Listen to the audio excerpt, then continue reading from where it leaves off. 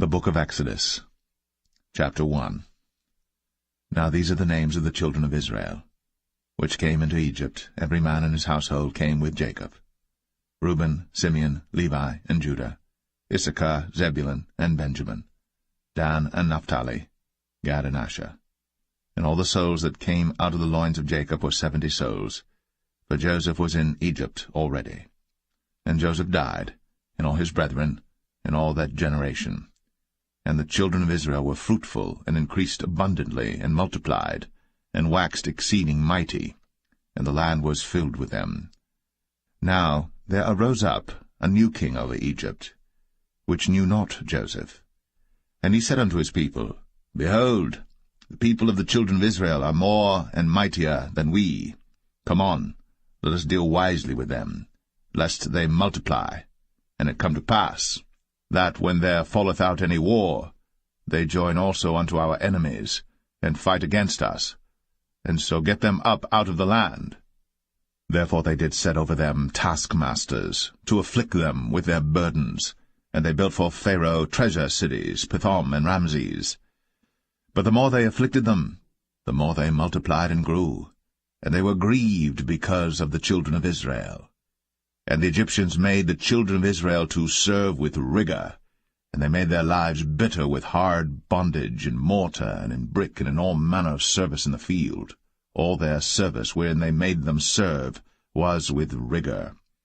And the king of Egypt spake to the Hebrew midwives, of which the name of the one was Shiphrah, and the name of the other Puah. And he said, When ye do the office of a midwife to the Hebrew women, and see them upon the stools, if it be a son, then ye shall kill him, but if it be a daughter, then she shall live. But the midwives feared God, and did not as the king of Egypt commanded them, but saved the men-children alive. And the king of Egypt called for the midwives, and said unto them, Why have ye done this thing, and have saved the men-children alive? And the midwives said unto Pharaoh, Because the Hebrew women are not as the Egyptian women, for they are lively, and are delivered ere the midwives come in unto them. Therefore God dealt well with the midwives, and the people multiplied, and waxed very mighty. And it came to pass, because the midwives feared God, that he made them houses. And Pharaoh charged all his people, saying, Every son that is born ye shall cast into the river, and every daughter ye shall save alive.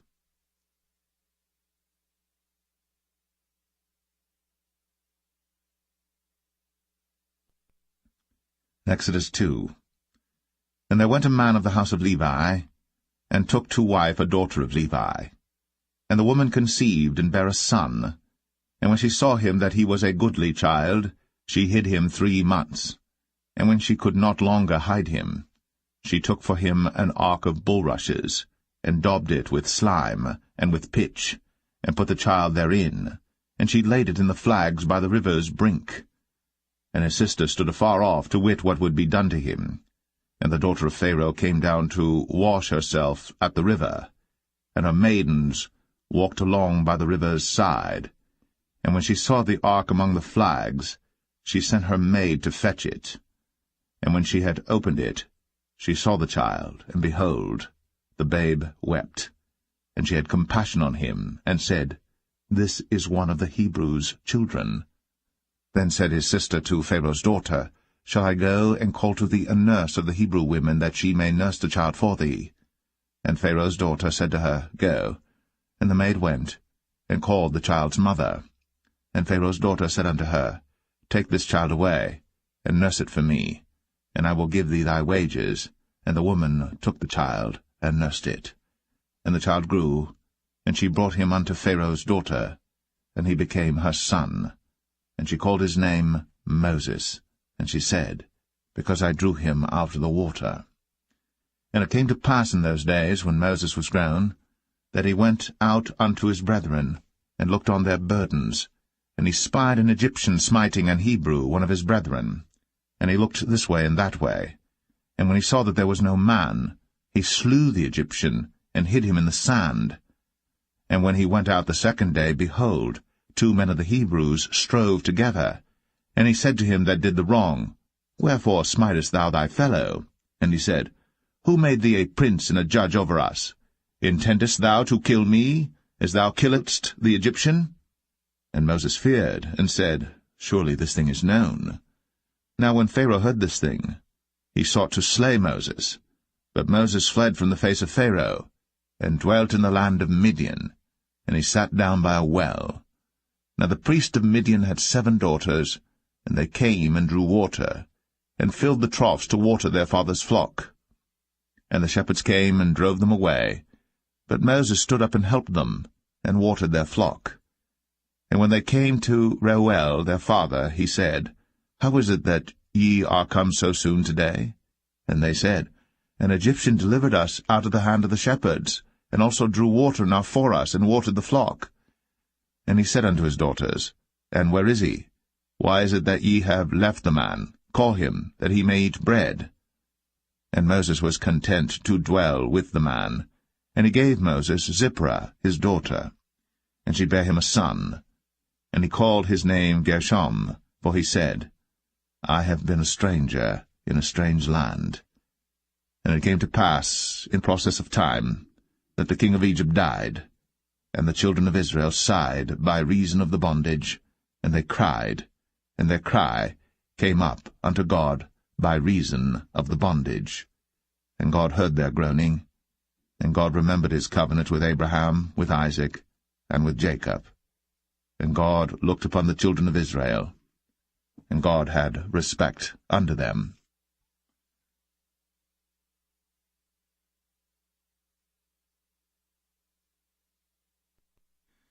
Exodus 3.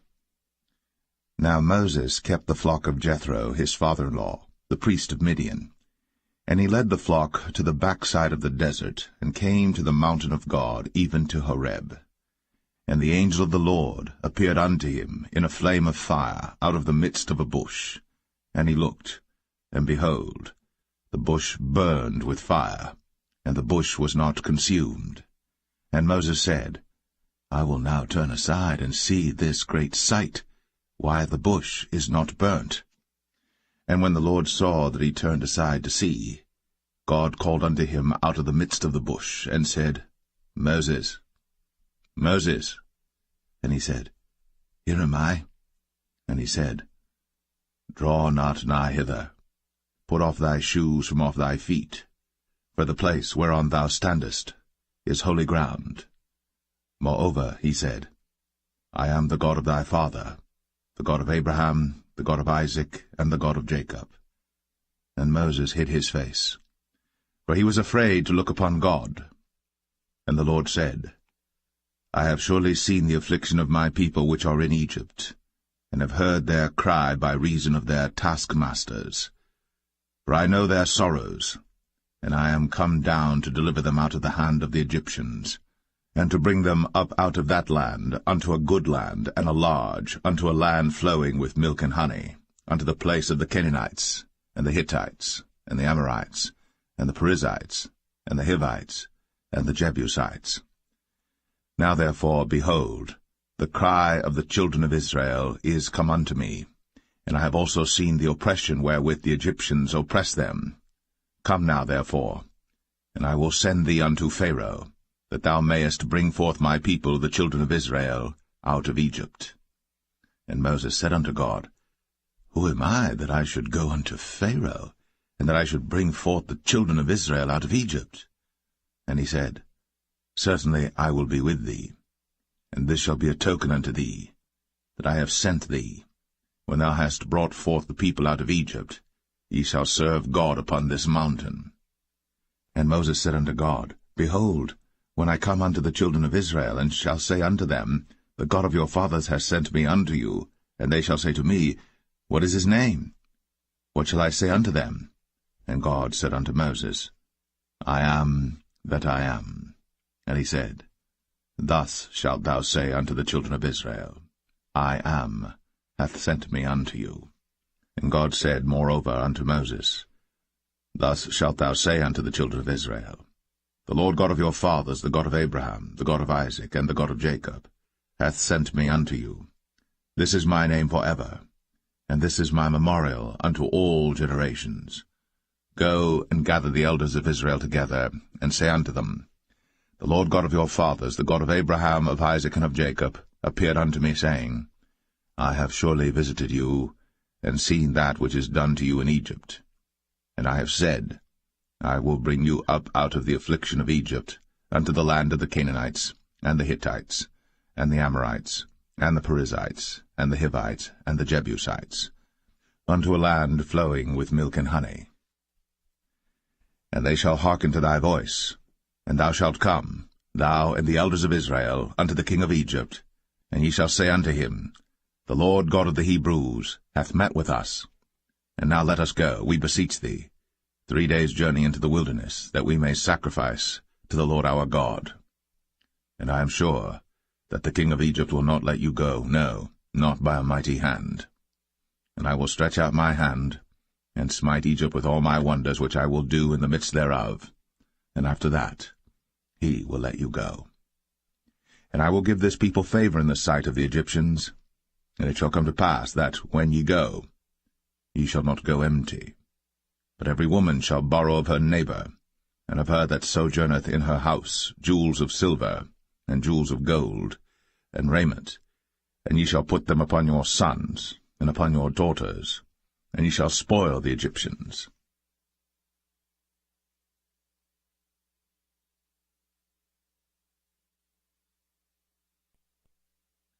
Exodus 4. And Moses answered and said, But behold, they will not believe me, nor hearken unto my voice, but they will say, The Lord hath not appeared unto thee. And the Lord said unto him, What is that in thine hand? And he said, A rod. And he said, Cast it on the ground. And he cast it on the ground, and it became a serpent. And Moses fled from before it. And the Lord said unto Moses, Put forth thine hand, and take it by the tail. And he put forth his hand, and caught it. And it became a rod in his hand, that they may believe that the Lord God of their fathers, the God of Abraham, the God of Isaac, and the God of Jacob, hath appeared unto thee. And the Lord said furthermore unto him, Put now thine hand into thy bosom. And he put his hand into his bosom, and when he took it out, behold, his hand was leprous as snow. And he said, Put thine hand into thy bosom again. And he put his hand into his bosom again, and plucked it out of his bosom, and behold, it was turned again as his other flesh. And it shall come to pass, if they will not believe thee, neither hearken to the voice of the first sign, that they will believe the voice of the latter sign. And it shall come to pass, if they will not believe also these 2 signs, neither hearken unto thy voice, that thou shalt take of the water of the river, and pour it upon the dry land, and the water which thou takest out of the river shall become blood upon the dry land. And Moses said unto the Lord, O my Lord, I am not eloquent, neither heretofore nor since thou hast spoken unto thy servant, but I am slow of speech and of a slow tongue. And the Lord said unto him, Who hath made man's mouth? Or who maketh the dumb, or deaf, or the seeing, or the blind? Have not I the Lord? Now therefore go, and I will be with thy mouth, and teach thee what thou shalt say. And he said, O my Lord, send, I pray thee, by the hand of him whom thou wilt send. And the anger of the Lord was kindled against Moses, and he said, Is not Aaron the Levite thy brother? I know that he can speak well, and also, behold, he cometh forth to meet thee. And when he seeth thee, he will be glad in his heart. And thou shalt speak unto him, and put words in his mouth. And I will be with thy mouth, and with his mouth, and will teach you what ye shall do. And he shall be thy spokesman unto the people, and he shall be, even he, shall be to thee instead of a mouth, and thou shalt be to him instead of God. And thou shalt take this rod in thine hand, wherewith thou shalt do signs. And Moses went, and returned to Jethro his father-in-law, and said unto him, Let me go, I pray thee, and return unto my brethren which are in Egypt, and see whether they be yet alive. And Jethro said to Moses, Go in peace.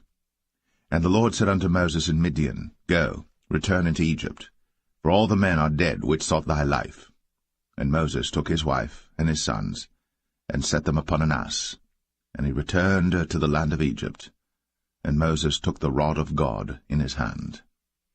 And the Lord said unto Moses, When thou goest to return into Egypt, see that thou do all those wonders before Pharaoh, which I have put in thine hand. But I will harden his heart, that he shall not let the people go. And thou shalt say unto Pharaoh, Thus saith the Lord, Israel is my son, even my firstborn. And I say unto thee, Let my son go, that he may serve me. And if thou refuse to let him go, behold, I will slay thy son, even thy firstborn. And it came to pass by the way in the inn, that the Lord met him, and sought to kill him. Then Zipporah took a sharp stone, and cut off the foreskin of her son, and cast it at his feet, and said, Surely a bloody husband art thou to me. So he let him go. Then she said, A bloody husband thou art, because of the circumcision. And the Lord said to Aaron, Go into the wilderness to meet Moses. And he went, and met him in the mount of God, and kissed him. And Moses told Aaron all the words of the Lord who had sent him, and all the signs which he had commanded him. And Moses and Aaron went and gathered together all the elders of the children of Israel. And Aaron spake all the words which the Lord had spoken unto Moses, and did the signs in the sight of the people. And the people believed. And when they heard that the Lord had visited the children of Israel, and that he had looked upon their affliction, then they bowed their heads and worshipped.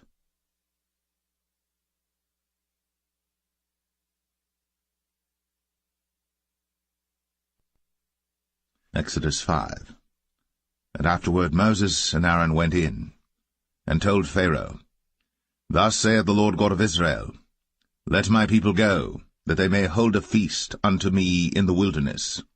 And Pharaoh said, Who is the Lord that I should obey his voice to let Israel go? I know not the Lord, neither will I let Israel go. And they said, The God of the Hebrews hath met with us.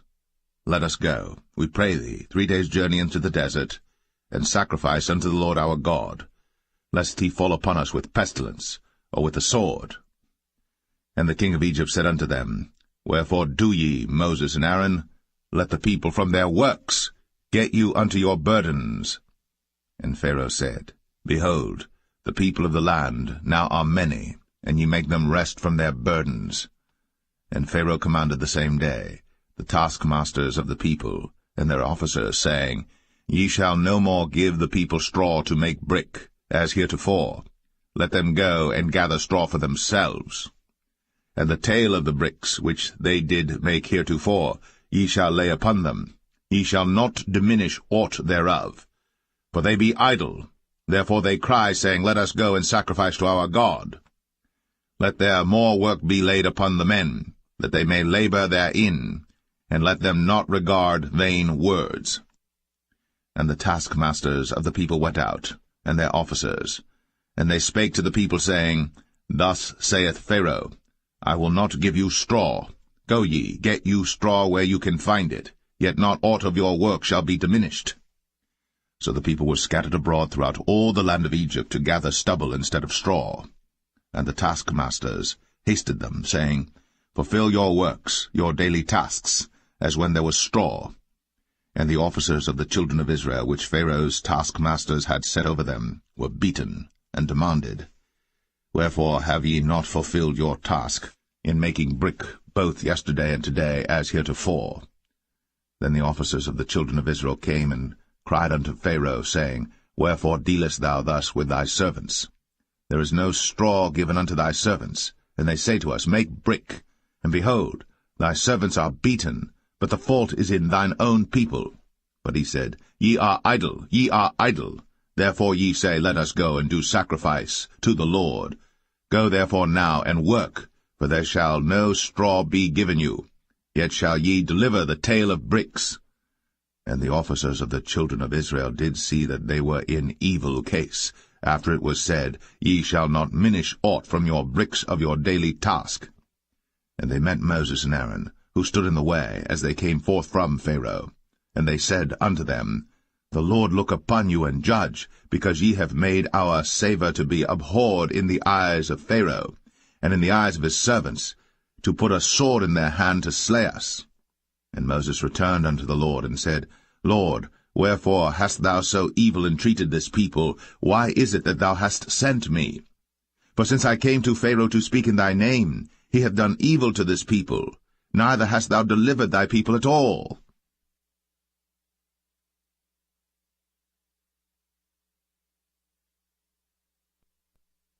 Exodus 6. Then the Lord said unto Moses, Now shalt thou see what I will do to Pharaoh. For with a strong hand shall he let them go, and with a strong hand shall he drive them out of his land. And God spake unto Moses, and said unto him, I am the Lord. And I appeared unto Abraham, unto Isaac, and unto Jacob, by the name of God Almighty, but by my name Jehovah was I not known to them. And I have also established my covenant with them, to give them the land of Canaan, the land of their pilgrimage, wherein they were strangers. And I have also heard the groaning of the children of Israel, whom the Egyptians keep in bondage, and I have remembered my covenant. Wherefore say unto the children of Israel, I am the Lord, and I will bring you out from under the burdens of the Egyptians, and I will rid you out of their bondage, and I will redeem you with a stretched out arm and with great judgments. And I will take you to me for a people, and I will be to you a God, and ye shall know that I am the Lord your God, which bringeth you out from under the burdens of the Egyptians. And I will bring you in unto the land, concerning the which I did swear to give it to Abraham, to Isaac, and to Jacob, and I will give it you for an heritage. I am the Lord. And Moses spake so unto the children of Israel, but they hearkened not unto Moses for anguish of spirit, and for cruel bondage. And the Lord spake unto Moses, saying, Go in, speak unto Pharaoh king of Egypt, that he let the children of Israel go out of his land. And Moses spake before the Lord, saying, Behold, the children of Israel have not hearkened unto me. How then shall Pharaoh hear me, who am of uncircumcised lips? And the Lord spake unto Moses and unto Aaron, and gave them a charge unto the children of Israel, and unto Pharaoh king of Egypt, to bring the children of Israel out of the land of Egypt. These be the heads of their fathers' houses, the sons of Reuben, the firstborn of Israel, Hanok and Palu, Hezron and Carmi. These be the families of Reuben. And the sons of Simeon, Jemuel and Jamin, and Ohad and Jachin, and Zohar and Shaul the son of a Canaanitish woman. These are the families of Simeon. And these are the names of the sons of Levi according to their generations, Gershon and Kohath and Merari. And the years of the life of Levi were 137 years. The sons of Gershon, Libni and Shimei, according to their families. And the sons of Kohath, Amram and Izhar, and Hebron and Uzziel. And the years of the life of Kohath were 133 years. And the sons of Merari, Mahalai and Mushai. These are the families of Levi according to their generations. And Amram took him Jochebed, his father's sister, to wife, and she bare him, Aaron and Moses. And the years of the life of Amram were 137 years. And the sons of Izhar, Korah and Nepheg and Zichri. And the sons of Uzziel, Mishael and Elzavan and Zithri. And Aaron took him Elisheba, daughter of Aminadab, sister of Nahshon, to wife, and she bare him Nadab and Abihu, Eleazar and Ithamar. And the sons of Korah, Asir and Elkanah and Abiasaph. These are the families of the Korhites. And Eleazar, Aaron's son, took him one of the daughters of Putiel to wife, and she bare him Phinehas. These are the heads of the fathers of the Levites according to their families. These are that Aaron and Moses, to whom the Lord said, Bring out the children of Israel from the land of Egypt, according to their armies. These are they which spake to Pharaoh king of Egypt, to bring out the children of Israel from Egypt. These are that Moses and Aaron. And it came to pass on the day when the Lord spake unto Moses in the land of Egypt, that the Lord spake unto Moses, saying, I am the Lord. Speak thou unto Pharaoh king of Egypt all that I say unto thee. And Moses said before the Lord, Behold, I am of uncircumcised lips, and how shall Pharaoh hearken unto me?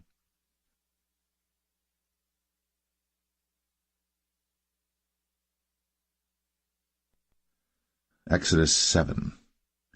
And the Lord said unto Moses, See, I have made thee a god to Pharaoh, and Aaron thy brother shall be thy prophet. Thou shalt speak all that I command thee, and Aaron thy brother shall speak unto Pharaoh, that he send the children of Israel out of his land. And I will harden Pharaoh's heart, and multiply my signs and my wonders in the land of Egypt. But Pharaoh shall not hearken unto you, that I may lay my hand upon Egypt, and bring forth mine armies and my people the children of Israel out of the land of Egypt by great judgments. And the Egyptians shall know that I am the Lord, when I stretch forth mine hand upon Egypt, and bring out the children of Israel from among them. And Moses and Aaron did as the Lord commanded them, so did they. And Moses was 80 years old, and Aaron 83 years old, when they spake unto Pharaoh. And the Lord spake unto Moses and unto Aaron, saying, When Pharaoh shall speak unto you, saying, Show a miracle for you, then thou shalt say unto Aaron, Take thy rod, and cast it before Pharaoh, and it shall become a serpent. And Moses and Aaron went in unto Pharaoh, and they did so as the Lord had commanded. And Aaron cast down his rod before Pharaoh, and before his servants, and it became a serpent. Then Pharaoh also called the wise men and the sorcerers. Now the magicians of Egypt they also did in like manner with their enchantments. For they cast down every man his rod, and they became serpents. But Aaron's rod swallowed up their rods. And he hardened Pharaoh's heart, that he hearkened not unto them, as the Lord had said. And the Lord said unto Moses, Pharaoh's heart is hardened, he refuseth to let the people go. Get thee unto Pharaoh in the morning. Lo, he goeth out unto the water, and thou shalt stand by the river's brink against he come. And the rod which was turned to a serpent shalt thou take in thine hand. And thou shalt say unto him, The Lord God of the Hebrews hath sent me unto thee, saying, Let my people go, that they may serve me in the wilderness. And behold, hitherto thou wouldest not hear. Thus saith the Lord, In this thou shalt know that I am the Lord. Behold, I will smite with the rod that is in mine hand upon the waters which are in the river, and they shall be turned to blood. And the fish that is in the river shall die, and the river shall stink, and the Egyptians shall loathe to drink of the water of the river. And the Lord spake unto Moses, Say unto Aaron, Take thy rod, and stretch out thine hand upon the waters of Egypt, upon their streams, upon their rivers, and upon their ponds, and upon all their pools of water, that they may become blood, and that there may be blood throughout all the land of Egypt, both in vessels of wood and in vessels of stone. And Moses and Aaron did so, as the Lord commanded. And he lifted up the rod, and smote the waters that were in the river, in the sight of Pharaoh, and in the sight of his servants, and all the waters that were in the river were turned to blood. And the fish that was in the river died, and the river stank, and the Egyptians could not drink of the water of the river, and there was blood throughout all the land of Egypt. And the magicians of Egypt did so with their enchantments, and Pharaoh's heart was hardened, neither did he hearken unto them, as the Lord had said. And Pharaoh turned and went into his house, neither did he set his heart to this also. And all the Egyptians digged around about the river for water to drink, for they could not drink of the water of the river. And 7 days were fulfilled. After that the Lord had smitten the river.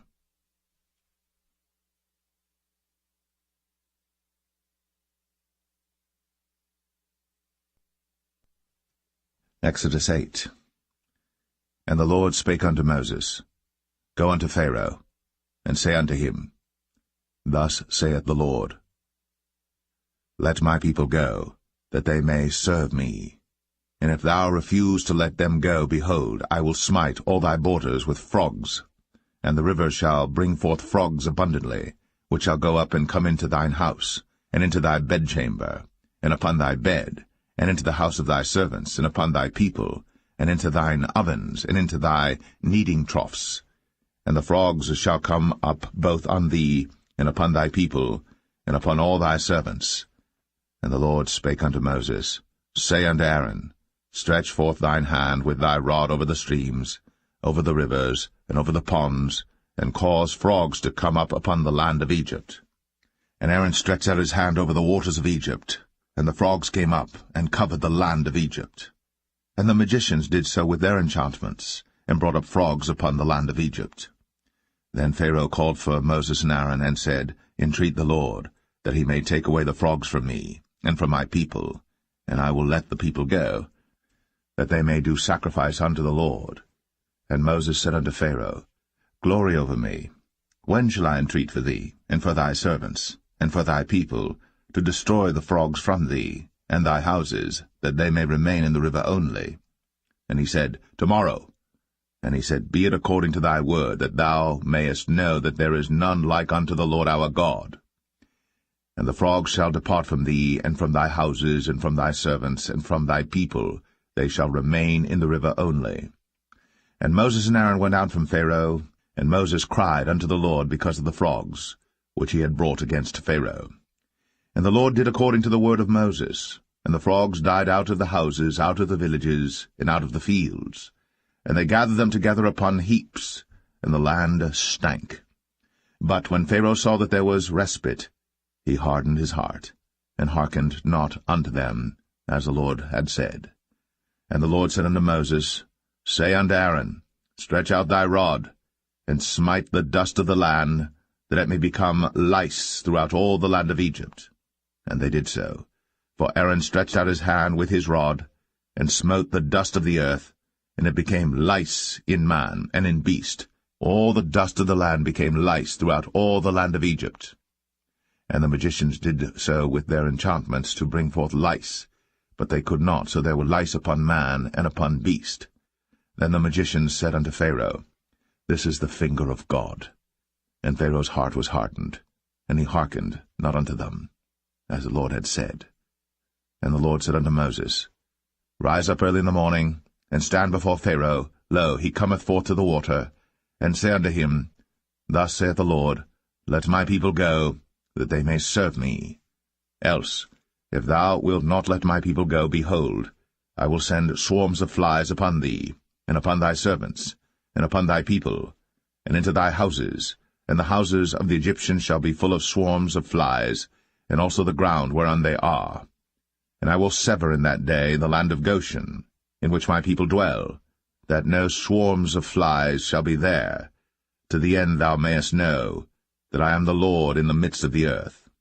And I will put a division between my people and thy people. Tomorrow shall this sign be. And the Lord did so. And there came a grievous swarm of flies into the house of Pharaoh, and into his servants' houses, and into all the land of Egypt. The land was corrupted by reason of the swarm of flies. And Pharaoh called for Moses and for Aaron, and said, Go ye, sacrifice to your God in the land. And Moses said, It is not meet so to do, for we shall sacrifice the abomination of the Egyptians to the Lord our God. Lo, shall we sacrifice the abomination of the Egyptians before their eyes? And will they not stone us? We will go 3 days' journey into the wilderness, and sacrifice to the Lord our God, as he shall command us.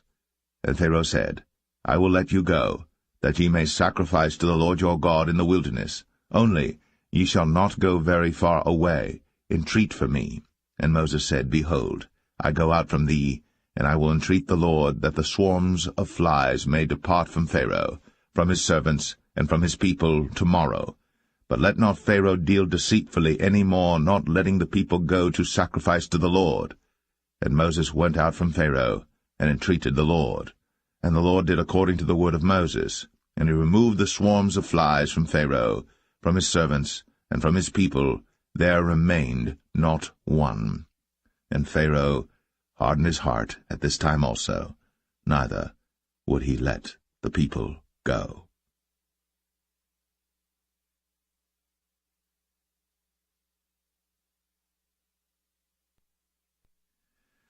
Exodus 9. Then the Lord said unto Moses, Go in unto Pharaoh, and tell him, Thus saith the Lord God of the Hebrews, Let my people go, that they may serve me. For if thou refuse to let them go, and wilt hold them still, behold, the hand of the Lord is upon thy cattle which is in the field, upon the horses, upon the asses, upon the camels, upon the oxen, and upon the sheep. There shall be a very grievous murrain. And the Lord shall sever between the cattle of Israel and the cattle of Egypt, and there shall nothing die of all that is the children's of Israel. And the Lord appointed a set time, saying, Tomorrow the Lord shall do this thing in the land.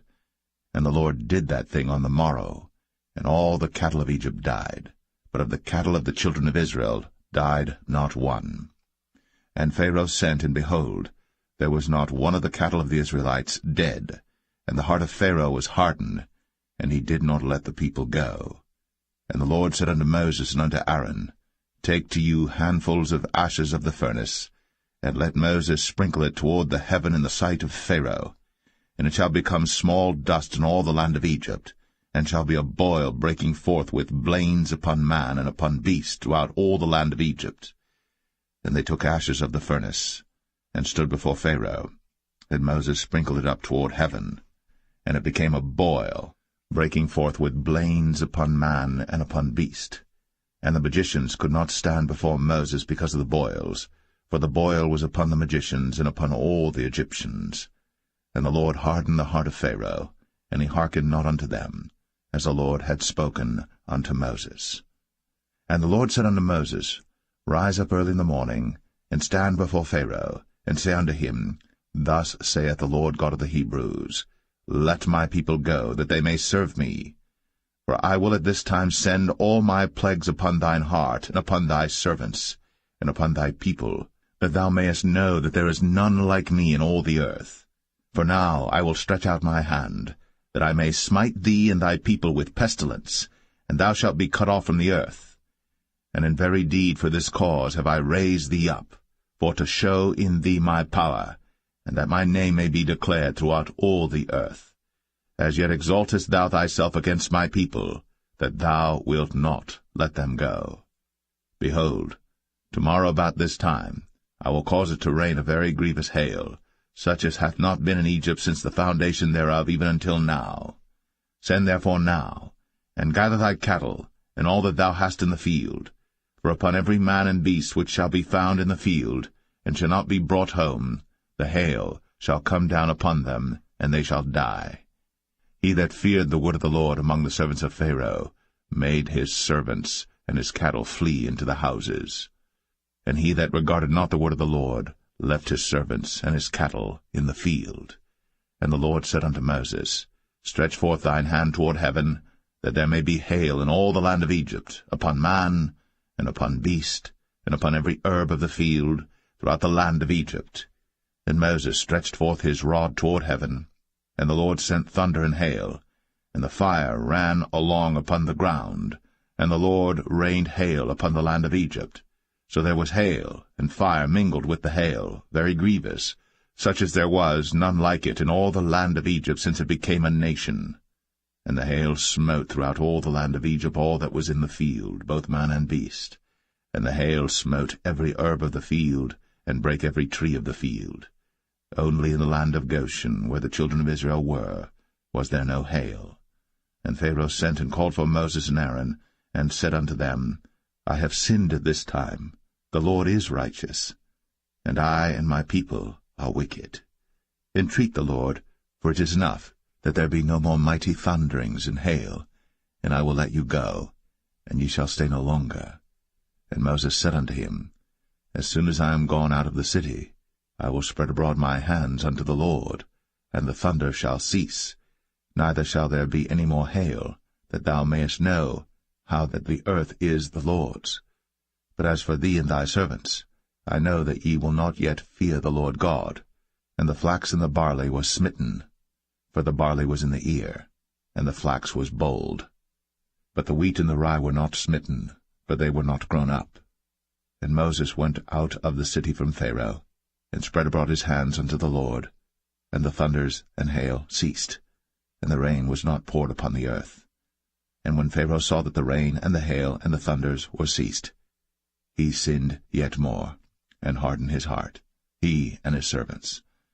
And the heart of Pharaoh was hardened, neither would he let the children of Israel go, as the Lord had spoken by Moses.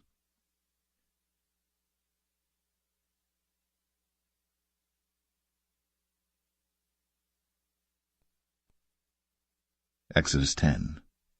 And the Lord said unto Moses, Go in unto Pharaoh, for I have hardened his heart, and the heart of his servants, that I might show these my signs before him, and that thou mayest tell in the ears of thy son, and of thy son's son, what things I have wrought in Egypt, and my signs which I have done among them, that ye may know how that I am the Lord.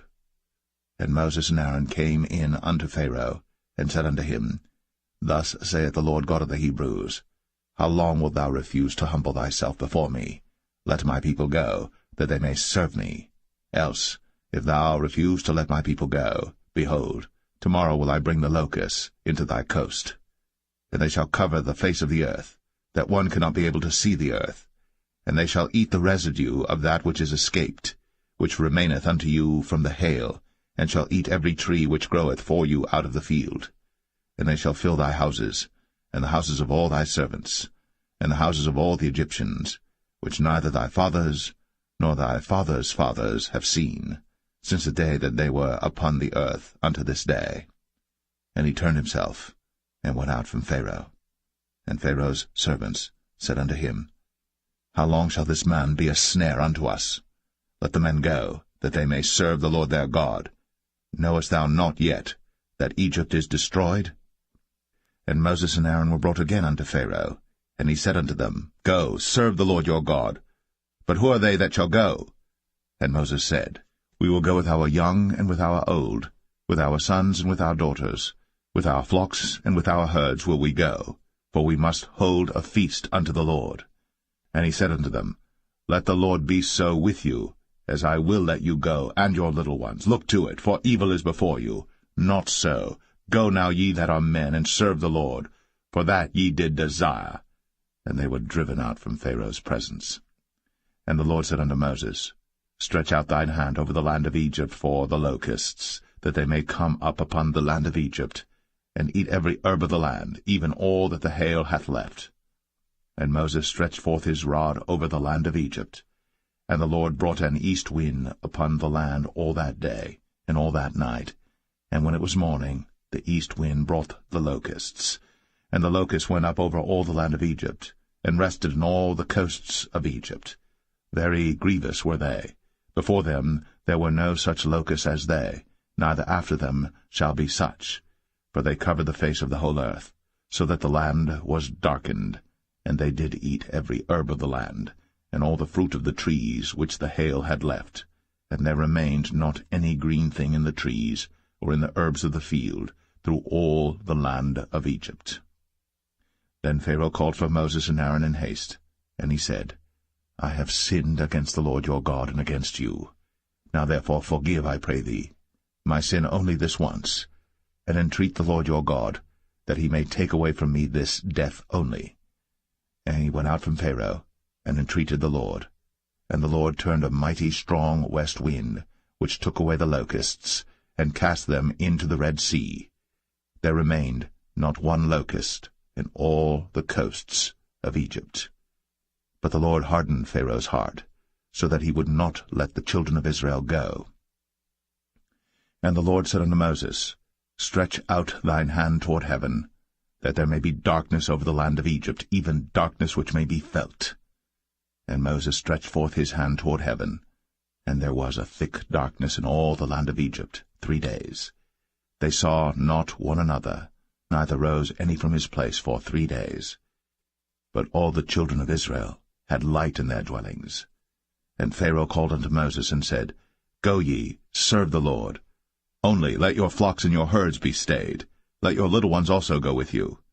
And Moses said, Thou must give us also sacrifices and burnt offerings, that we may sacrifice unto the Lord our God. Our cattle also shall go with us. There shall not an hoof be left behind, for thereof must we take to serve the Lord our God, and we know not with what we must serve the Lord until we come thither. But the Lord hardened Pharaoh's heart, and he would not let them go. And Pharaoh said unto him, Get thee from me, take heed to thyself, see my face no more, for in that day thou seest my face, thou shalt die. And Moses said, Thou hast spoken well. I will see thy face again no more.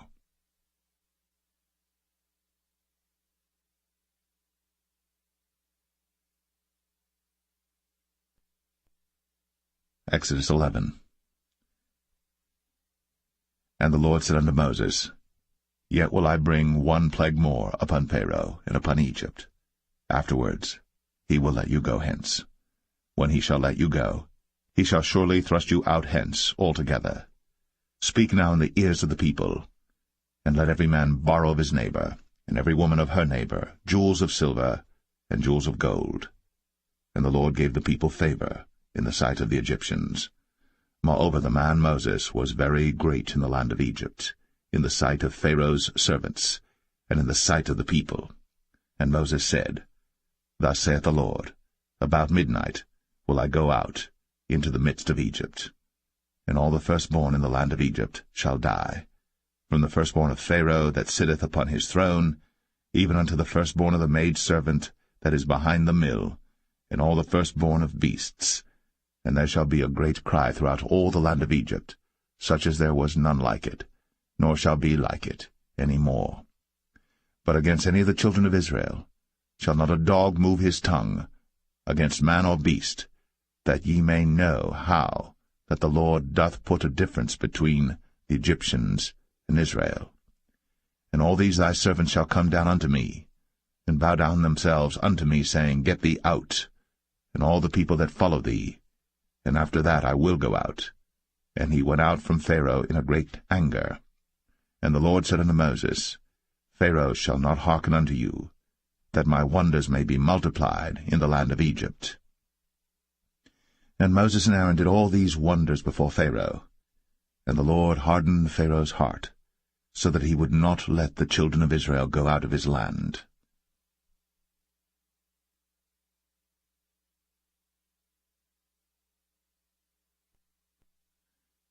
Exodus 12. And the Lord spake unto Moses and Aaron in the land of Egypt, saying, This month shall be unto you the beginning of months. It shall be the first month of the year to you. Speak ye unto all the congregation of Israel, saying, In the 10th day of this month they shall take to them every man a lamb, according to the house of their fathers, a lamb for an house. And if the household be too little for the lamb, let him and his neighbor next unto his house take it according to the number of the souls. Every man according to his eating shall make your count for the lamb. Your lamb shall be without blemish, a male of the first year. Ye shall take it out from the sheep or from the goats. And ye shall keep it up until the 14th day of the same month. And the whole assembly of the congregation of Israel shall kill it in the evening. And they shall take of the blood, and strike it on the 2 side posts, and on the upper door post of the houses wherein they shall eat it. And they shall eat the flesh in that night, roast with fire, and unleavened bread, and with bitter herbs they shall eat it. Eat not of it raw, nor sodden it all with water, but roast with fire, his head with his legs, and with the purtenance thereof. And ye shall let nothing of it remain until the morning. And that which remaineth of it until the morning ye shall burn with fire. And thus shall ye eat it, with your loins girded, your shoes on your feet, and your staff in your hand, and ye shall eat it in haste. It is the Lord's Passover. For I will pass through the land of Egypt this night, and will smite all the firstborn in the land of Egypt, both man and beast, and against all the gods of Egypt I will execute judgment. I am the Lord. And the blood shall be to you for a token upon the houses where ye are. And when I see the blood, I will pass over you, and the plague shall not be upon you to destroy you, when I smite the land of Egypt. And this day shall be unto you for a memorial, and ye shall keep it a feast to the Lord throughout your generations. Ye shall keep it a feast by an ordinance for ever. 7 days shall ye eat unleavened bread. Even the first day ye shall put away leaven out of your houses. For whosoever eateth leavened bread from the first day until the 7th day, that soul shall be cut off from Israel. And in the first day there shall be an holy convocation, and in the 7th day there shall be an holy convocation to you. No manner of work shall be done in them, save that which every man must eat, that only may be done of you. And ye shall observe the feast of unleavened bread. For in this selfsame day have I brought your armies out of the land of Egypt. Therefore shall ye observe this day in your generations by an ordinance for ever. In the 1st month, on the 14th day of the month at even, ye shall eat unleavened bread, until the 21st day of the month at even. 7 days shall there be no leaven found in your houses. For whosoever eateth that which is leavened, even that soul shall be cut off from the congregation of Israel, whether he be a stranger or born in the land. Ye shall eat nothing leavened. In all your habitations shall ye eat unleavened bread. Then Moses called for all the elders of Israel, and said unto them, Draw out, and take you a lamb according to your families, and kill the Passover.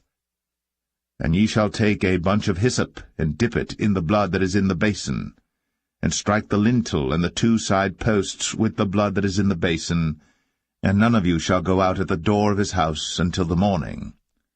For the Lord will pass through to smite the Egyptians. And when he seeth the blood upon the lintel, and on the 2 side posts, the Lord will pass over the door, and will not suffer the destroyer to come in unto your houses to smite you. And ye shall observe this thing for an ordinance to thee, and to thy sons, for ever. And it shall come to pass, when ye be come to the land which the Lord will give you, according as he hath promised, that ye shall keep this service. And it shall come to pass, when your children shall say unto you, What mean ye by this service? That ye shall say, It is the sacrifice of the Lord's Passover, who passed over the houses of the children of Israel in Egypt, when he smote the Egyptians, and delivered our houses. And the people bowed the head, and worshipped. And the children of Israel went away, and did, as the Lord had commanded Moses and Aaron, so did they.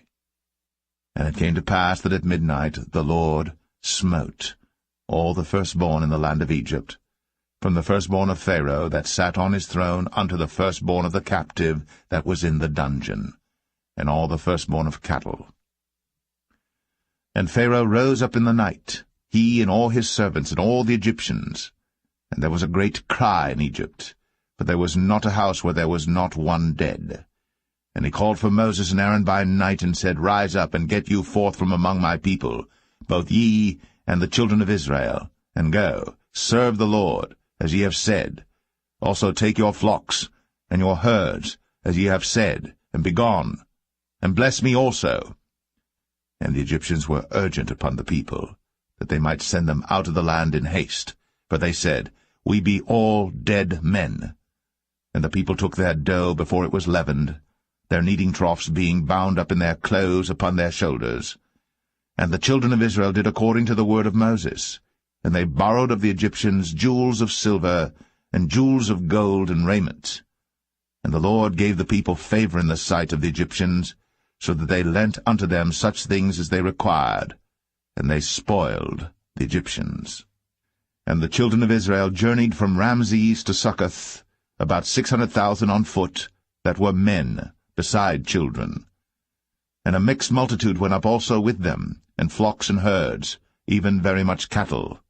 And they baked unleavened cakes of the dough which they brought forth out of Egypt, for it was not leavened, because they were thrust out of Egypt, and could not tarry, neither had they prepared for themselves any victual. Now the sojourning of the children of Israel, who dwelt in Egypt, was 430 years. And it came to pass, at the end of the 430 years, even the selfsame day it came to pass, that all the hosts of the Lord went out from the land of Egypt. It is a night to be much observed unto the Lord for bringing them out from the land of Egypt. This is that night of the Lord to be observed of all the children of Israel in their generations. And the Lord said unto Moses and Aaron, This is the ordinance of the Passover. There shall no stranger eat thereof. But every man's servant that is bought for money, when thou hast circumcised him, then shall he eat thereof. A foreigner and an hired servant shall not eat thereof. In one house shall it be eaten. Thou shalt not carry forth aught of the flesh abroad out of the house, neither shall ye break a bone thereof. All the congregation of Israel shall keep it. And when a stranger shall sojourn with thee, and will keep the Passover to the Lord, let all his males be circumcised, and then let him come near and keep it. And he shall be as one that is born in the land. For no uncircumcised person shall eat thereof. One law shall be to him that is homeborn, and unto the stranger that sojourneth among you. Thus did all the children of Israel. As the Lord commanded Moses and Aaron, so did they. And it came to pass the selfsame day, that the Lord did bring the children of Israel out of the land of Egypt by their armies.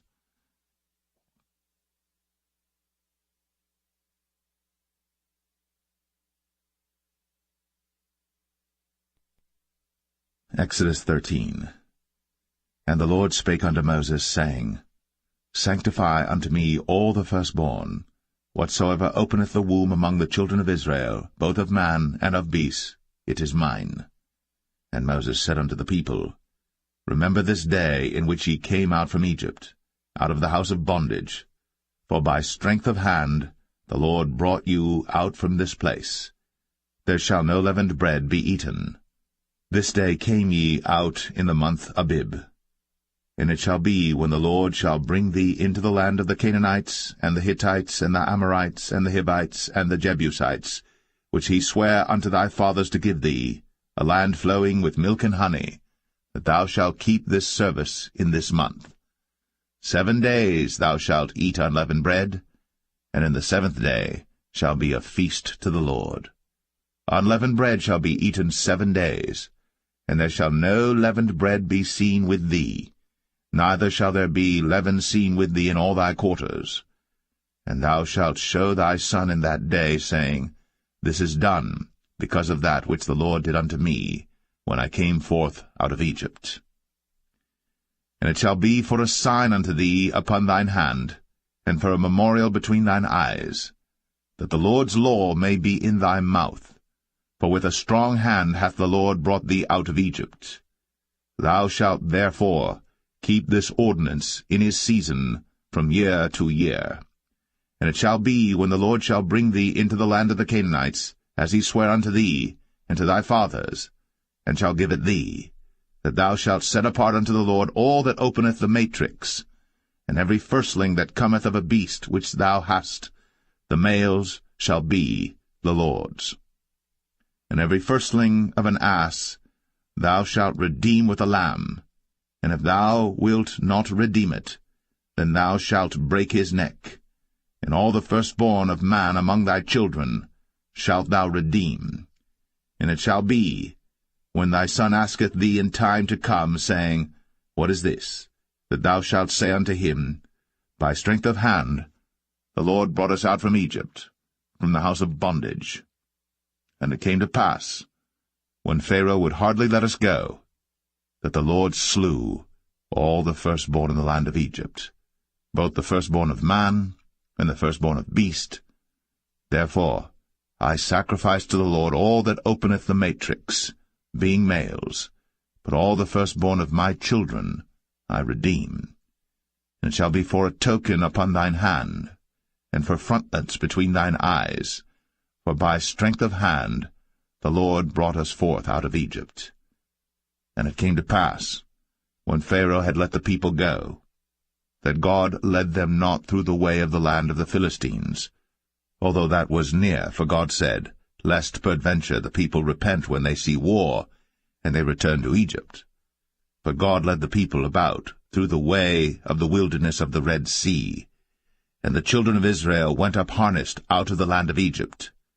And Moses took the bones of Joseph with him, for he had straitly sworn the children of Israel, saying, God will surely visit you, and ye shall carry up my bones away hence with you.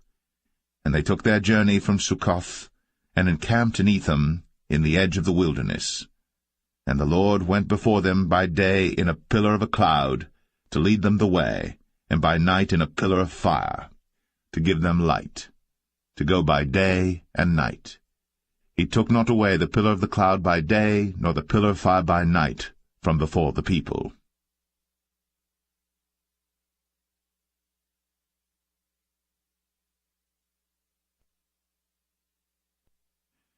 Exodus 14. And the Lord spake unto Moses, saying, Speak unto the children of Israel, that they turn and encamp before Pi-hahiroth, between Migdol and the sea, over against Baal-zephon, before it shall ye encamp by the sea.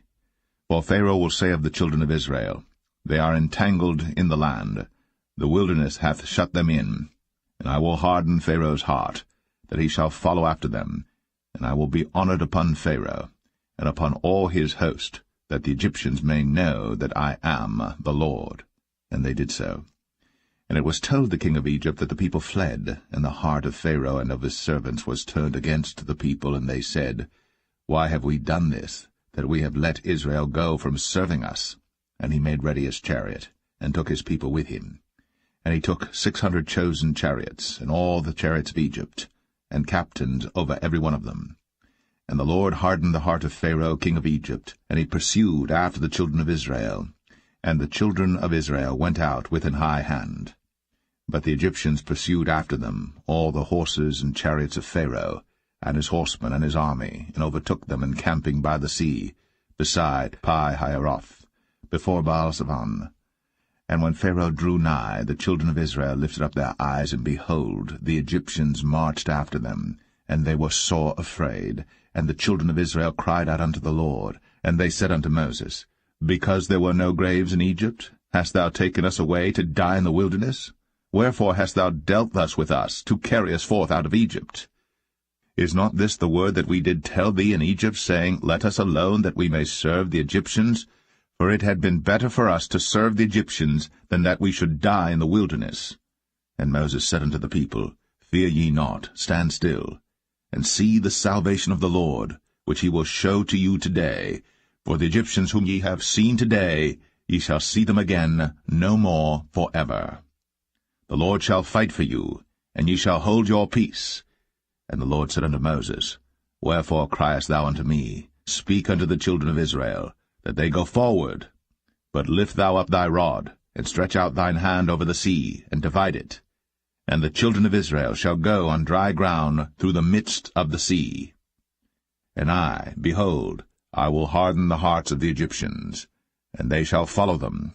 And I will get me honor upon Pharaoh, and upon all his host, upon his chariots, and upon his horsemen.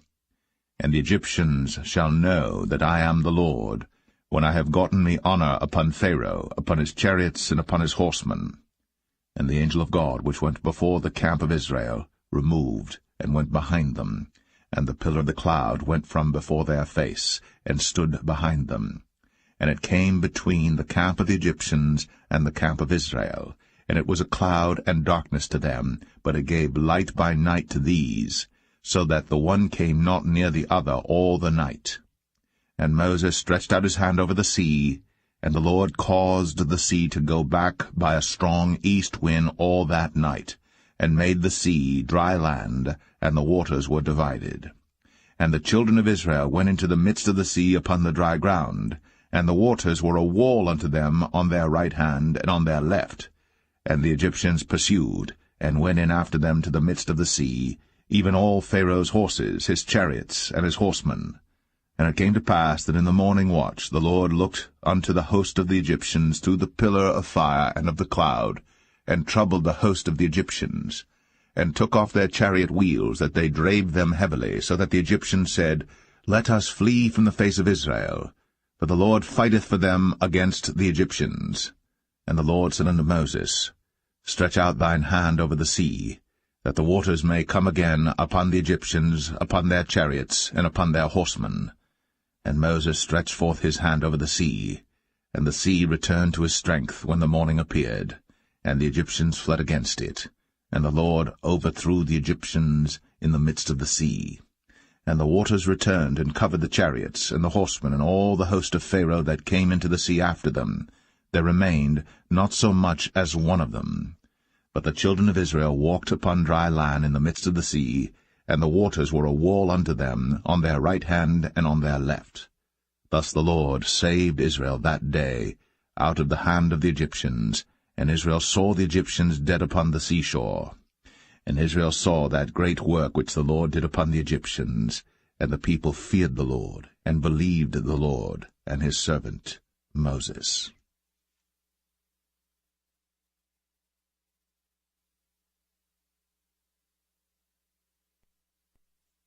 Exodus 15.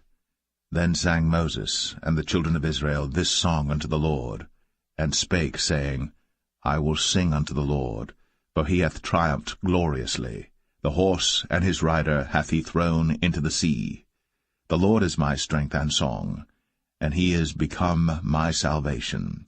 He is my God, and I will prepare him an habitation, my father's God, and I will exalt him. The Lord is a man of war, the Lord is his name.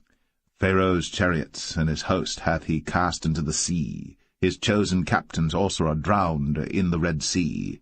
The depths have covered them, they sank into the bottom as a stone.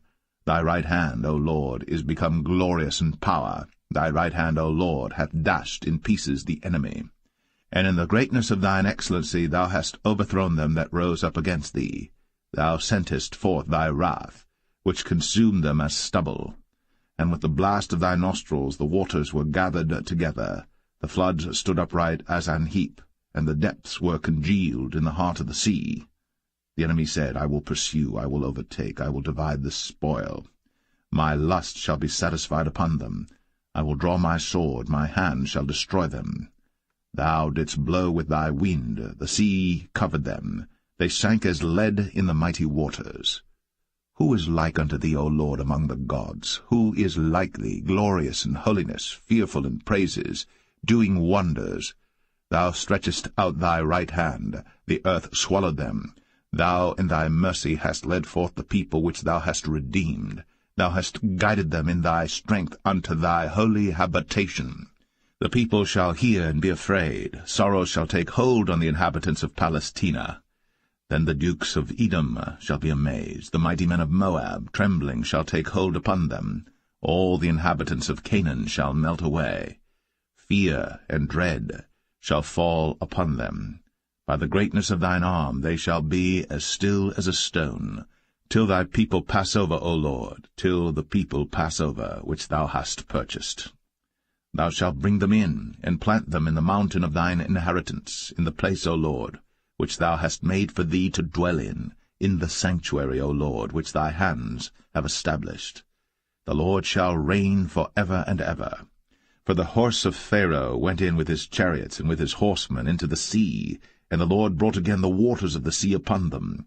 But the children of Israel went on dry land in the midst of the sea.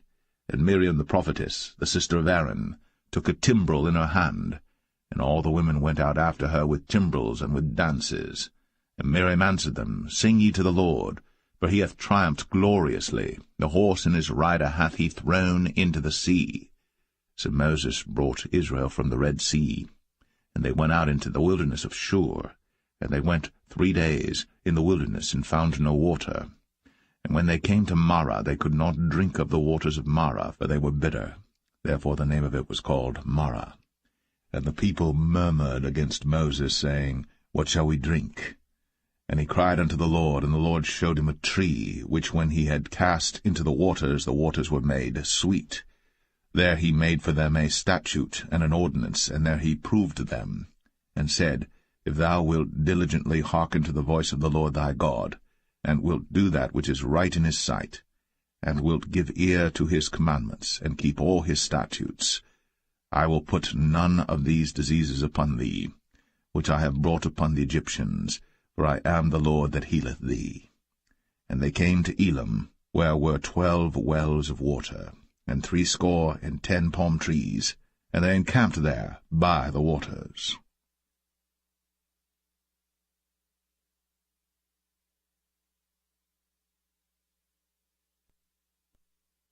Exodus 16. And they took their journey from Elim, and all the congregation of the children of Israel came unto the wilderness of Sin, which is between Elim and Sinai, on the 15th day of the 2nd month, after their departing out of the land of Egypt. And the whole congregation of the children of Israel murmured against Moses and Aaron in the wilderness. And the children of Israel said unto them, Would to God we had died by the hand of the Lord in the land of Egypt, when we sat by the flesh-pots, and when we did eat bread to the full. For ye have brought us forth into this wilderness to kill this whole assembly with hunger. Then said the Lord unto Moses, Behold, I will rain bread from heaven for you, And the people shall go out and gather a certain rate every day, that I may prove them, whether they will walk in my law or no. And it shall come to pass that on the 6th day they shall prepare that which they bring in, and it shall be twice as much as they gather daily.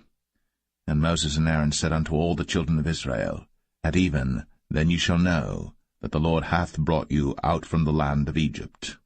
And in the morning then ye shall see the glory of the Lord, for that he heareth your murmurings against the Lord. And what are we, that ye murmur against us? And Moses said, This shall be when the Lord shall give you in the evening flesh to eat, and in the morning bread to the full, for that the Lord heareth your murmurings, which ye murmur against him. And what are we? Your murmurings are not against us, but against the Lord. And Moses spake unto Aaron, Say unto all the congregation of the children of Israel, Come near before the Lord, for he hath heard your murmurings. And it came to pass, as Aaron spake unto the whole congregation of the children of Israel, that they looked toward the wilderness, and behold, the glory of the Lord appeared in the cloud. And the Lord spake unto Moses, saying, I have heard the murmurings of the children of Israel. Speak unto them, saying, At even ye shall eat flesh, and in the morning ye shall be filled with bread, and ye shall know that I am the Lord your God. And it came to pass, that at even the quails came up, and covered the camp, and in the morning the dew lay round about the host.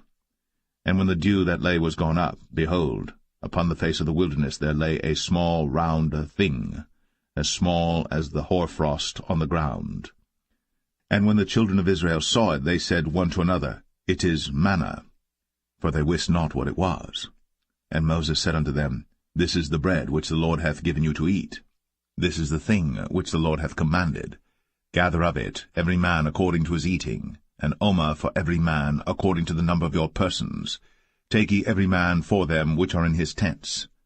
And the children of Israel did so, and gathered some more, some less. And when they did meet it with an omer, he that gathered much had nothing over, and he that gathered little had no lack. They gathered every man according to his eating. And Moses said, Let no man leave of it till the morning. Notwithstanding they hearkened not unto Moses, but some of them left of it until the morning. And it bred worms, and stank. And Moses was wroth with them. And they gathered it every morning, every man according to his eating. And when the sun waxed hot, it melted. And it came to pass that on the 6th day they gathered twice as much bread, 2 omers for one man. And all the rulers of the congregation came and told Moses. And he said unto them, This is that which the Lord hath said. Tomorrow is the rest of the holy Sabbath unto the Lord.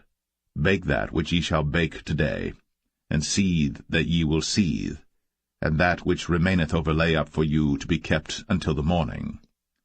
And they laid it up till the morning, as Moses bade, and it did not stink, neither was there any worm therein. And Moses said, Eat that today, for today is a Sabbath unto the Lord. Today ye shall not find it in the field. 6 days ye shall gather it, but on the 7th day, which is the Sabbath, in it there shall be none. And it came to pass that there went out some of the people on the 7th day for to gather, and they found none. And the Lord said unto Moses, How long refuse ye to keep my commandments and my laws? See, for that the Lord hath given you the Sabbath. Therefore he giveth you on the 6th day the bread of 2 days. Abide ye every man in his place. Let no man go out of his place on the 7th day. So the people rested on the 7th day. And the house of Israel called the name thereof manna. And it was like coriander seed, white, and the taste of it was like wafers made with honey. And Moses said, This is the thing which the Lord commandeth.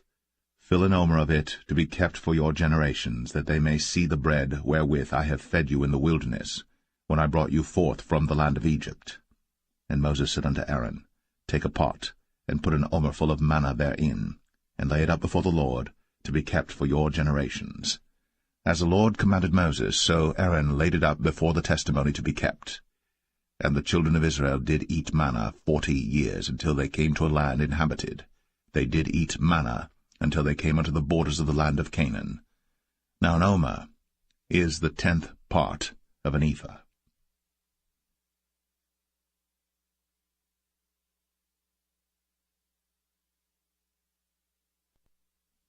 Exodus 17. And all the congregation of the children of Israel journeyed from the wilderness of Sin after their journeys, according to the commandment of the Lord, and pitched in Rephidim. And there was no water for the people to drink. Wherefore the people did chide with Moses, and said, Give us water that we may drink. And Moses said unto them, Why chide ye with me? Wherefore do ye tempt the Lord? And the people thirsted there for water. And the people murmured against Moses, and said, Wherefore is this that thou hast brought us up out of Egypt, to kill us, and our children, and our cattle with thirst? And Moses cried unto the Lord, saying, What shall I do unto this people? They be almost ready to stone me.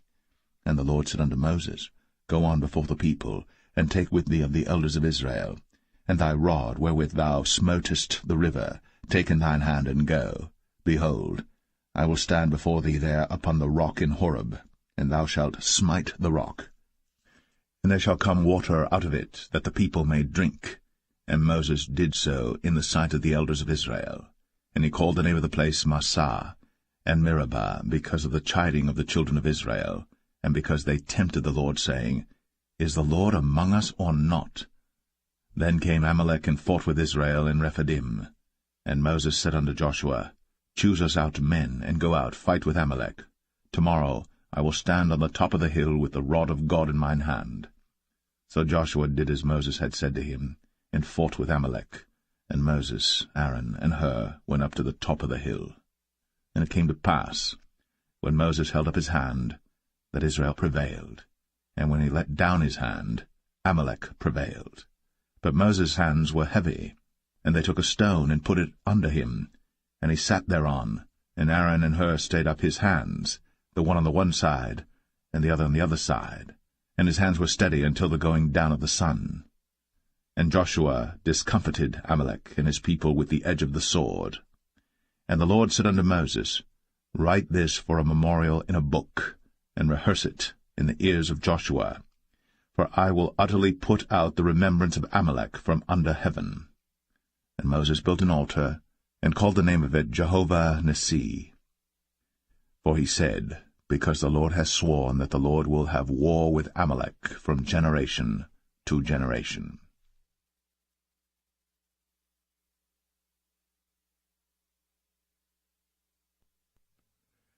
Exodus 18.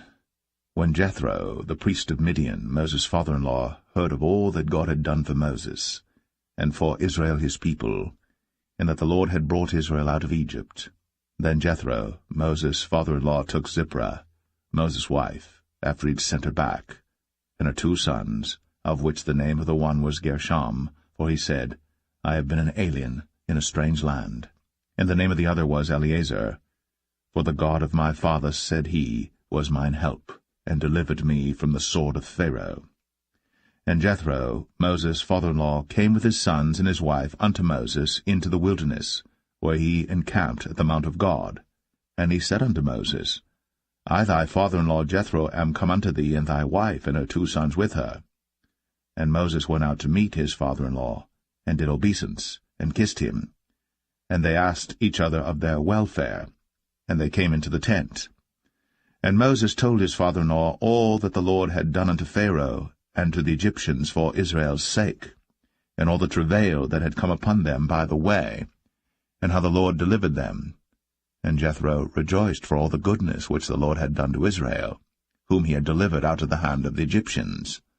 And Jethro said, Blessed be the Lord, who hath delivered you out of the hand of the Egyptians, and out of the hand of Pharaoh, who hath delivered the people from under the hand of the Egyptians.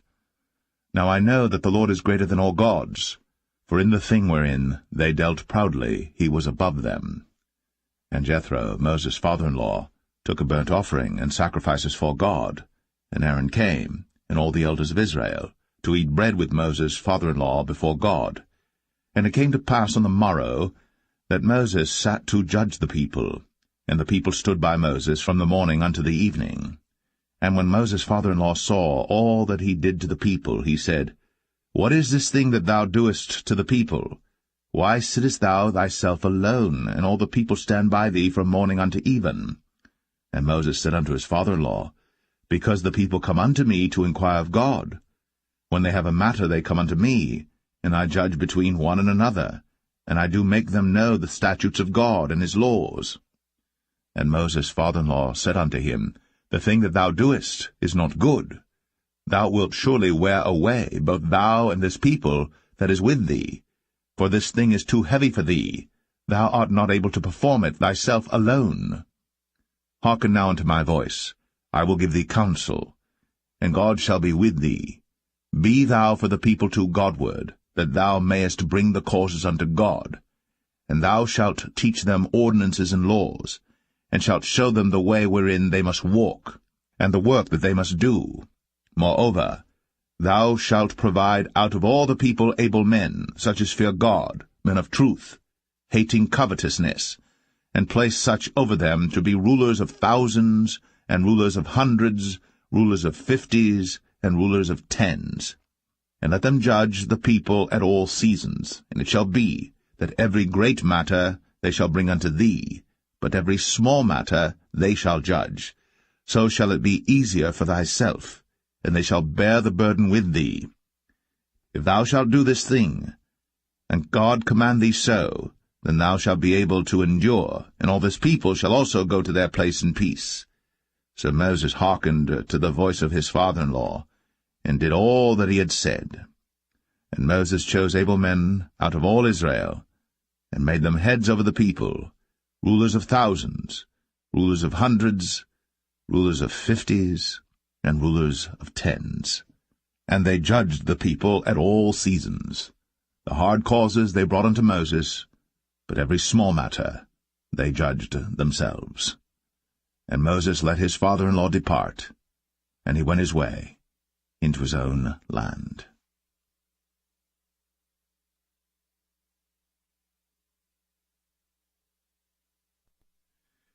Exodus 19. In the 3rd month, when the children of Israel were gone forth out of the land of Egypt, the same day came they into the wilderness of Sinai. But they were departed from Rephidim, and were come to the desert of Sinai, and had pitched in the wilderness, and there Israel camped before the mount. And Moses went up unto God, and the Lord called unto him out of the mountain, saying, Thus shalt thou say to the house of Jacob, and tell the children of Israel, Ye have seen what I did unto the Egyptians, and how I bare you on eagle's wings, and brought you unto myself. Now therefore, if ye will obey my voice indeed, and keep my covenant, then ye shall be a peculiar treasure unto me above all people.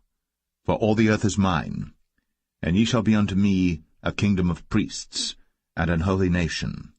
These are the words which thou shalt speak unto the children of Israel.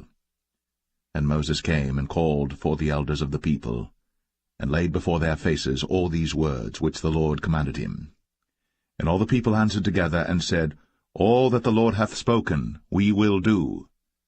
And Moses returned the words of the people unto the Lord. And the Lord said unto Moses, Lo, I come unto thee in a thick cloud, that the people may hear when I speak with thee, and believe thee for ever.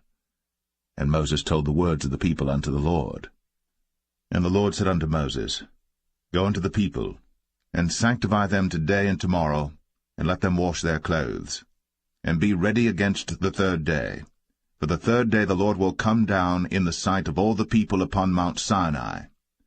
And thou shalt set bounds unto the people round about, saying, Take heed to yourselves, that ye go not up into the mount, or touch the border of it. Whosoever toucheth the mount shall be surely put to death. There shall not an hand touch it, but he shall surely be stoned, or shot through, whether it be beast or man. It shall not live. When the trumpet soundeth long, they shall come up to the mount. And Moses went down from the mount unto the people, and sanctified the people, and they washed their clothes. And he said unto the people, Be ready against the 3rd day. Come not at your wives. And it came to pass on the 3rd day in the morning, that there were thunders and lightnings, and a thick cloud upon the mount. and the voice of the trumpet exceeding loud, so that all the people that was in the camp trembled. And Moses brought forth the people out of the camp to meet with God. And they stood at the nether part of the mount. And Mount Sinai was altogether on a smoke, because the Lord descended upon it in fire, and the smoke thereof ascended as the smoke of a furnace, and the whole mount quaked greatly. And when the voice of the trumpet sounded long, and waxed louder and louder, Moses spake, and God answered him by a voice. And the Lord came down upon Mount Sinai, on the top of the mount, and the Lord called Moses up to the top of the mount, and Moses went up. And the Lord said unto Moses, Go down, charge the people, lest they break through unto the Lord to gaze, and many of them perish. And let the priests also, which come near to the Lord, sanctify themselves, lest the Lord break forth upon them. And Moses said unto the Lord, The people cannot come up to Mount Sinai, for thou chargest us, saying, Set bounds about the mount, and sanctify it. And the Lord said unto him, Away, get thee down, and thou shalt come up, thou and Aaron with thee. But let not the priests and the people break through to come up unto the Lord, lest he break forth upon them. So Moses went down unto the people, and spake unto them.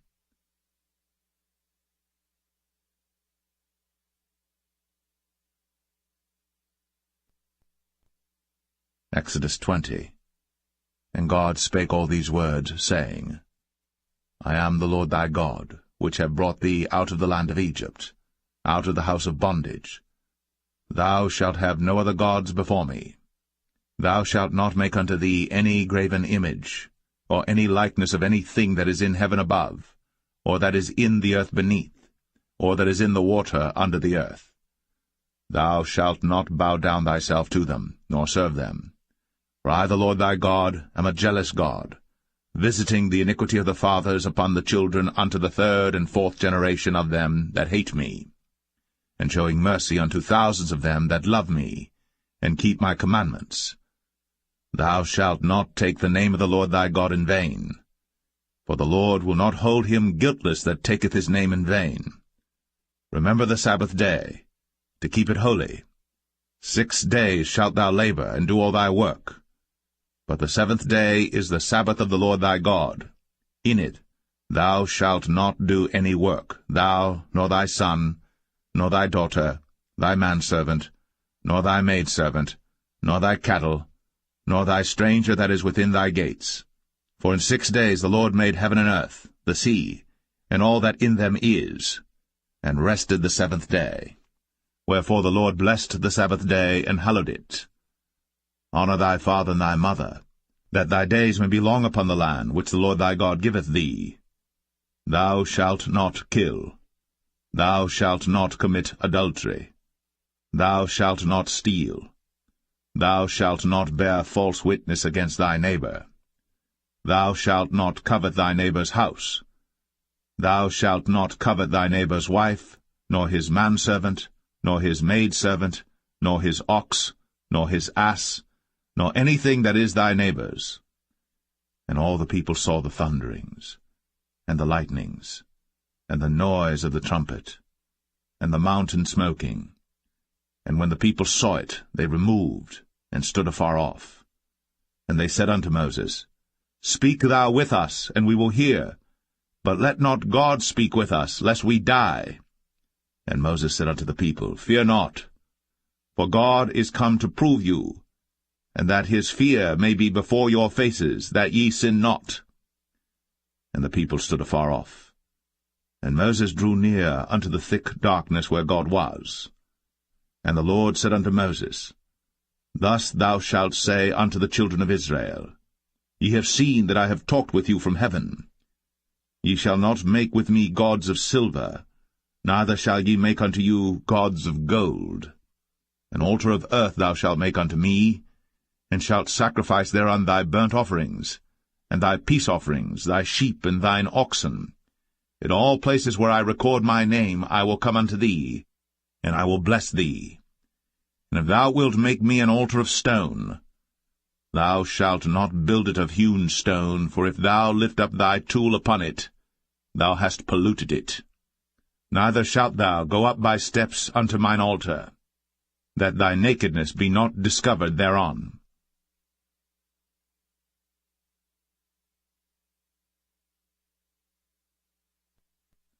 Exodus 21. Now these are the judgments which thou shalt set before them. If thou buy an Hebrew servant, 6 years he shall serve, and in the 7th he shall go out free for nothing. If he came in by himself, he shall go out by himself. If he were married, then his wife shall go out with him. If his master have given him a wife, and she have borne him sons or daughters, the wife and her children shall be her master's, and he shall go out by himself. And if the servant shall plainly say, I love my master, my wife, and my children, I will not go out free, then his master shall bring him unto the judges. He shall also bring him to the door, or unto the doorpost, and his master shall bore his ear through with an awl, and he shall serve him forever. And if a man sell his daughter to be a maidservant, she shall not go out as the men servants do. If she please not her master, who hath betrothed her to himself, then shall he let her be redeemed, to sell her unto a strange nation. He shall have no power, seeing he hath dealt deceitfully with her. And if he have betrothed her unto his son, he shall deal with her after the manner of daughters. If he take him another wife, her food, her raiment, and her duty of marriage, shall he not diminish?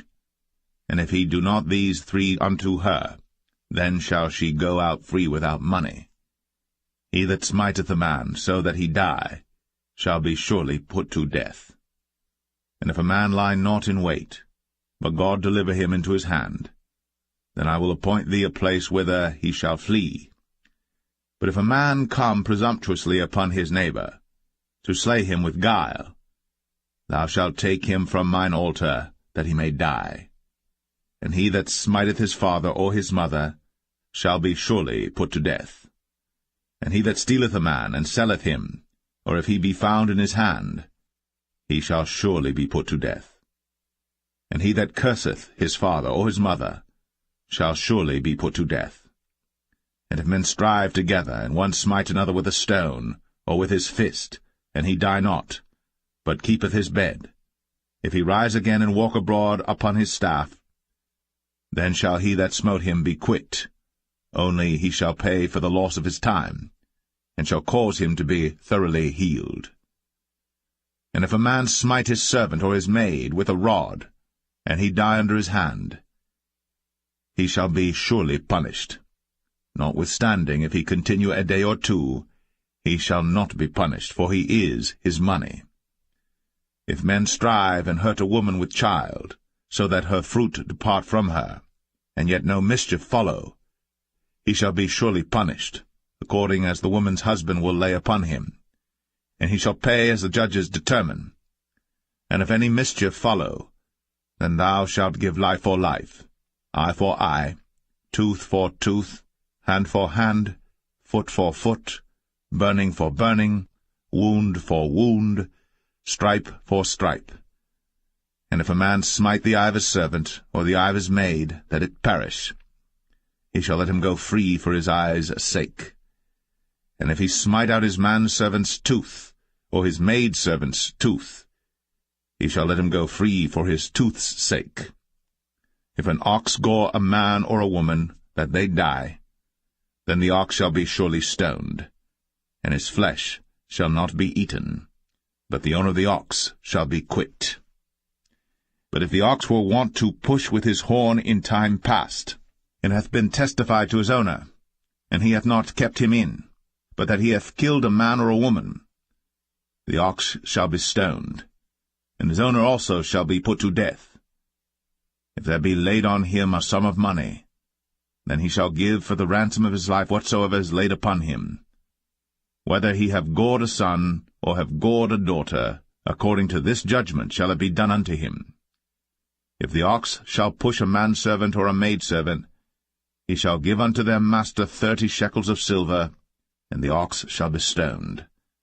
And if a man shall open a pit, or if a man shall dig a pit, and not cover it, and an ox or an ass fall therein, The owner of the pit shall make it good, and give money unto the owner of them, and the dead beast shall be his.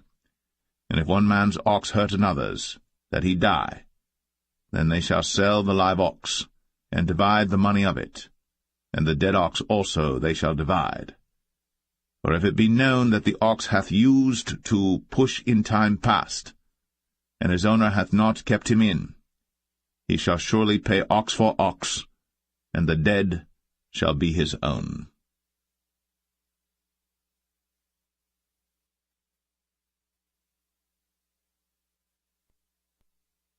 Exodus 22. If a man shall steal an ox or a sheep and kill it or sell it, he shall restore 5 oxen for an ox and 4 sheep for a sheep. If a thief be found breaking up, and be smitten that he die, there shall no blood be shed for him. If the sun be risen upon him, there shall be blood shed for him, for he should make full restitution. If he have nothing, then he shall be sold for his theft. If the theft be certainly found in his hand alive, whether it be ox or ass or sheep, he shall restore double.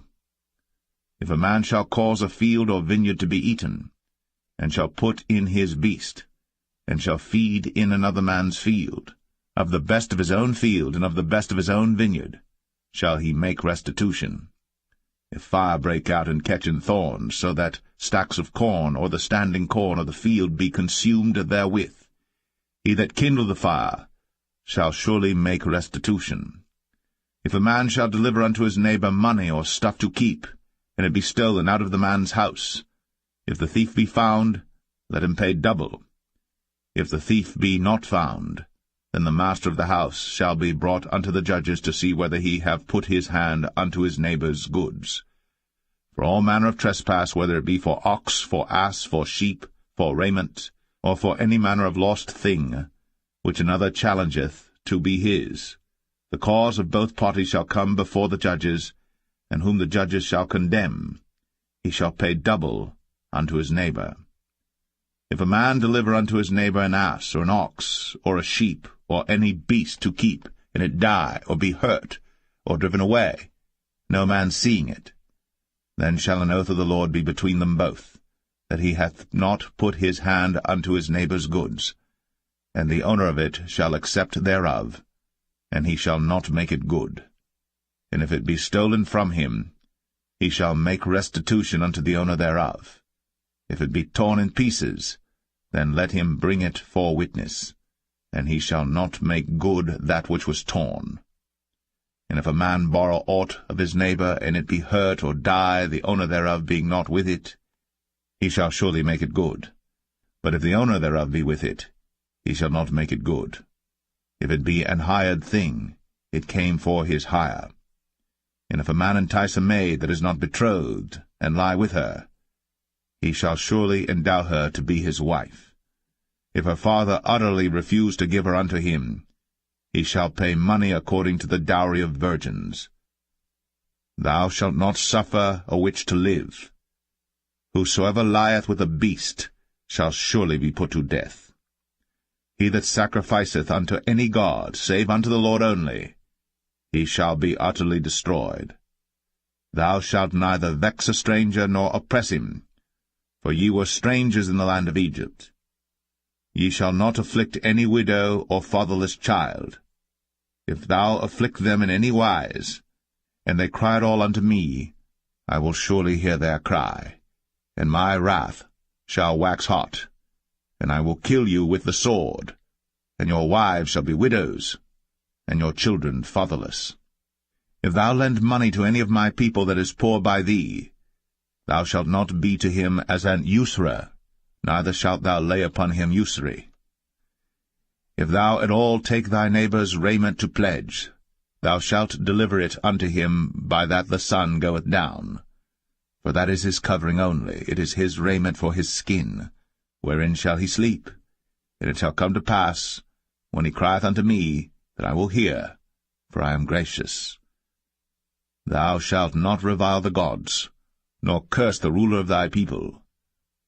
Thou shalt not delay to offer the first of thy ripe fruits, and of thy liquors, The firstborn of thy sons shalt thou give unto me. Likewise shalt thou do with thine oxen, and with thy sheep. 7 days it shall be with his dam. On the 8th day thou shalt give it me. And ye shall be holy men unto me. Neither shall ye eat any flesh that is torn of beasts in the field. Ye shall cast it to the dogs.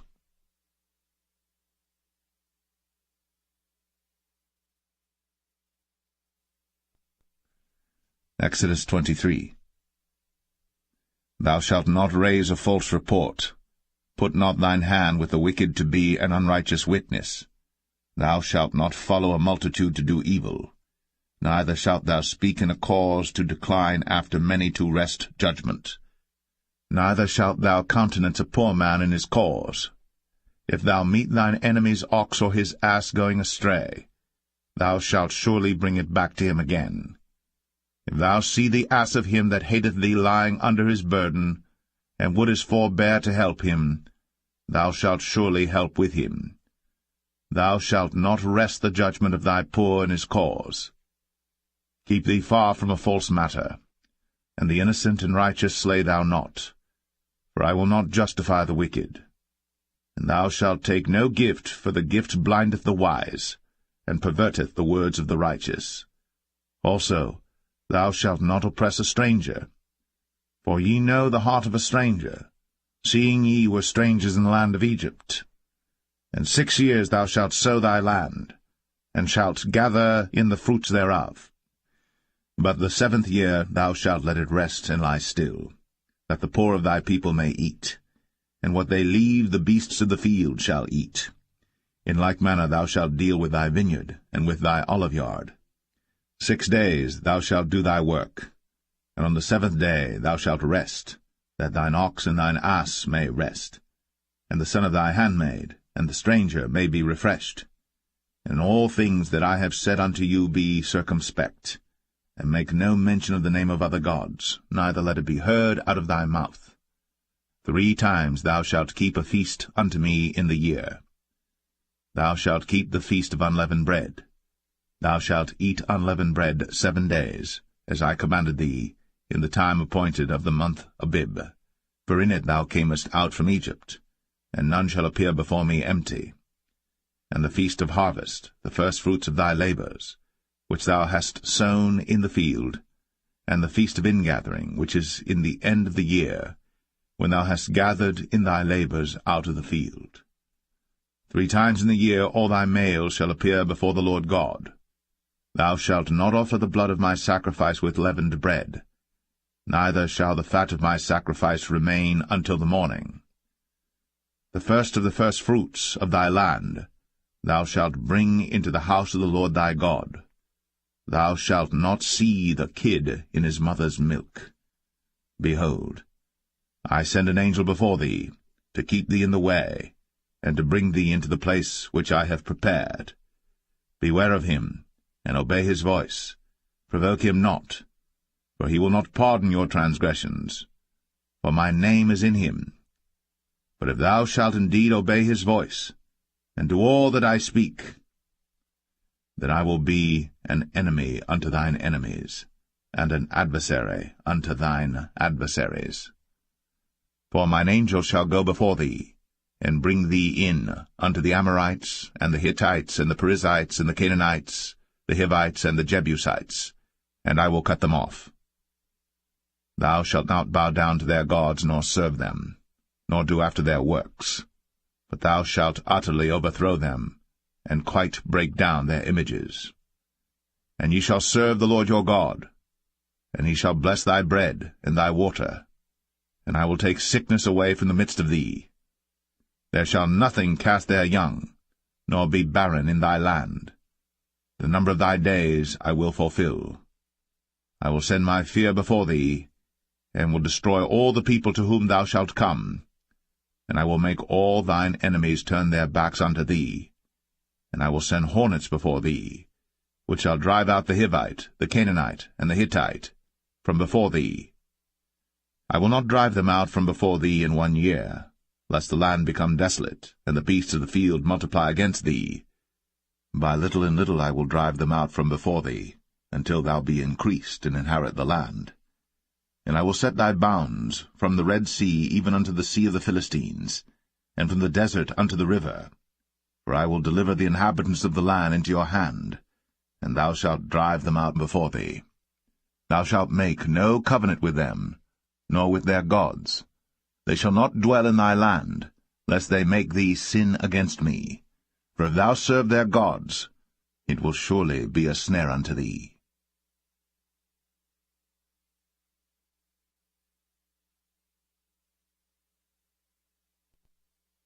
Exodus 24. And he said unto Moses, Come up unto the Lord, thou, and Aaron, Nadab, and Abihu, and 70 of the elders of Israel, and worship ye afar off. And Moses alone shall come near the Lord, but they shall not come nigh, neither shall the people go up with him. And Moses came, and told the people all the words of the Lord, and all the judgments, and all the people answered with one voice, and said, All the words which the Lord hath said will we do. And Moses wrote all the words of the Lord, and rose up early in the morning, and builded an altar under the hill, and 12 pillars according to the 12 tribes of Israel. And he sent young men of the children of Israel, which offered burnt offerings, and sacrificed peace offerings of oxen unto the Lord. And Moses took half of the blood, and put it in basins, and half of the blood he sprinkled on the altar. And he took the book of the covenant, and read in the audience of the people, and they said, All that the Lord hath said will we do, and be obedient. And Moses took the blood, and sprinkled it on the people, and said, Behold, the blood of the covenant which the Lord hath made with you concerning all these words. Then went up Moses, and Aaron, Nadab, and Abihu, and 70 of the elders of Israel. And they saw the God of Israel. And there was under his feet, as it were, a paved work of a sapphire stone, and as it were the body of heaven in his clearness. And upon the nobles of the children of Israel he laid not his hand. Also they saw God, and did eat and drink. And the Lord said unto Moses, Come up to me into the mount, and be there. And I will give thee tables of stone, and a law and commandments which I have written, that thou mayest teach them. And Moses rose up, and his minister Joshua, and Moses went up into the mount of God. And he said unto the elders, Tarry ye here for us, until we come again unto you. And behold, Aaron and Hur are with you. If any man have any matters to do, let him come unto them. And Moses went up into the mount, and a cloud covered the mount. And the glory of the Lord abode upon Mount Sinai, and the cloud covered it 6 days. And the 7th day he called unto Moses out of the midst of the cloud.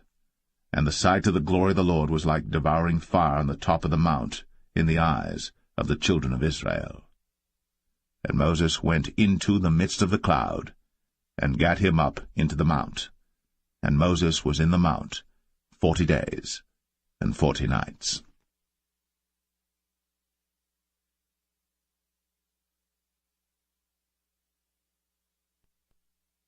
Exodus 25. And the Lord spake unto Moses, saying, Speak unto the children of Israel, that they bring me an offering of every man that giveth it willingly with his heart. Ye shall take my offering. And this is the offering which ye shall take of them, gold, and silver, and brass, and blue, and purple, and scarlet, and fine linen, and goat's hair, and rams' skins dyed red, and badgers' skins, and shittim wood, oil for the light, spices for anointing oil, and for sweet incense, onyx stones, and stones to be set in the ephod, and in the breastplate. And let them make me a sanctuary, that I may dwell among them, according to all that I show thee, after the pattern of the tabernacle, and the pattern of all the instruments thereof, even so shall ye make it. And they shall make an ark of shittim wood. 2 cubits and a half shall be the length thereof, and 1 cubit and a half the breadth thereof, and 1 cubit and a half the height thereof. And thou shalt overlay it with pure gold, within and without shalt thou overlay it, and shalt make upon it a crown of gold round about. And thou shalt cast 4 rings of gold for it, and put them in the 4 corners thereof, and 2 rings shall be in the one side of it, and 2 rings in the other side of it. And thou shalt make staves of shittim wood, and overlay them with gold. And thou shalt put the staves into the rings by the sides of the ark, that the ark may be borne with them. The staves shall be in the rings of the ark, they shall not be taken from it. And thou shalt put into the ark the testimony which I shall give thee. And thou shalt make a mercy seat of pure gold. 2 cubits and a half shall be the length thereof, and 1 cubit and a half the breadth thereof. And thou shalt make 2 cherubims of gold. Of beaten work shalt thou make them, in the 2 ends of the mercy seat. And make 1 cherub on the one end, and the other cherub on the other end. Even of the mercy seat shall ye make the cherubims on the 2 ends thereof. And the cherubims shall stretch forth their wings on high, covering the mercy seat with their wings, and their faces shall look one to another. Toward the mercy seat shall the faces of the cherubims be. And thou shalt put the mercy seat above upon the ark, and in the ark thou shalt put the testimony that I shall give thee. And there I will meet with thee, and I will commune with thee from above the mercy seat, from between the 2 cherubims which are upon the ark of the testimony, of all things which I will give thee in commandment unto the children of Israel. Thou shalt also make a table of shittim wood. 2 cubits shall be the length thereof, and 1 cubit the breadth thereof, and 1 cubit and a half the height thereof. And thou shalt overlay it with pure gold, and make thereto a crown of gold round about. And thou shalt make unto it a border of an handbreadth round about, and thou shalt make a golden crown to the border thereof round about. And thou shalt make for it 4 rings of gold, and put the rings in the 4 corners that are on the 4 feet thereof. Over against the border shall the rings be for places of the staves to bear the table. And thou shalt make the staves of shittim wood, and overlay them with gold, that the table may be borne with them. And thou shalt make the dishes thereof, and spoons thereof, and covers thereof, and bowls thereof, to cover withal. Of pure gold shalt thou make them. And thou shalt set upon the table shewbread before me always. And thou shalt make a candlestick of pure gold. Of beaten work shall the candlestick be made. His shaft, and his branches, his bowls, his knobs and his flowers shall be of the same.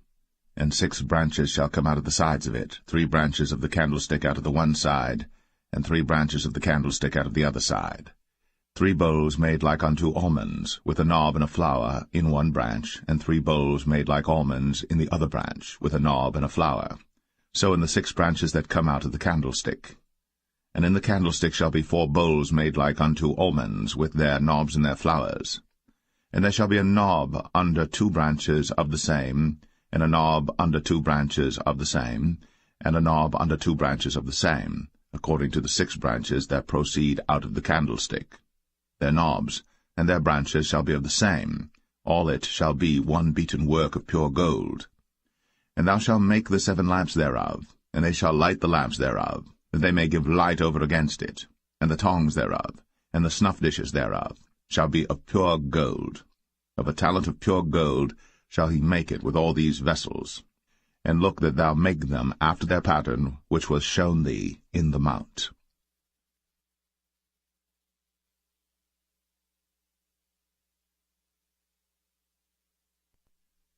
Exodus 26. Moreover, thou shalt make the tabernacle with 10 curtains of fine twined linen, and blue, and purple, and scarlet. With cherubims of cunning work shalt thou make them. The length of 1 curtain shall be 28 cubits, and the breadth of 1 curtain 4 cubits, and every one of the curtains shall have 1 measure. The 5 curtains shall be coupled together one to another, and other 5 curtains shall be coupled one to another. And thou shalt make loops of blue upon the edge of the 1 curtain, from the selvage in the coupling. And likewise shalt thou make in the uttermost edge of another curtain, in the coupling of the 2nd. 50 loops shalt thou make in the 1 curtain, and 50 loops shalt thou make in the edge of the curtain that is in the coupling of the 2nd, that the loops may take hold one of another. And thou shalt make 50 taches of gold, and couple the curtains together with the taches, and it shall be 1 tabernacle. And thou shalt make curtains of goat's hair to be a covering upon the tabernacle. 11 curtains shalt thou make. The length of 1 curtain shall be 30 cubits, and the breadth of 1 curtain 4 cubits, and the 11 curtains shall be all of 1 measure. And thou shalt couple 5 curtains by themselves, and 6 curtains by themselves, and shalt double the 6 curtains in the forefront of the tabernacle. And thou shalt make 50 loops on the edge of the one curtain that is outmost in the coupling, and 50 loops in the edge of the curtain which coupleth the second. And thou shalt make 50 taches of brass, and put the taches into the loops, and couple the tent together, that it may be one. And the remnant that remaineth of the curtains of the tent, the half curtain that remaineth, shall hang over the backside of the tabernacle, and a cubit on the one side, and a cubit on the other side of that which remaineth in the length of the curtains of the tent. It shall hang over the sides of the tabernacle on this side, and on that side to cover it. And thou shalt make a covering for the tent of ram skins dyed red, and a covering above of badgers' skins. And thou shalt make boards for the tabernacle of shittim wood standing up. 10 cubits shall be the length of a board, and a cubit and a half shall be the breadth of one board. 2 tenons shall there be in one board, set in order, one against another. Thus shalt thou make for all the boards of the tabernacle. And thou shalt make the boards for the tabernacle 20 boards on the south side southward. And thou shalt make 40 sockets of silver under the 20 boards, 2 sockets under one board for his 2 tenons, and 2 sockets under another board for his 2 tenons. And for the second side of the tabernacle on the north side there shall be 20 boards, and there 40 sockets of silver, 2 sockets under one board, and 2 sockets under another board. And for the sides of the tabernacle westward thou shalt make 6 boards, and 2 boards shalt thou make for the corners of the tabernacle in the 2 sides. And they shall be coupled together beneath, and they shall be coupled together above the head of it unto one ring. Thus shall it be for them both. They shall be for the 2 corners. And they shall be 8 boards, and their sockets of silver 16 sockets, 2 sockets under one board, and 2 sockets under another board. And thou shalt make bars of shittim wood, 5 for the boards of the one side of the tabernacle, and 5 bars for the boards of the other side of the tabernacle, and 5 bars for the boards of the side of the tabernacle for the 2 sides westward. And the middle bar in the midst of the boards shall reach from end to end. And thou shalt overlay the boards with gold, and make their rings of gold, for places for the bars, and thou shalt overlay the bars with gold. And thou shalt rear up the tabernacle according to the fashion thereof which was shown thee in the mount. And thou shalt make a veil of blue, and purple, and scarlet, and fine twined linen of cunning work. With cherubims shall it be made. And thou shalt hang it upon 4 pillars of shittim wood overlaid with gold. Their hooks shall be of gold, upon the 4 sockets of silver. And thou shalt hang up the veil under the taches, that thou mayest bring in thither within the veil the ark of the testimony. And the veil shall divide unto you between the holy place and the most holy. And thou shalt put the mercy seat upon the ark of the testimony in the most holy place. And thou shalt set the table without the veil, and the candlestick over against the table on the side of the tabernacle toward the south. And thou shalt put the table on the north side. And thou shalt make an hanging for the door of the tent of blue and purple and scarlet, and fine twined linen wrought with needlework. And thou shalt make for the hanging 5 pillars of shittim wood, and overlay them with gold, and their hooks shall be of gold, and thou shalt cast 5 sockets of brass for them.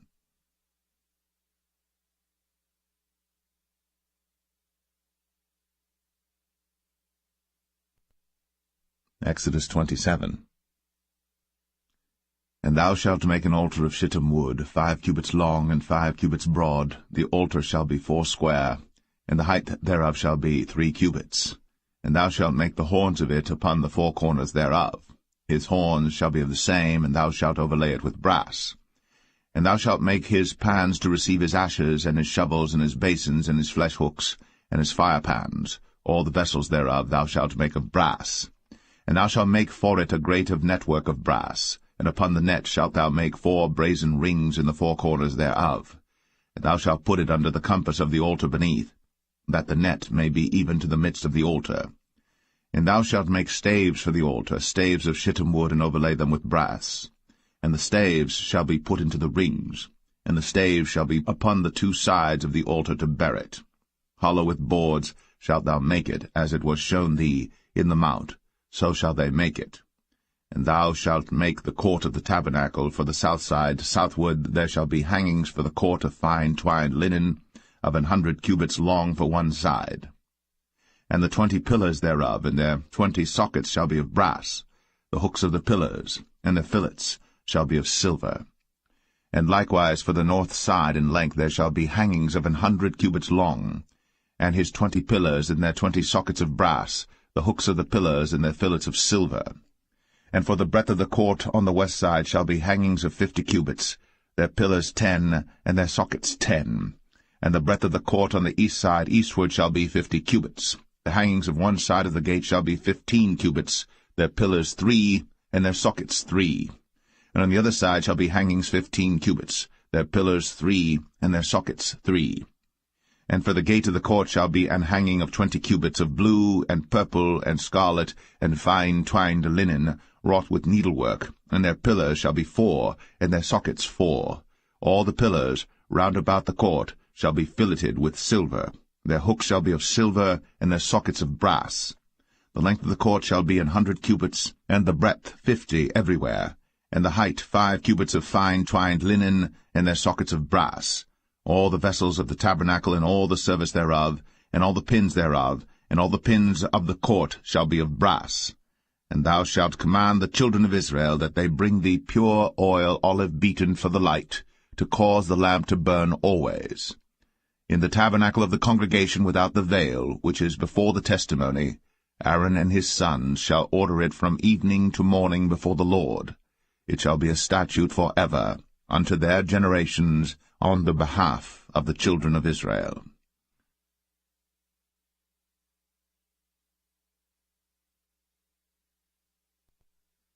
Exodus 28. And take thou unto thee Aaron thy brother, and his sons with him, from among the children of Israel, that he may minister unto me in the priest's office, even Aaron, Nadab, and Abihu, Eleazar, and Ithamar, Aaron's sons. And thou shalt make holy garments for Aaron thy brother, for glory and for beauty.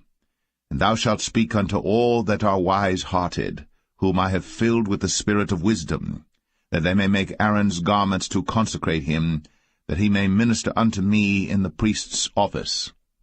And these are the garments which they shall make, a breastplate, and an ephod, and a robe, and a broidered coat, a mitre, and a girdle. And they shall make holy garments for Aaron thy brother, and his sons, that he may minister unto me in the priest's office. And they shall take gold, and blue, and purple, and scarlet, and fine linen. And they shall make the ephod of gold, of blue, and of purple, of scarlet, and fine twined linen with cunning work. It shall have the 2 shoulder pieces thereof joined at the 2 edges thereof, and so it shall be joined together. And the curious girdle of the ephod which is upon it shall be of the same, according to the work thereof, even of gold, of blue, and purple, and scarlet, and fine twined linen. And thou shalt take 2 onyx stones, and grave on them the names of the children of Israel, 6 of their names on one stone, and the other 6 names of the rest on the other stone, according to their birth. With the work of an engraver in stone, like the engravings of a signet, shalt thou engrave the 2 stones with the names of the children of Israel. Thou shalt make them to be set in ouches of gold. And thou shalt put the 2 stones upon the shoulders of the ephod for stones of memorial unto the children of Israel. And Aaron shall bear their names before the Lord upon his 2 shoulders for a memorial. And thou shalt make ouches of gold, and 2 chains of pure gold at the ends. Of wreathen work shalt thou make them, and fasten the wreathen chains to the ouches. And thou shalt make the breastplate of judgment with cunning work. After the work of the ephod thou shalt make it, of gold, of blue, and of purple, and of scarlet, and of fine twined linen shalt thou make it. 4 square it shall be, being doubled. A span shall be the length thereof, and a span shall be the breadth thereof. And thou shalt set in it settings of stones, even 4 rows of stones. The first row shall be a sardius, a topaz, and a carbuncle. This shall be the first row. And the second row shall be an emerald, a sapphire, and a diamond. And the third row a ligure, an agate, and an amethyst. And the 4th row a beryl, and an onyx, and a jasper. They shall be set in gold in their enclosings. And the stone shall be with the names of the children of Israel, 12 according to their names, like the engravings of a signet. Every one with his name shall they be according to the 12 tribes. And thou shalt make upon the breastplate chains at the ends of wreathen work of pure gold. And thou shalt make upon the breastplate 2 rings of gold, and shalt put the 2 rings on the 2 ends of the breastplate. And thou shalt put the 2 wreathen chains of gold in the 2 rings which are on the ends of the breastplate. And the other 2 ends of the 2 wreathen chains thou shalt fasten in the 2 ouches, and put them on the shoulder pieces of the ephod before it. And thou shalt make 2 rings of gold, and thou shalt put them upon the 2 ends of the breastplate, in the border thereof, which is in the side of the ephod inward. And 2 other rings of gold thou shalt make, and shalt put them on the 2 sides of the ephod underneath, toward the forepart thereof, over against the other coupling thereof, above the curious girdle of the ephod. And they shall bind the breastplate by the rings thereof unto the rings of the ephod with a lace of blue, that it may be above the curious girdle of the ephod, and that the breastplate be not loosed from the ephod. And Aaron shall bear the names of the children of Israel in the breastplate of judgment upon his heart, when he goeth in unto the holy place for a memorial before the Lord continually. And thou shalt put in the breastplate of judgment the Urim and the Thummim, and they shall be upon Aaron's heart, when he goeth in before the Lord. And Aaron shall bear the judgment of the children of Israel upon his heart before the Lord continually.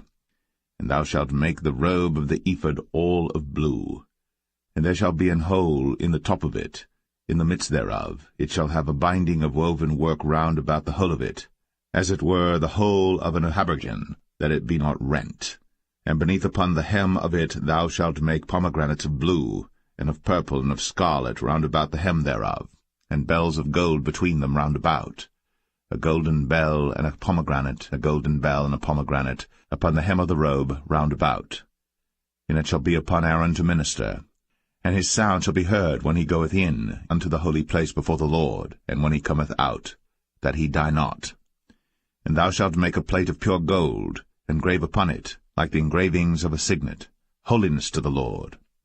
And thou shalt put it on a blue lace, that it may be upon the mitre, upon the forefront of the mitre it shall be. And it shall be upon Aaron's forehead, that Aaron may bear the iniquity of the holy things, which the children of Israel shall hallow in all their holy gifts. And it shall be always upon his forehead, that they may be accepted before the Lord. And thou shalt embroider the coat of fine linen, and thou shalt make the mitre of fine linen, and thou shalt make the girdle of needlework. And for Aaron's sons thou shalt make coats, and thou shalt make for them girdles, and bonnets shalt thou make for them for glory and for beauty. And thou shalt put them upon Aaron thy brother, and his sons with him, and shalt anoint them, and consecrate them, and sanctify them, that they may minister unto me in the priest's office. And thou shalt make them linen breeches to cover their nakedness, from the loins even unto the thighs they shall reach. And they shall be upon Aaron and upon his sons when they come in unto the tabernacle of the congregation, or when they come near unto the altar to minister in the holy place, that they bear not iniquity, and die. It shall be a statute for ever unto him and his seed after him.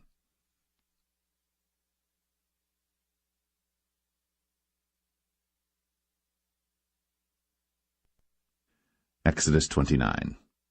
And this is the thing that thou shalt do unto them to hallow them, to minister unto me in the priest's office. Take 1 young bullock, and 2 rams without blemish, and unleavened bread and cakes unleavened tempered with oil, and wafers unleavened anointed with oil, of wheaten flour shalt thou make them. And thou shalt put them into 1 basket, and bring them in the basket, with the bullock and the 2 rams. And Aaron and his sons thou shalt bring unto the door of the tabernacle of the congregation, and shalt wash them with water. And thou shalt take the garments, and put upon Aaron the coat, and the robe of the ephod, and the breastplate, and gird him with the curious girdle of the ephod. And thou shalt put the mitre upon his head, and put the holy crown upon the mitre. Then shalt thou take the anointing oil, and pour it upon his head, and anoint him. And thou shalt bring his sons, and put coats upon them. And thou shalt gird them with girdles, Aaron and his sons, and put the bonnets on them, and the priest's office shall be theirs for a perpetual statute. and thou shalt consecrate Aaron and his sons. And thou shalt cause a bullock to be brought before the tabernacle of the congregation, and Aaron and his sons shall put their hands upon the head of the bullock. And thou shalt kill the bullock before the Lord, by the door of the tabernacle of the congregation. And thou shalt take of the blood of the bullock, and put it upon the horns of the altar with thy finger, and pour all the blood beside the bottom of the altar. And thou shalt take all the fat that covereth the inwards, and the caul that is above the liver, and the 2 kidneys, and the fat that is upon them, and burn them upon the altar. But the flesh of the bullock, and his skin, and his dung, shalt thou burn with fire without the camp. It is a sin offering. Thou shalt also take 1 ram, and Aaron and his sons shall put their hands upon the head of the ram. And thou shalt slay the ram, and thou shalt take his blood, and sprinkle it round about upon the altar. And thou shalt cut the ram in pieces, and wash the inwards of him and his legs, and put them unto his pieces and unto his head. And thou shalt burn the whole ram upon the altar. It is a burnt offering unto the Lord. It is a sweet savour, an offering made by fire unto the Lord. And thou shalt take the other ram, and Aaron and his sons shall put their hands upon the head of the ram. Then shalt thou kill the ram, and take of his blood, and put it upon the tip of the right ear of Aaron, and upon the tip of the right ear of his sons, and upon the thumb of their right hand, and upon the great toe of their right foot, and sprinkle the blood upon the altar round about. And thou shalt take of the blood that is upon the altar, and of the anointing oil, and sprinkle it upon Aaron, and upon his garments, and upon his sons, and upon the garments of his sons with him. And he shall be hallowed, and his garments, and his sons' garments with him. Also thou shalt take of the ram the fat and the rump, and the fat that covereth the inwards, and the caul above the liver, and the 2 kidneys, and the fat that is upon them, and the right shoulder, for it is a ram of consecration. And 1 loaf of bread, and 1 cake of oiled bread, and 1 wafer out of the basket of the unleavened bread that is before the Lord. And thou shalt put all in the hands of Aaron, and in the hands of his sons, and shalt wave them for a wave offering before the Lord. And thou shalt receive them of their hands, and burn them upon the altar for a burnt offering, for a sweet savour before the Lord. It is an offering made by fire unto the Lord. And thou shalt take the breast of the ram of Aaron's consecration, and wave it for a wave offering before the Lord, and it shall be thy part. And thou shalt sanctify the breast of the wave offering, and the shoulder of the heave offering, which is waved, and which is heaved up, of the ram of the consecration, even of that which is for Aaron, and of that which is for his sons. And it shall be Aaron's and his sons by a statute for ever from the children of Israel. For it is an heave offering, and it shall be an heave offering from the children of Israel of the sacrifice of their peace offerings, even their heave offering unto the Lord. And the holy garments of Aaron shall be his sons after him, to be anointed therein, and to be consecrated in them. And that son that is priest in his stead shall put them on 7 days, when he cometh into the tabernacle of the congregation to minister in the holy place. And thou shalt take the ram of the consecration, and seethe his flesh in the holy place. And Aaron and his sons shall eat the flesh of the ram, and the bread that is in the basket by the door of the tabernacle of the congregation. And they shall eat those things wherewith the atonement was made, to consecrate and to sanctify them, but a stranger shall not eat thereof, because they are holy. And if aught of the flesh of the consecrations, or of the bread, remain unto the morning, then thou shalt burn the remainder with fire. It shall not be eaten, because it is holy. And thus shalt thou do unto Aaron and to his sons, according to all things which I have commanded thee. 7 days shalt thou consecrate them. And thou shalt offer every day a bullock for a sin offering, for atonement, and thou shalt cleanse the altar, when thou hast made an atonement for it, and thou shalt anoint it, to sanctify it. 7 days thou shalt make an atonement for the altar, and sanctify it. And it shall be an altar most holy. Whatsoever toucheth the altar shall be holy. Now this is that which thou shalt offer upon the altar: 2 lambs of the first year, day by day, continually. The 1 lamb thou shalt offer in the morning, and the other lamb thou shalt offer at even. And with the 1 lamb a 10th deal of flour mingled with the 4th part of an hin of beaten oil. and the 4th part of an hin of wine for a drink offering. And the other lamb thou shalt offer at even, and shalt do thereto according to the meat offering of the morning, and according to the drink offering thereof, for a sweet savour, an offering made by fire unto the Lord.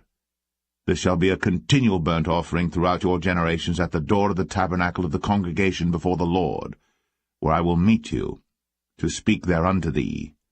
And there I will meet with the children of Israel, and the tabernacle shall be sanctified by my glory. And I will sanctify the tabernacle of the congregation and the altar. I will sanctify also both Aaron and his sons to minister to me in the priest's office. And I will dwell among the children of Israel, and will be their God. And they shall know that I am the Lord their God, that brought them forth out of the land of Egypt, that I may dwell among them.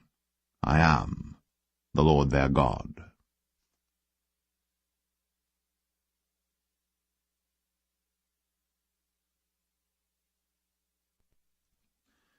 Exodus 30. And thou shalt make an altar to burn incense upon. Of shittim wood shalt thou make it. A cubit shall be the length thereof, and a cubit the breadth thereof. 4 square shall it be. And 2 cubits shall be the height thereof, the horns thereof shall be of the same. And thou shalt overlay it with pure gold, the top thereof and the sides thereof round about, and the horns thereof. And thou shalt make unto it a crown of gold round about. And 2 golden rings shalt thou make to it under the crown of it. By the 2 corners thereof upon the 2 sides of it shalt thou make it. And they shall be for places for the staves to bear it withal.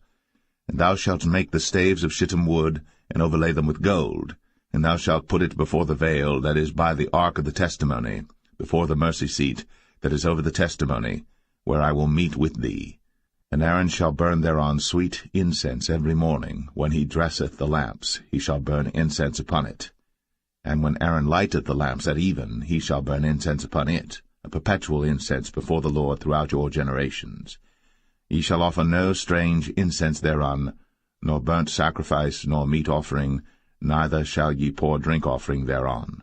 And Aaron shall make an atonement upon the horns of it once in a year with the blood of the sin offering of atonements. Once in the year shall he make atonement upon it throughout your generations. It is most holy unto the Lord. And the Lord spake unto Moses, saying, When thou takest the sum of the children of Israel after their number, then shall they give every man a ransom for his soul unto the Lord, when thou numberest them, that there be no plague among them, when thou numberest them. This they shall give every one that passeth among them that are numbered, 1/2 shekel after the shekel of the sanctuary. A shekel is 20 gerahs, and 1/2 shekel shall be the offering of the Lord. Every one that passeth among them that are numbered, from 20 years old and above, shall give an offering unto the Lord. The rich shall not give more, and the poor shall not give less than 1/2 shekel, when they give an offering unto the Lord, to make an atonement for your souls. And thou shalt take the atonement money of the children of Israel, and shalt appoint it for the service of the tabernacle of the congregation, that it may be a memorial unto the children of Israel before the Lord, to make an atonement for your souls.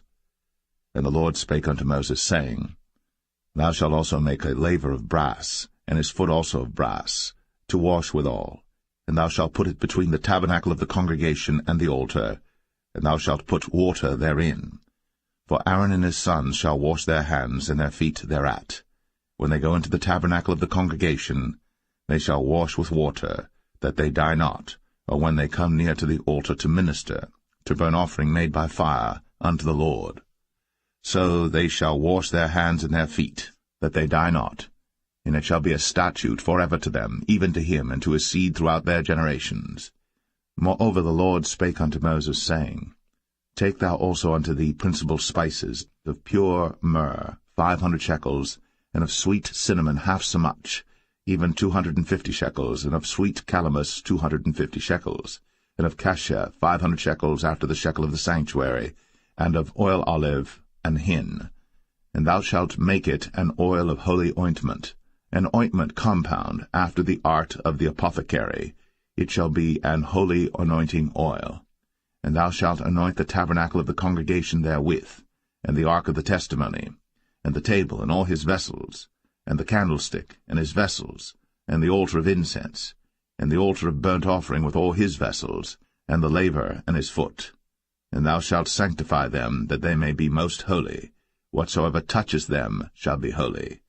And thou shalt anoint Aaron and his sons, and consecrate them, that they may minister unto me in the priest's office. And thou shalt speak unto the children of Israel, saying, This shall be an holy anointing oil unto me throughout your generations.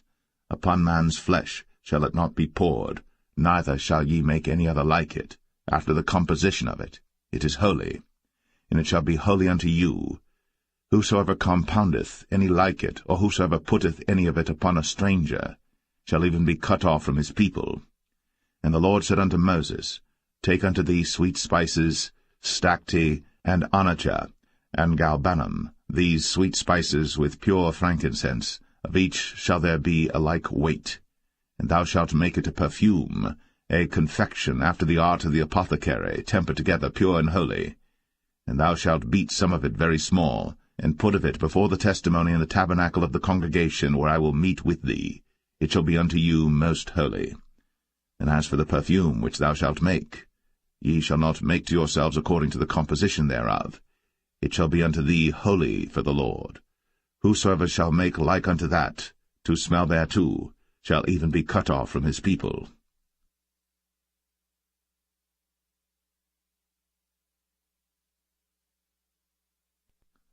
Exodus 31. And the Lord spake unto Moses, saying, See, I have called by name Bezalel the son of Uri, the son of Hur, of the tribe of Judah, and I have filled him with the Spirit of God, in wisdom, and in understanding, and in knowledge, and in all manner of workmanship, to devise cunning works, to work in gold, and in silver, and in brass, and in cutting of stones, to set them, and in carving of timber, to work in all manner of workmanship. And I, behold, I have given with him Aholiab, the son of Ahisamach, of the tribe of Dan. And in the hearts of all that are wise-hearted I have put wisdom, that they may make all that I have commanded thee: the tabernacle of the congregation, and the ark of the testimony, and the mercy seat that is thereupon, and all the furniture of the tabernacle, and the table, and his furniture, and the pure candlestick with all his furniture, and the altar of incense, and the altar of burnt offering with all his furniture, and the laver and his foot, and the cloths of service, and the holy garments for Aaron the priest, and the garments of his sons to minister in the priest's office, and the anointing oil, and sweet incense for the holy place, according to all that I have commanded thee shall they do. And the Lord spake unto Moses, saying, Speak thou also unto the children of Israel, saying, Verily, my Sabbaths ye shall keep, for it is a sign between me and you throughout your generations, that ye may know that I am the Lord that doth sanctify you. Ye shall keep the Sabbath therefore, for it is holy unto you. Every one that defileth it shall surely be put to death. For whosoever doeth any work therein, that soul shall be cut off from among his people. 6 days may work be done, but in the 7th is the Sabbath of rest, holy to the Lord. Whosoever doeth any work in the Sabbath day, he shall surely be put to death. Wherefore the children of Israel shall keep the Sabbath, to observe the Sabbath throughout their generations, for a perpetual covenant. It is a sign between me and the children of Israel forever. For in 6 days the Lord made heaven and earth, and on the 7th day he rested and was refreshed. And he gave unto Moses, when he had made an end of communing with him upon Mount Sinai, 2 tables of testimony, tables of stone, written with the finger of God.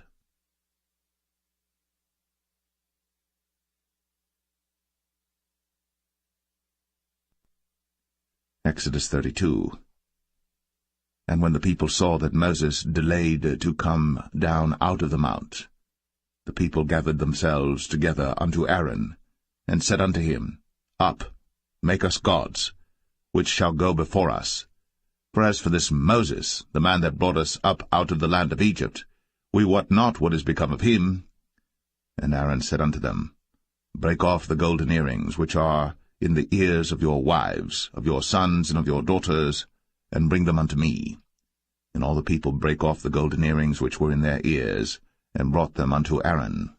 And he received them at their hand, and fashioned it with a graving tool, after he had made it a molten calf. And they said, These be thy gods, O Israel, which brought thee up out of the land of Egypt. And when Aaron saw it, he built an altar before it. And Aaron made proclamation and said, Tomorrow is a feast to the Lord. And they rose up early on the morrow, and offered burnt offerings, and brought peace offerings. And the people sat down to eat and to drink, and rose up to play. And the Lord said unto Moses, Go, get thee down, for thy people, which thou broughtest out of the land of Egypt, have corrupted themselves. They have turned aside quickly out of the way which I commanded them. They have made them a molten calf, and have worshipped it, and have sacrificed thereunto, and said, These be thy gods, O Israel, which have brought thee up out of the land of Egypt. And the Lord said unto Moses, I have seen this people, and behold, it is a stiff-necked people. Now therefore let me alone, that my wrath may wax hot against them, and that I may consume them, and I will make of thee a great nation.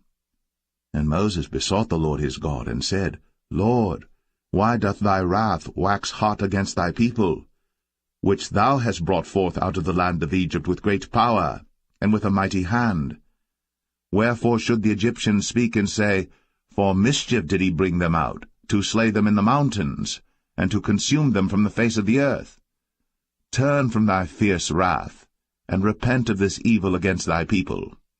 Remember Abraham, Isaac, and Israel, thy servants, to whom thou swarest by thine own self, and saidst unto them, I will multiply your seed as the stars of heaven, and all this land that I have spoken of will I give unto your seed, and they shall inherit it for ever. And the Lord repented of the evil which he thought to do unto his people. And Moses turned, and went down from the mount, and the 2 tables of the testimony were in his hand. The tables were written on both their sides. On the one side and on the other were they written. And the tables were the work of God, and the writing was the writing of God, graven upon the tables. And when Joshua heard the noise of the people as they shouted, he said unto Moses, There is a noise of war in the camp. And he said, It is not the voice of them that shout for mastery, neither is it the voice of them that cry for being overcome, but the noise of them that sing do I hear. And it came to pass, as soon as he came nigh unto the camp, that he saw the calf and the dancing. And Moses' anger waxed hot, and he cast the tables out of his hands, and brake them beneath the mount. And he took the calf which they had made, and burnt it in the fire, and ground it to powder, and strawed it upon the water, and made the children of Israel drink of it. And Moses said unto Aaron, What did this people unto thee, that thou hast brought so great a sin upon them?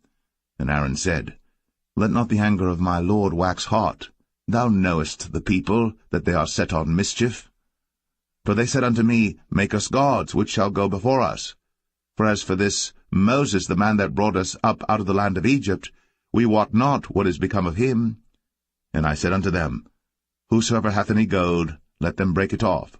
So they gave it to me. Then I cast it into the fire, and there came out this calf.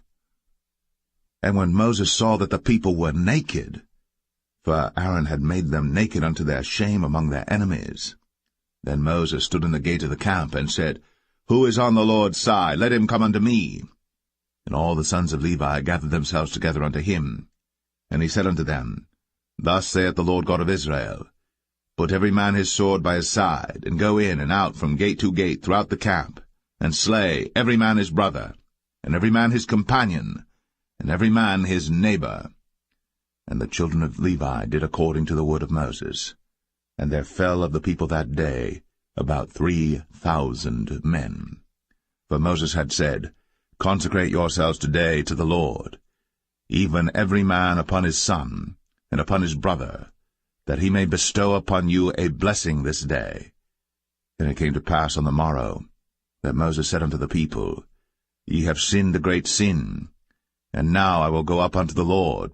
Peradventure I shall make an atonement for your sin. And Moses returned unto the Lord, and said, O this people have sinned a great sin, and have made them gods of gold. Yet now, if thou wilt forgive their sin, and if not, blot me, I pray thee, out of thy book, which thou hast written. And the Lord said unto Moses, Whosoever hath sinned against me, him will I blot out of my book. Therefore now go, lead the people unto the place of which I have spoken unto thee. Behold, mine angel shall go before thee. Nevertheless, in the day when I visit, I will visit their sin upon them. And the Lord plagued the people, because they made the calf which Aaron made.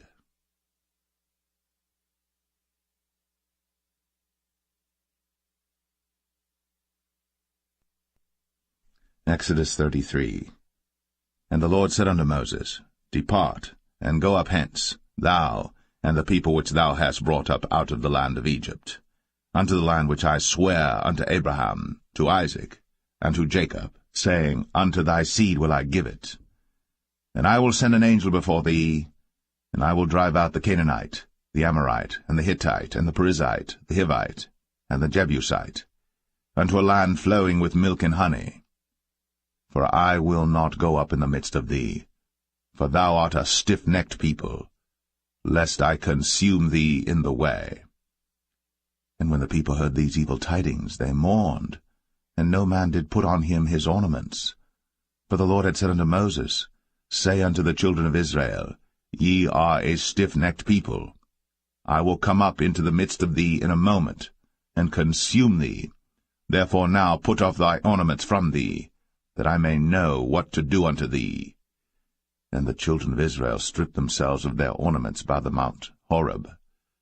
And Moses took the tabernacle, and pitched it without the camp, afar off from the camp, and called it the tabernacle of the congregation. And it came to pass that every one which sought the Lord went out unto the tabernacle of the congregation, which was without the camp. And it came to pass, when Moses went out unto the tabernacle, that all the people rose up, and stood every man at his tent door, and looked after Moses, until he was gone into the tabernacle. And it came to pass, as Moses entered into the tabernacle, the cloudy pillar descended, and stood at the door of the tabernacle, and the Lord talked with Moses. And all the people saw the cloudy pillar stand at the tabernacle door. And all the people rose up and worshipped, every man in his tent door. And the Lord spake unto Moses face to face, as a man speaketh unto his friend. And he turned again into the camp. But his servant Joshua the son of Nun, a young man, departed not out of the tabernacle. And Moses said unto the Lord, See, thou sayest unto me, Bring up this people, and thou hast not let me know whom thou wilt send with me. Yet thou hast said, I know thee by name, and thou hast also found grace in my sight. Now therefore, I pray thee, if I have found grace in thy sight, show me now thy way, that I may know thee, that I may find grace in thy sight, and consider that this nation is thy people. And he said, My presence shall go with thee, and I will give thee rest. And he said unto him, If thy presence go not with me, carry us not up hence. For wherein shall it be known here that I and thy people have found grace in thy sight? Is it not in that thou goest with us? So shall we be separated, I and thy people, from all the people that are upon the face of the earth. And the Lord said unto Moses, I will do this thing also that thou hast spoken, for thou hast found grace in my sight, and I know thee by name. And he said, I beseech thee, show me thy glory. And he said, I will make all my goodness pass before thee, and I will proclaim the name of the Lord before thee, and will be gracious to whom I will be gracious, and will show mercy on whom I will show mercy. And he said, Thou canst not see my face, for there shall no man see me and live. And the Lord said, Behold, there is a place by me, and thou shalt stand upon a rock. And it shall come to pass, while my glory passeth by, that I will put thee in a cleft of the rock, and will cover thee with my hand while I pass by. And I will take away mine hand, and thou shalt see my back parts, but my face shall not be seen.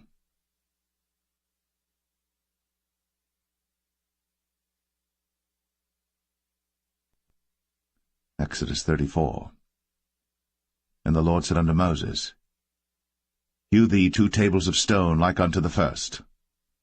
And I will write upon these tables the words that were in the first tables which thou breakest. And be ready in the morning, and come up in the morning unto Mount Sinai, and present thyself there to me in the top of the mount. And no man shall come up with thee, neither let any man be seen throughout all the mount, neither let the flocks nor herds feed before that mount. And he hewed 2 tables of stone like unto the first. And Moses rose up early in the morning, and went up unto Mount Sinai, as the Lord had commanded him, and took in his hand the 2 tables of stone. And the Lord descended in the cloud, and stood with him there, and proclaimed the name of the Lord.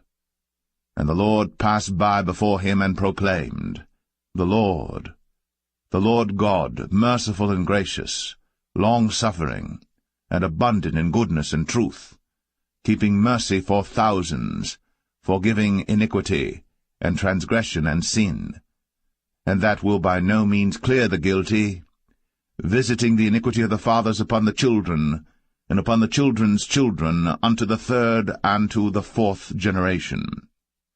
And Moses made haste, and bowed his head toward the earth, and worshipped, and he said, If now I have found grace in thy sight, O Lord, let my Lord, I pray thee, go among us. For it is a stiff-necked people, and pardon our iniquity and our sin, and take us for thine inheritance. And he said, Behold, I make a covenant. Before all thy people I will do marvels, such as have not been done in all the earth, nor in any nation. And all the people among which thou art shall see the work of the Lord, for it is a terrible thing that I will do with thee. Observe thou that which I command thee this day. Behold, I drive out before thee the Amorite, and the Canaanite, and the Hittite, and the Perizzite, and the Hivite, and the Jebusite. Take heed to thyself, lest thou make a covenant with the inhabitants of the land whither thou goest, lest it be for a snare in the midst of thee. But ye shall destroy their altars, break their images, and cut down their groves. For thou shalt worship no other god, for the Lord whose name is a jealous God. Lest thou make a covenant with the inhabitants of the land, and they go a-whoring after their gods, and do sacrifice unto their gods, and one call thee, and thou eat of his sacrifice, and thou take of their daughters unto thy sons, and their daughters go a-whoring after their gods, and make thy sons go a-whoring after their gods. Thou shalt make thee no molten gods. The feast of unleavened bread shalt thou keep. 7 days thou shalt eat unleavened bread, as I commanded thee, in the time of the month Abib. For in the month Abib thou camest out from Egypt. All that openeth the matrix is mine, and every firstling among thy cattle, whether ox or sheep that is male. But the firstling of an ass thou shalt redeem with a lamb, and if thou redeem him not, then shalt thou break his neck. All the firstborn of thy sons thou shalt redeem, and none shall appear before me empty. 6 days thou shalt work, but on the 7th day thou shalt rest. In earing time and in harvest thou shalt rest. And thou shalt observe the feast of weeks, of the firstfruits of wheat harvest, and the feast of ingathering at the year's end. Thrice in the year shall all your men-children appear before the Lord God, the God of Israel. For I will cast out the nations before thee, and enlarge thy borders. Neither shall any man desire thy land, when thou shalt go up to appear before the Lord thy God thrice in the year. Thou shalt not offer the blood of my sacrifice with leaven, neither shall the sacrifice of the feast of the Passover be left unto the morning. The first of the firstfruits of thy land thou shalt bring unto the house of the Lord thy God. Thou shalt not see the kid in his mother's milk. And the Lord said unto Moses, Write thou these words, for after the tenor of these words I have made a covenant with thee and with Israel. And he was there with the Lord 40 days and 40 nights. He did neither eat bread nor drink water. And he wrote upon the tables the words of the covenant, the 10 commandments. And it came to pass, when Moses came down from Mount Sinai, with the 2 tables of testimony in Moses' hand, when he came down from the mount, that Moses wist not that the skin of his face shone, while he talked with them. And when Aaron and all the children of Israel saw Moses, behold, the skin of his face shone, and they were afraid to come nigh him. And Moses called unto them, and Aaron and all the rulers of the congregation returned unto him. And Moses talked with them, and afterward all the children of Israel came nigh, and he gave them in commandment all that the Lord had spoken with him in Mount Sinai. And till Moses had done speaking with them, he put a veil on his face. But when Moses went in before the Lord to speak with him, he took the veil off until he came out. And he came out, and spake unto the children of Israel that which he was commanded. And the children of Israel saw the face of Moses, that the skin of Moses' face shone. And Moses put the veil upon his face again, until he went in to speak with him.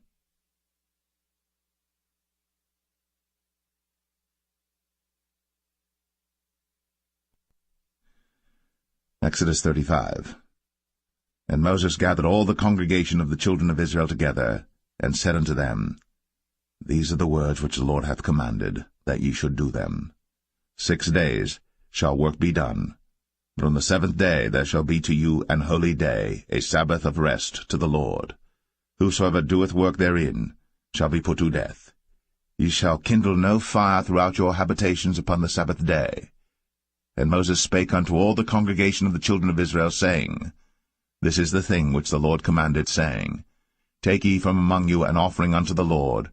Whosoever is of a willing heart, let him bring it, an offering of the Lord, gold and silver and brass, and blue and purple and scarlet and fine linen and goat's hair, and rams' skins dyed red, and badgers' skins, and shittim wood, and oil for the light, and spices for anointing oil, and for the sweet incense, and onyx stones, and stones to be set for the ephod and for the breastplate.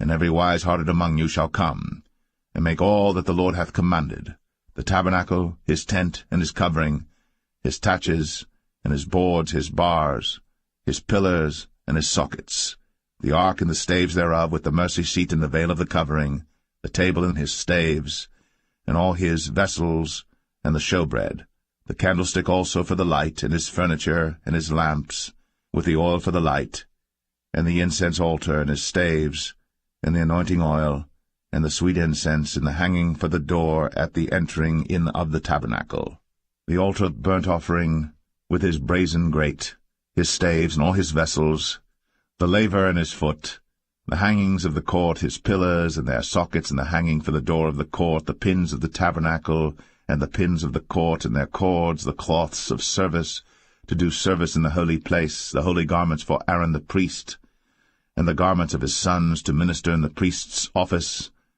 And all the congregation of the children of Israel departed from the presence of Moses.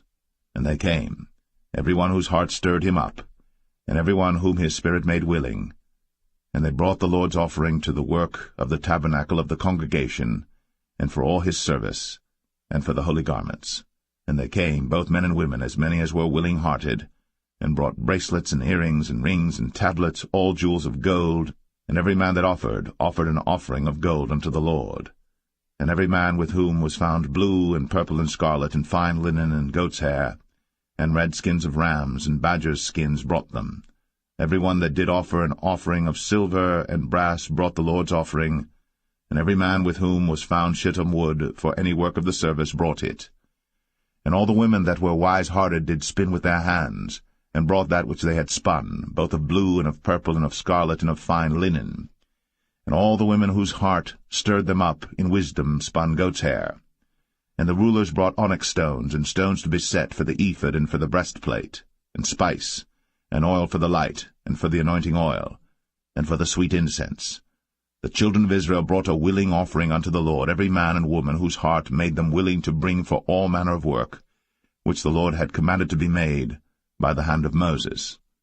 And Moses said unto the children of Israel, See, the Lord hath called by name Bezalel the son of Uri, the son of Hur, of the tribe of Judah. And he hath filled him with the Spirit of God in wisdom, in understanding, and in knowledge, and in all manner of workmanship, and to devise curious works, to work in gold, and in silver, and in brass, and in the cutting of stones, to set them, and in carving of wood, to make any manner of cunning work. And he hath put in his heart that he may teach, both he and Aholiab, the son of Ahisamach, of the tribe of Dan. Them hath he filled with wisdom of heart, to work all manner of work, of the engraver, and of the cunning workman, and of the embroiderer, in blue, and in purple, and scarlet, and in fine linen, and of the weaver, even of them that do any work, and of those that devise cunning work.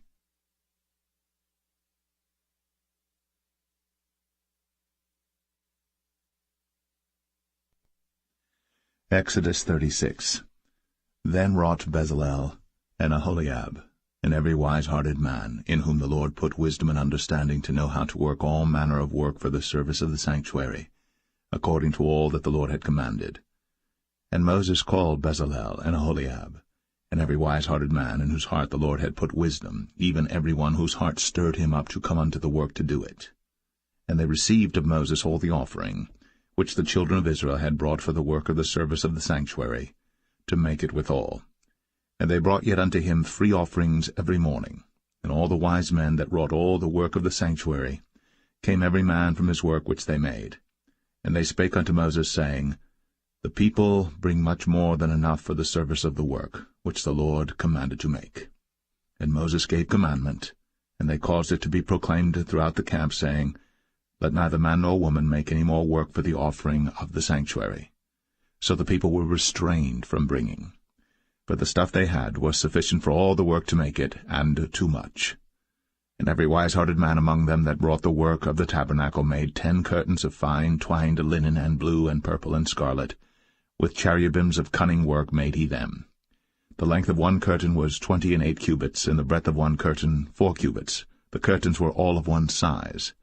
And he coupled the 5 curtains one unto another, and the other 5 curtains he coupled one unto another. And he made loops of blue on the edge of one curtain from the selvage in the coupling. Likewise he made in the uttermost side of another curtain in the coupling of the second. 50 loops made he in one curtain, and 50 loops made he in the edge of the curtain which was in the coupling of the second. The loops held one curtain to another. And he made 50 taches of gold, and coupled the curtains one unto another with the taches. So it became one tabernacle. And he made curtains of goat's hair for the tent over the tabernacle. 11 curtains he made them. The length of one curtain was 30 cubits, and 4 cubits was the breadth of one curtain. The 11 curtains were of one size. And he coupled 5 curtains by themselves, and 6 curtains by themselves. And he made 50 loops upon the uttermost edge of the curtain in the coupling, and 50 loops made he upon the edge of the curtain which coupleth the second. And he made 50 taches of brass to couple the tent together, that it might be one. And he made a covering for the tent of ram skins dyed red, and a covering of badger skins above that. And he made boards for the tabernacle of shittim wood standing up.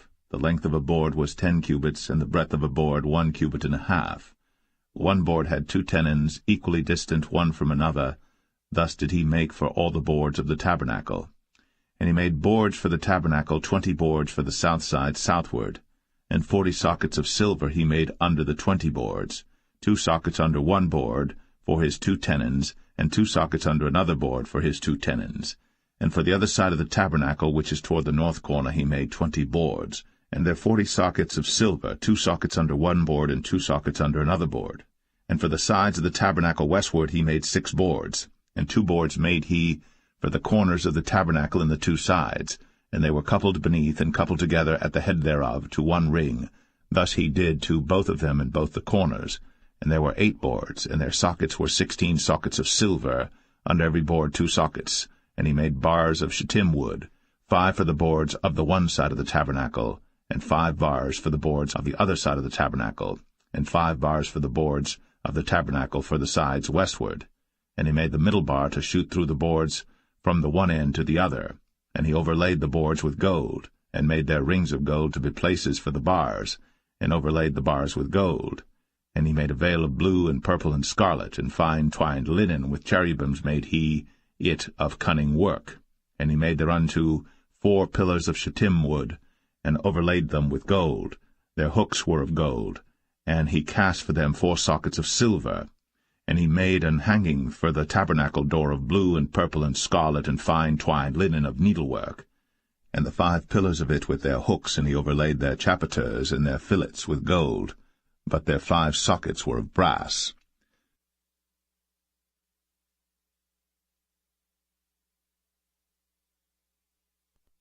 Exodus 37. And Bezalel made the ark of shittim wood. 2 cubits and a half was the length of it, and 1 cubit and a half the breadth of it, and 1 cubit and a half the height of it. And he overlaid it with pure gold within and without, and made a crown of gold to it round about. And he cast for it 4 rings of gold, to be set by the 4 corners of it, even 2 rings upon the one side of it, and 2 rings upon the other side of it. And he made staves of shittim wood, and overlaid them with gold. And he put the staves into the rings by the sides of the ark to bear the ark. And he made the mercy seat of pure gold. 2 cubits and a half was the length thereof, and 1 cubit and a half the breadth thereof. And he made 2 cherubims of gold, beaten out of 1 piece made he them, on the 2 ends of the mercy seat. 1 cherub on the end on this side, and another cherub on the other end on that side. Out of the mercy seat made he the cherubims on the 2 ends thereof. And the cherubims spread out their wings on high, and covered with their wings over the mercy seat, with their faces one to another. Even to the mercy seatward were the faces of the cherubims. And he made the table of shittim wood. 2 cubits was the length thereof, and 1 cubit the breadth thereof, and 1 cubit and a half the height thereof. And he overlaid it with pure gold, and made thereunto a crown of gold round about. Also he made thereunto a border of an handbreadth round about, and made a crown of gold for the border thereof round about. And he cast for it 4 rings of gold, and put the rings upon the 4 corners that were in the 4 feet thereof. Over against the border were the rings, the places for the staves to bear the table. And he made the staves of shittim wood, and overlaid them with gold to bear the table. And he made the vessels which were upon the table, his dishes, and his spoons, and his bowls, and his covers, to cover withal of pure gold.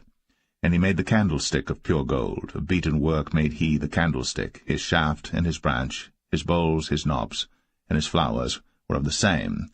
And 6 branches going out of the sides thereof, 3 branches of the candlestick out of the one side thereof, and 3 branches of the candlestick out of the other side thereof. 3 bowls made after the fashion of almonds in 1 branch, a knob and a flower, and 3 bowls made like almonds in another branch, a knob and a flower. So throughout the 6 branches, going out of the candlestick. And in the candlestick were 4 bowls made like almonds, his knobs and his flowers, and a knob under 2 branches of the same, and a knob under 2 branches of the same, and a knob under 2 branches of the same, according to the 6 branches going out of it. Their knobs and their branches were of the same. All of it was 1 beaten work of pure gold. And he made his 7 lamps, and his snuffers, and his snuff dishes of pure gold. Of a talent of pure gold made he it, and all the vessels thereof. And he made the incense altar of shittim wood. The length of it was 1 cubit, the breadth of it 1 cubit. It was 4 square, and 2 cubits was the height of it. The horns thereof were of the same. And he overlaid it with pure gold, both the top of it and the sides thereof round about, and the horns of it. Also he made unto it a crown of gold round about. And he made 2 rings of gold for it under the crown thereof, by the 2 corners of it upon the 2 sides thereof, to be places for the staves to bear it withal. And he made the staves of shittim wood, and overlaid them with gold. And he made the holy anointing oil, and the pure incense of sweet spices, according to the work of the apothecary.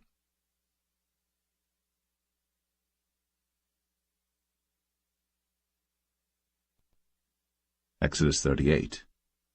And he made the altar of burnt offering of shittim wood. 5 cubits was the length thereof, and 5 cubits the breadth thereof. It was 4 square, and 3 cubits the height thereof. And he made the horns thereof on the 4 corners of it. The horns thereof were of the same, and he overlaid it with brass. And he made all the vessels of the altar, the pots and the shovels and the basins and the flesh hooks, and the firepans, all the vessels thereof made he of brass. And he made for the altar a brazen grate of network under the compass thereof, beneath unto the midst of it. And he cast 4 rings for the 4 ends of the grate of brass, to be places for the staves. And he made the staves of shittim wood, and overlaid them with brass. And he put the staves into the rings on the sides of the altar, to bear it withal, he made the altar hollow with boards. And he made the laver of brass, and the foot of it of brass, of the looking-glasses of the women assembling, which assembled at the door of the tabernacle of the congregation. And he made the court. On the south side southward the hangings of the court were of fine twined linen, 100 cubits. Their pillars were 20, and their brazen sockets 20. The hooks of the pillars and their fillets were of silver. And for the north side the hangings were 100 cubits, their pillars were 20, and their sockets of brass 20. The hooks of the pillars and their fillets of silver. And for the west side were hangings of 50 cubits, their pillars 10, and their sockets 10, the hooks of the pillars and their fillets of silver. And for the east side eastward 50 cubits. The hangings of the one side of the gate were 15 cubits, their pillars 3, and their sockets 3. And for the other side of the court gate, on this hand and that hand, were hangings of 15 cubits, their pillars 3, and their sockets 3.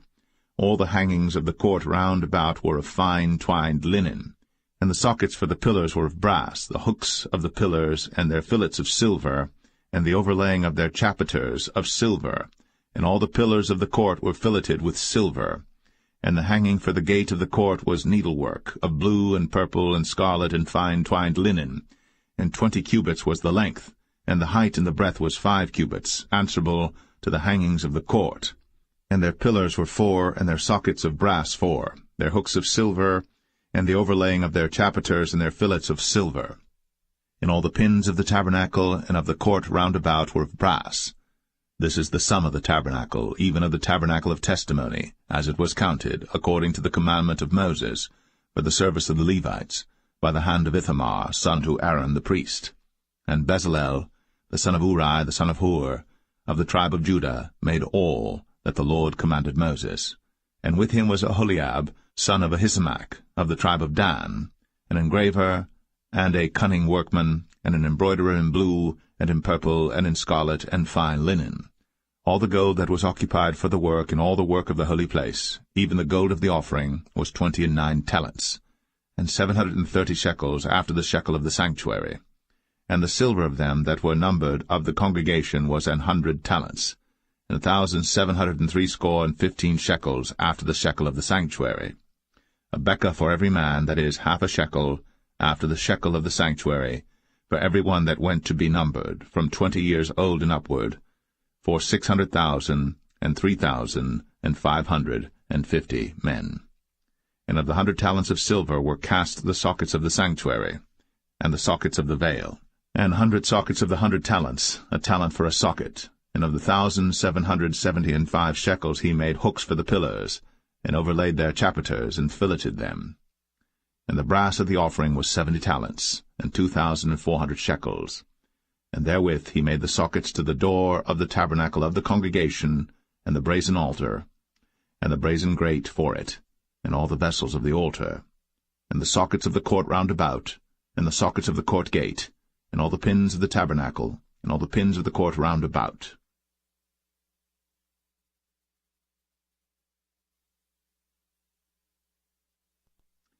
Exodus 39. And of the blue, and purple, and scarlet they made cloths of service, to do service in the holy place, and made the holy garments for Aaron, as the Lord commanded Moses. And he made the ephod of gold, blue, and purple, and scarlet, and fine twined linen. And they did beat the gold into thin plates, and cut it into wires, to work it in the blue, and in the purple, and in the scarlet, and in the fine linen, with cunning work. They made shoulder pieces for it, to couple it together. By the 2 edges was it coupled together. And the curious girdle of his ephod that was upon it was of the same, according to the work thereof, of gold, blue, and purple, and scarlet, and fine twined linen, as the Lord commanded Moses.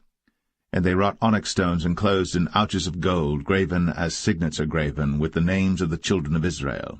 And he put them on the shoulders of the ephod, that they should be stones for a memorial to the children of Israel, as the Lord commanded Moses. And he made the breastplate of cunning work, like the work of the ephod, of gold, blue, and purple, and scarlet, and fine twined linen. It was 4 square.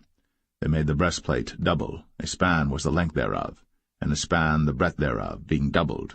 And they set in it 4 rows of stones. The first row was a sardius, a topaz, and a carbuncle. This was the first row. And the second row an emerald, a sapphire, and a diamond. And the third row a ligure. an agate, and an amethyst, and the fourth row a beryl, an onyx, and a jasper. They were enclosed in ouches of gold in their enclosings. And the stones were according to the names of the children of Israel, 12 according to their names, like the engravings of a signet, every one with his name, according to the 12 tribes. And they made upon the breastplate chains at the ends of wreathen work of pure gold. And they made 2 ouches of gold and 2 gold rings, and put the 2 rings in the 2 ends of the breastplate. And they put the 2 wreathen chains of gold in the 2 rings on the ends of the breastplate. And the 2 ends of the 2 wreathen chains they fastened in the 2 ouches, and put them on the shoulder pieces of the ephod before it. And they made 2 rings of gold, and put them on the 2 ends of the breastplate, upon the border of it, which was on the side of the ephod inward. And they made 2 other golden rings, and put them on the 2 sides of the ephod underneath, toward the forepart of it, over against the other coupling thereof, above the curious girdle of the ephod. And they did bind the breastplate by his rings unto the rings of the ephod with a lace of blue, that it might be above the curious girdle of the ephod, and that the breastplate might not be loosed from the ephod, as the Lord commanded Moses. And he made the robe of the ephod of woven work, all of blue. And there was an hole in the midst of the robe, as the hole of an habergeon, with a band round about the hole, that it should not rend. And they made upon the hems of the robe pomegranates of blue and purple and scarlet and twined linen. And they made bells of pure gold, and put the bells between the pomegranates upon the hem of the robe, round about between the pomegranates, a bell and a pomegranate round about the hem of the robe to minister in, as the Lord commanded Moses. And they made coats of fine linen of woven work for Aaron and for his sons, and a mitre of fine linen, and goodly bonnets of fine linen, and linen breeches of fine twined linen, and a girdle of fine twined linen, and blue and purple and scarlet of needlework, as the Lord commanded Moses. And they made the plate of the holy crown of pure gold, and wrote upon it a writing like to the engravings of a signet, Holiness to the Lord.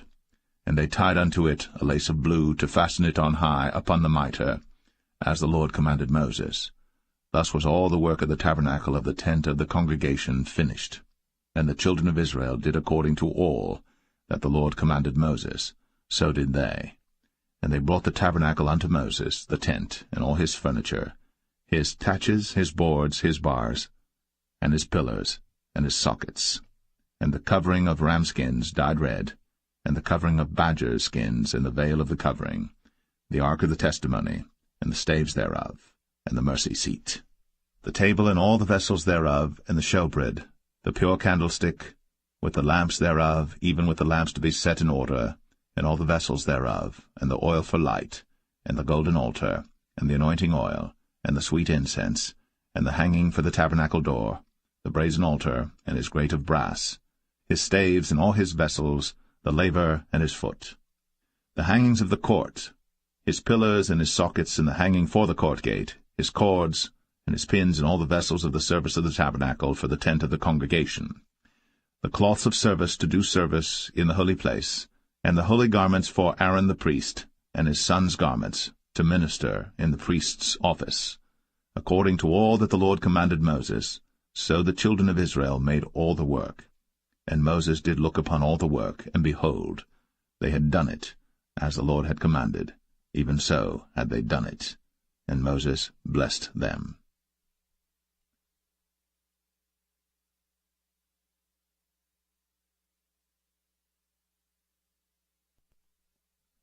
Exodus 40. And the Lord spake unto Moses, saying, On the first day of the first month shalt thou set up the tabernacle of the tent of the congregation, and thou shalt put therein the ark of the testimony, and cover the ark with the veil. And thou shalt bring in the table, and set in order the things that are to be set in order upon it. And thou shalt bring in the candlestick, and light the lamps thereof. And thou shalt set the altar of gold for the incense before the ark of the testimony, and put the hanging of the door to the tabernacle. And thou shalt set the altar of the burnt offering before the door of the tabernacle of the tent of the congregation. And thou shalt set the laver between the tent of the congregation and the altar, and shalt put water therein. And thou shalt set up the court round about, and hang up the hanging at the court gate. And thou shalt take the anointing oil, and anoint the tabernacle, and all that is therein, and shalt hallow it, and all the vessels thereof, and it shall be holy. And thou shalt anoint the altar of the burnt offering, and all his vessels, and sanctify the altar, and it shall be an altar most holy. And thou shalt anoint the laver and his foot, and sanctify it. And thou shalt bring Aaron and his sons unto the door of the tabernacle of the congregation, and wash them with water. And thou shalt put upon Aaron the holy garments, and anoint him, and sanctify him, that he may minister unto me in the priest's office. And thou shalt bring his sons, and clothe them with coats. And thou shalt anoint them, as thou didst anoint their father, that they may minister unto me in the priest's office, for their anointing shall surely be an everlasting priesthood throughout their generations. Thus did Moses. According to all that the Lord commanded him, so did he. And it came to pass in the 1st month, in the 2nd year, on the 1st day of the month, that the tabernacle was reared up. And Moses reared up the tabernacle, and fastened his sockets, and set up the boards thereof, and put in the bars thereof, and reared up his pillars. And he spread abroad the tent over the tabernacle, and put the covering of the tent above upon it, as the Lord commanded Moses. And he took and put the testimony into the ark, and set the staves on the ark, and put the mercy seat above upon the ark. And he brought the ark into the tabernacle, and set up the veil of the covering, and covered the ark of the testimony, as the Lord commanded Moses. And he put the table in the tent of the congregation upon the side of the tabernacle northward without the veil. And he set the bread in order upon it before the Lord, as the Lord had commanded Moses. And he put the candlestick in the tent of the congregation over against the table on the side of the tabernacle southward. And he lighted the lamps before the Lord, as the Lord commanded Moses. And he put the golden altar in the tent of the congregation before the veil. And he burnt sweet incense thereon, as the Lord commanded Moses. And he set up the hanging at the door of the tabernacle. And he put the altar of burnt offering by the door of the tabernacle of the tent of the congregation, and offered upon it the burnt offering and the meat offering, as the Lord commanded Moses. And he set the laver between the tent of the congregation and the altar, and put water there to wash withal. And Moses and Aaron and his sons washed their hands, and their feet thereat, when they went into the tent of the congregation, and when they came near unto the altar, they washed, as the Lord commanded Moses. And he reared up the court round about the tabernacle and the altar, and set up the hanging of the court gate. So Moses finished the work. Then a cloud covered the tent of the congregation, and the glory of the Lord filled the tabernacle. And Moses was not able to enter into the tent of the congregation, because the cloud abode thereon, and the glory of the Lord filled the tabernacle. And when the cloud was taken up from over the tabernacle, the children of Israel went onward in all their journeys. But if the cloud were not taken up, then they journeyed not till the day that it was taken up. For the cloud of the Lord was upon the tabernacle by day, and fire was on it by night, in the sight of all the house of Israel, throughout all their journeys.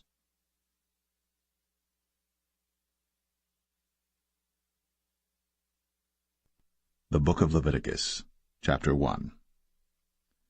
And the Lord called unto Moses, and spake unto him out of the tabernacle of the congregation, saying, Speak unto the children of Israel, and say unto them, If any man of you bring an offering unto the Lord, ye shall bring your offering of the cattle, even of the herd, and of the flock.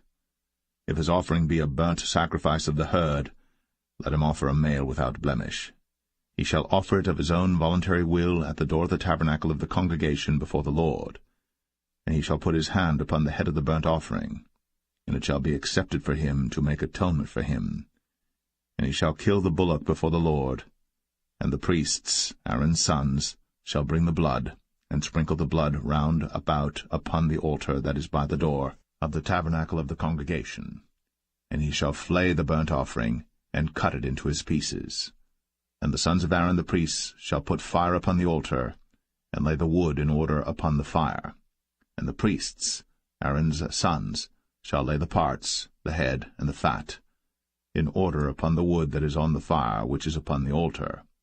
But his inwards and his legs shall he wash in water, and the priests shall burn all on the altar, to be a burnt sacrifice, an offering made by fire, of a sweet savour unto the Lord.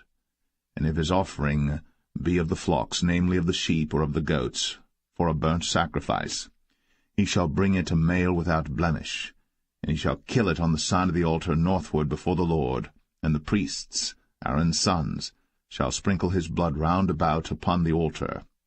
And he shall cut it into his pieces, with his head and his fat, and the priest shall lay them in order on the wood that is on the fire which is upon the altar. But he shall wash the inwards and the legs with water, and the priest shall bring it all, and burn it upon the altar. It is a burnt sacrifice, an offering made by fire, of a sweet savour unto the Lord. And if the burnt sacrifice for his offering to the Lord be of fowls, then he shall bring his offering of turtle doves or of young pigeons. And the priest shall bring it unto the altar, and wring off his head, and burn it on the altar, and the blood thereof shall be wrung out at the side of the altar.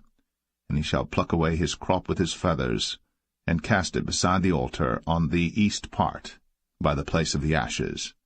And he shall cleave it with the wings thereof, but shall not divide it asunder, and the priest shall burn it upon the altar, upon the wood that is upon the fire. It is a burnt sacrifice, an offering made by fire, of a sweet savour unto the Lord.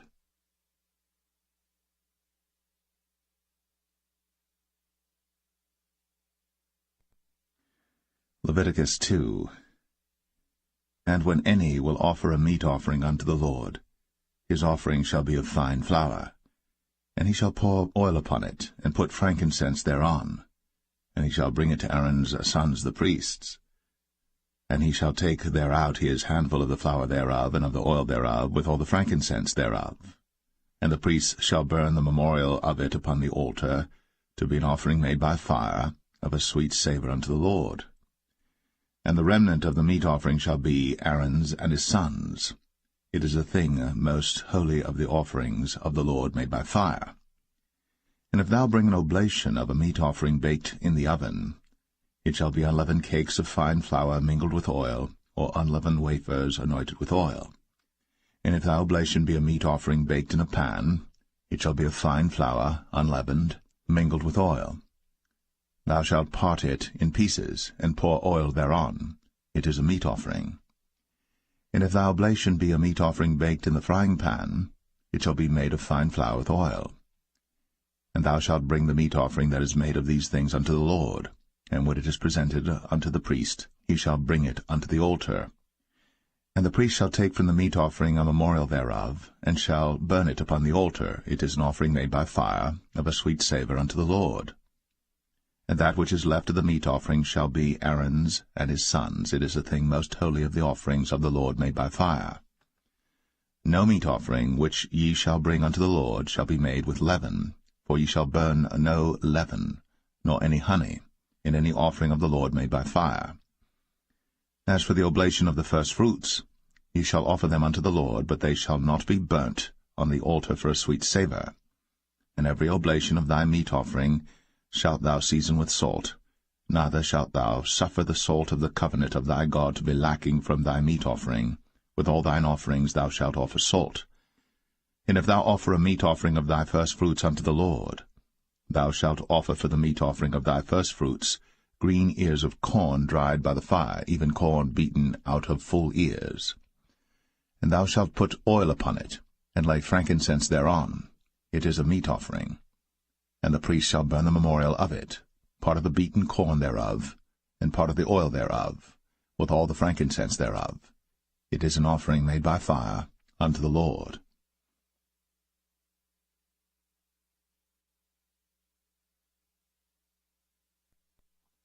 Leviticus 3.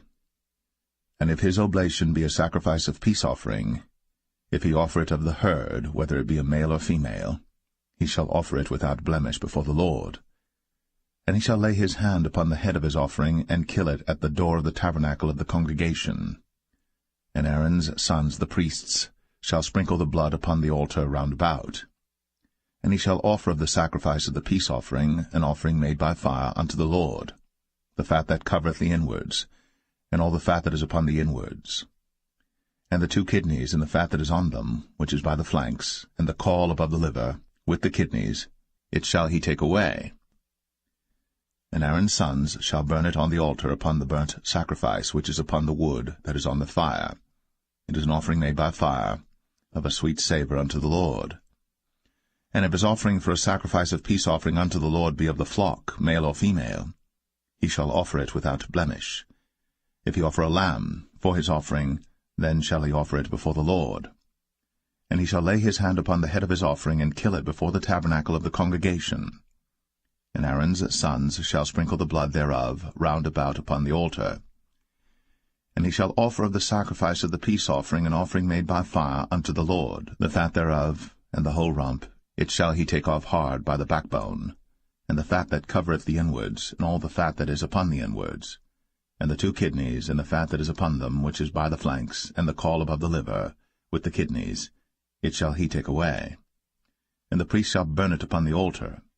It is the food of the offering made by fire unto the Lord. And if his offering be a goat, then he shall offer it before the Lord. And he shall lay his hand upon the head of it, and kill it before the tabernacle of the congregation. And the sons of Aaron shall sprinkle the blood thereof upon the altar round about.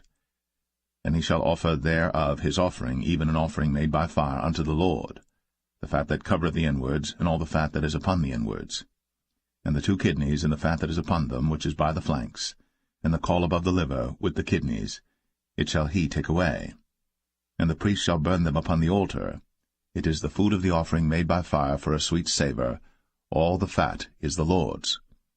It shall be a perpetual statute for your generations throughout all your dwellings, that ye eat neither fat nor blood.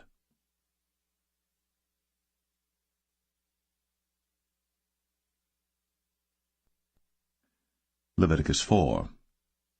And the Lord spake unto Moses, saying, Speak unto the children of Israel, saying, If a soul shall sin through ignorance against any of the commandments of the Lord, concerning things which ought not to be done, and shall do against any of them, if the priest that is anointed do sin according to the sin of the people, then let him bring for his sin which he hath sinned a young bullock without blemish unto the Lord for a sin offering.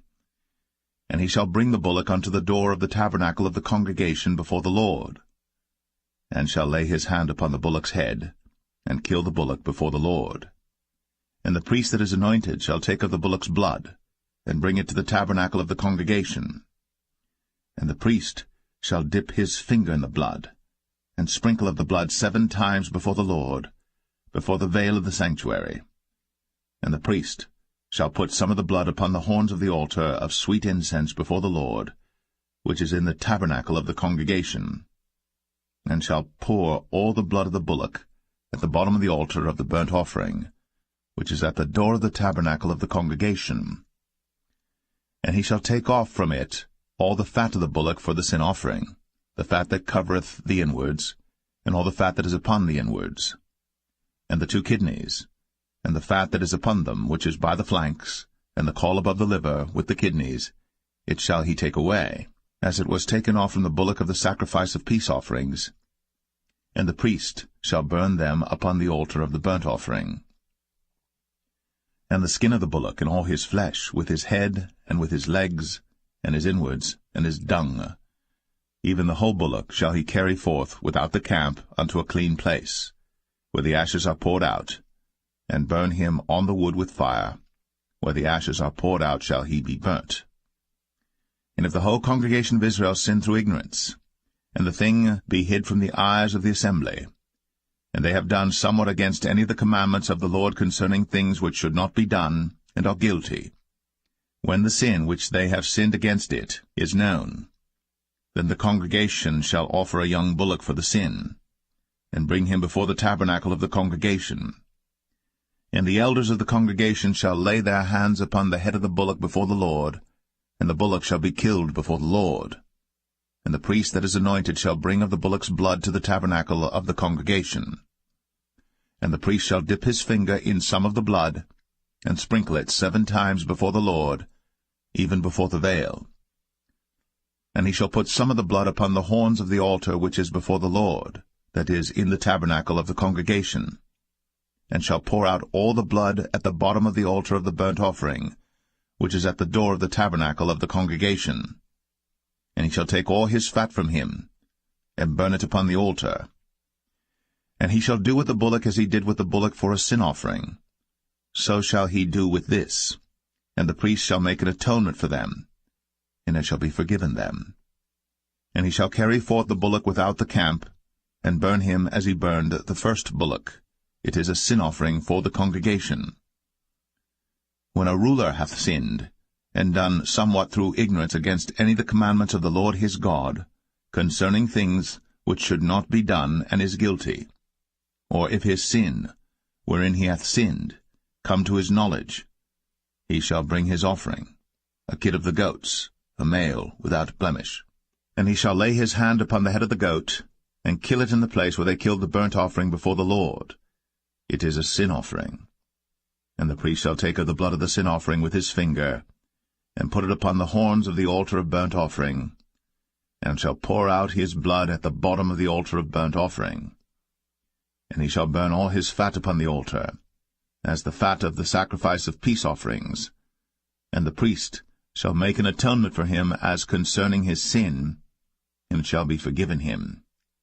And if any one of the common people sin through ignorance, while he doeth somewhat against any of the commandments of the Lord concerning things which ought not to be done, and be guilty, or if his sin, which he hath sinned, come to his knowledge, then he shall bring his offering, a kid of the goats, a female without blemish, for his sin, which he hath sinned. And he shall lay his hand upon the head of the sin offering, and slay the sin offering in the place of the burnt offering. And the priest shall take of the blood thereof with his finger, and put it upon the horns of the altar of burnt offering, and shall pour out all the blood thereof at the bottom of the altar. And he shall take away all the fat thereof, as the fat is taken away from off the sacrifice of peace offerings. And the priest shall burn it upon the altar for a sweet savour unto the Lord. And the priest shall make an atonement for him, and it shall be forgiven him. And if he bring a lamb for a sin offering, he shall bring it a female without blemish. And he shall lay his hand upon the head of the sin offering, and slay it for a sin offering in the place where they kill the burnt offering. And the priest shall take of the blood of the sin offering with his finger, and put it upon the horns of the altar of burnt offering, and shall pour out all the blood thereof at the bottom of the altar. And he shall take away all the fat thereof, as the fat of the lamb is taken away from the sacrifice of the peace offerings. And the priest shall burn them upon the altar according to the offerings made by fire unto the Lord. And the priest shall make an atonement for his sin that he hath committed, and it shall be forgiven him.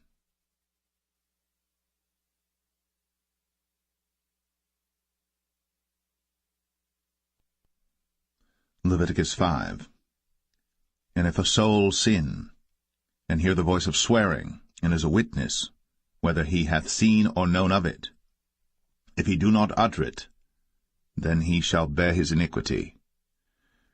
Or if a soul touch any unclean thing, whether it be a carcass of an unclean beast, or a carcass of unclean cattle, or the carcass of unclean creeping things, and if it be hidden from him, he also shall be unclean and guilty. Or if he touch the uncleanness of man, whatsoever uncleanness it be that a man shall be defiled withal, and it be hid from him, when he knoweth of it, then he shall be guilty. Or if a soul swear, pronouncing with his lips to do evil, or to do good, whatsoever it be that a man shall pronounce with an oath, and it be hid from him, when he knoweth of it, then he shall be guilty in one of these.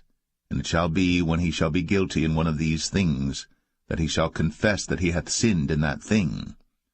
And he shall bring his trespass offering unto the Lord for his sin which he hath sinned, a female from the flock, a lamb or a kid of the goats, for a sin offering, and the priest shall make an atonement for him concerning his sin. And if he be not able to bring a lamb, then he shall bring for his trespass which he hath committed 2 turtle doves, or 2 young pigeons unto the Lord, one for a sin offering, and the other for a burnt offering. And he shall bring them unto the priest, who shall offer that which is for the sin offering first, and wring off his head from his neck, but shall not divide it asunder. And he shall sprinkle of the blood of the sin offering upon the side of the altar, and the rest of the blood shall be wrung out at the bottom of the altar. It is a sin offering. And he shall offer the second for a burnt offering according to the manner, and the priest shall make an atonement for him for his sin which he hath sinned, and it shall be forgiven him.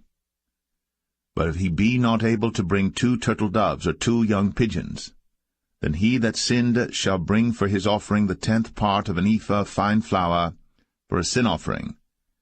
He shall put no oil upon it, neither shall he put any frankincense thereon, for it is a sin offering. Then shall he bring it to the priest, and the priest shall take his handful of it, even a memorial thereof, and burn it on the altar, according to the offerings made by fire unto the Lord. It is a sin offering. And the priest shall make an atonement for him as touching his sin that he hath sinned in one of these, and it shall be forgiven him. And the remnant shall be the priest's, as a meat offering. And the Lord spake unto Moses, saying, If a soul commit a trespass, and sin through ignorance in the holy things of the Lord, then he shall bring for his trespass unto the Lord a ram without blemish out of the flocks, with thy estimation by shekels of silver, after the shekel of the sanctuary, for a trespass offering. And he shall make amends for the harm that he hath done in the holy thing, and shall add the 5th part thereto, and give it unto the priest. And the priest shall make an atonement for him with the ram of the trespass offering, and it shall be forgiven him. And if a soul sin, and commit any of these things which are forbidden to be done by the commandments of the Lord, though he wist it not, yet is he guilty, and shall bear his iniquity. And he shall bring a ram without blemish out of the flock, with thy estimation, for a trespass offering unto the priest. And the priest shall make an atonement for him concerning his ignorance, wherein he erred and wist it not, and it shall be forgiven him.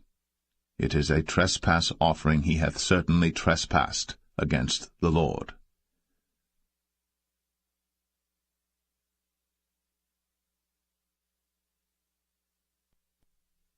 Leviticus 6. And the Lord spake unto Moses, saying, If a soul sin, and commit a trespass against the Lord, and lie unto his neighbor in that which was delivered him to keep, for in fellowship or in a thing taken away by violence, or hath deceived his neighbor, or have found that which was lost, and lieth concerning it, and sweareth falsely, in any of all these that a man doeth, sinning therein, then it shall be, because he hath sinned, and is guilty, that he shall restore that which he took violently away, or the thing which he hath deceitfully gotten, or that which was delivered him to keep, or the lost thing which he found, or all that about which he hath sworn falsely. He shall even restore it in the principal, and shall add the 5th part more thereto, and give it unto him to whom it appertaineth, in the day of his trespass offering. And he shall bring his trespass offering unto the Lord, a ram without blemish out of the flock, with thy estimation, for a trespass offering unto the priest. And the priest shall make an atonement for him before the Lord, and it shall be forgiven him for any thing of all that he hath done in trespassing therein. And the Lord spake unto Moses, saying, Command Aaron and his sons, saying, This is the law of the burnt offering. It is the burnt offering because of the burning upon the altar all night unto the morning, and the fire of the altar shall be burning in it. And the priest shall put on his linen garment, and his linen breeches shall he put upon his flesh, and take up the ashes which the fire hath consumed with the burnt offering on the altar. And he shall put them beside the altar. And he shall put off his garments, and put on other garments, and carry forth the ashes without the camp unto a clean place. And the fire upon the altar shall be burning in it. It shall not be put out. And the priest shall burn wood on it every morning, and lay the burnt offering in order upon it. And he shall burn thereon the fat of the peace offerings. The fire shall ever be burning upon the altar. It shall never go out. And this is the law of the meat offering. The sons of Aaron shall offer it before the Lord, before the altar. And he shall take of it his handful of the flour of the meat offering, and of the oil thereof, and all the frankincense which is upon the meat offering, and shall burn it upon the altar for a sweet savour, even the memorial of it, unto the Lord. And the remainder thereof shall Aaron and his sons eat. With unleavened bread shall it be eaten in the holy place. In the court of the tabernacle of the congregation they shall eat it. It shall not be baked with leaven, I have given it unto them for their portion of my offerings made by fire. It is most holy, as is the sin offering, and as the trespass offering. All the males among the children of Aaron shall eat of it. It shall be a statute for ever in your generations concerning the offerings of the Lord made by fire. Every one that toucheth them shall be holy. And the Lord spake unto Moses, saying, This is the offering of Aaron and of his sons, which they shall offer unto the Lord in the day when he is anointed. The 10th part of an ephah of fine flour for a meat offering perpetual, half of it in the morning, and half thereof at night. In a pan it shall be made with oil, and when it is baked, thou shalt bring it in. And the baked pieces of the meat offering shalt thou offer for a sweet savour unto the Lord. And the priest of his sons that is anointed in his stead shall offer it. It is a statute for ever unto the Lord, it shall be wholly burnt. For every meat offering for the priest shall be wholly burnt, it shall not be eaten. And the Lord spake unto Moses, saying, Speak unto Aaron and to his sons, saying, This is the law of the sin offering. In the place where the burnt offering is killed shall the sin offering be killed before the Lord. It is most holy. The priest that offereth it for sin shall eat it. In the holy place shall it be eaten, in the court of the tabernacle of the congregation. Whatsoever shall touch the flesh thereof shall be holy. And when there is sprinkled of the blood thereof upon any garment, thou shalt wash that whereon it was sprinkled in the holy place. But the earthen vessel wherein it is sodden shall be broken, and if it be sodden in a brazen pot, it shall be both scoured and rinsed in water. All the males among the priests shall eat thereof. It is most holy. And no sin offering, whereof any of the blood is brought into the tabernacle of the congregation to reconcile with all in the holy place, shall be eaten. It shall be burnt in the fire.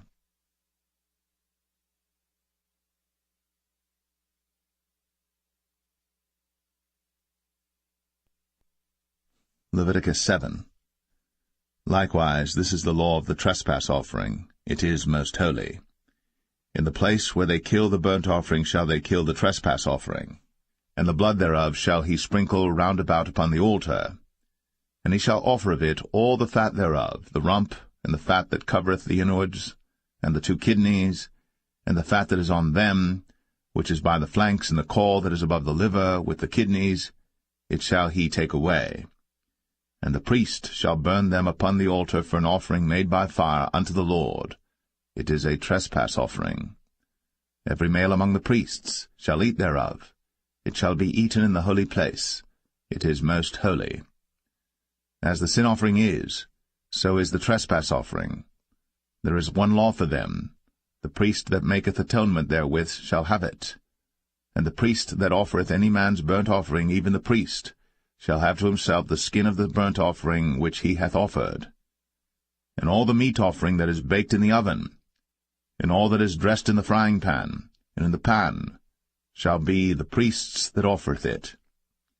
And every meat offering mingled with oil and dry shall all the sons of Aaron have, one as much as another. And this is the law of the sacrifice of peace offerings which he shall offer unto the Lord. If he offer it for a thanksgiving, then he shall offer with the sacrifice of thanksgiving unleavened cakes mingled with oil, and unleavened wafers anointed with oil, and cakes mingled with oil of fine flour fried.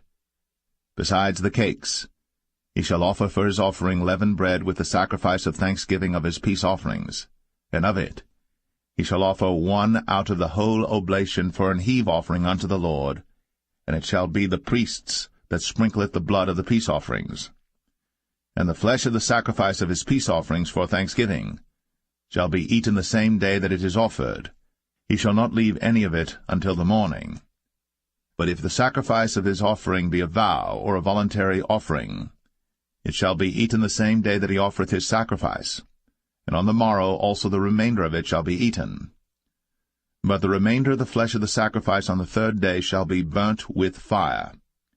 And if any of the flesh of the sacrifice of his peace offerings be eaten at all on the 3rd day, it shall not be accepted, neither shall it be imputed unto him that offereth it. It shall be an abomination, and the soul that eateth of it shall bear his iniquity. And the flesh that toucheth any unclean thing shall not be eaten. it shall be burnt with fire. And as for the flesh, all that be clean shall eat thereof. But the soul that eateth of the flesh of the sacrifice of peace offerings, that pertain unto the Lord, having his uncleanness upon him, even that soul, shall be cut off from his people. Moreover, the soul that shall touch any unclean thing, as the uncleanness of man, or any unclean beast, or any abominable unclean thing, and eat of the flesh of the sacrifice of peace offerings, which pertain unto the Lord, even that soul shall be cut off from his people. And the Lord spake unto Moses, saying, Speak unto the children of Israel, saying, Ye shall eat no manner of fat, of ox, or of sheep, or of goat, and the fat of the beast that dieth of itself, and the fat of that which is torn with beasts, may be used in any other use, but ye shall in no wise eat of it. For whosoever eateth the fat of the beast, of which men offer an offering made by fire unto the Lord, even the soul that eateth it shall be cut off from his people. Moreover, ye shall eat no manner of blood, whether it be of fowl or of beast, in any of your dwellings. Whatsoever soul it be that eateth any manner of blood, even that soul shall be cut off from his people. And the Lord spake unto Moses, saying, Speak unto the children of Israel, saying, He that offereth the sacrifice of his peace offerings unto the Lord shall bring his oblation unto the Lord the sacrifice of his peace offerings. His own hands shall bring the offerings of the Lord made by fire, the fat with the breast. It shall he bring, that the breast may be waved for a wave offering before the Lord. And the priest shall burn the fat upon the altar, but the breast shall be Aaron's and his sons'. And the right shoulder shall ye give unto the priest for an heave offering of the sacrifices of your peace offerings. He among the sons of Aaron, that offereth the blood of the peace offerings, and the fat, shall have the right shoulder for his part. For the wave breast, and the heave shoulder, have I taken of the children of Israel, from off the sacrifices of their peace offerings, and have given them unto Aaron the priest, and unto his sons by a statute for ever, from among the children of Israel. This is the portion of the anointing of Aaron, and of the anointing of his sons, out of the offerings of the Lord made by fire, in the day, when he presented them to minister unto the Lord in the priest's office, which the Lord commanded to be given them of the children of Israel, in the day that he anointed them, by a statute for ever throughout their generations. This is the law of the burnt offering, of the meat offering, and of the sin offering, and of the trespass offering, and of the consecrations, and of the sacrifice of the peace offerings, which the Lord commanded Moses, in Mount Sinai, in the day that he commanded the children of Israel to offer their oblations unto the Lord, in the wilderness of Sinai.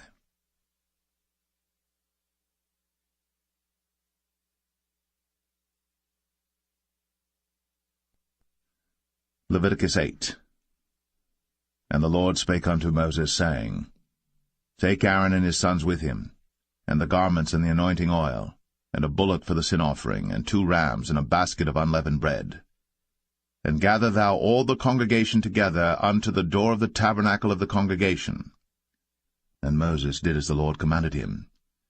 And the assembly was gathered together unto the door of the tabernacle of the congregation. And Moses said unto the congregation, This is the thing which the Lord commanded to be done. And Moses brought Aaron and his sons, and washed them with water. And he put upon him the coat, and girded him with the girdle, and clothed him with the robe, and put the ephod upon him. And he girded him with the curious girdle of the ephod, and bound it unto him therewith. And he put the breastplate upon him. Also he put in the breastplate the Urim and the Thummim. And he put the mitre upon his head. Also upon the mitre, even upon his forefront, did he put the golden plate, the holy crown, as the Lord commanded Moses.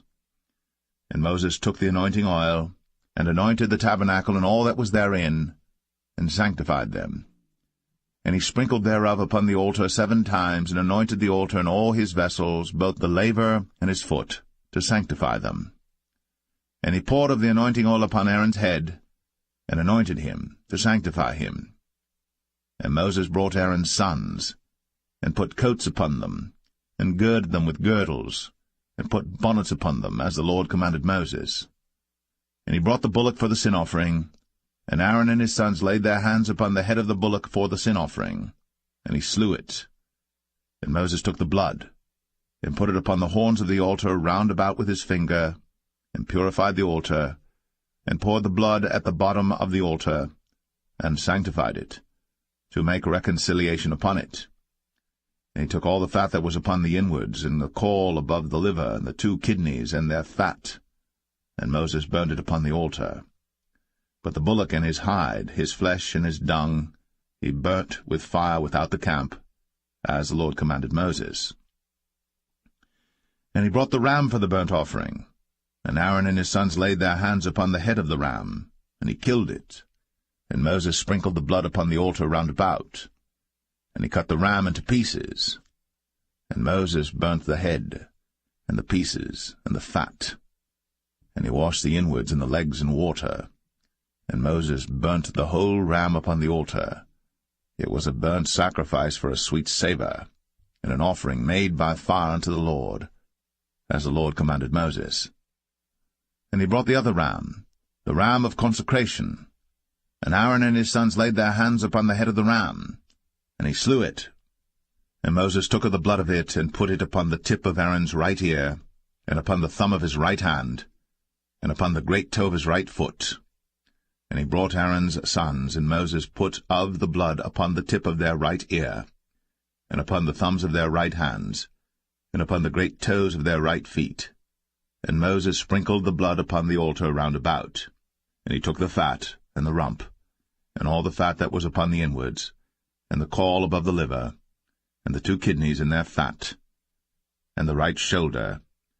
And out of the basket of unleavened bread that was before the Lord, he took 1 unleavened cake, and a cake of oiled bread, and 1 wafer, and put them on the fat, and upon the right shoulder. And he put all upon Aaron's hands, and upon his sons' hands, and waved them for a wave offering before the Lord. And Moses took them from off their hands, and burnt them on the altar upon the burnt offering. They were consecrations for a sweet savour. It is an offering made by fire unto the Lord.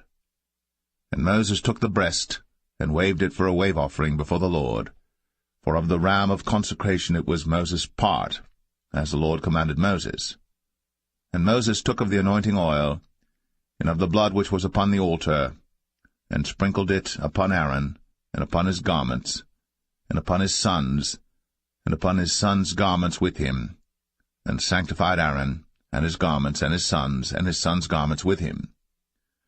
And Moses said unto Aaron and to his sons, Boil the flesh at the door of the tabernacle of the congregation, and there eat it with the bread that is in the basket of consecrations, as I commanded, saying, Aaron and his sons shall eat it. And that which remaineth of the flesh and of the bread shall ye burn with fire.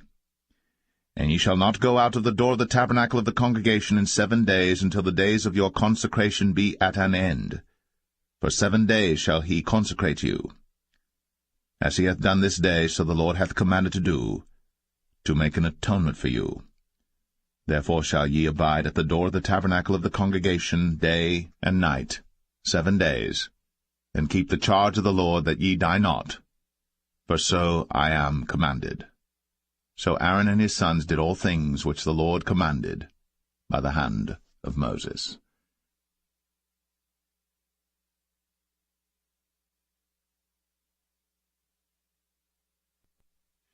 Leviticus 9.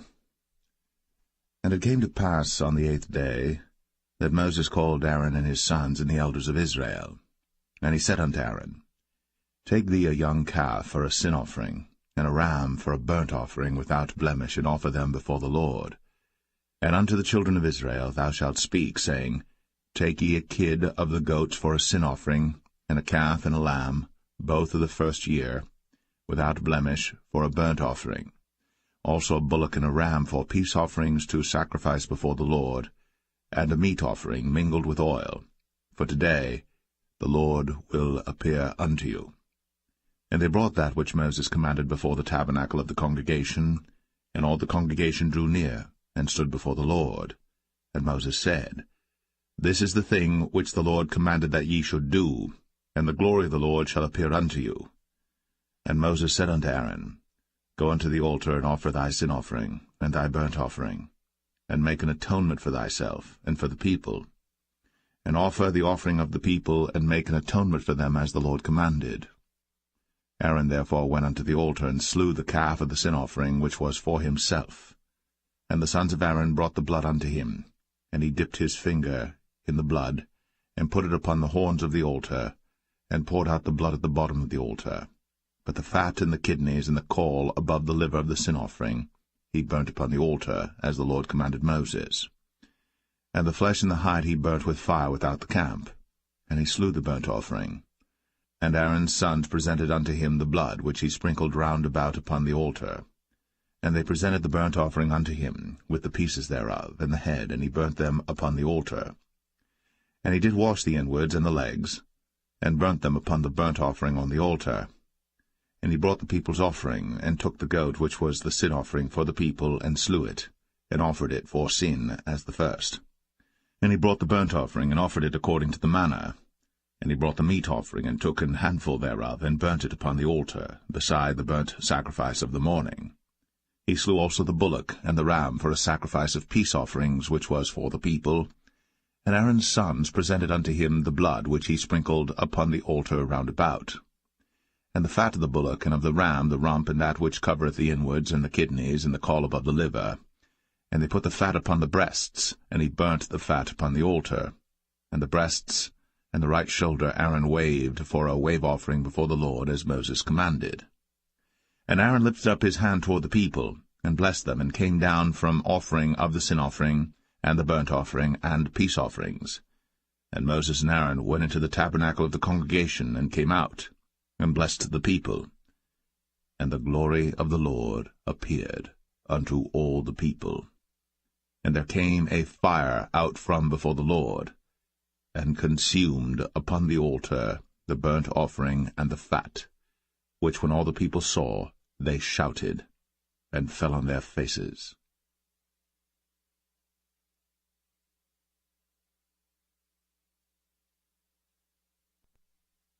Leviticus 10. And Nadab and Abihu, the sons of Aaron, took either of them his censer, and put fire therein, and put incense thereon, and offered strange fire before the Lord, which he commanded them not. And there went out fire from the Lord, and devoured them, and they died before the Lord.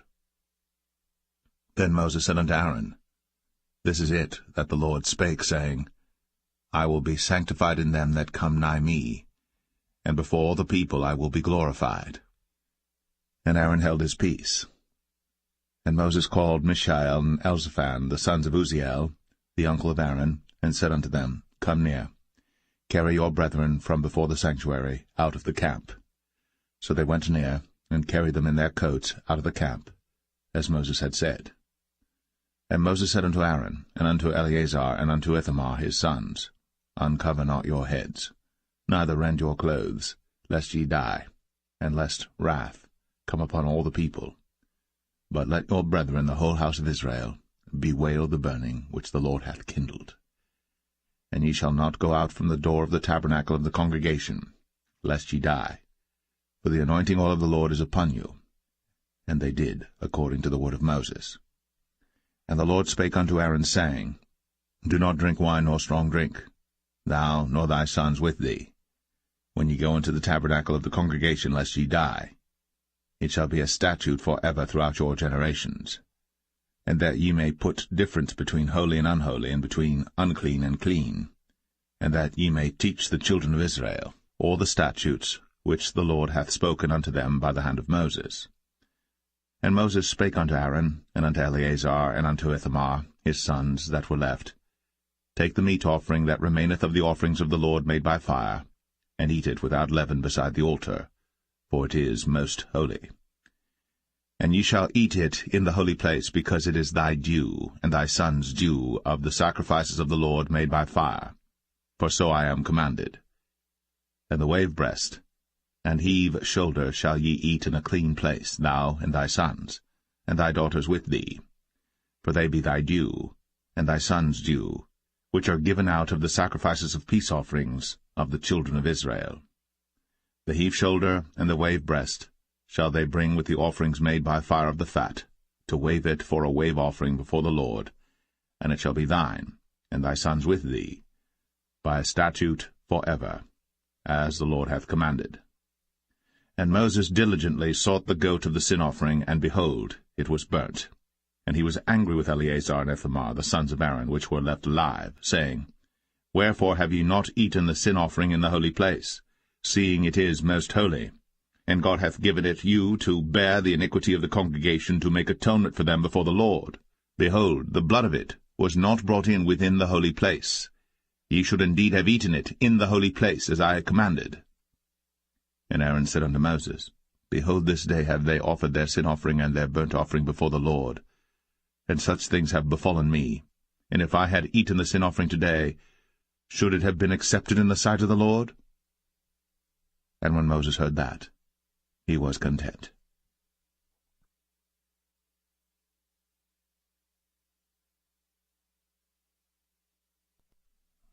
Leviticus 11. And the Lord spake unto Moses and to Aaron, saying unto them, Speak unto the children of Israel, saying, These are the beasts, which ye shall eat among all the beasts that are on the earth. Whatsoever parteth the hoof, and is cloven-footed, and cheweth the cud, among the beasts, that shall ye eat. Nevertheless these shall ye not eat of them that chew the cud, or of them that divide the hoof, as the camel, because he cheweth the cud, but divideth not the hoof, he is unclean unto you. And the coney, because he cheweth the cud, but divideth not the hoof, he is unclean unto you. And the hare, because he cheweth the cud, but divideth not the hoof, he is unclean unto you. And the swine, though he divide the hoof, and be cloven-footed, yet he cheweth not the cud, he is unclean to you. Of their flesh shall ye not eat, and their carcass shall ye not touch, they are unclean to you. These shall ye eat of all that are in the waters. Whatsoever hath fins and scales in the waters, in the seas, and in the rivers, them shall ye eat. And all that have not fins and scales in the seas, and in the rivers, of all that move in the waters, and of any living thing which is in the waters, they shall be an abomination unto you. They shall be even an abomination unto you. Ye shall not eat of their flesh, but ye shall have their carcasses in abomination. Whatsoever hath no fins nor scales in the waters, that shall be an abomination unto you. And these are they which ye shall have in abomination among the fowls. They shall not be eaten. They are an abomination, the eagle, and the ossifrage, and the osprey, and the vulture, and the kite after his kind, every raven after his kind, and the owl, and the nighthawk, and the cuckoo, and the hawk after his kind, and the little owl, and the cormorant, and the great owl, and the swan, and the pelican, and the gyre eagle, and the stork, the heron after her kind, and the lapwing, and the bat. All fowls that creep, going upon all four, shall be an abomination unto you. Yet these may ye eat of every flying creeping thing that goeth upon all four, which have legs above their feet, to leap withal upon the earth. Even these of them ye may eat, the locust after his kind, and the bald locust after his kind, and the beetle after his kind, and the grasshopper after his kind. But all other flying creeping things which have 4 feet shall be an abomination unto you. And for these ye shall be unclean. Whosoever toucheth the carcass of them shall be unclean until the even. And whosoever beareth aught of the carcass of them shall wash his clothes, and be unclean until the even. The carcasses of every beast which divideth the hoof, and is not cloven-footed, nor cheweth the cud, are unclean unto you. Every one that toucheth them shall be unclean.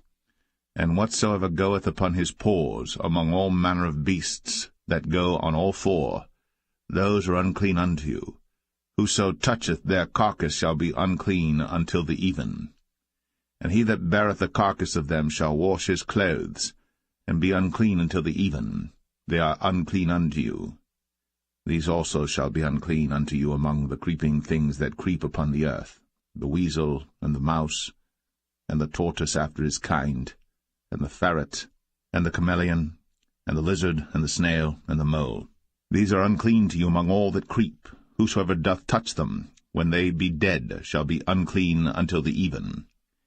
And upon whatsoever any of them, when they are dead, doth fall, it shall be unclean, whether it be any vessel of wood, or raiment, or skin, or sack, whatsoever vessel it be, wherein any work is done, it must be put into water, and it shall be unclean until the even. So it shall be cleansed. And every earthen vessel, whereinto any of them falleth, whatsoever is in it shall be unclean, and ye shall break it. Of all meat which may be eaten, that on which such water cometh shall be unclean, and all drink that may be drunk in every such vessel shall be unclean. And everything whereupon any part of their carcass falleth shall be unclean, whether it be oven, or ranges, or pots, they shall be broken down, for they are unclean, and shall be unclean unto you. Nevertheless a fountain or pit wherein there is plenty of water shall be clean, but that which toucheth their carcass shall be unclean. And if any part of their carcass fall upon any sowing seed which is to be sown, it shall be clean. But if any water be put upon the seed, and any part of their carcass fall thereon, it shall be unclean unto you. And if any beast, of which ye may eat, die, he that toucheth the carcass thereof shall be unclean until the even. And he that eateth of the carcass of it shall wash his clothes, and be unclean until the even. He also that beareth the carcass of it shall wash his clothes, and be unclean until the even. And every creeping thing that creepeth upon the earth shall be an abomination, it shall not be eaten. Whatsoever goeth upon the belly, and whatsoever goeth upon all four, or whatsoever hath more feet among all creeping things that creep upon the earth, them ye shall not eat, for they are an abomination. Ye shall not make yourselves abominable with any creeping thing that creepeth, neither shall ye make yourselves unclean with them, that ye should be defiled thereby. For I am the Lord your God. Ye shall therefore sanctify yourselves, and ye shall be holy, for I am holy. Neither shall ye defile yourselves with any manner of creeping thing that creepeth upon the earth. For I am the Lord that bringeth you up out of the land of Egypt, to be your God. Ye shall therefore be holy, for I am holy.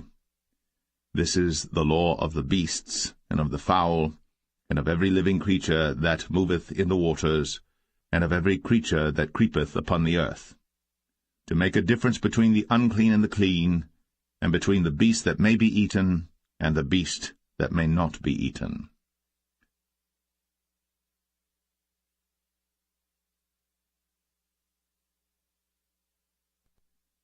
Leviticus 12.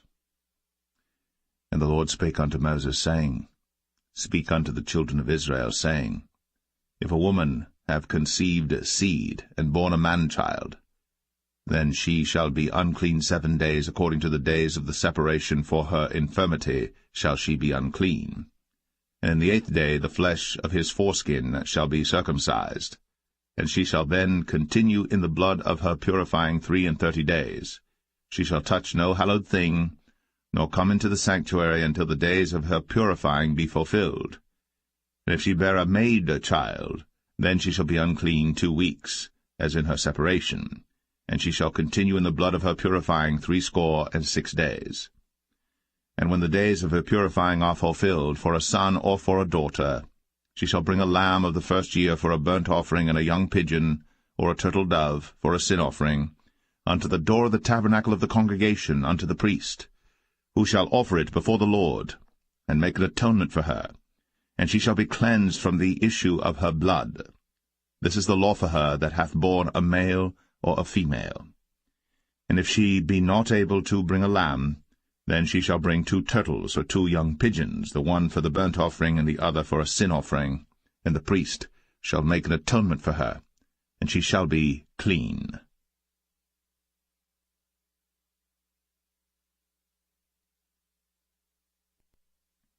Leviticus 13. And the Lord spake unto Moses and Aaron, saying, When a man shall have in the skin of his flesh a rising, a scab, or bright spot, and it be in the skin of his flesh like the plague of leprosy, then he shall be brought unto Aaron the priest, or unto one of his sons the priests. And the priest shall look on the plague in the skin of the flesh. And when the hair in the plague is turned white, and the plague in sight be deeper than the skin of his flesh, it is a plague of leprosy. And the priest shall look on him, and pronounce him unclean. If the bright spot be white in the skin of his flesh, and in sight be not deeper than the skin, and the hair thereof be not turned white, then the priest shall shut up him that hath the plague 7 days. And the priest shall look on him the 7th day, and behold, if the plague in his sight be at a stay, and the plague spread not in the skin, then the priest shall shut him up 7 days more. And the priest shall look on him again the 7th day, and behold, if the plague be somewhat dark, and the plague spread not in the skin, the priest shall pronounce him clean. It is but a scab, and he shall wash his clothes, and be clean. But if the scab spread much abroad in the skin, after that he hath been seen of the priest for his cleansing, he shall be seen of the priest again. And if the priest see that, behold, the scab spreadeth in the skin, then the priest shall pronounce him unclean. It is a leprosy. When the plague of leprosy is in a man, then he shall be brought unto the priest. And the priest shall see him, and behold, if the rising be white in the skin, and it have turned the hair white, and there be quick raw flesh in the rising, it is an old leprosy in the skin of his flesh. And the priest shall pronounce him unclean, and shall not shut him up, for he is unclean. And if a leprosy break out abroad in the skin, and the leprosy cover all the skin of him that hath the plague from his head even to his foot, wheresoever the priest looketh, then the priest shall consider, and behold, if the leprosy have covered all his flesh, he shall pronounce him clean that hath the plague. It is all turned white, he is clean. But when raw flesh appeareth in him, he shall be unclean.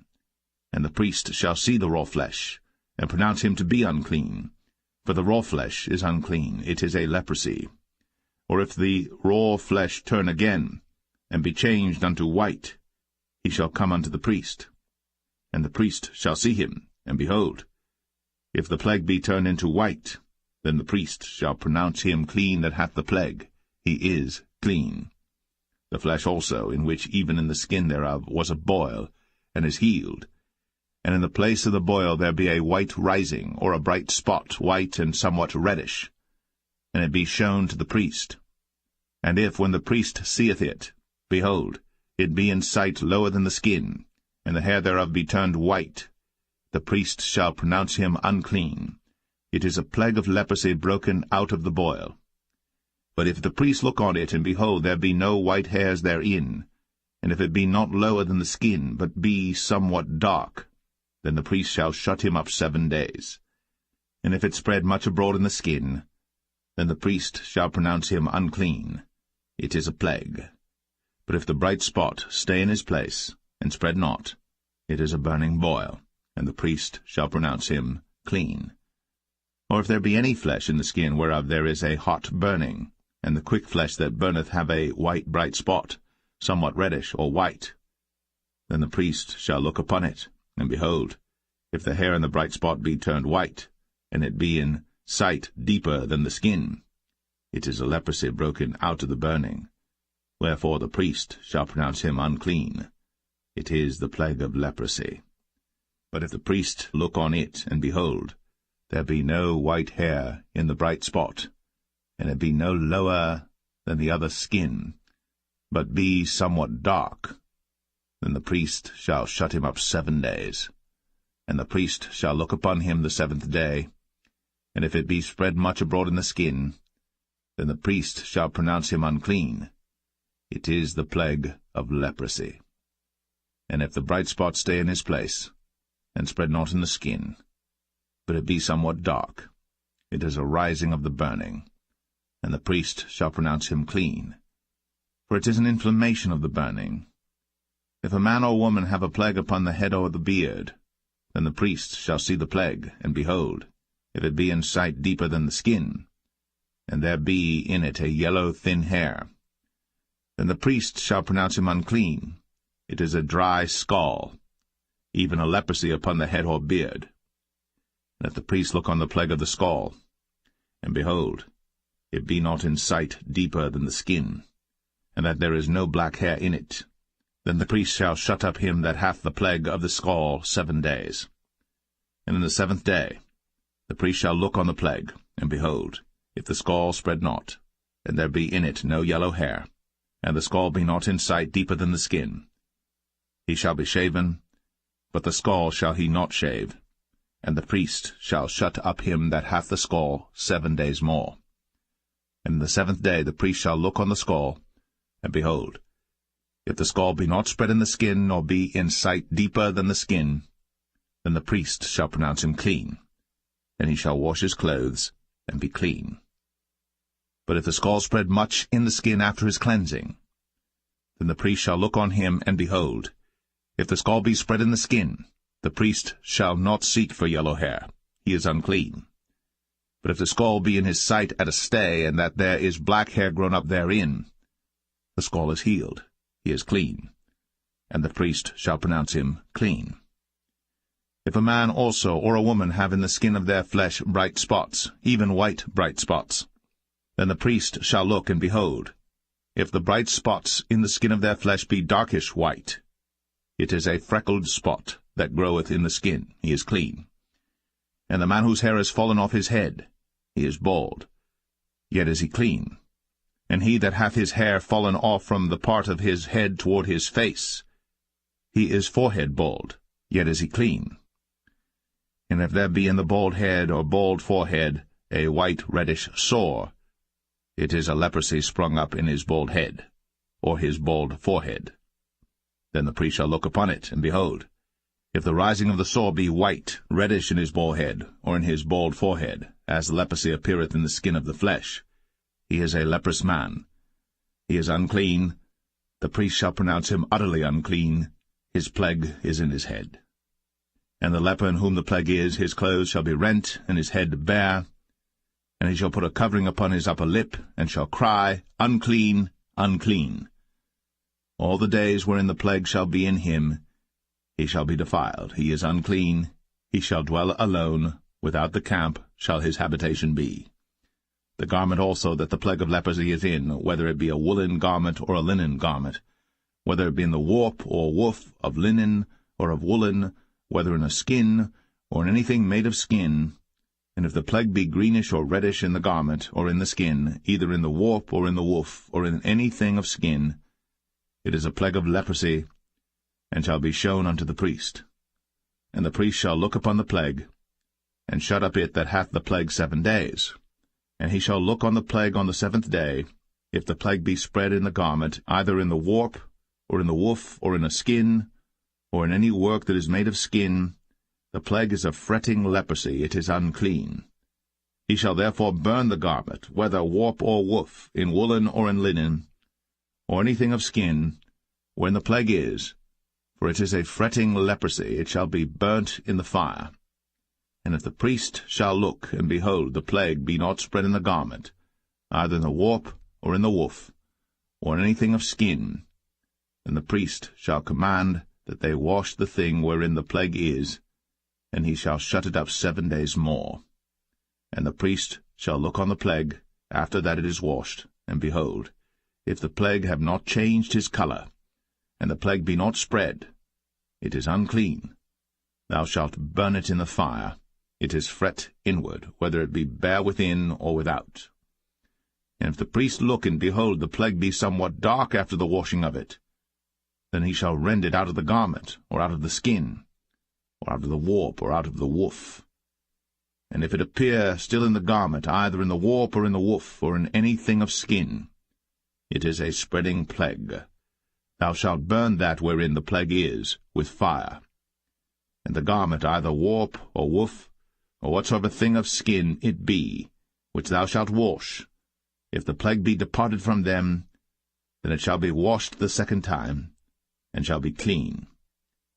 This is the law of the plague of leprosy in a garment of woolen or linen, either in the warp or woof, or anything of skins, to pronounce it clean, or to pronounce it unclean.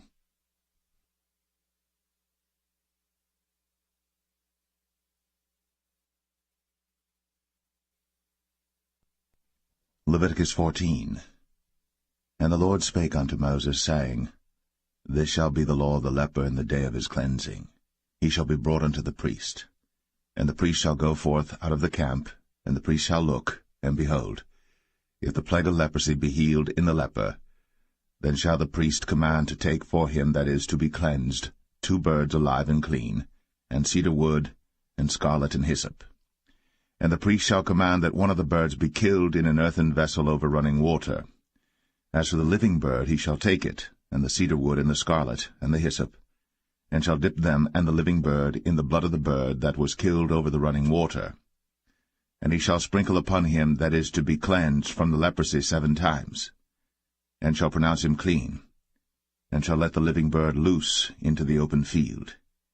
And he that is to be cleansed shall wash his clothes, and shave off all his hair, and wash himself in water, that he may be clean. And after that he shall come into the camp, and shall tarry abroad out of his tent 7 days. But it shall be on the 7th day that he shall shave all his hair off his head, and his beard, and his eyebrows. Even all his hair he shall shave off. And he shall wash his clothes. Also he shall wash his flesh in water, and he shall be clean. And on the 8th day he shall take 2 he-lambs without blemish, and 1 ewe-lamb of the 1st year without blemish, and 3/10 deals of fine flour for a meat offering, mingled with oil, and 1 log of oil. And the priest that maketh him clean shall present the man that is to be made clean, and those things before the Lord, at the door of the tabernacle of the congregation. And the priest shall take 1 he-lamb, and offer him for a trespass offering, and the log of oil, and wave them for a wave offering before the Lord. And he shall slay the lamb in the place where he shall kill the sin offering and the burnt offering in the holy place. For as the sin offering is the priest's, so is the trespass offering. It is most holy. And the priest shall take some of the blood of the trespass offering, and the priest shall put it upon the tip of the right ear of him that is to be cleansed, and upon the thumb of his right hand, and upon the great toe of his right foot. And the priest shall take some of the log of oil, and pour it into the palm of his own left hand. And the priest shall dip his right finger in the oil that is in his left hand, and shall sprinkle of the oil with his finger 7 times before the Lord. And of the rest of the oil that is in his hand shall the priest put upon the tip of the right ear of him that is to be cleansed, and upon the thumb of his right hand, and upon the great toe of his right foot, upon the blood of the trespass offering. And the remnant of the oil that is in the priest's hand he shall pour upon the head of him that is to be cleansed, and the priest shall make an atonement for him before the Lord. And the priest shall offer the sin offering, and make an atonement for him that is to be cleansed from his uncleanness. And afterward he shall kill the burnt offering. And the priest shall offer the burnt offering and the meat offering upon the altar. And the priest shall make an atonement for him, and he shall be clean. And if he be poor, and cannot get so much, then he shall take 1 lamb for a trespass offering to be waved, to make an atonement for him, and 1/10 deal of fine flour mingled with oil for a meat offering, and a log of oil, and 2 turtle doves, or 2 young pigeons, such as he is able to get, and the one shall be a sin offering, and the other a burnt offering. And he shall bring them on the 8th day for his cleansing unto the priest, unto the door of the tabernacle of the congregation before the Lord. And the priest shall take the lamb of the trespass offering, and the log of oil, and the priest shall wave them for a wave offering before the Lord. And he shall kill the lamb of the trespass offering, and the priest shall take some of the blood of the trespass offering, and put it upon the tip of the right ear of him that is to be cleansed, and upon the thumb of his right hand, and upon the great toe of his right foot. And the priest shall pour of the oil into the palm of his own left hand. And the priest shall sprinkle with his right finger some of the oil that is in his left hand 7 times before the Lord. And the priest shall put of the oil that is in his hand upon the tip of the right ear of him that is to be cleansed, and upon the thumb of his right hand, and upon the great toe of his right foot, upon the place of the blood of the trespass offering. And the rest of the oil that is in the priest's hand he shall put upon the head of him that is to be cleansed, to make an atonement for him before the Lord.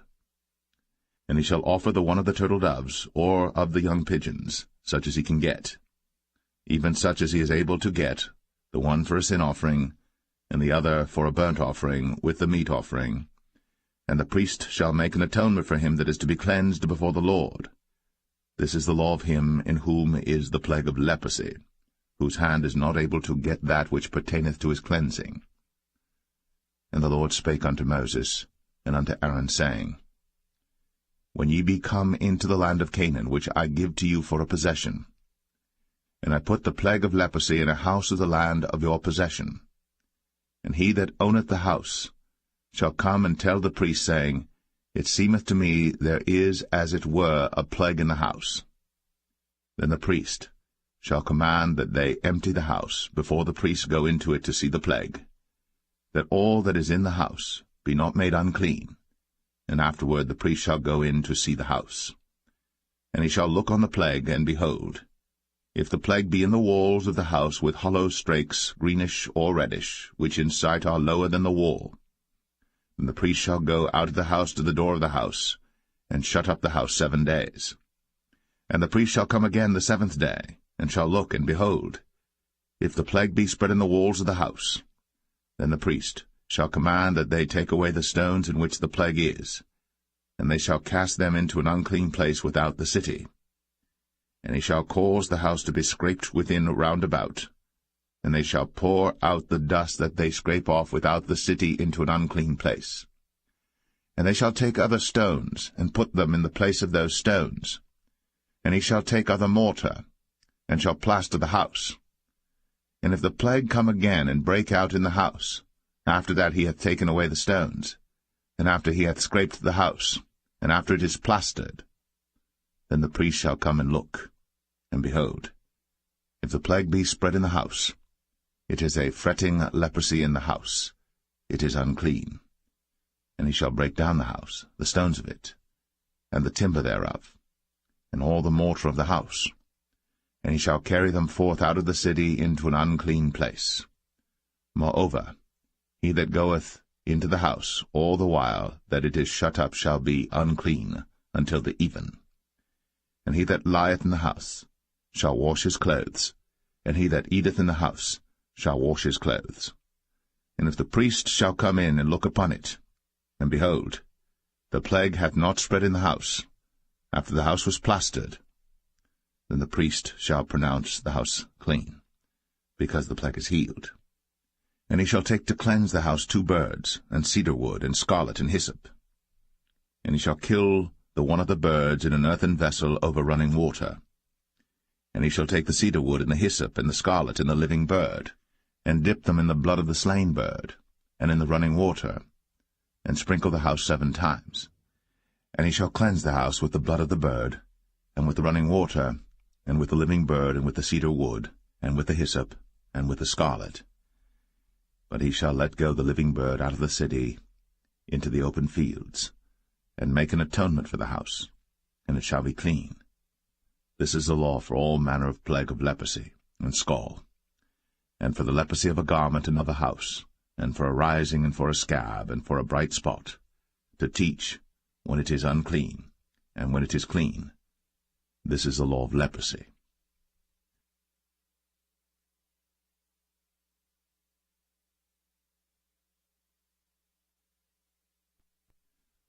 Leviticus 15. And the Lord spake unto Moses and to Aaron, saying, Speak unto the children of Israel, and say unto them, When any man hath a running issue out of his flesh, because of his issue he is unclean. And this shall be his uncleanness in his issue, whether his flesh run with his issue, or his flesh be stopped from his issue, it is his uncleanness. Every bed whereon he lieth that hath the issue is unclean, and everything whereon he sitteth shall be unclean. And whosoever toucheth his bed shall wash his clothes, and bathe himself in water, and be unclean until the even. And he that sitteth on anything whereon he sat that hath the issue shall wash his clothes, and bathe himself in water, and be unclean until the even. And he that toucheth the flesh of him that hath the issue shall wash his clothes, and bathe himself in water, and be unclean until the even. And if he that hath the issue spit upon him that is clean, Then he shall wash his clothes, and bathe himself in water, and be unclean until the even. And what saddle soever he rideth upon that hath the issue shall be unclean. And whosoever toucheth anything that was under him shall be unclean until the even. And he that beareth any of those things shall wash his clothes, and bathe himself in water, and be unclean until the even. And whomsoever he toucheth that hath the issue, and hath not rinsed his hands in water, he shall wash his clothes, and bathe himself in water, and be unclean until the even. And the vessel of earth that he toucheth, which hath the issue, shall be broken, and every vessel of wood shall be rinsed in water. And when he that hath an issue is cleansed of his issue, then he shall number to himself 7 days for his cleansing, and wash his clothes, and bathe his flesh in running water, and shall be clean. And on the 8th day he shall take to him 2 turtle doves, or 2 young pigeons, and come before the Lord unto the door of the tabernacle of the congregation, and give them unto the priest. And the priest shall offer them, the one for a sin offering, and the other for a burnt offering. And the priest shall make an atonement for him before the Lord for his issue. And if any man's seed of copulation go out from him, then he shall wash all his flesh in water, and be unclean until the even. And every garment and every skin whereon is the seed of copulation shall be washed with water, and be unclean until the even. The woman also with whom man shall lie with seed of copulation, they shall both bathe themselves in water, and be unclean until the even. And if a woman have an issue, and her issue in her flesh be blood, she shall be put apart 7 days, and whosoever toucheth her shall be unclean until the even. And everything that she lieth upon in her separation shall be unclean. Everything also that she sitteth upon shall be unclean. And whosoever toucheth her bed shall wash his clothes, and bathe himself in water, and be unclean until the even. And whosoever toucheth anything that she sat upon shall wash his clothes, and bathe himself in water, and be unclean until the even. And if it be on her bed, or on any thing whereon she sitteth, when he toucheth it, he shall be unclean until the even. And if any man lie with her at all, and her flowers be upon him, he shall be unclean 7 days, and all the bed whereon he lieth shall be unclean. And if a woman have an issue of her blood many days out of the time of her separation, or if it run beyond the time of her separation, all the days of the issue of her uncleanness shall be as the days of her separation. She shall be unclean.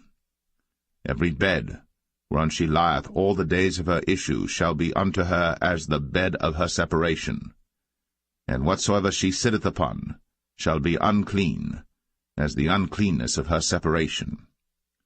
And whosoever toucheth those things shall be unclean, and shall wash his clothes, and bathe himself in water, and be unclean until the even. But if she be cleansed of her issue, then she shall number to herself 7 days, and after that she shall be clean.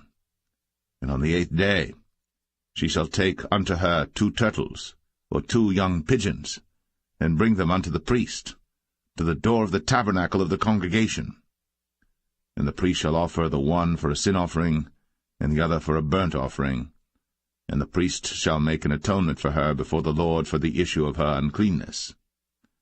Thus shall ye separate the children of Israel from their uncleanness, that they die not in their uncleanness, when they defile my tabernacle that is among them. This is the law of him that hath an issue, and of him whose seed goeth from him, and is defiled therewith, and of her that is sick of her flowers, and of him that hath an issue, of the man, and of the woman, and of him that lieth with her, that is unclean.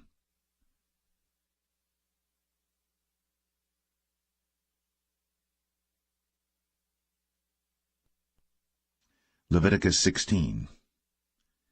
And the Lord spake unto Moses after the death of the 2 sons of Aaron, when they offered before the Lord and died.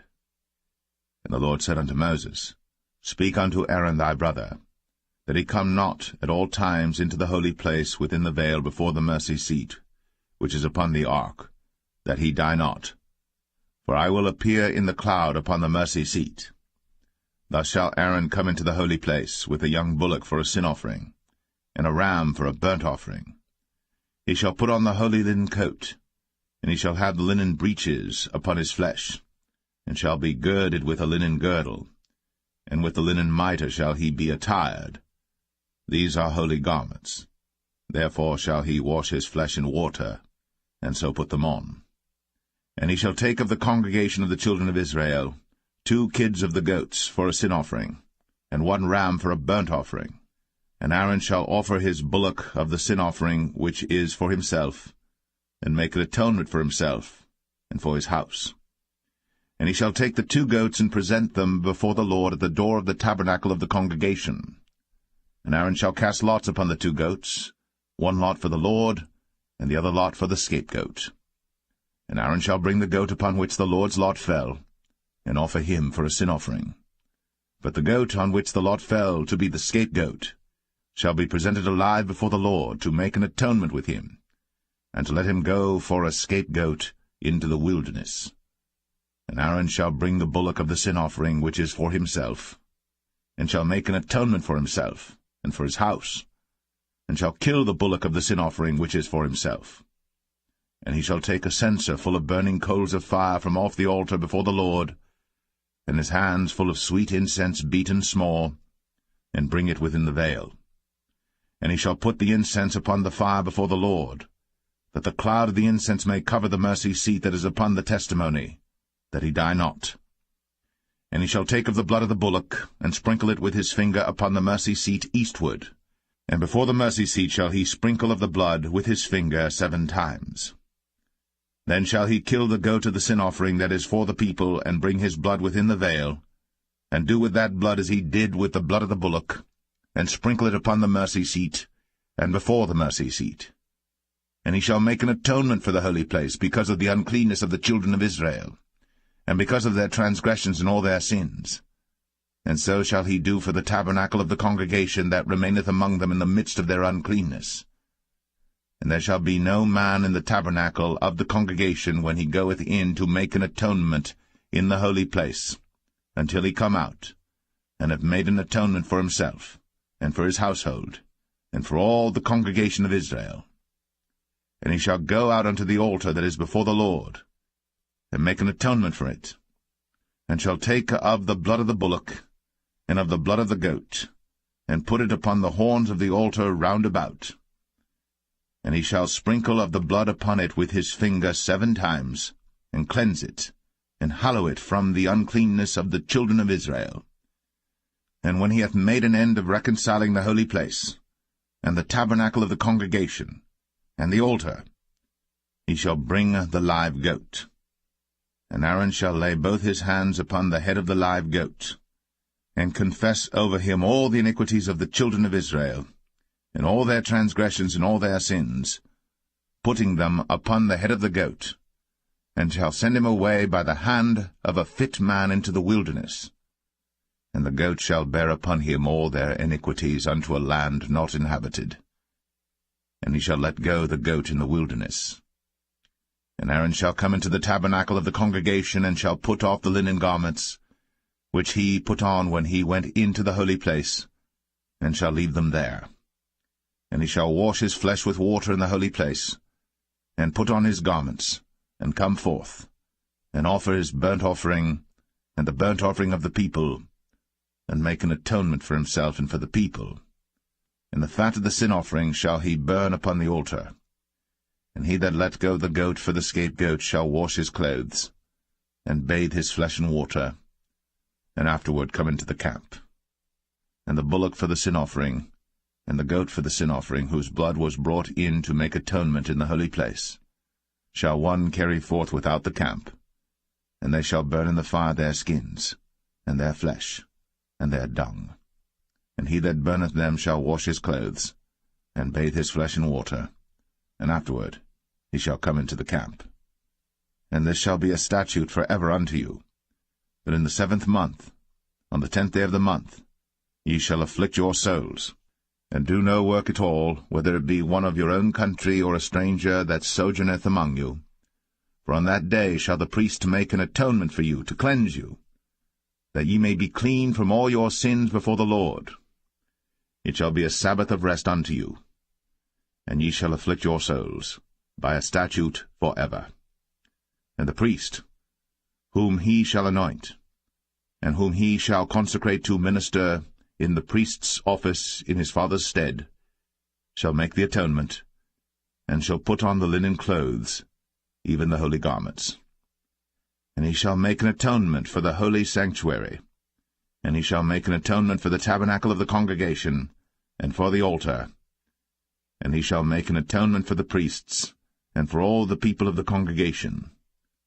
And this shall be an everlasting statute unto you, to make an atonement for the children of Israel, for all their sins, once a year. And he did, as the Lord commanded Moses.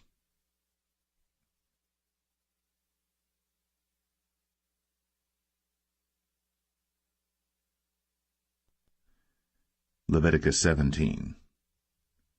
And the Lord spake unto Moses, saying, Speak unto Aaron, and unto his sons, and unto all the children of Israel, and say unto them, This is the thing which the Lord hath commanded, saying, What man soever there be of the house of Israel that killeth an ox, or lamb, or goat, in the camp, or that killeth it out of the camp, and bringeth it not unto the door of the tabernacle of the congregation to offer an offering unto the Lord before the tabernacle of the Lord, blood shall be imputed unto that man.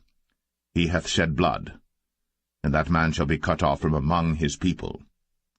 To the end that the children of Israel may bring their sacrifices which they offer in the open field, even that they may bring them unto the Lord, unto the door of the tabernacle of the congregation, unto the priest, and offer them for peace offerings unto the Lord.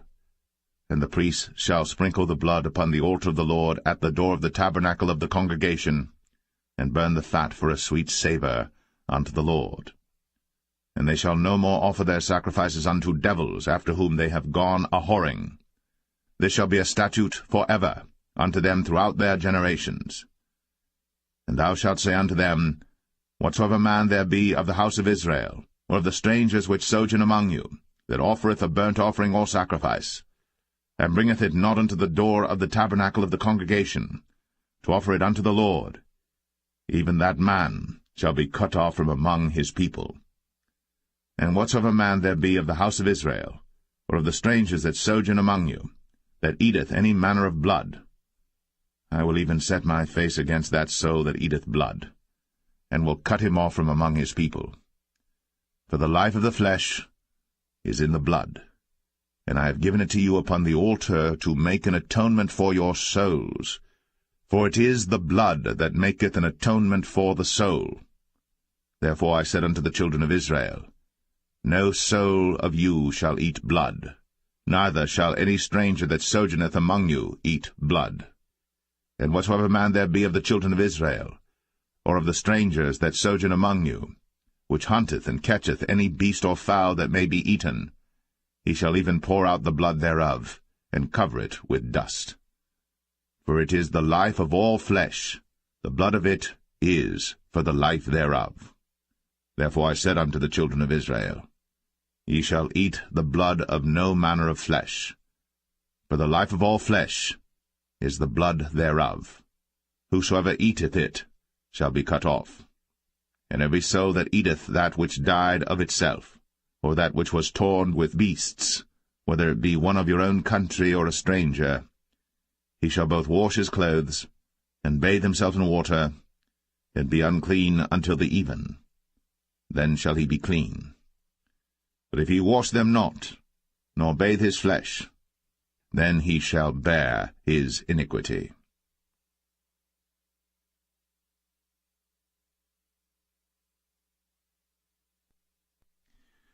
Leviticus 18.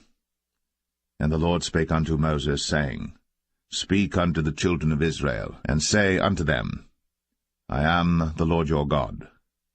After the doings of the land of Egypt, wherein ye dwelt, shall ye not do, and after the doings of the land of Canaan, whither I bring you, shall ye not do, neither shall ye walk in their ordinances. Ye shall do my judgments, and keep mine ordinances, to walk therein. I am the Lord your God. Ye shall therefore keep my statutes and my judgments, which if a man do, he shall live in them. I am the Lord. None of you shall approach to any that is near of kin to him, to uncover their nakedness. I am the Lord. The nakedness of thy father, or the nakedness of thy mother, shalt thou not uncover. She is thy mother, thou shalt not uncover her nakedness. The nakedness of thy father's wife shalt thou not uncover. It is thy father's nakedness. The nakedness of thy sister, the daughter of thy father, or daughter of thy mother, whether she be born at home, or born abroad, even their nakedness thou shalt not uncover. The nakedness of thy son's daughter, or of thy daughter's daughter, even their nakedness thou shalt not uncover. For theirs is thine own nakedness. The nakedness of thy father's wife's daughter, begotten of thy father, she is thy sister. Thou shalt not uncover her nakedness. Thou shalt not uncover the nakedness of thy father's sister. She is thy father's near kinswoman. Thou shalt not uncover the nakedness of thy mother's sister, for she is thy mother's near kinswoman. Thou shalt not uncover the nakedness of thy father's brother. Thou shalt not approach to his wife. She is thine aunt. Thou shalt not uncover the nakedness of thy daughter-in-law. She is thy son's wife. Thou shalt not uncover her nakedness. Thou shalt not uncover the nakedness of thy brother's wife. It is thy brother's nakedness. Thou shalt not uncover the nakedness of a woman and her daughter, neither shalt thou take her son's daughter, or her daughter's daughter, to uncover her nakedness, for they are her near kinswoman. It is wickedness. Neither shalt thou take a wife to her sister, to vex her, to uncover her nakedness, beside the other in her lifetime. Also thou shalt not approach unto a woman to uncover her nakedness, as long as she is put apart for her uncleanness. Moreover, thou shalt not lie carnally with thy neighbor's wife, to defile thyself with her.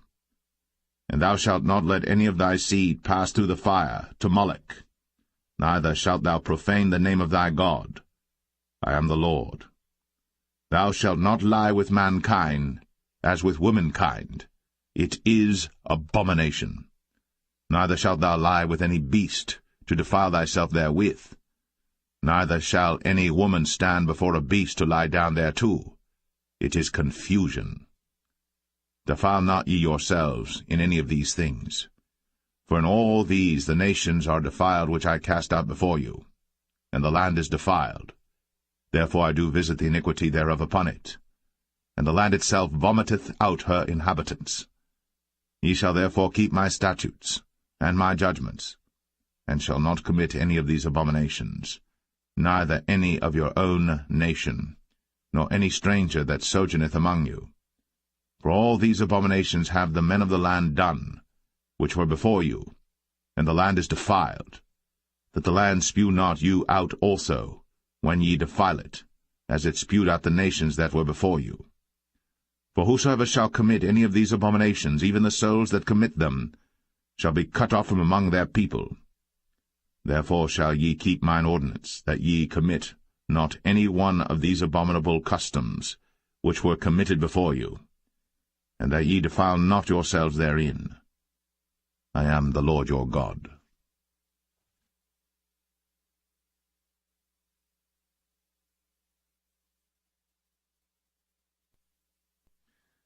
Leviticus 19.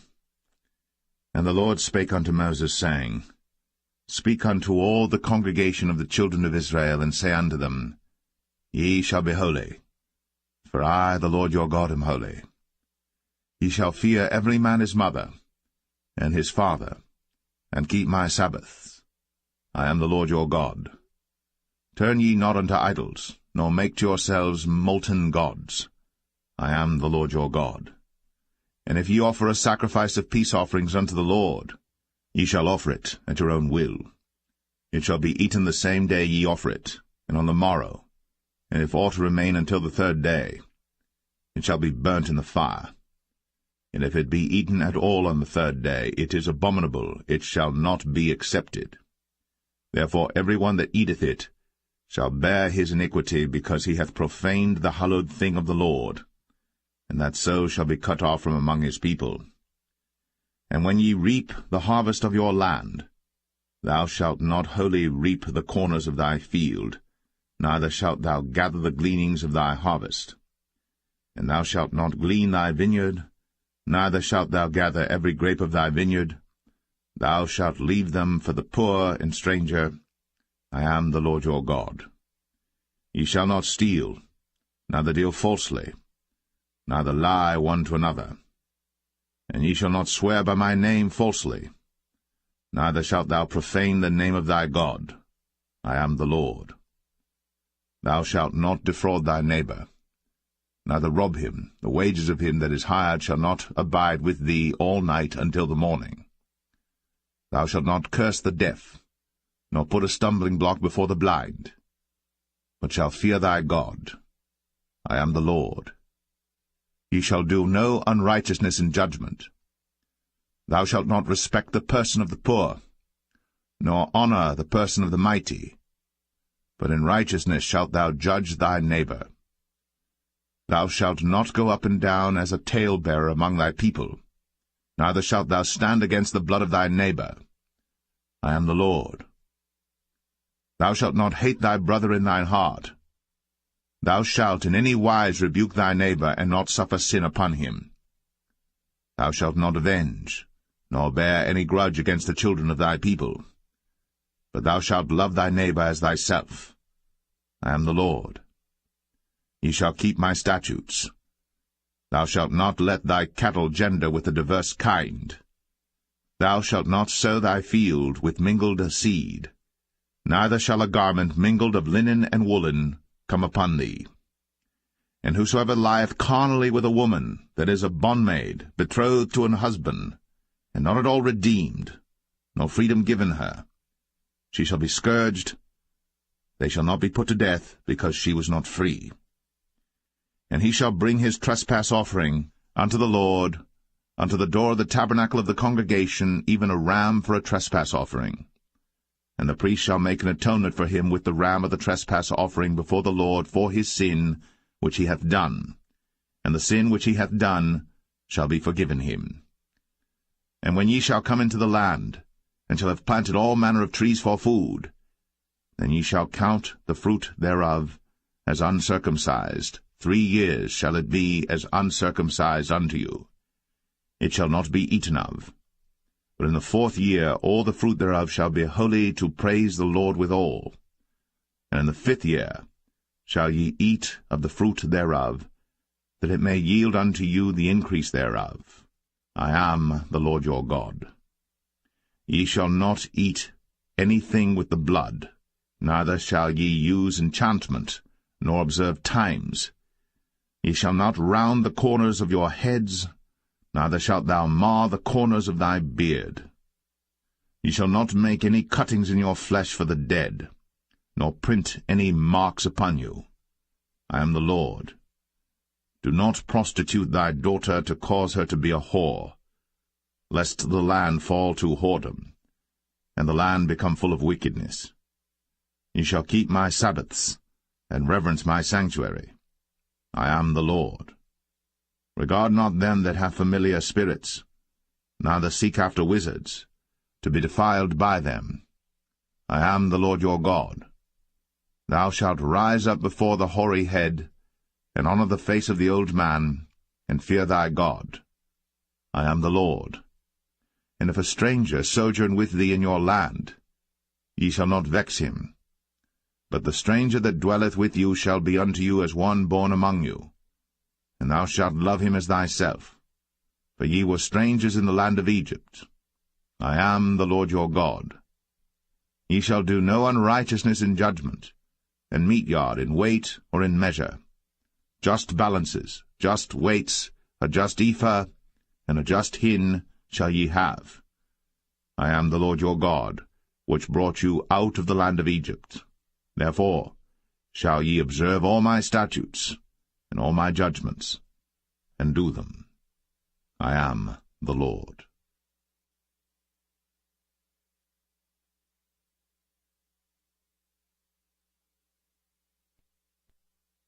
Leviticus 20.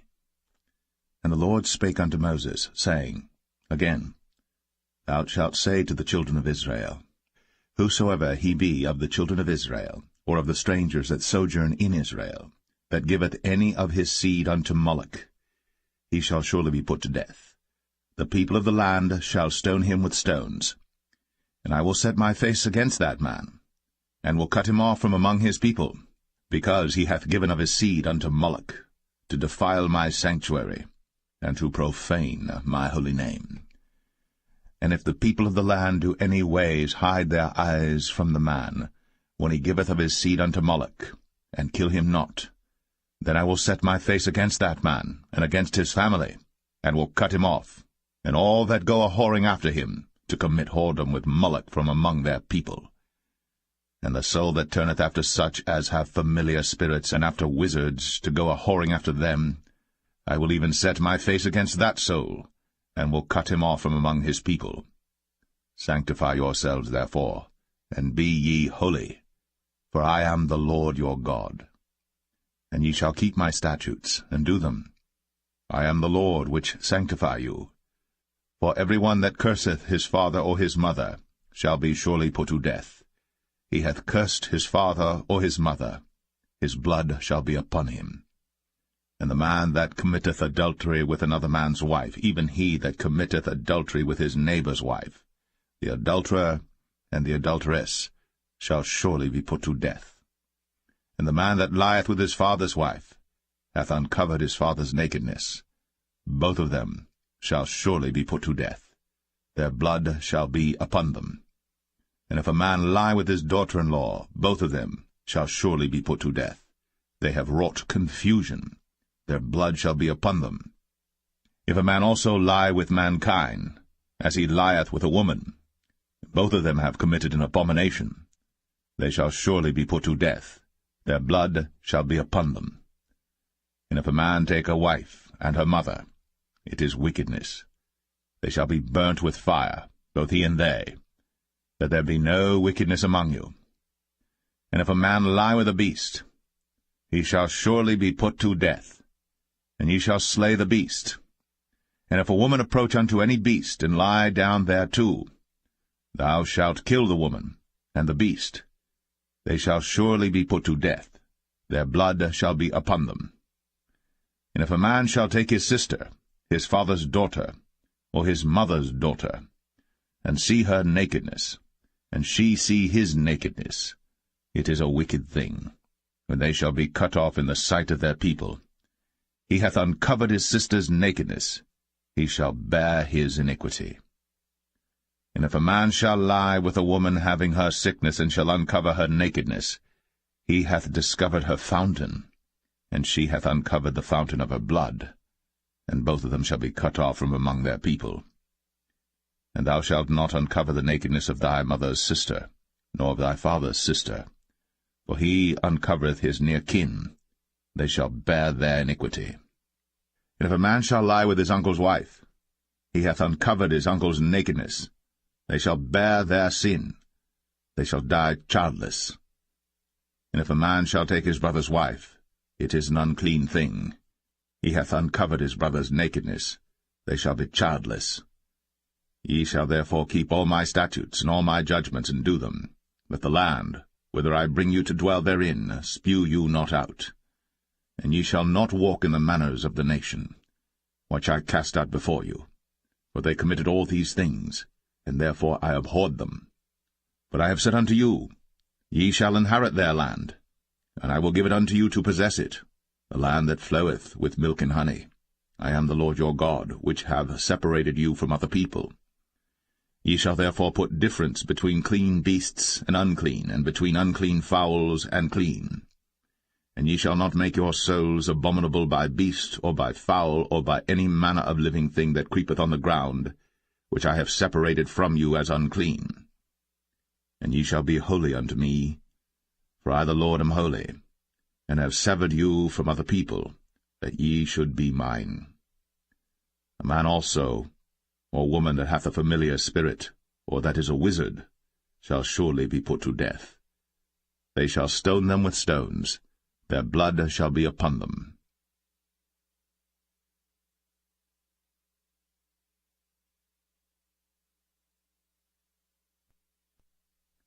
Leviticus 21.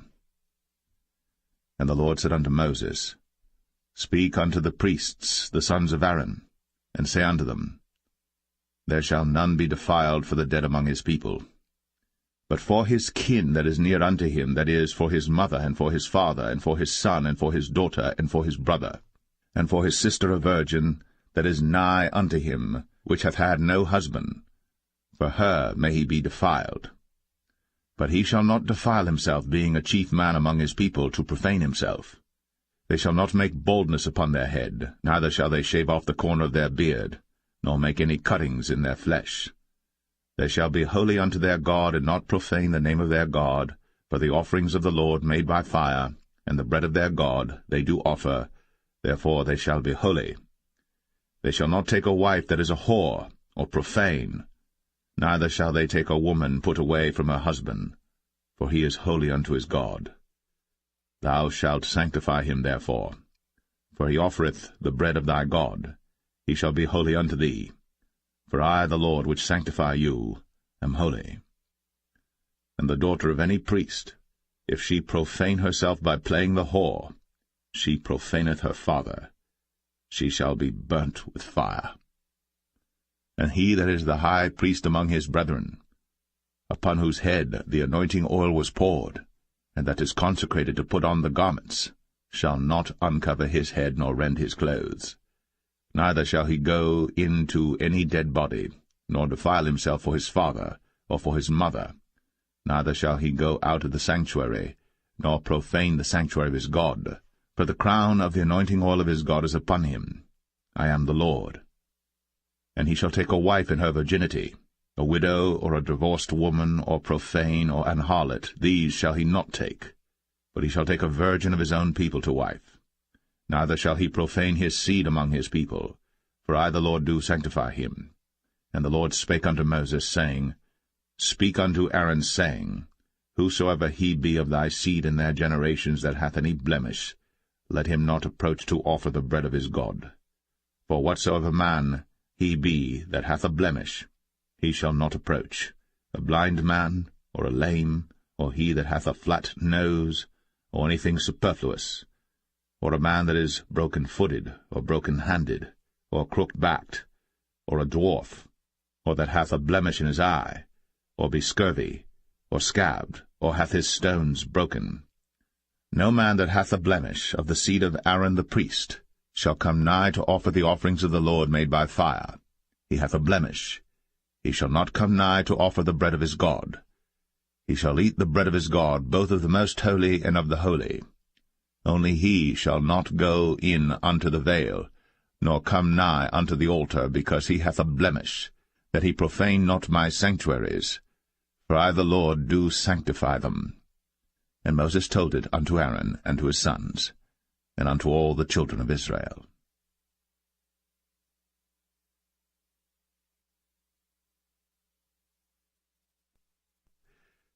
Leviticus 22. And the Lord spake unto Moses, saying, Speak unto Aaron and to his sons, that they separate themselves from the holy things of the children of Israel, and that they profane not my holy name in those things which they hallow unto me. I am the Lord. Say unto them, Whosoever he be of all your seed among your generations, that goeth unto the holy things, which the children of Israel hallow unto the Lord, having his uncleanness upon him, that soul shall be cut off from my presence. I am the Lord. What man soever of the seed of Aaron is a leper, or hath a running issue, he shall not eat of the holy things until he be clean. And whoso toucheth anything that is unclean by the dead, or a man whose seed goeth from him, or whosoever toucheth any creeping thing, whereby he may be made unclean, or a man of whom he may take uncleanness, whatsoever uncleanness he hath, the soul which hath touched any such shall be unclean until even, and shall not eat of the holy things, unless he wash his flesh with water.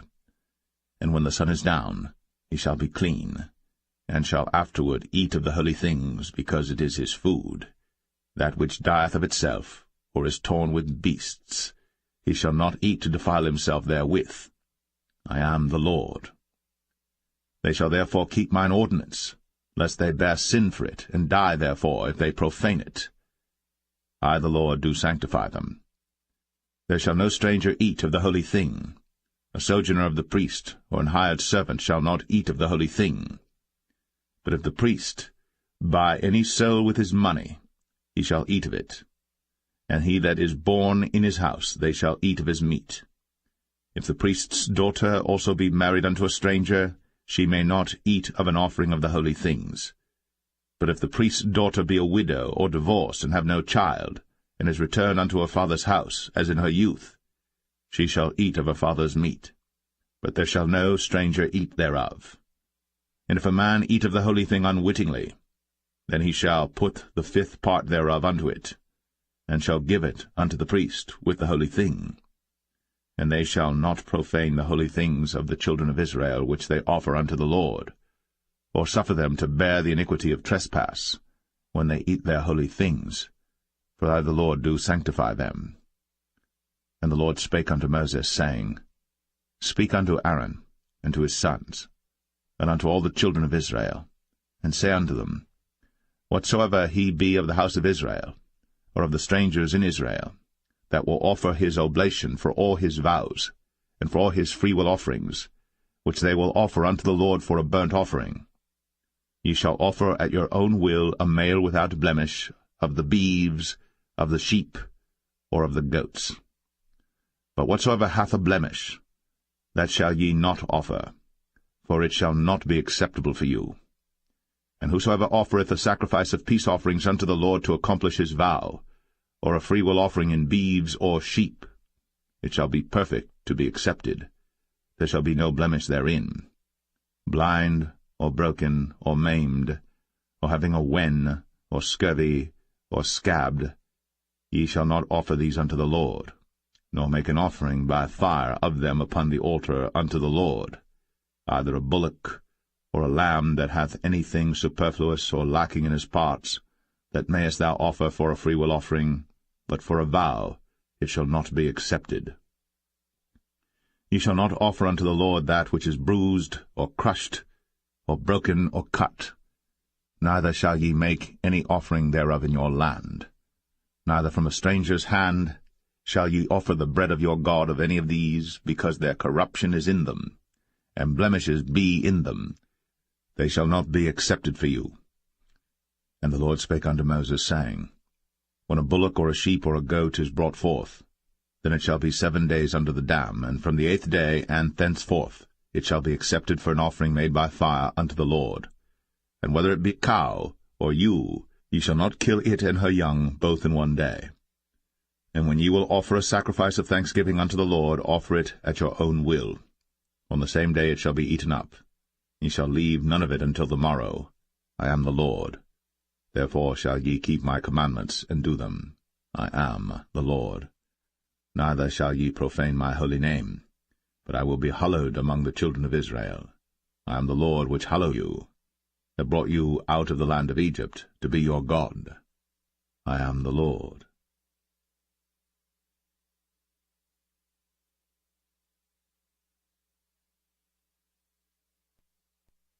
Leviticus 23. And the Lord spake unto Moses, saying, Speak unto the children of Israel, and say unto them, Concerning the feasts of the Lord, which ye shall proclaim to be holy convocations, even these are my feasts. 6 days shall work be done, but the 7th day is the Sabbath of rest, and holy convocation. Ye shall do no work therein. It is the Sabbath of the Lord in all your dwellings. These are the feasts of the Lord, even holy convocations, which ye shall proclaim in their seasons. In the 14th day of the 1st month at even is the Lord's Passover, and on the 15th day of the same month is the feast of unleavened bread unto the Lord. 7 days ye must eat unleavened bread. In the 1st day ye shall have an holy convocation, Ye shall do no servile work therein. But ye shall offer an offering made by fire unto the Lord 7 days. In the 7th day is an holy convocation. Ye shall do no servile work therein. And the Lord spake unto Moses, saying, Speak unto the children of Israel, and say unto them, When ye be come into the land which I give unto you, and shall reap the harvest thereof, then ye shall bring a sheaf of the first fruits of your harvest unto the priest. And he shall wave the sheaf before the Lord, to be accepted for you. On the morrow after the Sabbath the priest shall wave it. And ye shall offer that day, when ye wave the sheaf, an he-lamb without blemish of the first year for a burnt offering unto the Lord. And the meat offering thereof shall be 2/10 deals of fine flour mingled with oil, an offering made by fire unto the Lord for a sweet savour. And the drink offering thereof shall be of wine, the 4th part of an hin. And ye shall eat neither bread, nor parched corn, nor green ears, until the selfsame day that ye have brought an offering unto your God. It shall be a statute for ever throughout your generations in all your dwellings. And ye shall count unto you from the morrow after the Sabbath, from the day that ye brought the sheaf of the wave offering, 7 Sabbaths shall be complete. Even unto the morrow, after the 7th Sabbath, shall ye number 50 days. And ye shall offer a new meat offering unto the Lord. Ye shall bring out of your habitations 2 wave loaves of 2/10 deals. They shall be of fine flour. They shall be baked with leaven. They are the first fruits unto the Lord. And ye shall offer with the bread 7 lambs without blemish of the first year, and 1 young bullock, and 2 rams. They shall be for a burnt offering unto the Lord, with their meat offering, and their drink offerings, even an offering made by fire of sweet savour unto the Lord. Then ye shall sacrifice 1 kid of the goats for a sin offering, and 2 lambs of the first year for a sacrifice of peace offerings. And the priest shall wave them with the bread of the first fruits for a wave offering before the Lord. With the 2 lambs they shall be holy to the Lord for the priests. And ye shall proclaim on the selfsame day, that it may be an holy convocation unto you. Ye shall do no servile work therein. It shall be a statute for ever in all your dwellings throughout your generations. And when ye reap the harvest of your land, thou shalt not make clean riddance of the corners of thy field when thou reapest, neither shalt thou gather any gleanings of thy harvest. Thou shalt leave them unto the poor, and to the stranger. I am the Lord your God. And the Lord spake unto Moses, saying, Speak unto the children of Israel, saying, In the 7th month, in the 1st day of the month, shall ye have a Sabbath, a memorial of blowing of trumpets, and holy convocation. Ye shall do no servile work therein. But ye shall offer an offering made by fire unto the Lord. And the Lord spake unto Moses, saying, Also on the 10th day of this 7th month there shall be a day of atonement. It shall be an holy convocation unto you. And ye shall afflict your souls, and offer an offering made by fire unto the Lord. And ye shall do no work in that same day. For it is a day of atonement, to make an atonement for you before the Lord your God. For whatsoever soul it be that shall not be afflicted in that same day, he shall be cut off from among his people. And whatsoever soul it be that doeth any work in that same day, the same soul will I destroy from among his people. He shall do no manner of work. It shall be a statute for ever throughout your generations in all your dwellings. It shall be unto you a Sabbath of rest. And ye shall afflict your souls. In the 9th day of the month at even, from even unto even shall ye celebrate your Sabbath. And the Lord spake unto Moses, saying, Speak unto the children of Israel, saying, The 15th day of this 7th month shall be the Feast of Tabernacles for 7 days unto the Lord. On the 1st day shall be an holy convocation. Ye shall do no servile work therein. 7 days ye shall offer an offering made by fire unto the Lord. On the 8th day shall be an holy convocation unto you. And ye shall offer an offering made by fire unto the Lord. It is a solemn assembly. And ye shall do no servile work therein. These are the feasts of the Lord which ye shall proclaim to be holy convocations, to offer an offering made by fire unto the Lord, a burnt offering, and a meat offering, a sacrifice, and drink offerings. everything upon his day. Beside the Sabbaths of the Lord, and beside your gifts, and beside all your vows, and beside all your free will offerings which ye give unto the Lord, also in the 15th day of the 7th month, when ye have gathered in the fruit of the land, ye shall keep a feast unto the Lord 7 days. On the 1st day shall be a Sabbath, and on the 8th day shall be a Sabbath. And ye shall take you on the 1st day the boughs of goodly trees, branches of palm trees, and the boughs of thick trees, and willows of the brook. And ye shall rejoice before the Lord your God 7 days. And ye shall keep it a feast unto the Lord 7 days in the year. It shall be a statute for ever in your generations. Ye shall celebrate it in the 7th month. Ye shall dwell in booths 7 days. All that are Israelites born shall dwell in booths. That your generations may know that I made the children of Israel to dwell in booths, when I brought them out of the land of Egypt. I am the Lord your God. And Moses declared unto the children of Israel the feasts of the Lord.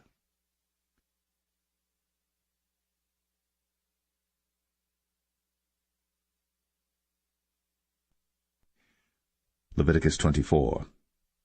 And the Lord spake unto Moses, saying, Command the children of Israel, that they bring unto thee pure oil olive beaten for the light, to cause the lamps to burn continually.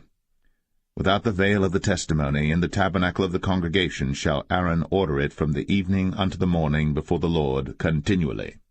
It shall be a statute for ever in your generations. He shall order the lamps upon the pure candlestick before the Lord continually. And thou shalt take fine flour, and bake 12 cakes thereof. 2/10 deals shall be in 1 cake. And thou shalt set them in 2 rows, 6 in a row, upon the pure table before the Lord. And thou shalt put pure frankincense upon each row, that it may be on the bread for a memorial, even an offering made by fire unto the Lord. Every Sabbath he shall set it in order before the Lord continually, being taken from the children of Israel by an everlasting covenant. And it shall be Aaron's and his sons, and they shall eat it in the holy place.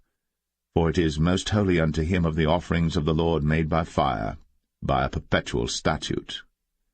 And the son of an Israelitish woman, whose father was an Egyptian, went out among the children of Israel. And this son of the Israelitish woman and a man of Israel strove together in the camp. And the Israelitish woman's son blasphemed the name of the Lord, and cursed. And they brought him unto Moses. And his mother's name was Shilemeth, the daughter of Dibri of the tribe of Dan. And they put him in ward, that the mind of the Lord might be shown them.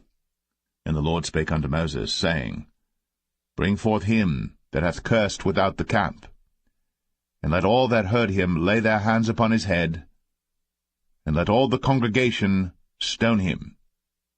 And thou shalt speak unto the children of Israel, saying, Whosoever curseth his God shall bear his sin.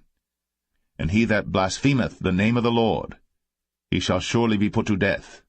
And all the congregation shall certainly stone him, as well the stranger, as he that is born in the land, when he blasphemeth the name of the Lord, shall be put to death. And he that killeth any man shall surely be put to death. And he that killeth a beast shall make it good, beast for beast. And if a man cause a blemish in his neighbor, as he hath done, so shall it be done to him. Breach for breach, eye for eye, tooth for tooth. As he hath caused a blemish in a man, so shall it be done to him again. And he that killeth a beast, he shall restore it. And he that killeth a man, he shall be put to death. Ye shall have one manner of law, as well for the stranger as for one of your own country, for I am the Lord your God. And Moses spake to the children of Israel, that they should bring forth him that had cursed out of the camp, and stone him with stones. And the children of Israel did as the Lord commanded Moses.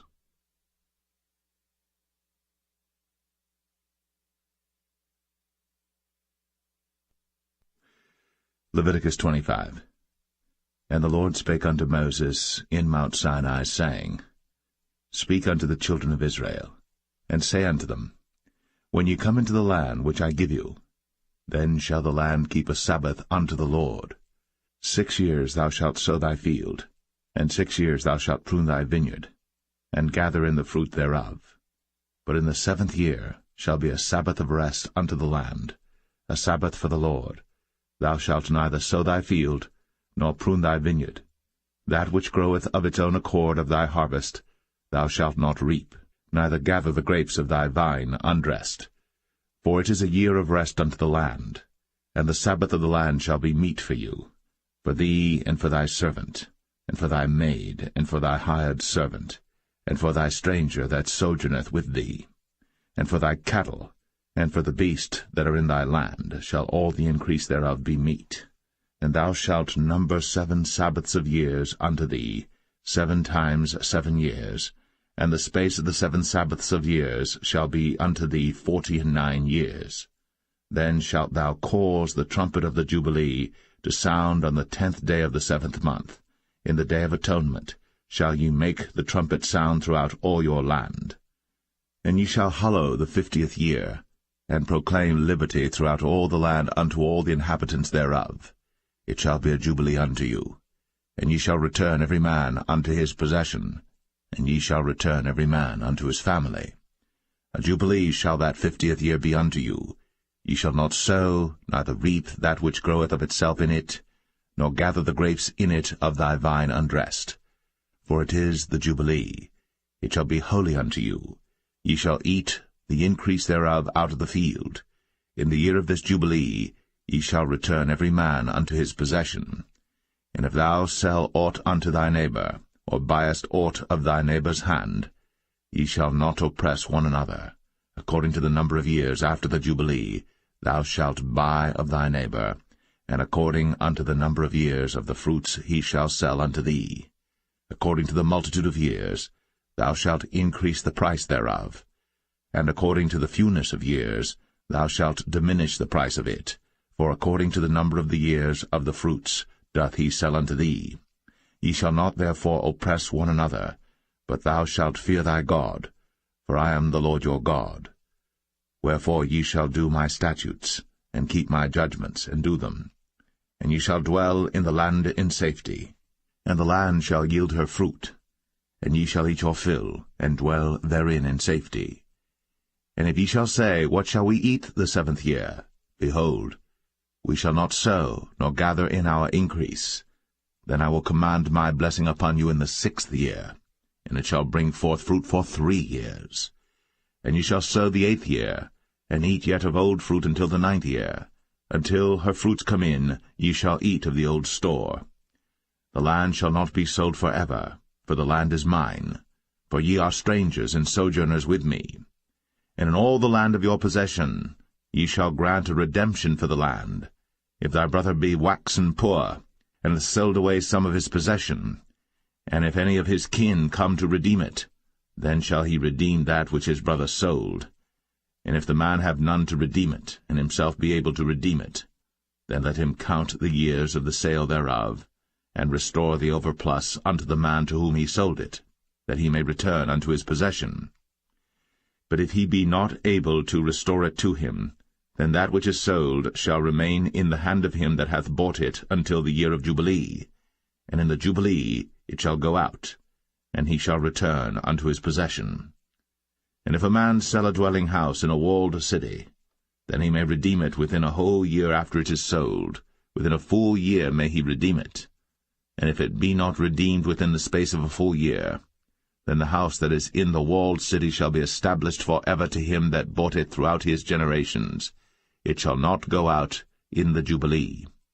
But the houses of the villages which have no wall round about them shall be counted as the fields of the country. They may be redeemed, and they shall go out in the Jubilee. Notwithstanding the cities of the Levites, and the houses of the cities of their possession, may the Levites redeem at any time. And if a man purchase of the Levites, then the house that was sold, and the city of his possession, shall go out in the year of Jubilee, for the houses of the cities of the Levites are their possession among the children of Israel. But the field of the suburbs of their cities may not be sold, for it is their perpetual possession. And if thy brother be waxen poor, and fallen in decay with thee, then thou shalt relieve him, yea, though he be a stranger, or a sojourner, that he may live with thee. Take thou no usury of him, or increase, but fear thy God, that thy brother may live with thee. Thou shalt not give him thy money upon usury, nor lend him thy victuals for increase. I am the Lord your God, which brought you forth out of the land of Egypt, to give you the land of Canaan, and to be your God. And if thy brother that dwelleth by thee be waxen poor, and be sold unto thee, thou shalt not compel him to serve as a bondservant, but as an hired servant, and as a sojourner. He shall be with thee, and shall serve thee unto the year of Jubilee. And then shall he depart from thee, both he and his children with him, and shall return unto his own family, and unto the possession of his fathers shall he return. For they are my servants, which I brought forth out of the land of Egypt. They shall not be sold as bondmen. Thou shalt not rule over him with rigor, but shalt fear thy God.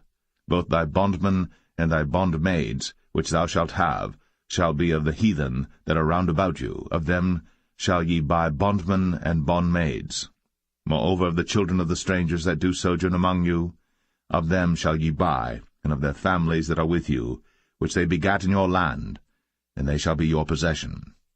And ye shall take them as an inheritance for your children after you, to inherit them for a possession. They shall be your bondmen for ever. But over your brethren, the children of Israel, ye shall not rule one over another with rigor. And if a sojourner or stranger wax rich by thee, and thy brother that dwelleth by him wax poor, and sell himself unto the stranger or sojourner by thee, or to the stock of the stranger's family, after that he is sold, he may be redeemed again. One of his brethren may redeem him. Either his uncle or his uncle's son may redeem him, or any that is nigh of kin unto him of his family may redeem him, or if he be able, he may redeem himself. And he shall reckon with him that bought him from the year that he was sold to him unto the year of Jubilee. And the price of his sale shall be according unto the number of years, according to the time of an hired servant shall it be with him. If there be yet many years behind, according unto them, he shall give again the price of his redemption out of the money that he was bought for. And if there remain but few years unto the year of Jubilee, then he shall count with him, and according unto his years shall he give him again the price of his redemption. And as a yearly hired servant shall he be with him, and the other shall not rule with rigor over him in thy sight. And if he be not redeemed in these years, then he shall go out in the year of Jubilee, both he and his children with him. For unto me the children of Israel are servants. They are my servants whom I brought forth out of the land of Egypt. I am the Lord your God.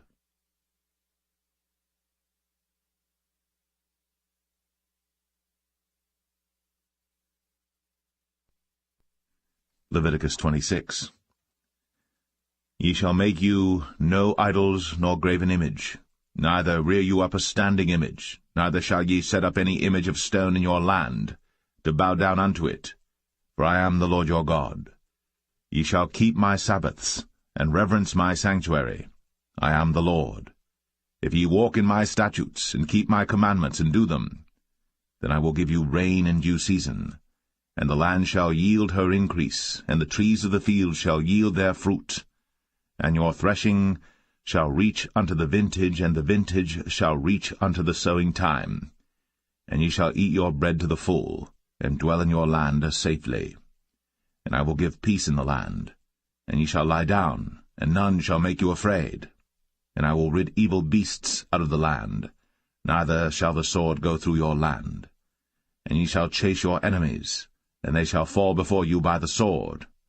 And 5 of you shall chase 100, and 100 of you shall put 10,000 to flight. And your enemies shall fall before you by the sword. For I will have respect unto you, and make you fruitful, and multiply you, and establish my covenant with you. And ye shall eat old store, and bring forth the old because of the new. And I will set my tabernacle among you, and my soul shall not abhor you. And I will walk among you, and will be your God, and ye shall be my people. I am the Lord your God, which brought you forth out of the land of Egypt, that ye should not be their bondmen. And I have broken the bands of your yoke, and made you go upright. But if ye will not hearken unto me, and will not do all these commandments, and if ye shall despise my statutes, or if your soul abhor my judgments, so that ye will not do all my commandments, but that ye break my covenant, I also will do this unto you. I will even appoint over you terror, consumption, and the burning ague, that shall consume the eyes, and cause sorrow of heart. And ye shall sow your seed in vain, for your enemies shall eat it. And I will set my face against you, and ye shall be slain before your enemies. They that hate you shall reign over you, and ye shall flee when none pursueth you. And if ye will not yet for all this hearken unto me, then I will punish you 7 times more for your sins. And I will break the pride of your power, and I will make your heaven as iron, and your earth as brass. And your strength shall be spent in vain. For your land shall not yield her increase, neither shall the trees of the land yield their fruits. And if ye walk contrary unto me, and will not hearken unto me, I will bring 7 times more plagues upon you according to your sins. I will also send wild beasts among you, which shall rob you of your children, and destroy your cattle, and make you few in number, and your highways shall be desolate. And if ye will not be reformed by me by these things, but will walk contrary unto me, then will I also walk contrary unto you, and will punish you yet 7 times for your sins. And I will bring a sword upon you, that shall avenge the quarrel of my covenant.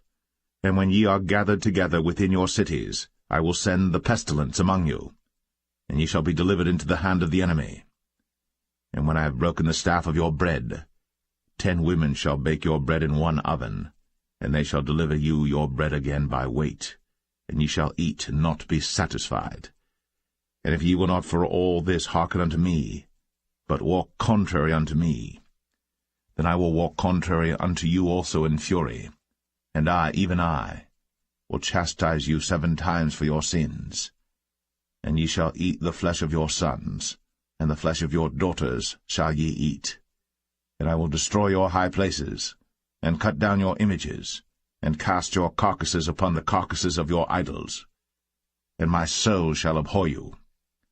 And I will make your cities waste, and bring your sanctuaries unto desolation, and I will not smell the savour of your sweet odours. And I will bring the land into desolation, and your enemies which dwell therein shall be astonished at it. And I will scatter you among the heathen, and will draw out a sword after you, and your land shall be desolate, and your cities waste. Then shall the land enjoy her Sabbaths, as long as it lieth desolate, and ye be in your enemy's land. Even then shall the land rest, and enjoy her Sabbaths. As long as it lieth desolate it shall rest, because it did not rest in your Sabbaths, when ye dwelt upon it. And upon them that are left alive of you I will send a faintness into their hearts in the lands of their enemies, and the sound of a shaken leaf shall chase them, and they shall flee, as fleeing from a sword, and they shall fall when none pursueth. And they shall fall one upon another, as it were before a sword, when none pursueth. And ye shall have no power to stand before your enemies, and ye shall perish among the heathen.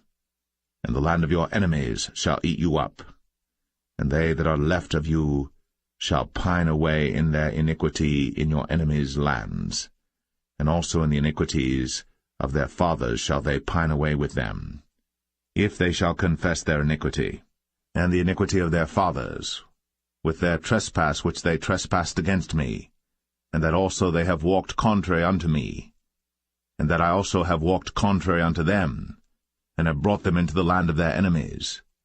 If then their uncircumcised hearts be humbled, and they then accept of the punishment of their iniquity, then will I remember my covenant with Jacob, and also my covenant with Isaac, and also my covenant with Abraham will I remember, and I will remember the land. The land also shall be left of them, and shall enjoy her Sabbaths, while she lieth desolate without them. And they shall accept of the punishment of their iniquity, even because they despised my judgments, and because their soul abhorred my statutes. And yet for all that, when they be in the land of their enemies, I will not cast them away, neither will I abhor them to destroy them utterly, and to break my covenant with them, for I am the Lord their God. But I will for their sakes remember the covenant of their ancestors, whom I brought forth out of the land of Egypt, in the sight of the heathen, that I might be their God. I am the Lord. These are the statutes and judgments and laws which the Lord made between him and the children of Israel in Mount Sinai by the hand of Moses.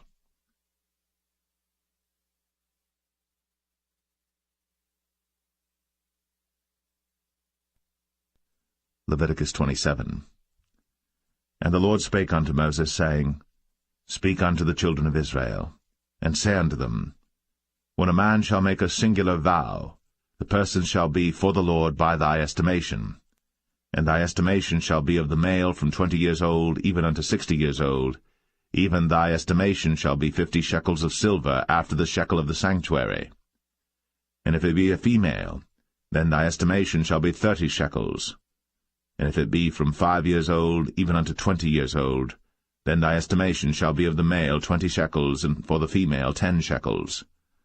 And if it be from a month old even unto 5 years old, then thy estimation shall be of the male 5 shekels of silver, and for the female thy estimation shall be 3 shekels of silver. And if it be from 60 years old and above, if it be a male, then thy estimation shall be 15 shekels, and for the female 10 shekels. But if he be poorer than thy estimation, then he shall present himself before the priest, and the priest shall value him, according to his ability that vowed shall the priest value him. And if it be a beast, whereof men bring an offering unto the Lord, all that any man giveth of such unto the Lord shall be holy.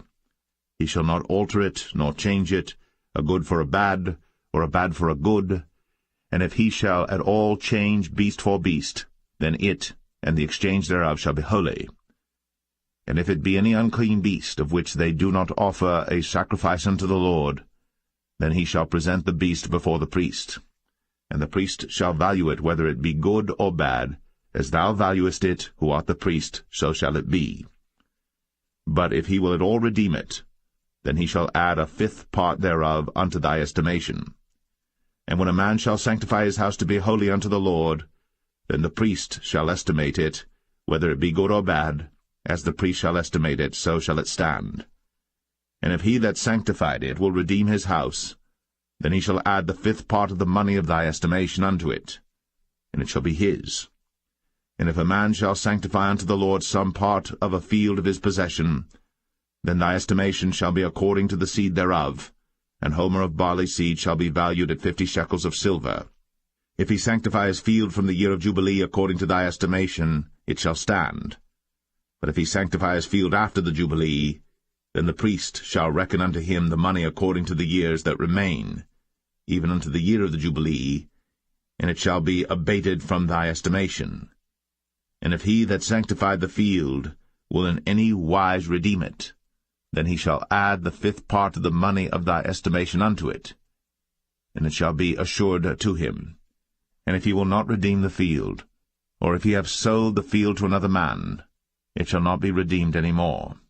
But the field, when it goeth out in the Jubilee, shall be holy unto the Lord, as a field devoted. The possession thereof shall be the priest's. And if a man sanctify unto the Lord a field which he hath bought, which is not of the fields of his possession, then the priest shall reckon unto him the worth of thy estimation, even unto the year of the Jubilee. And he shall give thine estimation in that day as a holy thing unto the Lord. In the year of the Jubilee the field shall return unto him of whom it was bought, even to him to whom the possession of the land did belong. And all thy estimation shall be according to the shekel of the sanctuary. 20 gerahs shall be the shekel. Only the firstling of the beasts, which should be the Lord's firstling, no man shall sanctify it. Whether it be ox or sheep, it is the Lord's. And if it be of an unclean beast, then he shall redeem it according to thine estimation, and shall add a 5th part of it thereto. Or if it be not redeemed, then it shall be sold according to thy estimation. Notwithstanding no devoted thing, that a man shall devote unto the Lord of all that he hath, both of man and beast, and of the field of his possession, shall be sold or redeemed. Every devoted thing is most holy unto the Lord. None devoted, which shall be devoted of men, shall be redeemed, but shall surely be put to death. And all the tithe of the land, whether of the seed of the land or of the fruit of the tree, is the Lord's. It is holy unto the Lord. And if a man will at all redeem aught of his tithes, he shall add thereto the 5th part thereof. And concerning the tithe of the herd or of the flock, even of whatsoever passeth under the rod, the 10th shall be holy unto the Lord. He shall not search whether it be good or bad, neither shall he change it. And if he change it at all, then both it and the change thereof shall be holy. It shall not be redeemed. These are the commandments which the Lord commanded Moses for the children of Israel in Mount Sinai.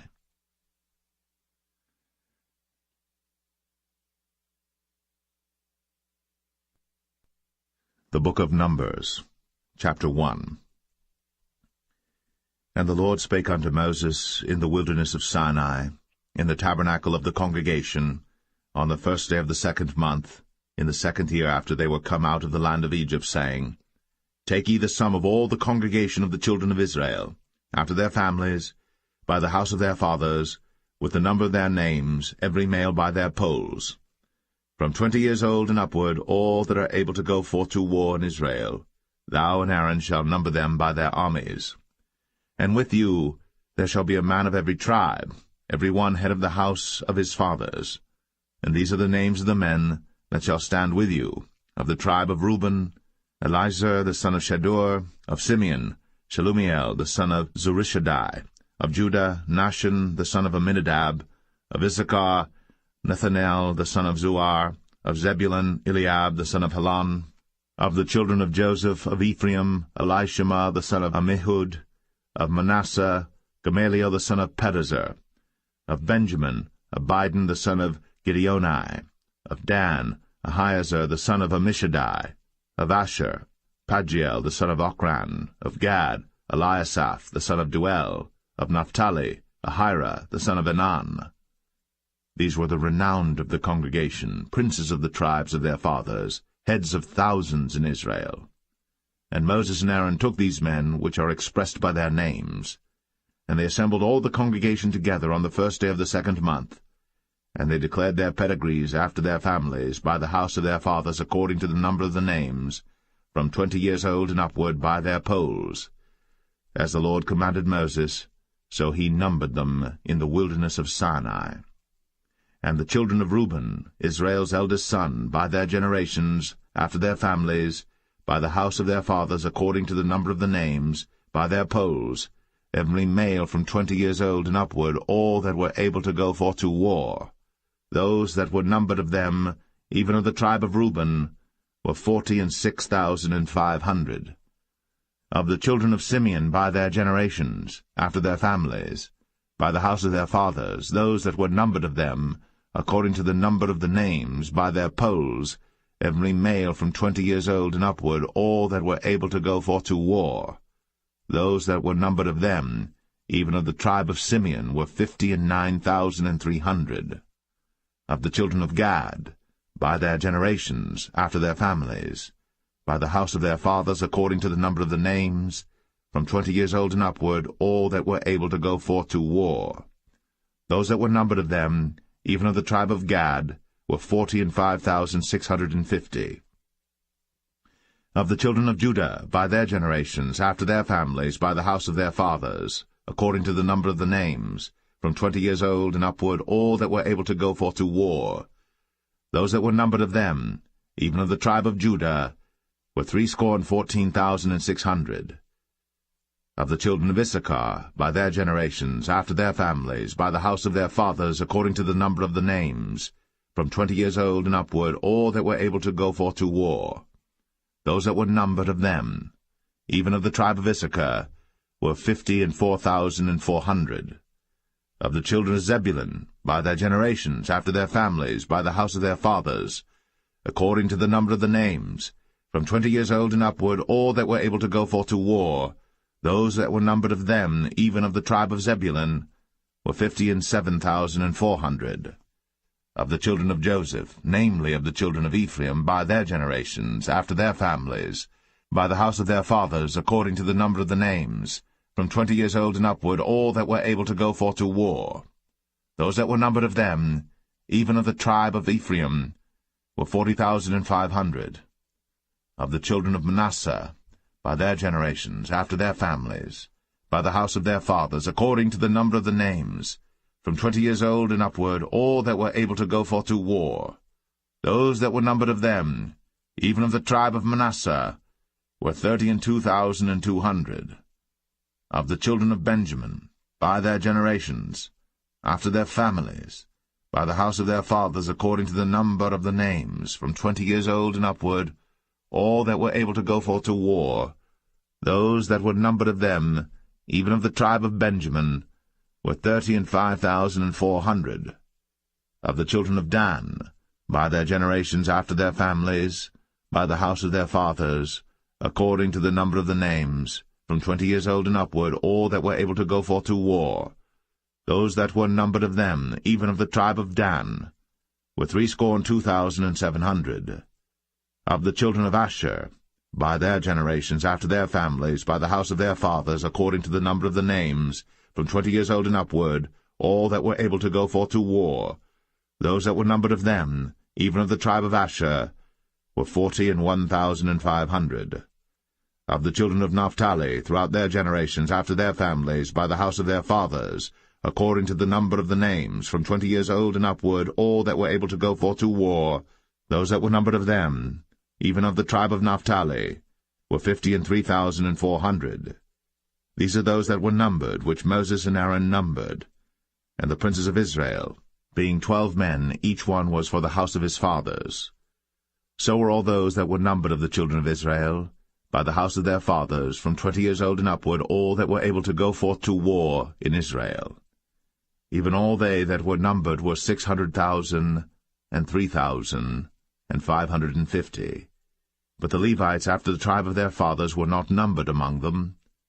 For the Lord had spoken unto Moses, saying, Only thou shalt not number the tribe of Levi, neither take the sum of them among the children of Israel. But thou shalt appoint the Levites over the tabernacle of testimony, and over all the vessels thereof, and over all things that belong to it. They shall bear the tabernacle, and all the vessels thereof, and they shall minister unto it, and shall encamp round about the tabernacle. And when the tabernacle setteth forward, the Levites shall take it down. And when the tabernacle is to be pitched, the Levites shall set it up, and the stranger that cometh nigh shall be put to death. And the children of Israel shall pitch their tents, every man by his own camp, and every man by his own standard throughout their hosts. But the Levites shall pitch round about the tabernacle of testimony, that there be no wrath upon the congregation of the children of Israel. And the Levites shall keep the charge of the tabernacle of testimony. And the children of Israel did, according to all that the Lord commanded Moses. So did they.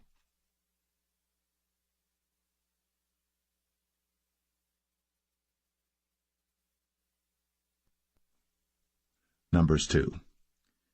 And the Lord spake unto Moses and unto Aaron, saying, Every man of the children of Israel shall pitch by his own standard, with the ensign of their father's house.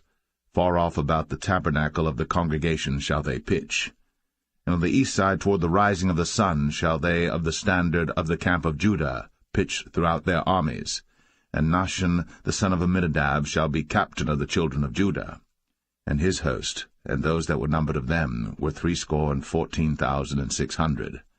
And those that do pitch next unto him shall be the tribe of Issachar. And Nethaniel the son of Zuar shall be captain of the children of Issachar. And his host, and those that were numbered thereof, were 54,400. Then the tribe of Zebulun, and Eliab the son of Helon, shall be captain of the children of Zebulun. And his host, and those that were numbered thereof, were 57,400. All that were numbered in the camp of Judah were 100,000 and 80,000 and 6,400 throughout their armies. These shall first set forth. On the south side shall be the standard of the camp of Reuben, according to their armies, And the captain of the children of Reuben shall be Elizur, the son of Shedeur. And his host, and those that were numbered thereof, were 46,500. And those which pitched by him shall be the tribe of Simeon. And the captain of the children of Simeon shall be Shelumiel, the son of Zurishaddai. And his host, and those that were numbered of them, were 59,300.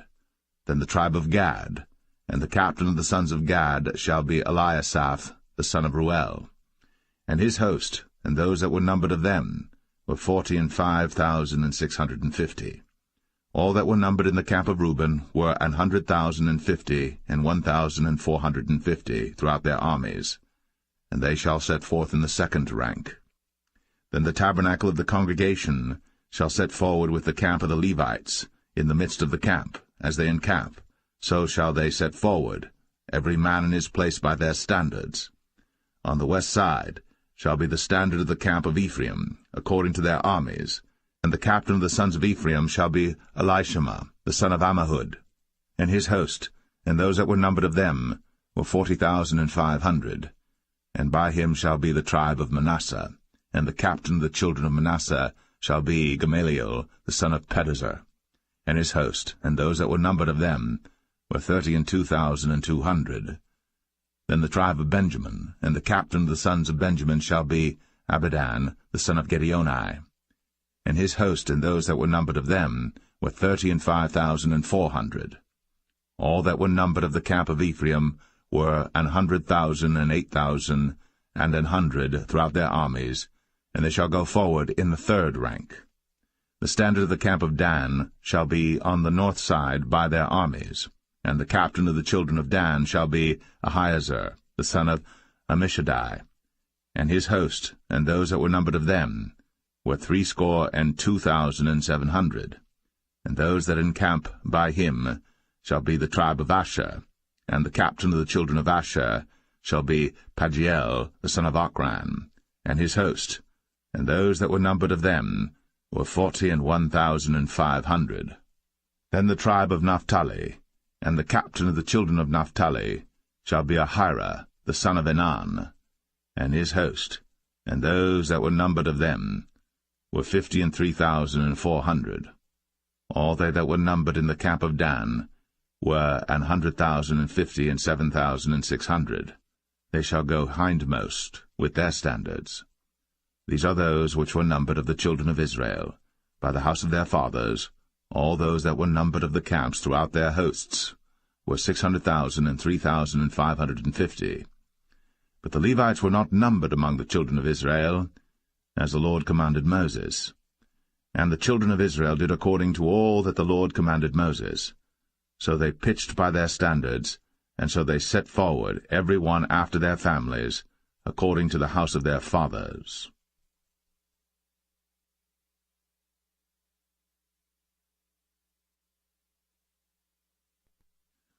Numbers 3. These also are the generations of Aaron and Moses in the day that the Lord spake with Moses in Mount Sinai. And these are the names of the sons of Aaron, Nadab the firstborn, and Abihu, Eleazar, and Ithamar. These are the names of the sons of Aaron, the priests which were anointed, whom he consecrated to minister in the priest's office. And Nadab and Abihu died before the Lord, when they offered strange fire before the Lord, in the wilderness of Sinai, and they had no children. And Eleazar and Ithamar ministered in the priest's office in the sight of Aaron their father. And the Lord spake unto Moses, saying, Bring the tribe of Levi near, and present them before Aaron the priest, that they may minister unto him. And they shall keep his charge, and the charge of the whole congregation before the tabernacle of the congregation, to do the service of the tabernacle. And they shall keep all the instruments of the tabernacle of the congregation, and the charge of the children of Israel, to do the service of the tabernacle. And thou shalt give the Levites unto Aaron, and to his sons. They are wholly given unto him out of the children of Israel. And thou shalt appoint Aaron and his sons, and they shall wait on their priest's office, and the stranger that cometh nigh shall be put to death.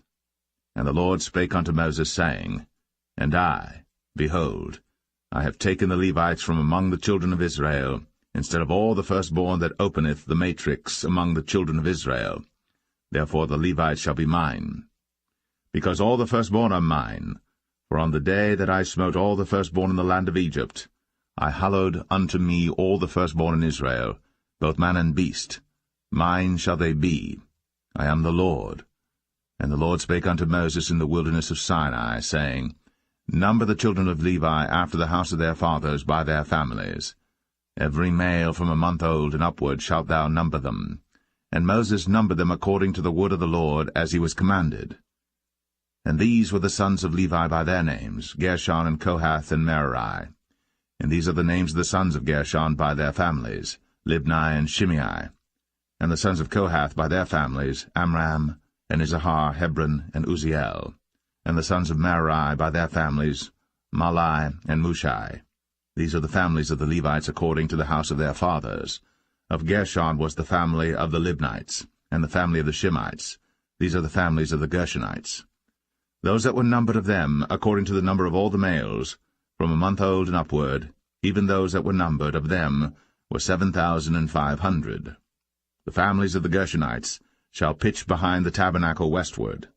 And the chief of the house of the father of the Gershonites shall be Eliasaph the son of Lael. And the charge of the sons of Gershon in the tabernacle of the congregation shall be the tabernacle, and the tent, the covering thereof, and the hanging for the door of the tabernacle of the congregation, and the hangings of the court, and the curtain for the door of the court which is by the tabernacle, and by the altar round about, and the cords of it for all the service thereof. And of Kohath was the family of the Amramites, and the family of the Isharites, and the family of the Hebronites, and the family of the Uzzielites. These are the families of the Kohathites.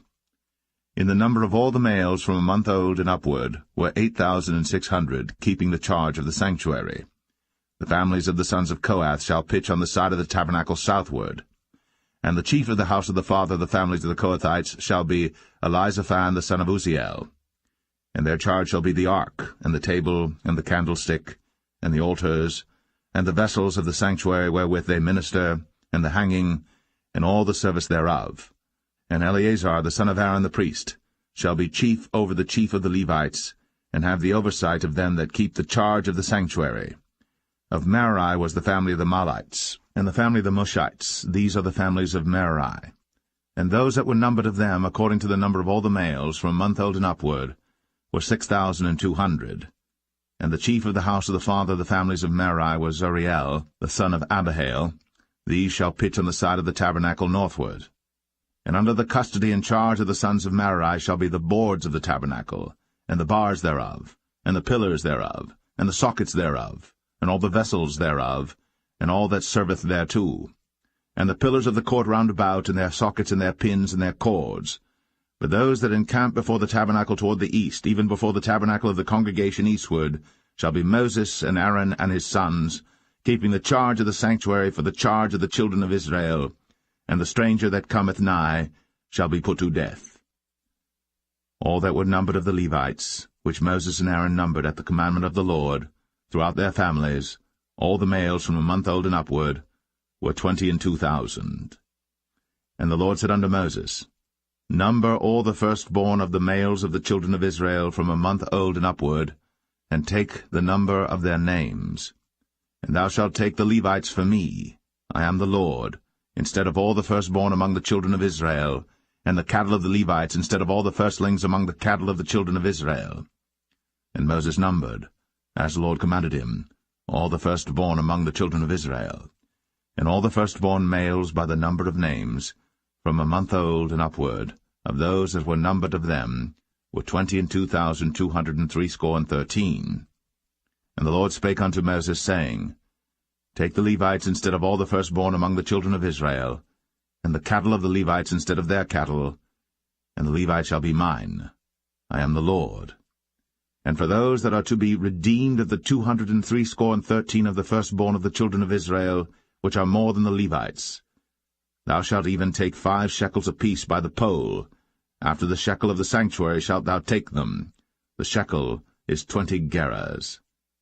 And thou shalt give the money wherewith the odd number of them is to be redeemed, unto Aaron and to his sons.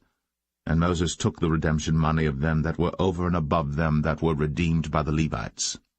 Of the firstborn of the children of Israel took he the money, 1,365 shekels, after the shekel of the sanctuary. And Moses gave the money of them that were redeemed unto Aaron and to his sons, according to the word of the Lord, as the Lord commanded Moses.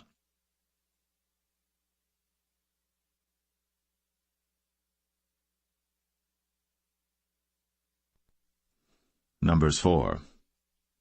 And the Lord spake unto Moses and unto Aaron, saying, Take the sum of the sons of Kohath, from among the sons of Levi, after their families, by the house of their fathers, from 30 years old and upward, even until 50 years old, all that enter into the host, to do the work in the tabernacle of the congregation. This shall be the service of the sons of Kohath, in the tabernacle of the congregation, about the most holy things. And when the camp setteth forward, Aaron shall come, and his sons, and they shall take down the covering veil, and cover the ark of the testimony with it, and shall put thereon the covering of badgers' skins, and shall spread over it a cloth wholly of blue, and shall put in the staves thereof. And upon the table of showbread they shall spread a cloth of blue, and put thereon the dishes, and the spoons, and the bowls, and covers to cover withal, and the continual bread shall be thereon. And they shall spread upon them a cloth of scarlet, and cover the same with the covering of badgers' skins, and shall put in the staves thereof. And they shall take a cloth of blue, and cover the candlestick of the light, and his lamps, and his tongs, and his snuff dishes, and all the oil vessels thereof, wherewith they minister unto it. And they shall put it and all the vessels thereof within a covering of badgers' skins, and shall put it upon a bar. And upon the golden altar they shall spread a cloth of blue, and cover it with a covering of badgers' skins, and shall put to the staves thereof. And they shall take all the instruments of ministry, wherewith they minister in the sanctuary, and put them in a cloth of blue, and cover them with a covering of badgers' skins, and shall put them on a bar. And they shall take away the ashes from the altar, and spread a purple cloth thereon. And they shall put upon it all the vessels thereof, wherewith they minister about it, even the censers, the fleshhooks, and the shovels, and the basins, all the vessels of the altar, and they shall spread upon it a covering of badgers' skins, and put to the staves of it. And when Aaron and his sons have made an end of covering the sanctuary, and all the vessels of the sanctuary as the camp is to set forward, after that the sons of Kohath shall come to bear it. But they shall not touch any holy thing, lest they die. These things are the burden of the sons of Kohath in the tabernacle of the congregation.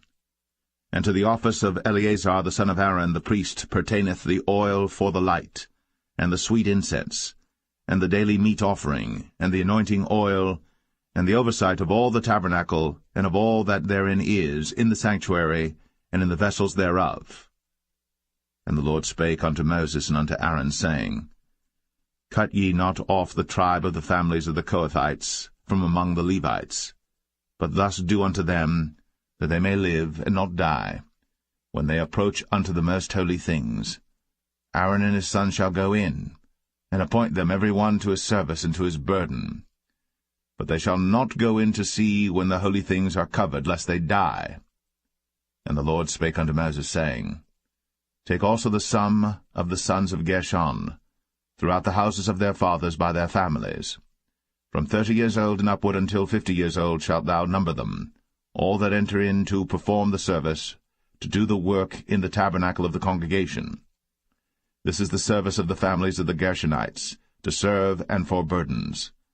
And they shall bear the curtains of the tabernacle, and the tabernacle of the congregation, his covering, and the covering of the badger skins that is above upon it, and the hanging for the door of the tabernacle of the congregation, and the hangings of the court, and the hanging for the door of the gate of the court, which is by the tabernacle, and by the altar round about, and their cords, and all the instruments of their service, and all that is made for them, so shall they serve.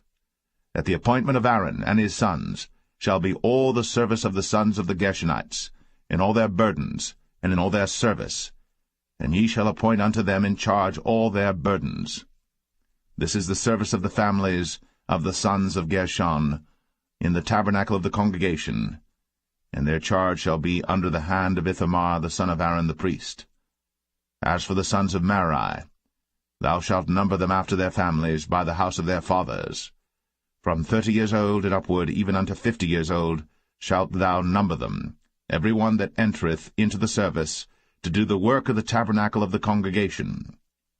And this is the charge of their burden, according to all their service in the tabernacle of the congregation, the boards of the tabernacle, and the bars thereof, and the pillars thereof, and sockets thereof. And the pillars of the court round about, and their sockets, and their pins, and their cords, with all their instruments, and with all their service. And by name ye shall reckon the instruments of the charge of their burden. This is the service of the families of the sons of Merari, according to all their service, in the tabernacle of the congregation under the hand of Ithamar the son of Aaron the priest. And Moses and Aaron, and the chief of the congregation numbered the sons of the Kohathites after their families, and after the house of their fathers, from 30 years old and upward, even unto 50 years old, every one that entereth into the service, for the work in the tabernacle of the congregation. And those that were numbered of them by their families were 2,750. These were they that were numbered of the families of the Kohathites, all that might do service in the tabernacle of the congregation, which Moses and Aaron did number, according to the commandment of the Lord, by the hand of Moses. And those that were numbered of the sons of Gershon throughout their families and by the house of their fathers, from 30 years old and upward, even unto 50 years old, every one that entereth into the service, for the work in the tabernacle of the congregation, even those that were numbered of them throughout their families by the house of their fathers, were 2,630. These are they that were numbered of the families of the sons of Gershon, of all that might do service in the tabernacle of the congregation, whom Moses and Aaron did number according to the commandment of the Lord. And those that were numbered of the families of the sons of Merari, throughout their families by the house of their fathers, from 30 years old and upward, even unto 50 years old, every one that entereth into the service, for the work in the tabernacle of the congregation, even those that were numbered of them after their families, were 3,200. These be those that were numbered of the families of the sons of Merari, whom Moses and Aaron numbered according to the word of the Lord by the hand of Moses.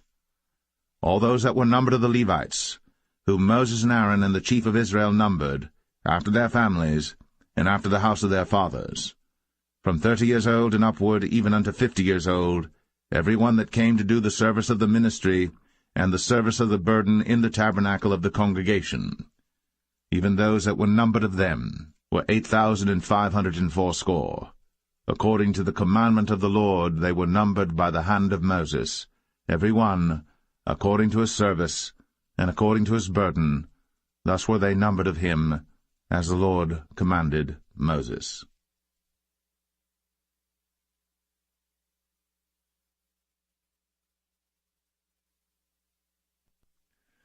Numbers 5.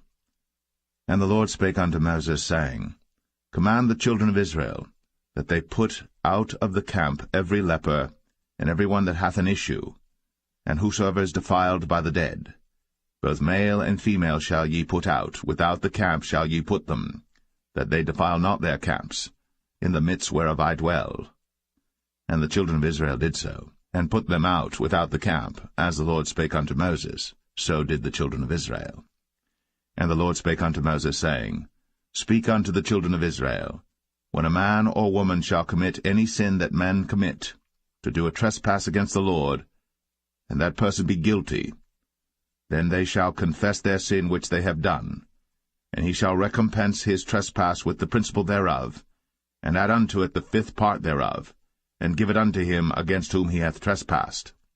But if the man have no kinsman to recompense the trespass unto, let the trespass be recompensed unto the Lord, even to the priest, beside the ram of the atonement, whereby an atonement shall be made for him. And every offering of all the holy things of the children of Israel, which they bring unto the priest, shall be his. And every man's hallowed things shall be his. Whatsoever any man giveth the priest, it shall be his.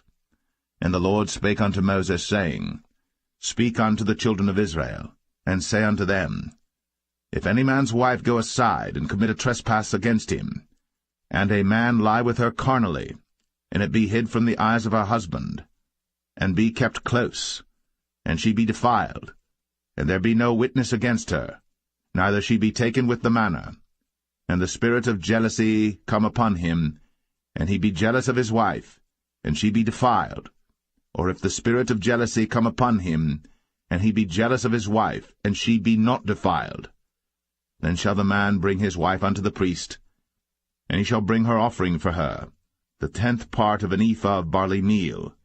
He shall pour no oil upon it, nor put frankincense thereon, for it is an offering of jealousy, an offering of memorial, bringing iniquity to remembrance.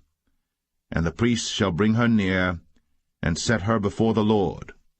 And the priest shall take holy water in an earthen vessel, and of the dust that is in the floor of the tabernacle the priest shall take, and put it into the water. And the priest shall set the woman before the Lord, and uncover the woman's head, and put the offering of memorial in her hands, which is the jealousy offering. And the priest shall have in his hand the bitter water that causeth the curse. And the priest shall charge her by an oath, and say unto the woman, If no man have lain with thee, and if thou hast not gone aside to uncleanness with another instead of thy husband, be thou free from this bitter water that causeth the curse. But if thou hast gone aside to another instead of thy husband, and if thou be defiled, and some man have lain with thee beside thine husband, then the priest shall charge the woman with an oath of cursing, and the priest shall say unto the woman, The Lord make thee a curse, and an oath among thy people, when the Lord doth make thy thigh to rot, and thy belly to swell. And this water that causeth the curse shall go into thy bowels, to make thy belly to swell, and thy thigh to rot. And the woman shall say, Amen, Amen. And the priest shall write these curses in a book, and he shall blot them out with the bitter water. And he shall cause the woman to drink the bitter water that causeth the curse, and the water that causeth the curse shall enter into her, and become bitter. Then the priest shall take the jealousy offering out of the woman's hand, and shall wave the offering before the Lord, and offer it upon the altar. And the priest shall take an handful of the offering, even the memorial thereof, and burn it upon the altar, and afterward shall cause the woman to drink the water. And when he hath made her to drink the water, then it shall come to pass that if she be defiled, and have done trespass against her husband, that the water that causeth the curse shall enter into her, and become bitter, and her belly shall swell, and her thigh shall rot, and the woman shall be a curse among her people. And if the woman be not defiled, but be clean, then she shall be free, and shall conceive seed. This is the law of jealousies, when a wife goeth aside to another instead of her husband, and is defiled. Or when the spirit of jealousy cometh upon him, and he be jealous over his wife, and shall set the woman before the Lord, and the priest shall execute upon her all this law. Then shall the man be guiltless from iniquity, and this woman shall bear her iniquity.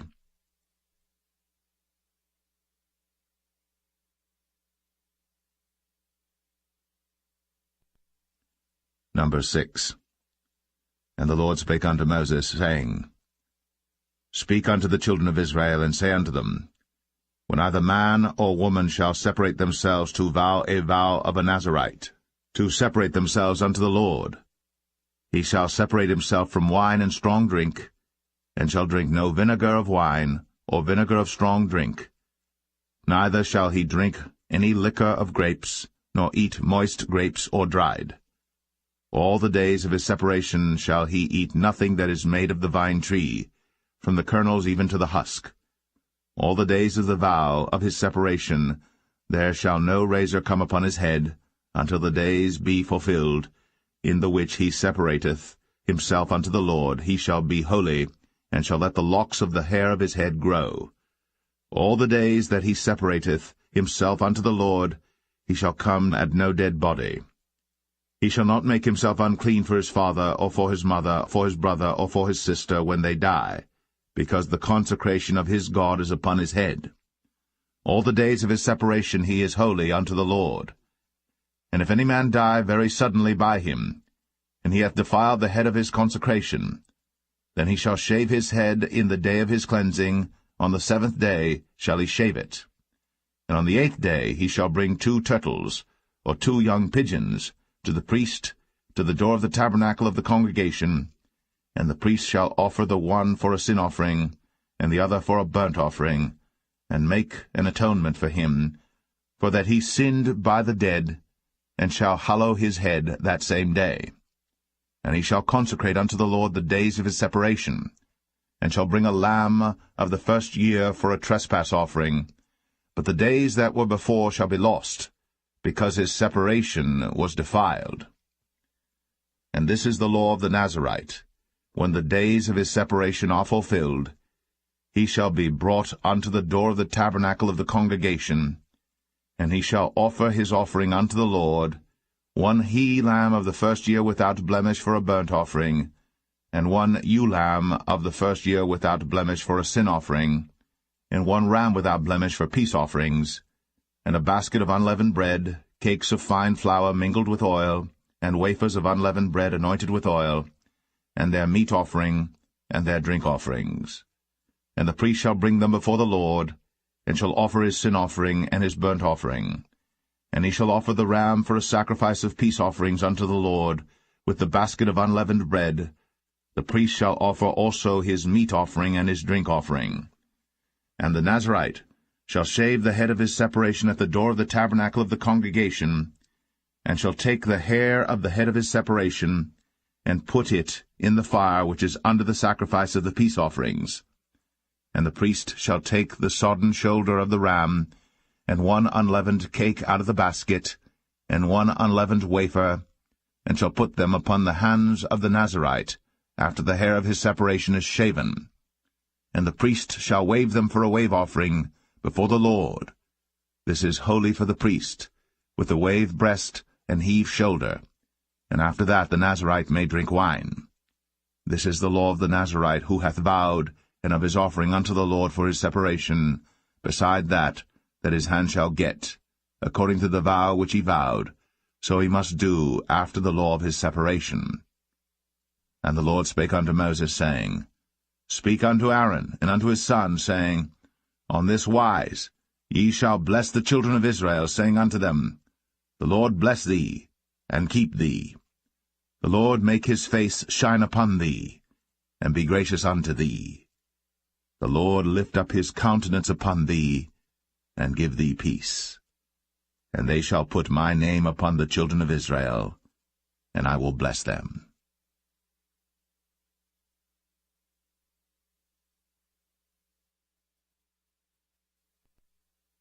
Number 7. And it came to pass on the day that Moses had fully set up the tabernacle, and had anointed it, and sanctified it, and all the instruments thereof, both the altar and all the vessels thereof, and had anointed them and sanctified them, that the princes of Israel, heads of the house of their fathers, who were the princes of the tribes, and were over them that were numbered, offered. And they brought their offering before the Lord, 6 covered wagons, and 12 oxen, a wagon for 2 of the princes, and for each one an ox. And they brought them before the tabernacle. And the Lord spake unto Moses, saying, Take it of them, that they may be to do the service of the tabernacle of the congregation, and thou shalt give them unto the Levites, to every man according to his service. And Moses took the wagons and the oxen, and gave them unto the Levites. 2 wagons and 4 oxen he gave unto the sons of Gershon, according to their service.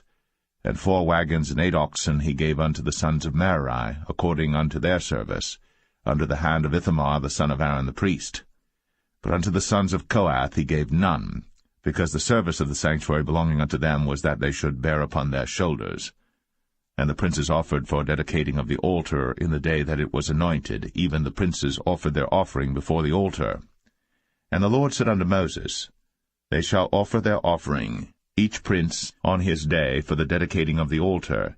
And he that offered his offering the first day was Nahshon the son of Amminadab, of the tribe of Judah. And his offering was 1 silver charger, the weight thereof was 130 shekels, 1 silver bowl of 70 shekels after the shekel of the sanctuary. Both of them were full of fine flour, mingled with oil, for a meat offering. 1 spoon of 10 shekels of gold, full of incense. 1 young bullock, 1 ram, 1 lamb of the first year, for a burnt offering. 1 kid of the goats for a sin offering, and for a sacrifice of peace offerings, 2 oxen, 5 rams, 5 he-goats, 5 lambs of the first year. This was the offering of Nahshon the son of Amminadab. On the second day, Nathaniel the son of Zuar, prince of Issachar, did offer. He offered for his offering 1 silver charger, the weight whereof was 130 shekels, 1 silver bowl of 70 shekels after the shekel of the sanctuary, both of them full of fine flour mingled with oil for a meat offering, 1 spoon of gold of 10 shekels full of incense, 1 young bullock, 1 ram, 1 lamb of the first year for a burnt offering, 1 kid of the goats for a sin offering, and for a sacrifice of peace offerings 2 oxen, 5 rams, 5 he-goats, 5 lambs of the first year. This was the offering of Nathaniel the son of Zuar. On the third day Eliab the son of Helon, prince of the children of Zebulun, did offer.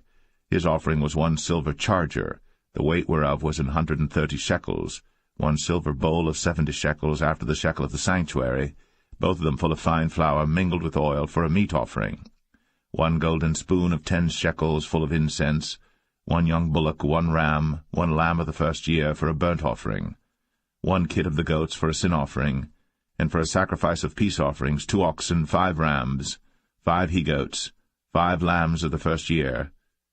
This was the offering of Eliab the son of Helon. On the fourth day Eleazar the son of Shadur, prince of the children of Reuben, did offer. His offering was 1 silver charger of the weight of 130 shekels, 1 silver bowl of 70 shekels after the shekel of the sanctuary, both of them full of fine flour mingled with oil for a meat offering, 1 golden spoon of 10 shekels full of incense, 1 young bullock, 1 ram, 1 lamb of the first year for a burnt offering, 1 kid of the goats for a sin offering, and for a sacrifice of peace offerings 2 oxen, 5 rams, 5 he-goats, 5 lambs of the first year. This was the offering of Elizur the son of Shadur. On the fifth day Shelumiel the son of Zerushadai, prince of the children of Simeon, did offer. His offering was 1 silver charger, the weight whereof was 130 shekels, 1 silver bowl of 70 shekels after the shekel of the sanctuary, both of them full of fine flour mingled with oil for a meat offering, 1 golden spoon of 10 shekels full of incense, 1 young bullock, 1 ram, 1 lamb of the first year for a burnt offering, 1 kid of the goats for a sin offering, and for a sacrifice of peace offerings 2 oxen, 5 rams, 5 he-goats, 5 lambs of the first year. This was the offering of Shelumiel the son of Zerushadai. On the sixth day Eliasaph the son of Deuel, prince of the children of Gad, offered. His offering was 1 silver charger of the weight of 130 shekels, a silver bowl of 70 shekels after the shekel of the sanctuary, both of them full of fine flour mingled with oil for a meat offering, 1 golden spoon of 10 shekels full of incense, 1 young bullock, 1 ram, 1 lamb of the first year for a burnt offering, 1 kid of the goats for a sin offering, and for a sacrifice of peace offerings 2 oxen, 5 rams, 5 he-goats, 5 lambs of the first year. This was the offering of Eliasaph the son of Deuel. On the seventh day Elishama the son of Ammihud, prince of the children of Ephraim, offered. His offering was 1 silver charger, the weight whereof was 130 shekels, 1 silver bowl of 70 shekels after the shekel of the sanctuary, both of them full of fine flour mingled with oil for a meat offering, 1 golden spoon of 10 shekels full of incense, 1 young bullock, 1 ram, 1 lamb of the first year for a burnt offering, 1 kid of the goats for a sin offering, and for a sacrifice of peace offerings 2 oxen, 5 rams, 5 he-goats, 5 lambs of the first year. This was the offering of Elishama the son of Ammihud. On the eighth day offered Gamaliel the son of Pedahzur, prince of the children of Manasseh. His offering was 1 silver charger of the weight of 130 shekels, 1 silver bowl of 70 shekels after the shekel of the sanctuary, both of them full of fine flour mingled with oil for a meat offering, 1 golden spoon of 10 shekels full of incense, 1 young bullock, 1 ram, 1 lamb of the first year for a burnt offering, 1 kid of the goats for a sin offering, and for a sacrifice of peace offerings 2 oxen, 5 rams, 5 he-goats, 5 lambs of the first year. This was the offering of Gamaliel the son of Pedahzur. On the ninth day Abidan the son of Gideoni, prince of the children of Benjamin, offered.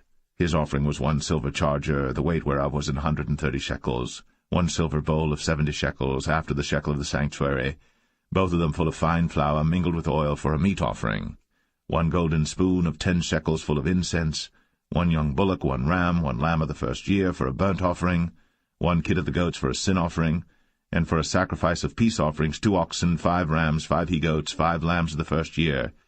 This was the offering of Abidan the son of Gideoni. On the 10th day Ahiezer the son of Ammishaddai, prince of the children of Dan, offered. His offering was 1 silver charger, the weight whereof was 130 shekels, 1 silver bowl of 70 shekels, after the shekel of the sanctuary, both of them full of fine flour mingled with oil for a meat offering. 1 golden spoon of 10 shekels full of incense, 1 young bullock, 1 ram, 1 lamb of the first year, for a burnt offering, 1 kid of the goats for a sin offering, and for a sacrifice of peace offerings 2 oxen, 5 rams, 5 he-goats, 5 lambs of the first year. This was the offering of Ahiezer the son of Ammishaddai. On the 11th day Pagiel the son of Ochran, prince of the children of Asher, offered. His offering was 1 silver charger, the weight whereof was 130 shekels, 1 silver bowl of 70 shekels, after the shekel of the sanctuary, both of them full of fine flour mingled with oil for a meat offering. 1 golden spoon of 10 shekels full of incense, 1 young bullock, 1 ram, 1 lamb of the first year for a burnt offering, 1 kid of the goats for a sin offering, and for a sacrifice of peace offerings 2 oxen, 5 rams, 5 he-goats, 5 lambs of the first year. This was the offering of Pagiel the son of Ochran. On the 12th day Ahira the son of Anan, prince of the children of Naphtali, offered. His offering was 1 silver charger, the weight whereof was 130 shekels, 1 silver bowl of 70 shekels, after the shekel of the sanctuary, both of them full of fine flour mingled with oil for a meat offering, 1 golden spoon of 10 shekels full of incense, 1 young bullock, 1 ram, 1 lamb of the first year for a burnt offering, 1 kid of the goats for a sin offering, and for a sacrifice of peace offerings 2 oxen, 5 rams, 5 he-goats, 5 lambs of the first year. This was the offering of Ahira the son of Anan. This was the dedication of the altar in the day when it was anointed by the princes of Israel: 12 chargers of silver, 12 silver bowls, 12 spoons of gold, each charger of silver weighing 130 shekels, each bowl 70, all the silver vessels weighed 2,400 shekels, after the shekel of the sanctuary. The golden spoons were 12, full of incense, weighing 10 shekels apiece, after the shekel of the sanctuary. All the gold of the spoons was 120 shekels. All the oxen for the burnt offering were 12 bullocks, the rams 12, the lambs of the first year 12, with their meat offering, and the kids of the goats for sin offering 12. And all the oxen for the sacrifice of the peace offerings were 24 bullocks, the rams 60, the he-goats 60, the lambs of the first year 60. This was the dedication of the altar. After that it was anointed.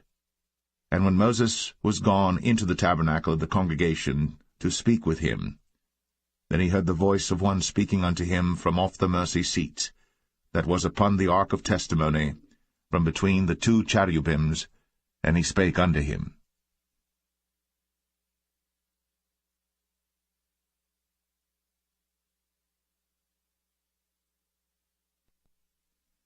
Numbers 8. And the Lord spake unto Moses, saying, Speak unto Aaron, and say unto him, When thou lightest the lamps, the 7 lamps shall give light over against the candlestick. And Aaron did so. He lighted the lamps thereof over against the candlestick, as the Lord commanded Moses. And this work of the candlestick was of beaten gold, unto the shaft thereof, unto the flowers thereof was beaten work, according unto the pattern which the Lord had shown Moses. So he made the candlestick. And the Lord spake unto Moses, saying, Take the Levites from among the children of Israel, and cleanse them.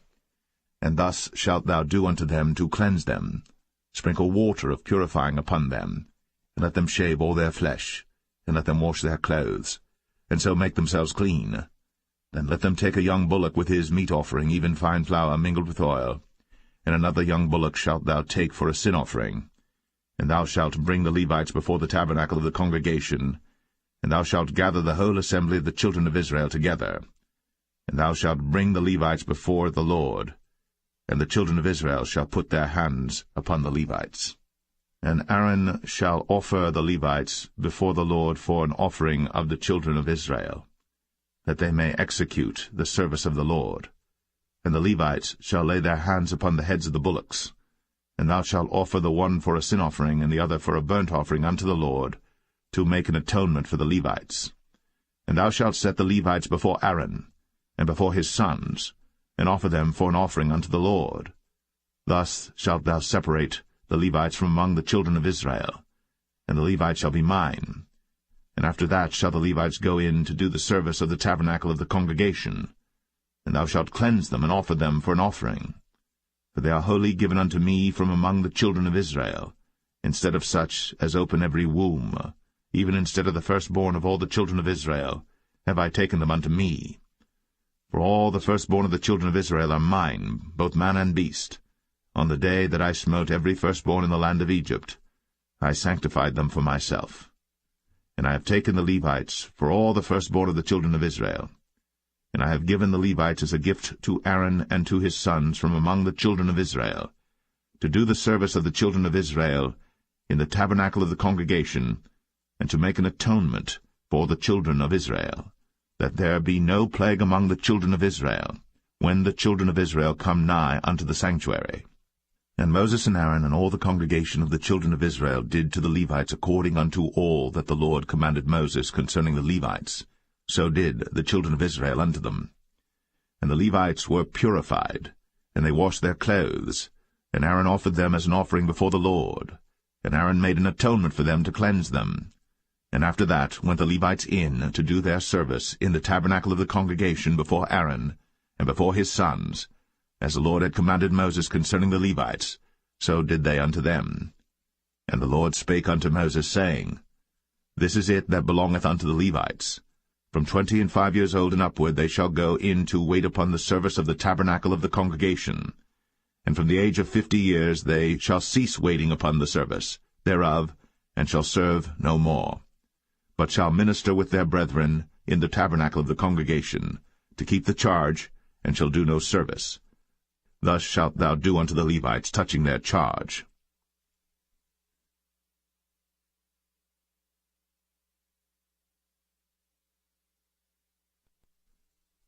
Numbers 9.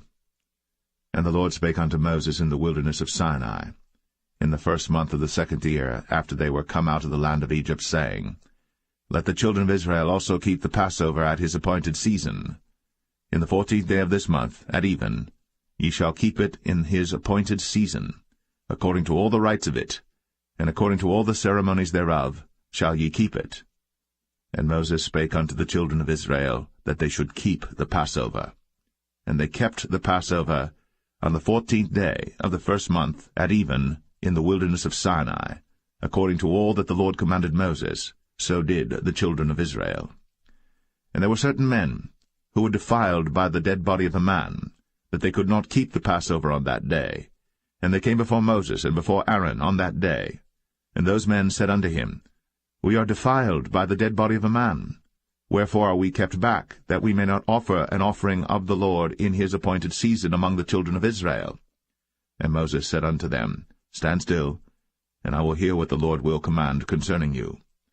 And the Lord spake unto Moses, saying, Speak unto the children of Israel, saying, If any man of you or of your posterity shall be unclean by reason of a dead body, or be in a journey afar off, yet he shall keep the Passover unto the Lord.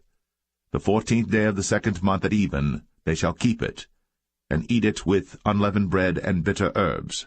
They shall leave none of it unto the morning, nor break any bone of it. According to all the ordinances of the Passover they shall keep it. But the man that is clean, and is not in a journey, and forbeareth to keep the Passover, even the same soul shall be cut off from among his people, because he brought not the offering of the Lord in his appointed season.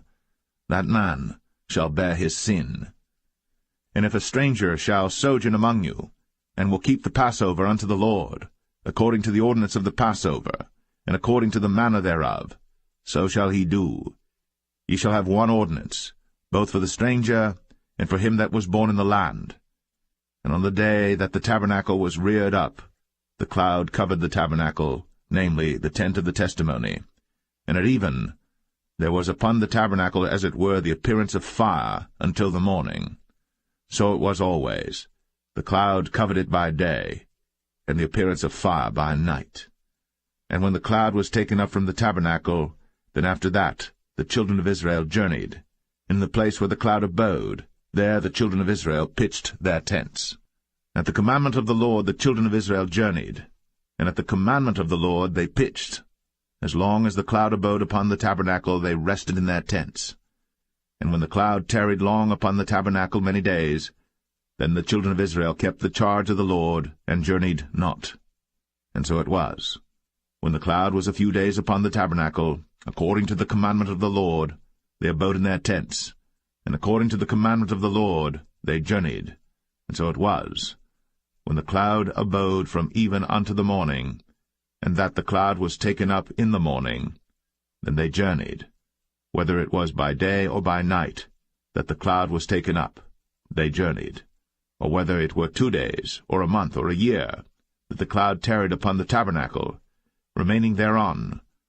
The children of Israel abode in their tents, and journeyed not, but when it was taken up, they journeyed. At the commandment of the Lord they rested in the tents, and at the commandment of the Lord they journeyed. They kept the charge of the Lord, at the commandment of the Lord, by the hand of Moses.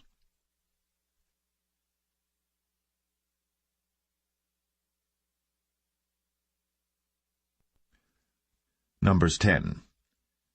And the Lord spake unto Moses, saying, Make thee 2 trumpets of silver, of a whole piece shalt thou make them, that thou mayest use them for the calling of the assembly, and for the journeying of the camps. And when they shall blow with them, all the assembly shall assemble themselves to thee at the door of the tabernacle of the congregation.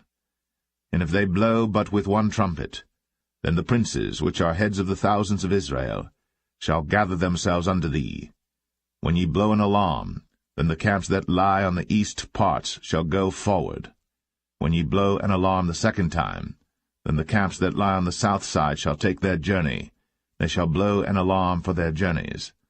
But when the congregation is to be gathered together, ye shall blow, but ye shall not sound an alarm. And the sons of Aaron the priests shall blow with the trumpets, and they shall be to you for an ordinance for ever throughout your generations. And if ye go to war in your land against the enemy that oppresseth you, then ye shall blow an alarm with the trumpets, and ye shall be remembered before the Lord your God, and ye shall be saved from your enemies. Also in the day of your gladness, and in your solemn days, in the beginnings of your months, ye shall blow with the trumpets over your burnt offerings, and over the sacrifices of your peace offerings, that they may be to you for a memorial before your God. I am the Lord your God. And it came to pass on the 20th day of the 2nd month, in the 2nd year, that the cloud was taken up from off the tabernacle of the testimony. And the children of Israel took their journeys out of the wilderness of Sinai, and the cloud rested in the wilderness of Paran. And they first took their journey according to the commandment of the Lord by the hand of Moses. In the first place went the standard of the camp of the children of Judah according to their armies, and over his host was Nahshon the son of Amminadab. And over the host of the tribe of the children of Issachar was Nethanel the son of Zuar. And over the host of the tribe of the children of Zebulun was Eliab the son of Helon. And the tabernacle was taken down, and the sons of Gershon and the sons of Merari set forward, bearing the tabernacle. And the standard of the camp of Reuben set forward according to their armies. And over his host was Elizur the son of Shadur.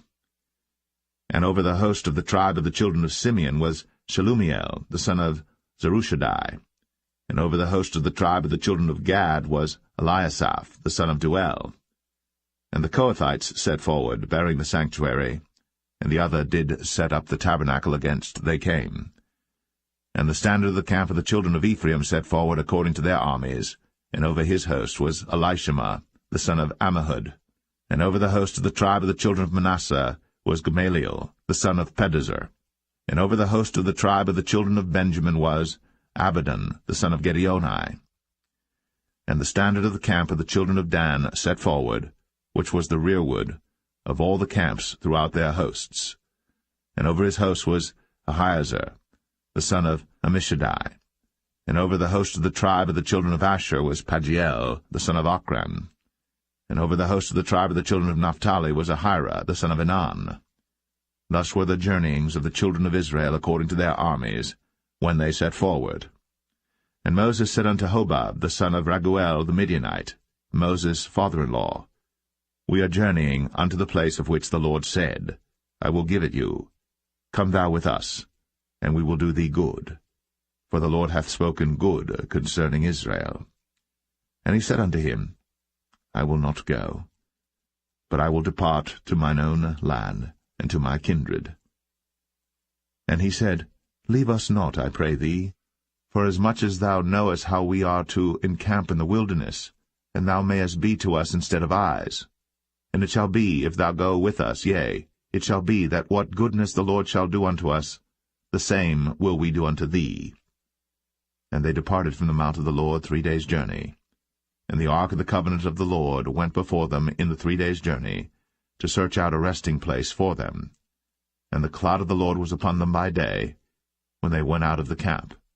And it came to pass, when the ark set forward, that Moses said, Rise up, Lord, and let thine enemies be scattered, and let them that hate thee flee before thee. And when it rested, he said, Return, O Lord, unto the many thousands of Israel.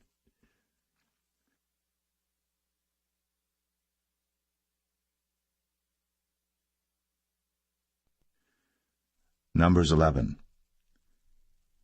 And when the people complained, it displeased the Lord. And the Lord heard it, and his anger was kindled. And the fire of the Lord burnt among them, and consumed them that were in the uttermost parts of the camp. And the people cried unto Moses. And when Moses prayed unto the Lord, the fire was quenched. And he called the name of the place Taberah, because the fire of the Lord burnt among them. And the mixed multitude that was among them fell a-lusting. And the children of Israel also wept again, and said, Who shall give us flesh to eat? We remember the fish which we did eat in Egypt freely, the cucumbers, and the melons, and the leeks, and the onions, and the garlic. But now our soul is dried away. There is nothing at all beside this manna before our eyes. And the manna was as coriander seed, and the color thereof as the color of bdellium. And the people went about, and gathered it, and ground it in mills, or beat it in a mortar, and baked it in pans, and made cakes of it. And the taste of it was as the taste of fresh oil. And when the dew fell upon the camp in the night, the manna fell upon it. Then Moses heard the people weep throughout their families, every man in the door of his tent. And the anger of the Lord was kindled greatly. Moses also was displeased. And Moses said unto the Lord, Wherefore hast thou afflicted thy servant? And wherefore have I not found favor in thy sight, that thou layest the burden of all this people upon me? Have I conceived all this people? Have I begotten them, that thou shouldst say unto me, Carry them in thy bosom, as a nursing father beareth the sucking child, unto the land which thou swarest unto their fathers?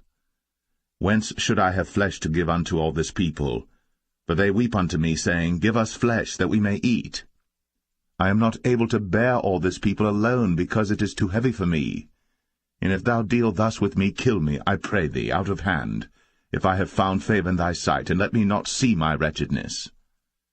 And the Lord said unto Moses, Gather unto me 70 men of the elders of Israel, whom thou knowest to be the elders of the people, and officers over them, and bring them unto the tabernacle of the congregation, that they may stand there with thee.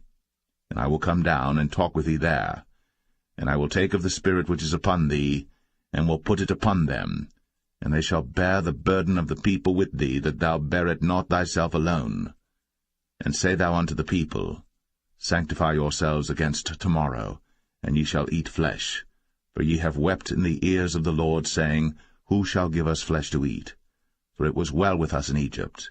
Therefore the Lord will give you flesh, and ye shall eat. Ye shall not eat 1 day, nor 2 days, nor 5 days, neither 10 days, nor 20 days, but even a whole month, until it come out at your nostrils, and it be loathsome unto you, because that ye have despised the Lord which is among you, and have wept before him, saying, Why came we forth out of Egypt? And Moses said, The people, among whom I am, are 600,000 footmen, and thou hast said, I will give them flesh, that they may eat a whole month. Shall the flocks and the herds be slain for them to suffice them? Or shall all the fish of the sea be gathered together for them to suffice them? And the Lord said unto Moses, Is the Lord's hand waxed short? Thou shalt see now whether my word shall come to pass unto thee or not. And Moses went out, and told the people the words of the Lord, and gathered the 70 men of the elders of the people, and set them round about the tabernacle. And the Lord came down in a cloud, and spake unto him, and took of the Spirit that was upon him, and gave it unto the 70 elders. And it came to pass that, when the Spirit rested upon them, they prophesied, and did not cease. But there remained 2 of the men in the camp. The name of the one was Eldad, and the name of the other Medad. And the Spirit rested upon them, and they were of them that were written, but went not out unto the tabernacle, and they prophesied in the camp. And there ran a young man, and told Moses, and said, Eldad and Medad do prophesy in the camp. And Joshua the son of Nun, the servant of Moses, one of his young men, answered and said, My lord Moses, forbid them. And Moses said unto him, Enviest thou for my sake? Would God that all the Lord's people were prophets, and that the Lord would put his Spirit upon them. And Moses gat him into the camp, he and the elders of Israel. And there went forth a wind from the Lord, and brought quails from the sea, and let them fall by the camp, as it were a day's journey on this side, and as it were a day's journey on the other side, round about the camp, and as it were 2 cubits high upon the face of the earth. And the people stood up all that day, and all that night, and all the next day. And they gathered the quails, he that gathered least gathered 10 homers, and they spread them all abroad for themselves round about the camp. And while the flesh was yet between their teeth, ere it was chewed, the wrath of the Lord was kindled against the people, and the Lord smote the people with a very great plague. And he called the name of that place Kibroth Hattaavah, because there they buried the people that lusted. And the people journeyed from Kibroth Hattaavah unto Hazeroth, and abode at Hazeroth.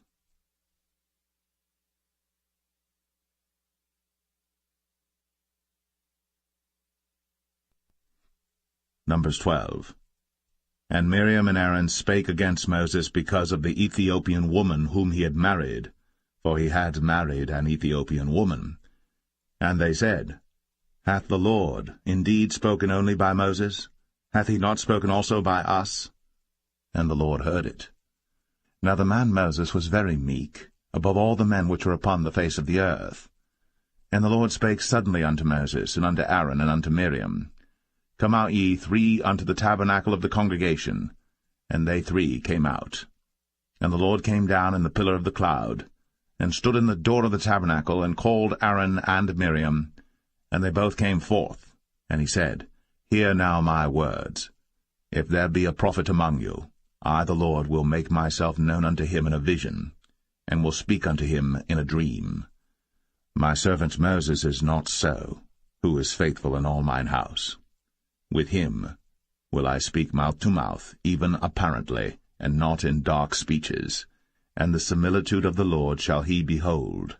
Wherefore then were ye not afraid to speak against my servant Moses?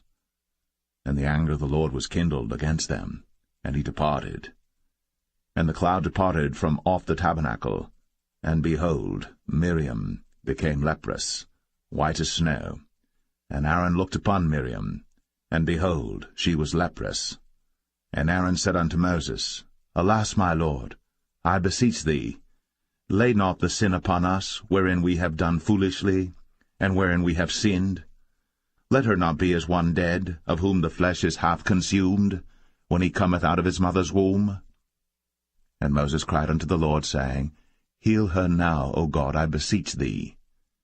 And the Lord said unto Moses, If her father had but spit in her face, should she not be ashamed 7 days? Let her be shut out from the camp 7 days, and after that let her be received in again. And Miriam was shut out from the camp 7 days. And the people journeyed not till Miriam was brought in again. And afterward the people removed from Hazeroth, and pitched in the wilderness of Paran.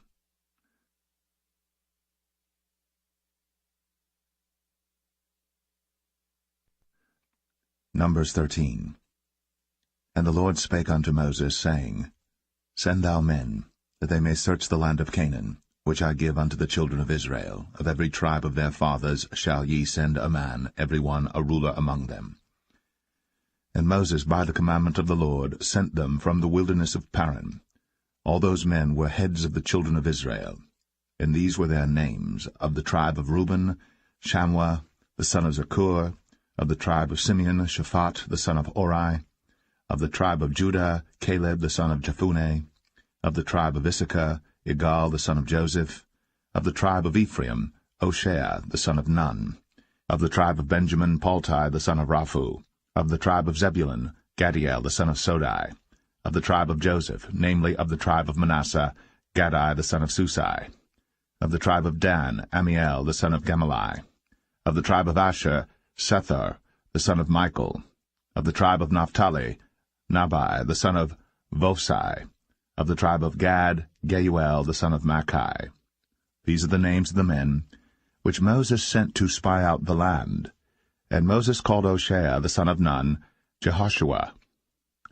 And Moses sent them to spy out the land of Canaan, and said unto them, Get you up this way southward, and go up into the mountain, and see the land what it is, and the people that dwelleth therein, whether they be strong or weak, few or many, and what the land is that they dwell in, whether it be good or bad, and what cities they be that they dwell in, whether in tents or in strongholds, and what the land is, whether it be fat or lean, whether there be wood therein or not. And be ye of good courage, and bring of the fruit of the land. Now the time was the time of the first ripe grapes. So they went up and searched the land from the wilderness of Zin unto Rehob, as men come to Hamath. And they ascended by the south, and came unto Hebron, where Ahiman, Sheshai, and Talmai, the children of Anak, were. Now Hebron was built 7 years before Zoan in Egypt. And they came unto the brook of Eshcol, and cut down from thence a branch, with one cluster of grapes, and they bare it between two upon a staff. And they brought of the pomegranates and of the figs. The place was called the brook Eshcol, because of the cluster of grapes which the children of Israel cut down from thence. And they returned from searching of the land after 40 days. And they went, and came to Moses, and to Aaron, and to all the congregation of the children of Israel, unto the wilderness of Paran, to Kadesh, and brought back word unto them, and unto all the congregation, and showed them the fruit of the land. And they told him, and said, We came unto the land whither thou sentest us, and surely it floweth with milk and honey, and this is the fruit of it. Nevertheless the people be strong that dwell in the land, and the cities are walled and very great. And moreover, we saw the children of Anak there. The Amalekites dwell in the land of the south, and the Hittites, and the Jebusites, and the Amorites dwell in the mountains, and the Canaanites dwell by the sea, and by the coast of Jordan.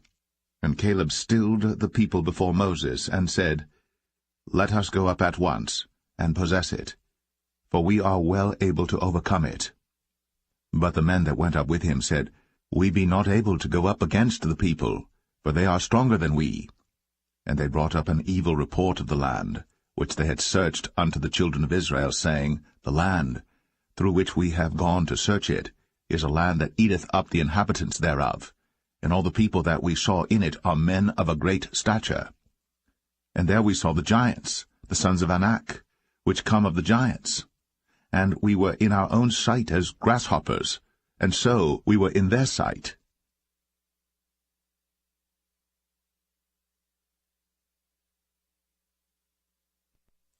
Numbers 14. And all the congregation lifted up their voice, and cried, and the people wept that night. And all the children of Israel murmured against Moses, and against Aaron. And the whole congregation said unto them, Would God that we had died in the land of Egypt, or would God we had died in this wilderness? And wherefore hath the Lord brought us unto this land, to fall by the sword, that our wives and our children should be a prey?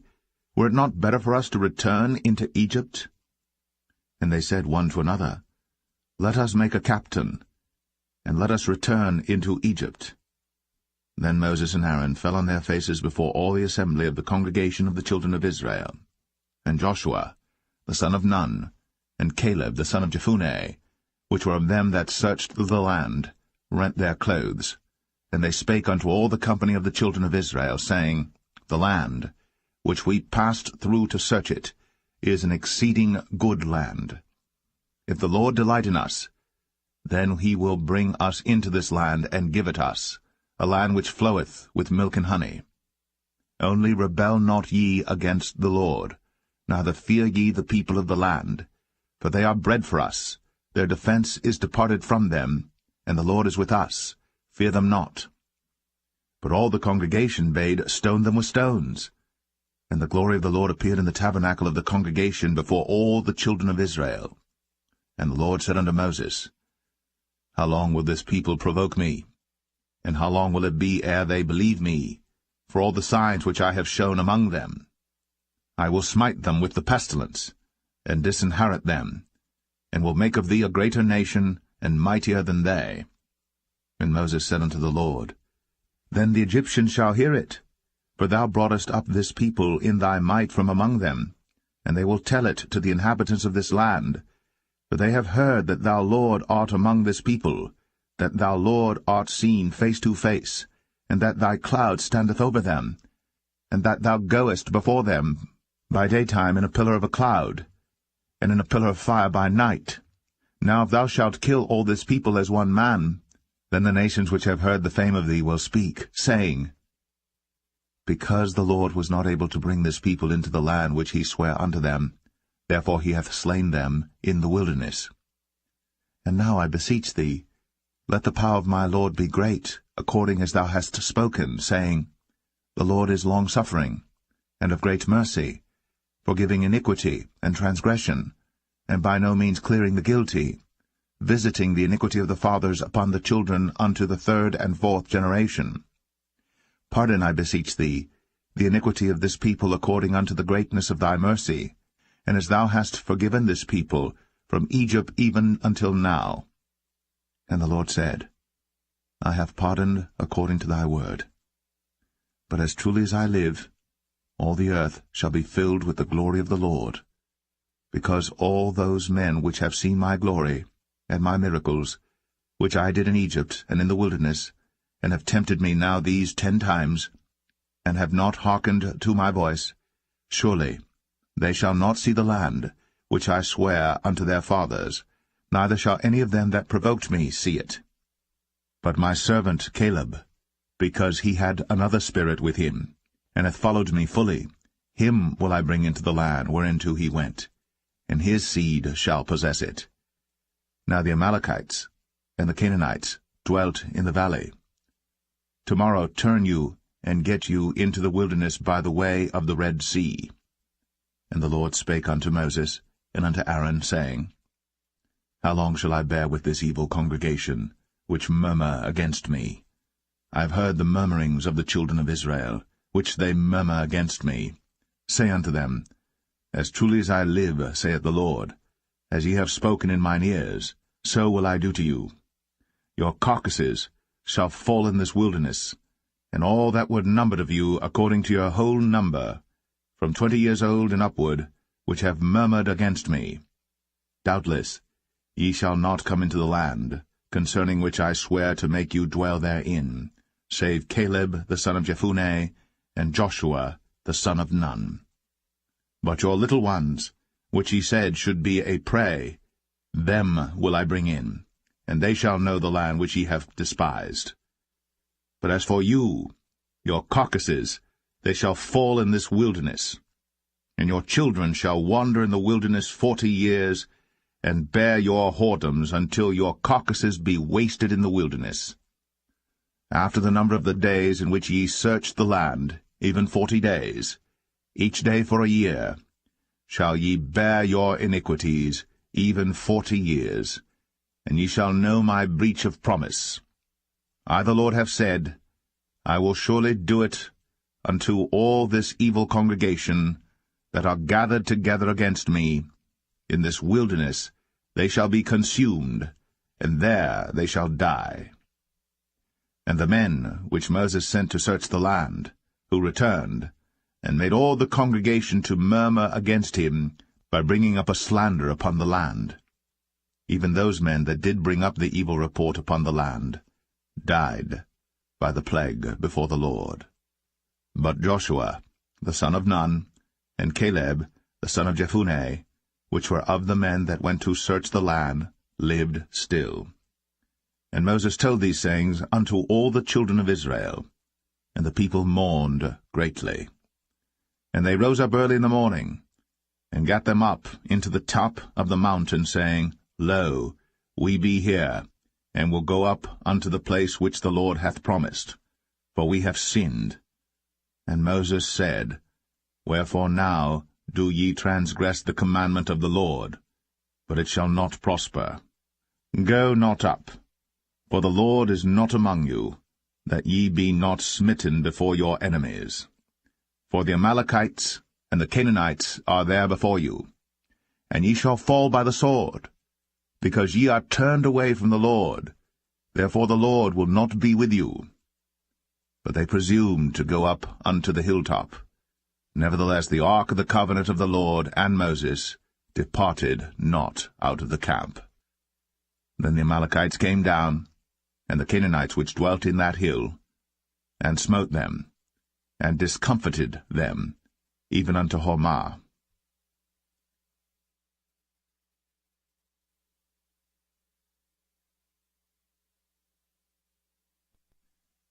Numbers 15. And the Lord spake unto Moses, saying, Speak unto the children of Israel, and say unto them, When ye be come into the land of your habitations, which I give unto you, and will make an offering by fire unto the Lord, a burnt offering, or a sacrifice in performing a vow, or in a freewill offering, or in your solemn feasts, to make a sweet savour unto the Lord, of the herd or of the flock. Then shall he that offereth his offering unto the Lord bring a meat offering of 1/10 deal of flour mingled with the 4th part of an hin of oil, and the 4th part of an hin of wine for a drink offering shalt thou prepare with the burnt offering or sacrifice for 1 lamb. Or for a ram thou shalt prepare for a meat offering 2/10 deals of flour mingled with the 3rd part of an hin of oil. And for a drink offering thou shalt offer the 3rd part of an hin of wine for a sweet savour unto the Lord. And when thou preparest a bullock for a burnt offering, or for a sacrifice in performing a vow, or peace offerings unto the Lord, then shall he bring with a bullock a meat offering of 3/10 deals of flour mingled with 1/2 an hin of oil. And thou shalt bring for a drink offering 1/2 an hin of wine, for an offering made by fire, of a sweet savour unto the Lord. Thus shall it be done for 1 bullock, or for 1 ram, or for a lamb, or a kid, according to the number that ye shall prepare. So shall ye do to every one according to their number. All that are born of the country shall do these things after this manner, in offering an offering made by fire, of a sweet savour unto the Lord. And if a stranger sojourn with you, or whosoever be among you in your generations, and will offer an offering made by fire, of a sweet savour unto the Lord, as ye do, so he shall do. 1 ordinance shall be both for you of the congregation, and also for the stranger that sojourneth with you, an ordinance for ever in your generations, as ye are, so shall the stranger be before the Lord. 1 law and 1 manner shall be for you, and for the stranger that sojourneth with you. And the Lord spake unto Moses, saying, Speak unto the children of Israel, and say unto them, When ye come into the land whither I bring you, then it shall be that when ye eat of the bread of the land, ye shall offer up an heave offering unto the Lord. Ye shall offer up a cake of the first of your dough for an heave offering. As ye do the heave offering of the threshing floor, so shall ye heave it. Of the first of your dough ye shall give unto the Lord an heave offering in your generations. And if ye have erred, and not observed all these commandments which the Lord hath spoken unto Moses, even all that the Lord hath commanded you by the hand of Moses, from the day that the Lord commanded Moses, and henceforward among your generations, then it shall be, if aught be committed by ignorance without the knowledge of the congregation, that all the congregation shall offer 1 young bullock for a burnt offering, for a sweet savour unto the Lord, with his meat offering and his drink offering, according to the manner, and 1 kid of the goats for a sin offering. And the priest shall make an atonement for all the congregation of the children of Israel. and shall be forgiven them. For it is ignorance, and they shall bring their offering, a sacrifice made by fire unto the Lord, and their sin offering before the Lord, for their ignorance. And it shall be forgiven all the congregation of the children of Israel, and the stranger that sojourneth among them, seeing all the people were in ignorance. And if any soul sin through ignorance, then he shall bring a she-goat of the first year for sin offering, and the priest shall make an atonement for the soul that sinneth ignorantly. When he sinneth by ignorance before the Lord, to make an atonement for him, and it shall be forgiven him. Ye shall have one law for him that sinneth through ignorance, both for him that is born among the children of Israel, and for the stranger that sojourneth among them. But the soul that doeth aught presumptuously, whether he be born in the land or a stranger, the same reproacheth the Lord, and that soul shall be cut off from among his people, because he hath despised the word of the Lord, and hath broken his commandment. That soul shall utterly be cut off. His iniquity shall be upon him. And while the children of Israel were in the wilderness, they found a man that gathered sticks upon the Sabbath day. And they that found him gathering sticks brought him unto Moses and Aaron, and unto all the congregation. And they put him in ward, because it was not declared what should be done to him. And the Lord said unto Moses, The man shall be surely put to death. All the congregation shall stone him with stones without the camp. And all the congregation brought him without the camp, and stoned him with stones, and he died, as the Lord commanded Moses. And the Lord spake unto Moses, saying, Speak unto the children of Israel, and bid them that they make them fringes in the borders of their garments throughout their generations, and that they put upon the fringe of the borders a ribbon of blue. And it shall be unto you for a fringe, that ye may look upon it, and remember all the commandments of the Lord, and do them, and that ye seek not after your own heart, and your own eyes, after which ye used to go a-whoring, that ye may remember, and do all my commandments, and be holy unto your God. I am the Lord your God, which brought you out of the land of Egypt, to be your God. I am the Lord your God.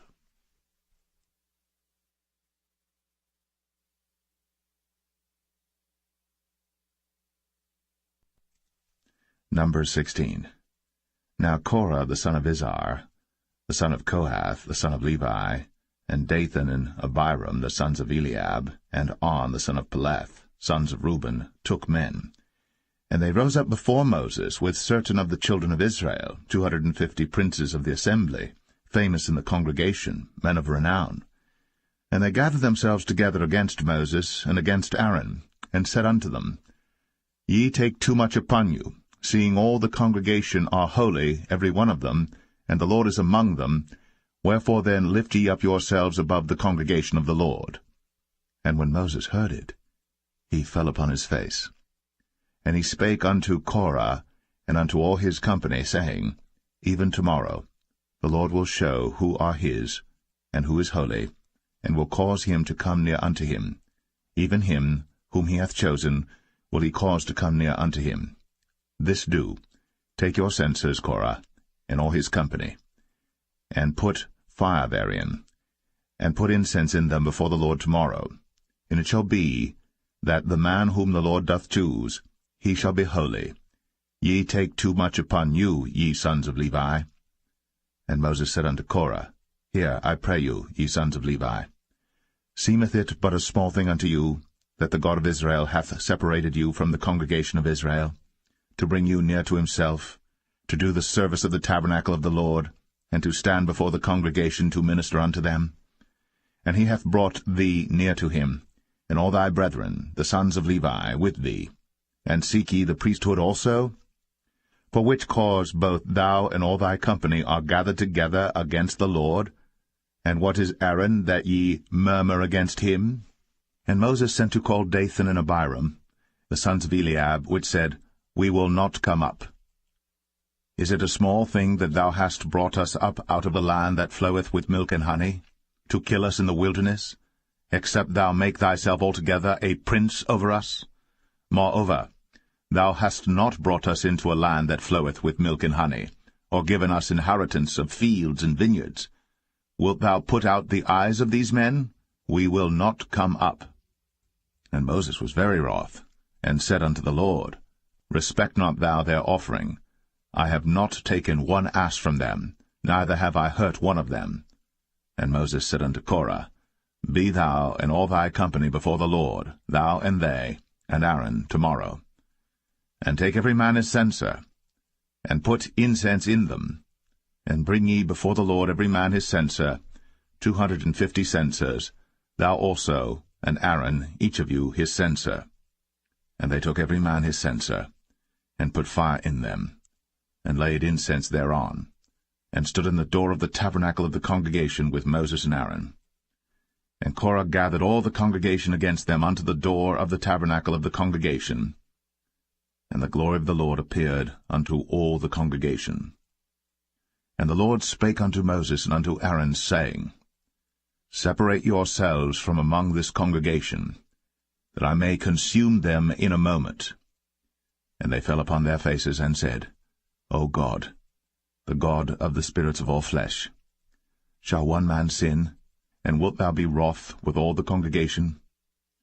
And the Lord spake unto Moses, saying, Speak unto the congregation, saying, Get you up from about the tabernacle of Korah, Dathan, and Abiram.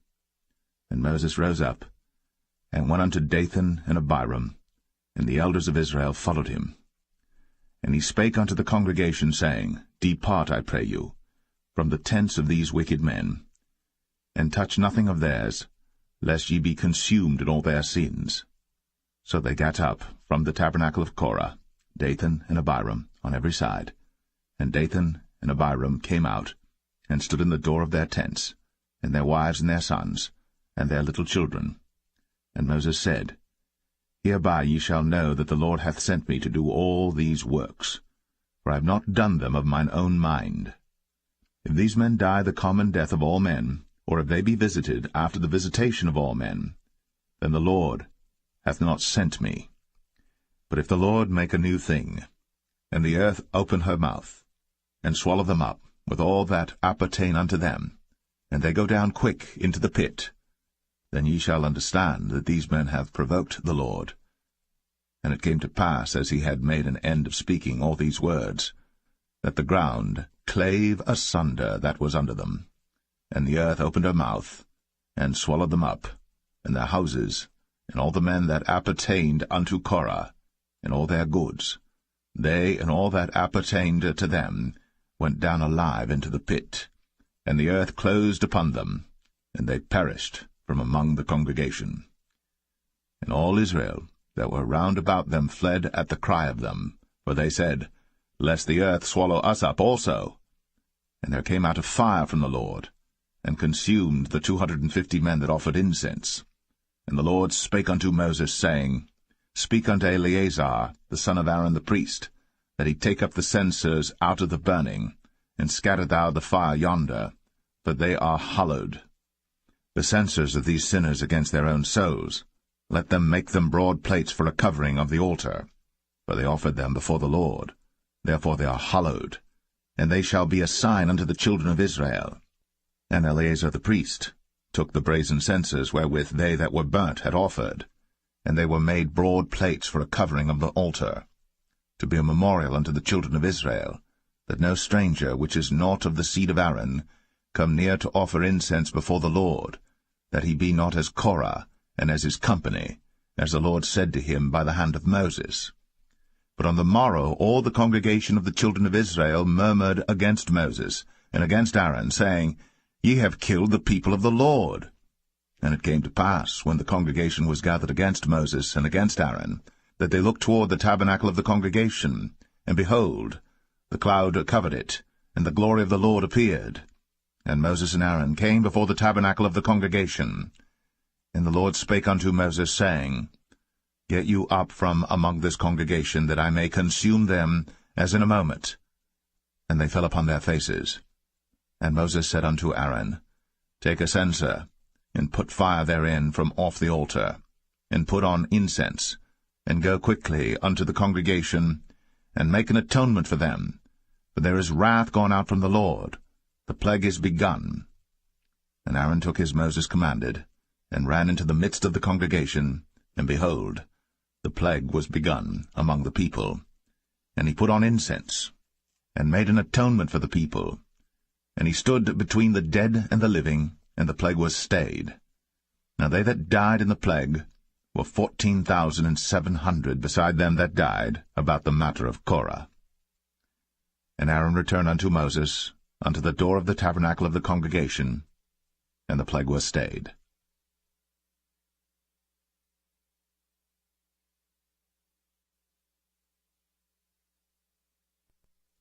Number 17. And the Lord spake unto Moses, saying, Speak unto the children of Israel, and take of every one of them a rod according to the house of their fathers, of all their princes according to the house of their fathers 12 rods. Write thou every man's name upon his rod. And thou shalt write Aaron's name upon the rod of Levi. For 1 rod shall be for the head of the house of their fathers. And thou shalt lay them up in the tabernacle of the congregation before the testimony, where I will meet with you. And it shall come to pass that the man's rod, whom I shall choose, shall blossom, and I will make to cease from me the murmurings of the children of Israel, whereby they murmur against you. And Moses spake unto the children of Israel, and every one of their princes gave him a rod apiece, for each prince 1 according to their fathers' houses, even 12 rods, and the rod of Aaron was among their rods. And Moses laid up the rods before the Lord in the tabernacle of witness. And it came to pass that on the morrow Moses went into the tabernacle of witness, and behold, the rod of Aaron for the house of Levi was budded, and brought forth buds, and bloomed blossoms, and yielded almonds. And Moses brought out all the rods from before the Lord unto all the children of Israel. And they looked, and took every man his rod. And the Lord said unto Moses, Bring Aaron's rod again before the testimony to be kept for a token against the rebels. And thou shalt quite take away their murmurings from me, that they die not. And Moses did so. As the Lord commanded him, so did he. And the children of Israel spake unto Moses, saying, Behold, we die, we perish, we all perish. Whosoever cometh anything near unto the tabernacle of the Lord shall die. Shall we be consumed with dying?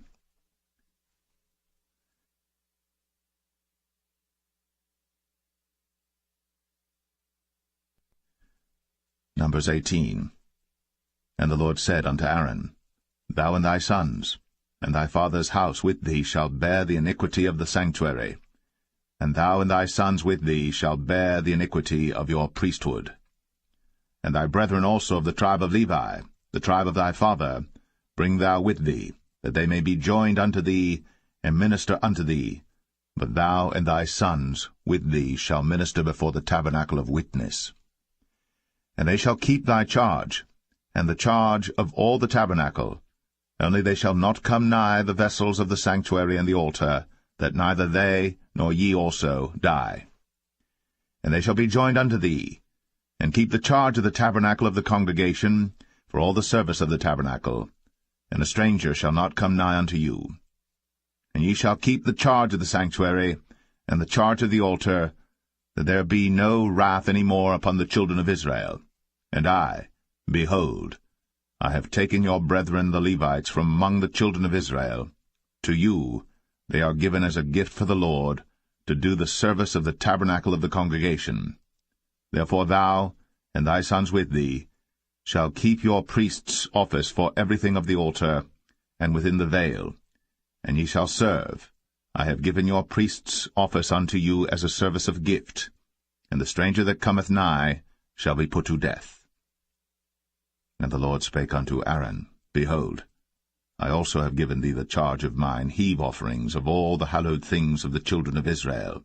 Unto thee have I given them by reason of the anointing, and to thy sons by an ordinance for ever. This shall be thine of the most holy things, reserved from the fire, every oblation of theirs, every meat offering of theirs, and every sin offering of theirs, And every trespass offering of theirs which they shall render unto me shall be most holy for thee, and for thy sons. In the most holy place shalt thou eat it, every male shall eat it. It shall be holy unto thee. And this is thine, the heave offering of their gift, with all the wave offerings of the children of Israel. I have given them unto thee, and to thy sons and to thy daughters with thee, by a statute for ever. Every one that is clean in thy house shall eat of it. All the best of the oil, all the best of the wine, and of the wheat, the firstfruits of them which they shall offer unto the Lord, them have I given thee. And whatsoever is first ripe in the land, which they shall bring unto the Lord, shall be thine. Every one that is clean in thine house shall eat of it. Everything devoted in Israel shall be thine. Everything that openeth the matrix in all flesh, which they bring unto the Lord, whether it be of men or beasts, shall be thine. Nevertheless, the firstborn of man shalt thou surely redeem, and the firstling of unclean beasts shalt thou redeem. And those that are to be redeemed from a month old shalt thou redeem, according to thine estimation, for the money of 5 shekels, after the shekel of the sanctuary, which is 20 gerahs. But the firstling of a cow, or the firstling of a sheep, or the firstling of a goat, thou shalt not redeem. They are holy. Thou shalt sprinkle their blood upon the altar, and shalt burn their fat for an offering made by fire, for a sweet savour unto the Lord. And the flesh of them shall be thine, as the wave breast and as the right shoulder are thine. All the heave offerings of the holy things which the children of Israel offer unto the Lord have I given thee, and thy sons and thy daughters with thee, by a statute for ever. It is a covenant of salt for ever before the Lord unto thee, and to thy seed with thee. And the Lord spake unto Aaron, Thou shalt have no inheritance in their land, neither shalt thou have any part among them. I am thy part, and thine inheritance among the children of Israel. And behold, I have given the children of Levi all the 10th in Israel for an inheritance, for their service which they serve, even the service of the tabernacle of the congregation. Neither must the children of Israel henceforth come nigh the tabernacle of the congregation, lest they bear sin and die. But the Levites shall do the service of the tabernacle of the congregation, and they shall bear their iniquity. It shall be a statute for ever throughout your generations, that among the children of Israel they have no inheritance. But the tithes of the children of Israel, which they offer as an heave offering unto the Lord, I have given to the Levites to inherit. Therefore I have said unto them, Among the children of Israel they shall have no inheritance. And the Lord spake unto Moses, saying, Thus speak unto the Levites, and say unto them, When ye take of the children of Israel the tithes which I have given you from them for your inheritance, then ye shall offer up an heave offering of it for the Lord, even a 10th part of the tithe. And this your heave offering shall be reckoned unto you, as though it were the corn of the threshing floor, and as the fullness of the winepress. Thus ye also shall offer an heave offering unto the Lord of all your tithes, which ye receive of the children of Israel, and ye shall give thereof of the Lord's heave offering to Aaron the priest. Out of all your gifts ye shall offer every heave offering of the Lord, of all the best thereof, even the hallowed part thereof out of it. Therefore thou shalt say unto them, When ye have heaved the best thereof from it, then it shall be counted unto the Levites as the increase of the threshing floor, and as the increase of the winepress. And ye shall eat it in every place, ye and your households. For it is your reward for your service in the tabernacle of the congregation, and ye shall bear no sin by reason of it, when ye have heaved from it the best of it, neither shall ye pollute the holy things of the children of Israel, lest ye die.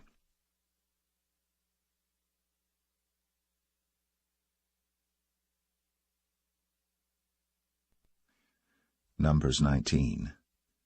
And the Lord spake unto Moses and unto Aaron, saying, This is the ordinance of the law which the Lord hath commanded, saying, Speak unto the children of Israel, that they bring thee a red heifer without spot, wherein is no blemish, and upon which never came yoke. And ye shall give her unto Eleazar the priest, that he may bring her forth without the camp, and one shall slay her before his face. And Eleazar the priest shall take of her blood with his finger, and sprinkle of her blood directly before the tabernacle of the congregation 7 times. And one shall burn the heifer in his sight, her skin and her flesh and her blood, with her dung shall he burn. And the priest shall take cedar wood and hyssop and scarlet, and cast it into the midst of the burning of the heifer. Then the priest shall wash his clothes, and he shall bathe his flesh in water, and afterward he shall come into the camp, and the priest shall be unclean until the even. And he that burneth her shall wash his clothes in water, and bathe his flesh in water, and shall be unclean until the even. And the man that is clean shall gather up the ashes of the heifer, and lay them up without the camp in a clean place. And it shall be kept for the congregation of the children of Israel for a water of separation. It is a purification for sin. And he that gathereth the ashes of the heifer shall wash his clothes, and be unclean until the even. And it shall be unto the children of Israel, and unto the stranger that sojourneth among them, for a statute for ever. He that toucheth the dead body of any man shall be unclean 7 days. He shall purify himself with it on the 3rd day. And on the 7th day he shall be clean. But if he purify not himself the 3rd day, then the 7th day he shall not be clean. Whosoever toucheth the dead body of any man that is dead, and purifieth not himself, defileth the tabernacle of the Lord, and that soul shall be cut off from Israel, because the water of separation was not sprinkled upon him. He shall be unclean, his uncleanness is yet upon him. This is the law when a man dieth in a tent. All that come into the tent, and all that is in the tent, shall be unclean 7 days. And every open vessel, which hath no covering bound upon it, is unclean. And whosoever toucheth one that is slain with a sword in the open fields, or a dead body, or a bone of a man, or a grave, shall be unclean 7 days. And for an unclean person, they shall take of the ashes of the burnt heifer, of purification for sin, and running water shall be put thereto in a vessel. And a clean person shall take hyssop, and dip it in the water, and sprinkle it upon the tent, and upon all the vessels, and upon the persons that were there, and upon him that touched a bone, or one slain, or one dead, or a grave. And the clean person shall sprinkle upon the unclean on the 3rd day, and on the 7th day. And on the 7th day he shall purify himself, and wash his clothes, and bathe himself in water, and shall be clean at even. But the man that shall be unclean, and shall not purify himself, that soul shall be cut off from among the congregation, because he hath defiled the sanctuary of the Lord. The water of separation hath not been sprinkled upon him. He is unclean. And it shall be a perpetual statute unto them, that he that sprinkleth the water of separation shall wash his clothes, and he that toucheth the water of separation shall be unclean until even. And whatsoever the unclean person toucheth shall be unclean, and the soul that toucheth it shall be unclean until even.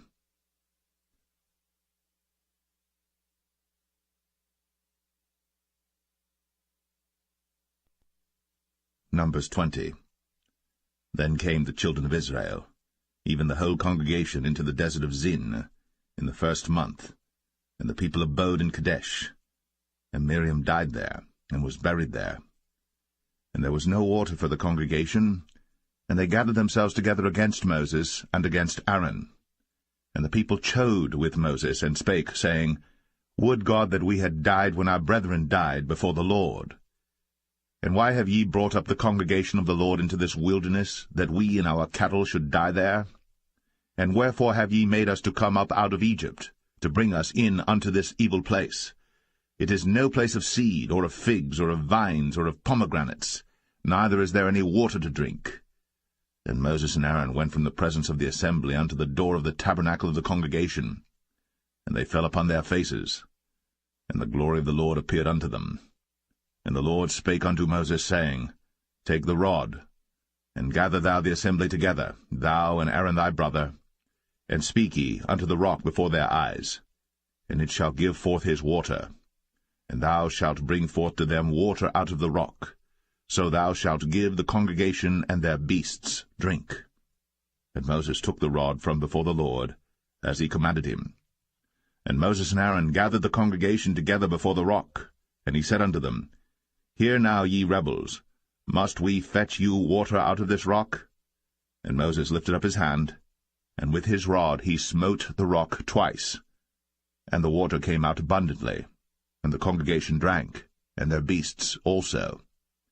And the Lord spake unto Moses and Aaron, Because ye believed me not, to sanctify me in the eyes of the children of Israel, therefore ye shall not bring this congregation into the land which I have given them. This is the water of Meribah, because the children of Israel strove with the Lord, and he was sanctified in them. And Moses sent messengers from Kadesh unto the king of Edom. Thus saith thy brother Israel, Thou knowest all the travail that hath befallen us, how our fathers went down into Egypt. And we have dwelt in Egypt a long time, and the Egyptians vexed us and our fathers. And when we cried unto the Lord, he heard our voice, and sent an angel, and hath brought us forth out of Egypt. And behold, we are in Kadesh, a city in the uttermost of thy border. Let us pass, I pray thee, through thy country. We will not pass through the fields, or through the vineyards, neither will we drink of the water of the wells. We will go by the king's highway. We will not turn to the right hand, nor to the left, until we have passed thy borders. And Edom said unto him, Thou shalt not pass by me, lest I come out against thee with the sword. And the children of Israel said unto him, We will go by the highway, and if I and my cattle drink of thy water, then I will pay for it. I will only, without doing anything else, go through on my feet. And he said, Thou shalt not go through. And Edom came out against him with much people, and with a strong hand. Thus Edom refused to give Israel passage through his border. Wherefore Israel turned away from him. And the children of Israel, even the whole congregation, journeyed from Kadesh, and came unto Mount Or. And the Lord spake unto Moses and Aaron in Mount Or, by the coast of the land of Edom, saying, Aaron shall be gathered unto his people, for he shall not enter into the land which I have given unto the children of Israel, because ye rebelled against my word at the water of Meribah. Take Aaron and Eleazar his son, and bring them up unto Mount Or, and strip Aaron of his garments, and put them upon Eleazar his son, and Aaron shall be gathered unto his people, and shall die there. And Moses did as the Lord commanded. And they went up into Mount Or, in the sight of all the congregation. And Moses stripped Aaron of his garments, and put them upon Eleazar his son. And Aaron died there, in the top of the mount. And Moses and Eleazar came down from the mount. And when all the congregation saw that Aaron was dead, they mourned for Aaron 30 days, even all the house of Israel.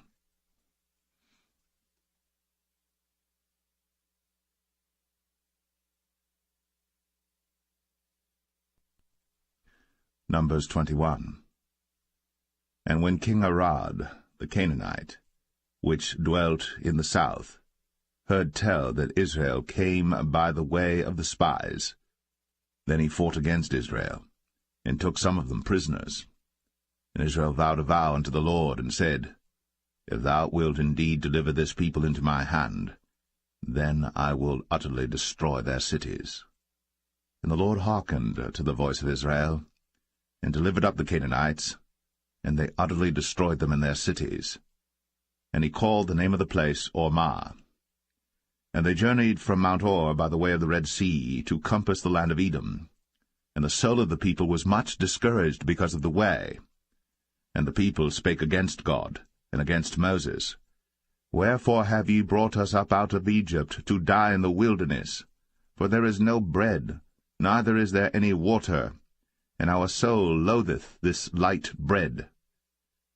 And the Lord sent fiery serpents among the people, and they bit the people, and much people of Israel died. Therefore the people came to Moses and said, We have sinned, for we have spoken against the Lord, and against thee. Pray unto the Lord that he take away the serpents from us. And Moses prayed for the people. And the Lord said unto Moses, Make thee a fiery serpent, and set it upon a pole. And it shall come to pass, that every one that is bitten, when he looketh upon it, shall live. And Moses made a serpent of brass, and put it upon a pole. And it came to pass, that if a serpent had bitten any man, when he beheld the serpent of brass, he lived. And the children of Israel set forward, and pitched in Oboth. And they journeyed from Oboth, and pitched at Abarim, in the wilderness which is before Moab, toward the sunrising. From thence they removed, and pitched in the valley of Zered. From thence they removed, and pitched on the other side of Arnon, which is in the wilderness that cometh out of the coasts of the Amorites. For Arnon is the border of Moab, between Moab and the Amorites. Wherefore it is said in the book of the wars of the Lord, what he did in the Red Sea, and in the brooks of Arnon, and at the stream of the brooks that goeth down to the dwelling of Ar, and lieth upon the border of Moab. And from thence they went to Beer, that is the well whereof the Lord spake unto Moses, Gather the people together, and I will give them water. Then Israel sang this song, Spring up, O well, sing ye unto it. The princes digged the well, the nobles of the people digged it, by the direction of the lawgiver, with their staves.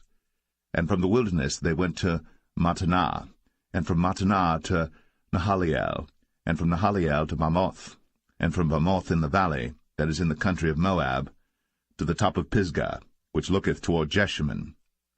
And Israel sent messengers unto Sihon, king of the Amorites, saying, Let me pass through thy land.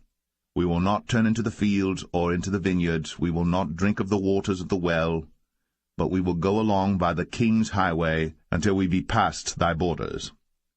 And Sihon would not suffer Israel to pass through his border. But Sihon gathered all his people together, and went out against Israel into the wilderness. And he came to Jahaz, and fought against Israel. And Israel smote him with the edge of the sword, and possessed his land from Arnon unto Jabbok, even unto the children of Ammon. For the border of the children of Ammon was strong. And Israel took all these cities, and Israel dwelt in all the cities of the Amorites, in Heshbon, in all the villages thereof. For Heshbon was the city of Sihon the king of the Amorites, who had fought against the former king of Moab, and taken all his land out of his hand, even unto Arnon. Wherefore they that speak in Proverbs say, Come into Heshbon, let the city of Sihon be built and prepared. For there is a fire gone out of Heshbon, a flame from the city of Sihon. It hath consumed Ar of Moab, and the lords of the high places of Arnon. Woe to thee, Moab! Thou art undone, O people of Chemosh. He hath given his sons that escaped, and his daughters, into captivity unto Sihon king of the Amorites. We have shot at them. Heshbon is perished even unto Dibon, and we have laid them waste even unto Nephah, which reacheth unto Medeba. Thus Israel dwelt in the land of the Amorites. And Moses sent to spy out Jazer, and they took the villages thereof, and drove out the Amorites that were there. And they turned, and went up by the way of Bashan, and Og the king of Bashan went out against them, he and all his people, to the battle at Edrei. And the Lord said unto Moses, Fear him not, for I have delivered him into thy hand, and all his people and his land. And thou shalt do to him as thou didst unto Sihon king of the Amorites, which dwelt at Heshbon. So they smote him, and his sons, and all his people, until there was none left him alive, and they possessed his land.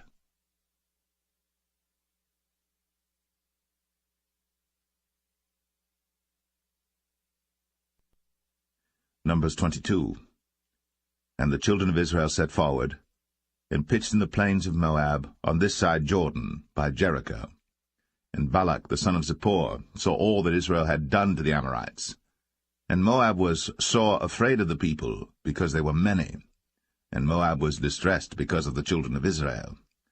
And Moab said unto the elders of Midian, Now shall this company lick up all that are round about us, as the ox licketh up the grass of the field. And Balak the son of Zippor was king of the Moabites at that time. He sent messengers, therefore, unto Balaam the son of Beor to Pethor, which is by the river of the land of the children of his people, to call him, saying, Behold, there is a people come out from Egypt. Behold, they cover the face of the earth, and they abide over against me. Come now, therefore, I pray thee, curse me this people, for they are too mighty for me. Peradventure I shall prevail, that we may smite them, and that I may drive them out of the land. For I wot that he whom thou blessest is blessed, and he whom thou cursest is cursed. And the elders of Moab and the elders of Midian departed with the rewards of divination in their hand. And they came unto Balaam, and spake unto him the words of Balak. And he said unto them, Lodge here this night, and I will bring you word again, as the Lord shall speak unto me. And the princes of Moab abode with Balaam. And God came unto Balaam, and said, What men are these with thee? And Balaam said unto God, Balak the son of Zippor, king of Moab, hath sent unto me, saying, Behold, there is a people come out of Egypt, which covereth the face of the earth. Come now, curse me them. Peradventure I shall be able to overcome them, and drive them out.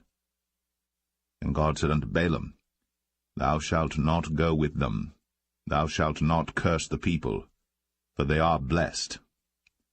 And Balaam rose up in the morning, and said unto the princes of Balak, Get you into your land, for the Lord refuseth to give me leave to go with you. And the princes of Moab rose up, and they went unto Balak, and said, Balaam refuseth to come with us. And Balak sent yet again princes, more and more honorable than they. And they came to Balaam, and said to him, Thus saith Balak the son of Zippor, Let nothing, I pray thee, hinder thee from coming unto me. For I will promote thee unto very great honor, and I will do whatsoever thou sayest unto me. Come therefore, I pray thee, curse me this people. And Balaam answered and said unto the servants of Balak, If Balak would give me his house full of silver and gold, I cannot go beyond the word of the Lord my God to do less or more. Now therefore I pray you, tarry ye also here this night, that I may know what the Lord will say unto me more. And God came unto Balaam at night, and said unto him, If the men come to call thee, rise up and go with them. But yet the word which I shall say unto thee, that shalt thou do. And Balaam rose up in the morning, and saddled his ass, and went with the princes of Moab. And God's anger was kindled because he went. And the angel of the Lord stood in the way for an adversary against him. Now he was riding upon his ass, and his 2 servants were with him. And the ass saw the angel of the Lord standing in the way, and his sword drawn in his hand. And the ass turned aside out of the way, and went into the field. And Balaam smote the ass, to turn her into the way. But the angel of the Lord stood in a path of the vineyards, a wall being on this side, and a wall on that side. And when the ass saw the angel of the Lord, she thrust herself unto the wall, and crushed Balaam's foot against the wall. And he smote her again. And the angel of the Lord went further, and stood in a narrow place, where was no way to turn either to the right hand or to the left. And when the ass saw the angel of the Lord, she fell down under Balaam, and Balaam's anger was kindled, and he smote the ass with a staff. And the Lord opened the mouth of the ass, and she said unto Balaam, What have I done unto thee, that thou hast smitten me these 3 times? And Balaam said unto the ass, Because thou hast mocked me. I would there were a sword in mine hand, for now would I kill thee. And the ass said unto Balaam, Am not I thine ass, upon which thou hast ridden ever since I was thine unto this day? Was I ever wont to do so unto thee? And he said, Nay. Then the Lord opened the eyes of Balaam, and he saw the angel of the Lord standing in the way, and his sword drawn in his hand. And he bowed down his head, and fell flat on his face. And the angel of the Lord said unto him, Wherefore hast thou smitten thine ass these 3 times? Behold, I went out to withstand thee, because thy way is perverse before me. And the ass saw me, and turned from me these 3 times. Unless she had turned from me, surely now also I had slain thee, and saved her alive. And Balaam said unto the angel of the Lord, I have sinned, for I knew not that thou stoodest in the way against me. Now therefore, if it displease thee, I will get me back again. And the angel of the Lord said unto Balaam, Go with the men, but only the word that I shall speak unto thee, that thou shalt speak. So Balaam went with the princes of Balak. And when Balak heard that Balaam was come, he went out to meet him unto a city of Moab, which is in the border of Arnon, which is in the utmost coast. And Balak said unto Balaam, Did I not earnestly send unto thee to call thee? Wherefore camest thou not unto me? Am I not able indeed to promote thee to honour? And Balaam said unto Balak, Lo, I am come unto thee. Have I now any power at all to say anything? The word that God putteth in my mouth, that shall I speak. And Balaam went with Balak, and they came unto Kirjath-Uzoth. And Balak offered oxen and sheep, and sent to Balaam, and to the princes that were with him. And it came to pass on the morrow that Balak took Balaam, and brought him up into the high places of Baal, that thence he might see the utmost part of the people.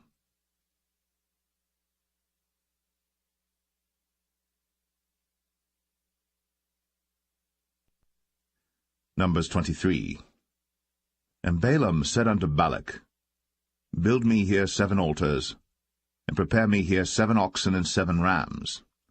And Balak did as Balaam had spoken.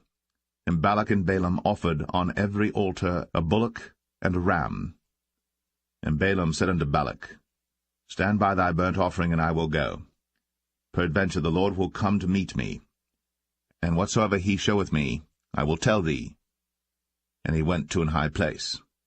And God met Balaam, and he said unto him, I have prepared 7 altars, and I have offered upon every altar a bullock and a ram. And the Lord put a word in Balaam's mouth, and said, Return unto Balak, and thus thou shalt speak. And he returned unto him, and lo, he stood by his burnt sacrifice, he and all the princes of Moab. And he took up his parable, and said, Balak the king of Moab hath brought me from Aram out of the mountains of the east, saying, Come, curse me, Jacob, and come, defy Israel. How shall I curse whom God hath not cursed? Or how shall I defy whom the Lord hath not defied? For from the top of the rocks I see him, and from the hills I behold him. Lo, the people shall dwell alone, and shall not be reckoned among the nations. Who can count the dust of Jacob, and the number of the 4th part of Israel? Let me die the death of the righteous, and let my last end be like his. And Balak said unto Balaam, What hast thou done unto me? I took thee to curse mine enemies, and behold, thou hast blessed them altogether. And he answered and said, Must I not take heed to speak that which the Lord hath put in my mouth? And Balak said unto him, Come, I pray thee, with me unto another place, from whence thou mayest see them. Thou shalt see but the utmost part of them, and shalt not see them all. And curse me them from thence. And he brought him into the field of Zophim, to the top of Pisgah, and built 7 altars, and offered a bullock and a ram on every altar. And he said unto Balak, Stand here by thy burnt offering, while I meet the Lord yonder. And the Lord met Balaam, and put a word in his mouth, and said, Go again unto Balak, and say thus. And when he came to him, behold, he stood by his burnt offering, and the princes of Moab with him. And Balak said unto him, What hath the Lord spoken? And he took up his parable, and said, Rise up, Balak, and hear. Hearken unto me, thou son of Zippor. God is not a man, that he should lie, neither the Son of Man, that he should repent. Hath he said, and shall he not do it? Or hath he spoken, and shall he not make it good? Behold, I have received commandment to bless, and he hath blessed, and I cannot reverse it. He hath not beheld iniquity in Jacob, neither hath he seen perverseness in Israel. The Lord his God is with him, and the shout of a king is among them. God brought them out of Egypt. He hath, as it were, the strength of an unicorn. Surely there is no enchantment against Jacob, neither is there any divination against Israel. According to this time it shall be said of Jacob and of Israel, What hath God wrought? Behold, the people shall rise up as a great lion, and lift up himself as a young lion. He shall not lie down until he eat of the prey, and drink the blood of the slain. And Balak said unto Balaam, Neither curse them at all, nor bless them at all. But Balaam answered, and said unto Balak, Told not I thee, saying, All that the Lord speaketh, that I must do? And Balak said unto Balaam, Come, I pray thee, I will bring thee unto another place. Peradventure it will please God that thou mayest curse me them from thence. And Balak brought Balaam unto the top of Peor, that looketh toward Jeshimon. And Balaam said unto Balak, Build me here 7 altars, and prepare me here 7 bullocks and 7 rams. And Balak did as Balaam had said, and offered a bullock and a ram on every altar.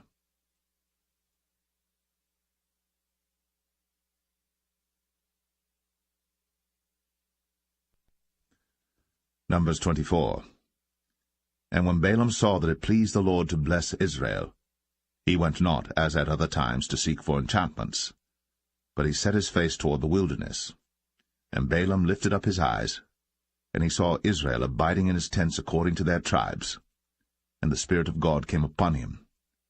And he took up his parable, and said, Balaam the son of Beor hath said, and the man whose eyes are open hath said, He hath said, which heard the words of God, which saw the vision of the Almighty, falling into a trance, but having his eyes open, How goodly are thy tents, O Jacob, and thy tabernacles, O Israel! As the valleys are they spread forth, as gardens by the river's side, as the trees of lign aloes which the Lord hath planted, and as cedar trees beside the waters. He shall pour the water out of his buckets, and his seed shall be in many waters, and his king shall be higher than Agag, and his kingdom shall be exalted. God brought him forth out of Egypt. He hath, as it were, the strength of an unicorn. He shall eat up the nations, his enemies, and shall break their bones and pierce them through with his arrows. He couched, he lay down as a lion, and as a great lion. Who shall stir him up? Blessed is he that blesseth thee, and cursed is he that curseth thee. And Balak's anger was kindled against Balaam. And he smote his hands together. And Balak said unto Balaam, I called thee to curse mine enemies, and behold, thou hast altogether blessed them these 3 times. Therefore now flee thou to thy place. I thought to promote thee unto great honour, but lo, the Lord hath kept thee back from honour. And Balaam said unto Balak, Spake I not also to thy messengers which thou sentest unto me, saying, If Balak would give me his house full of silver and gold, I cannot go beyond the commandment of the Lord, to do either good or bad of mine own mind. But what the Lord saith, that will I speak. And now behold, I go unto my people. Come therefore, and I will advertise thee what this people shall do to thy people in the latter days. And he took up his parable, and said, Balaam the son of Beor hath said, and the man whose eyes are open hath said, He hath said, which heard the words of God, and knew the knowledge of the Most High, which saw the vision of the Almighty, falling into a trance, but having his eyes open. I shall see him, but not now. I shall behold him, but not nigh. There shall come a star out of Jacob, and a scepter shall rise out of Israel, and shall smite the corners of Moab, and destroy all the children of Sheth. And Edom shall be a possession, Sire also shall be a possession for his enemies. And Israel shall do valiantly. Out of Jacob shall come he that shall have dominion, and shall destroy him that remaineth of the city. And when he looked on Amalek, he took up his parable, and said, Amalek was the first of the nations, but his latter end shall be that he perish for ever. And he looked on the Kenites, and took up his parable, and said, Strong is thy dwelling place, and thou puttest thy nest in a rock. Nevertheless, the Kenites shall be wasted, until Ashur shall carry thee away captive. And he took up his parable and said, Alas, who shall live when God doeth this? And ships shall come from the coast of Chittim, and shall afflict Ashur, and shall afflict Eber, and he also shall perish for ever. And Balaam rose up, and went, and returned to his place, and Balak also went his way.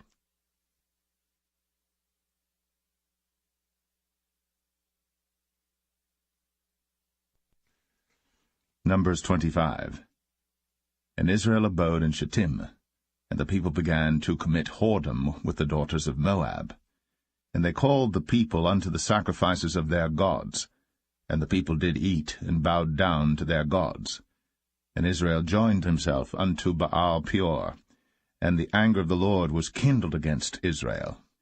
And the Lord said unto Moses, Take all the heads of the people, and hang them up before the Lord against the sun, that the fierce anger of the Lord may be turned away from Israel.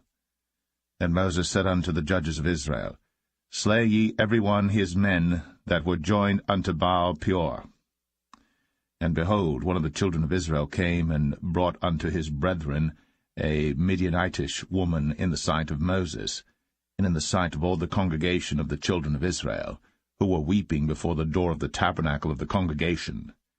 And when Phinehas the son of Eleazar the son of Aaron the priest saw it, he rose up from among the congregation, and took a javelin in his hand, and he went after the man of Israel into the tent, and thrust both of them through, the man of Israel, and the woman through her belly.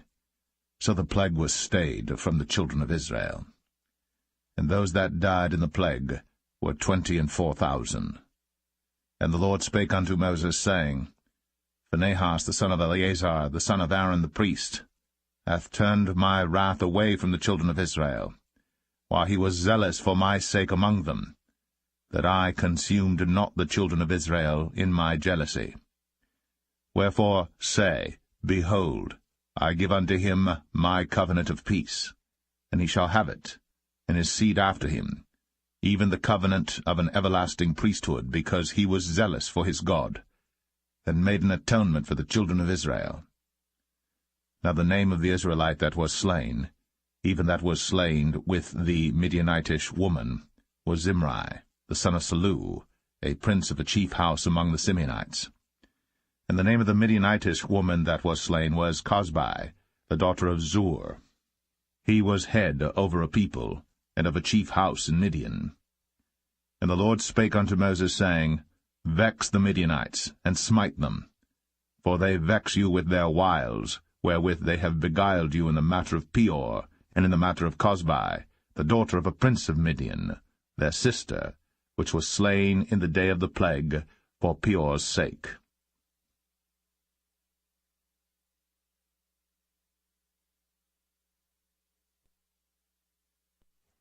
Numbers 26. And it came to pass after the plague, that the Lord spake unto Moses and unto Eleazar the son of Aaron the priest, saying, Take the sum of all the congregation of the children of Israel, from 20 years old and upward, throughout their father's house, all that are able to go to war in Israel.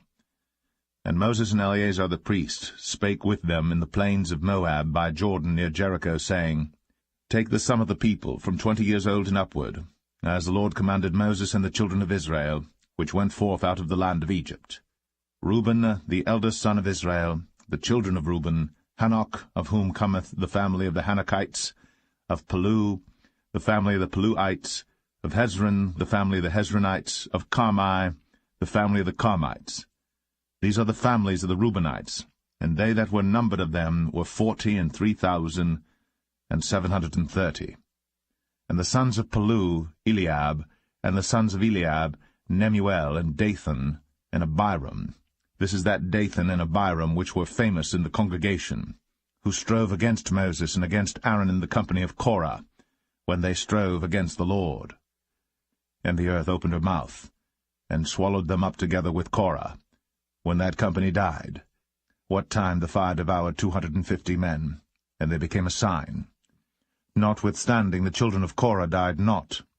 The sons of Simeon after their families, of Nemuel, the family of the Nemuelites, of Jamin, the family of the Jaminites, of Jachin, the family of the Jachinites, of Zerah, the family of the Zarhites, of Shaul, the family of the Shaulites.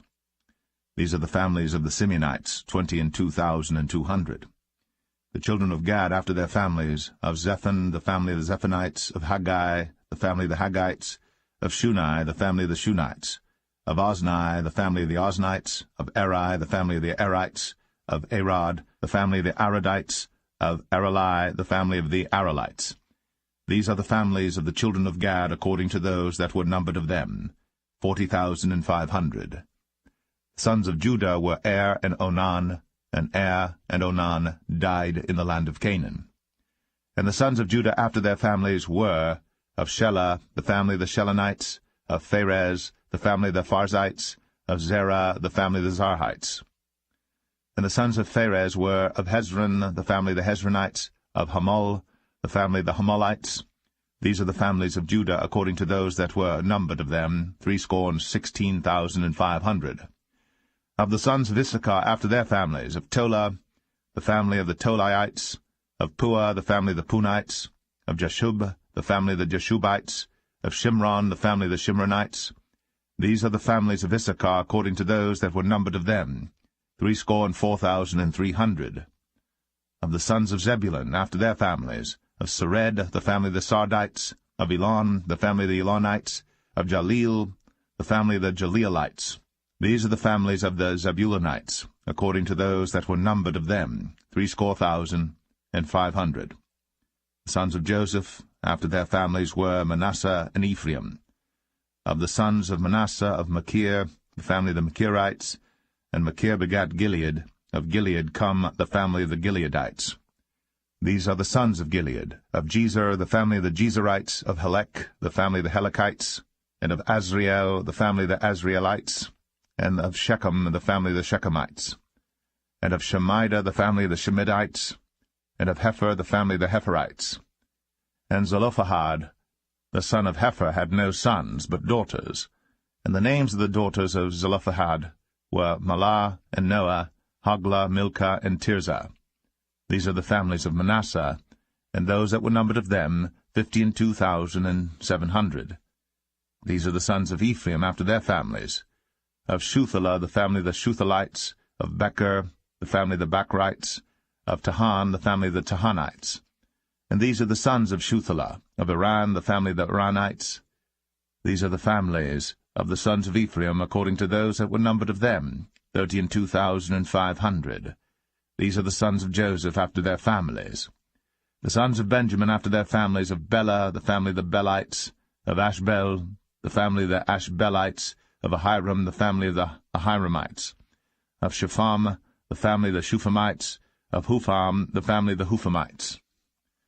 And the sons of Bela were Ard and Naaman. Of Ard, the family of the Ardites. And of Naaman, the family of the Naamites. These are the sons of Benjamin after their families. And they that were numbered of them were 45,600. These are the sons of Dan after their families. Of Shuham, the family of the Shuhamites. These are the families of Dan after their families. All the families of the Shuhamites, according to those that were numbered of them, were 64,400.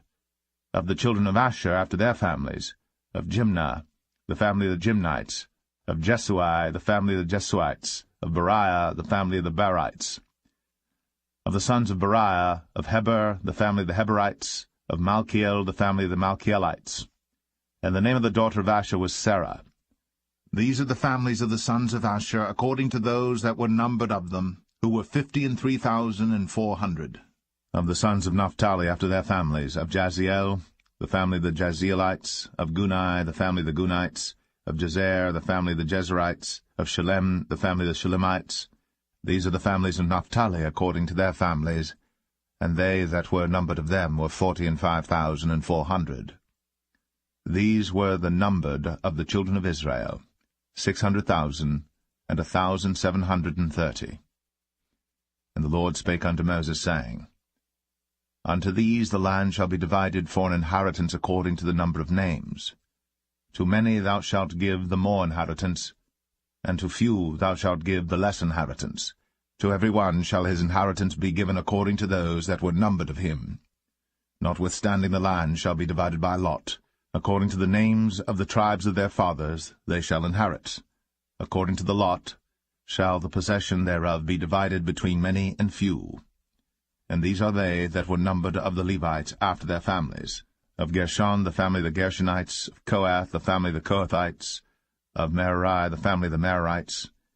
These are the families of the Levites, the family of the Libnites, the family of the Hebronites, the family of the Mahlites, the family of the Mushites, the family of the Korathites, and Kohath begat Amram. And the name of Amram's wife was Jochebed, the daughter of Levi, whom her mother bare to Levi in Egypt. And she bare unto Amram Aaron and Moses, and Miriam their sister. And unto Aaron was born Nadab and Abihu, Eleazar and Ithamar. And Nadab and Abihu died when they offered strange fire before the Lord. And those that were numbered of them were 23,000, all males, from a month old and upward.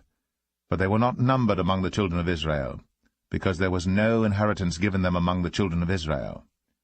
These are they that were numbered by Moses and Eleazar the priest, who numbered the children of Israel in the plains of Moab, by Jordan near Jericho.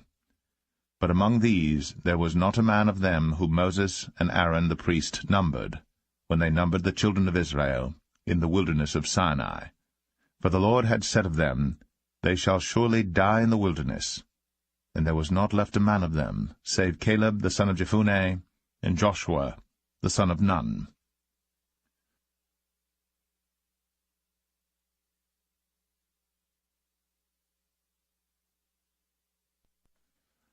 Numbers 27.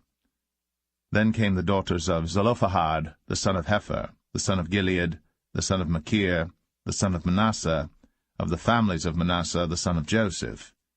And these are the names of his daughters, Mahlah, Noah, and Hoglah, and Milcah, and Tirzah.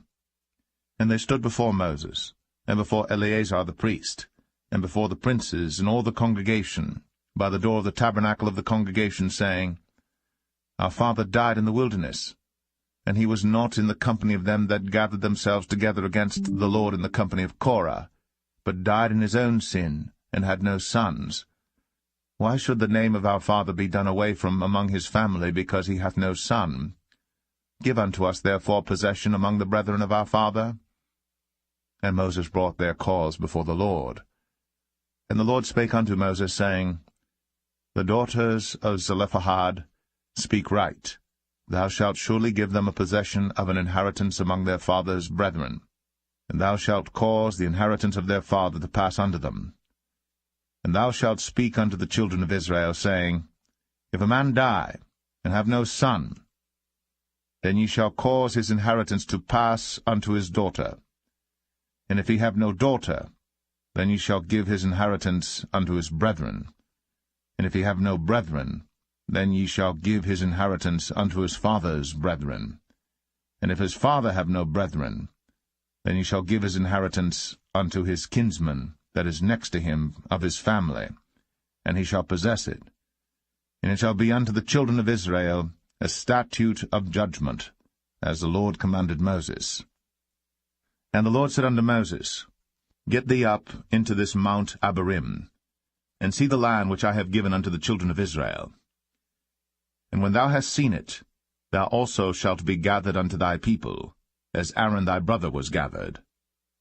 For ye rebelled against my commandment in the desert of Zin, in the strife of the congregation, to sanctify me at the water before their eyes, that is, the water of Meribah and Kadesh, in the wilderness of Zin. And Moses spake unto the Lord, saying, Let the Lord, the God of the spirits of all flesh, set a man over the congregation, which may go out before them, and which may go in before them, and which may lead them out, and which may bring them in, that the congregation of the Lord be not as sheep which have no shepherd. And the Lord said unto Moses, Take thee Joshua the son of Nun, a man in whom is the Spirit, and lay thine hand upon him, and set him before Eleazar the priest, and before all the congregation, and give him a charge in their sight. and thou shalt put some of thine honour upon him, that all the congregation of the children of Israel may be obedient. And he shall stand before Eleazar the priest, who shall ask counsel for him after the judgment of Urim before the Lord. At his word shall they go out, and at his word they shall come in, both he and all the children of Israel with him, even all the congregation. And Moses did as the Lord commanded him. And he took Joshua, and set him before Eleazar the priest, and before all the congregation. And he laid his hands upon him, and gave him a charge, as the Lord commanded by the hand of Moses.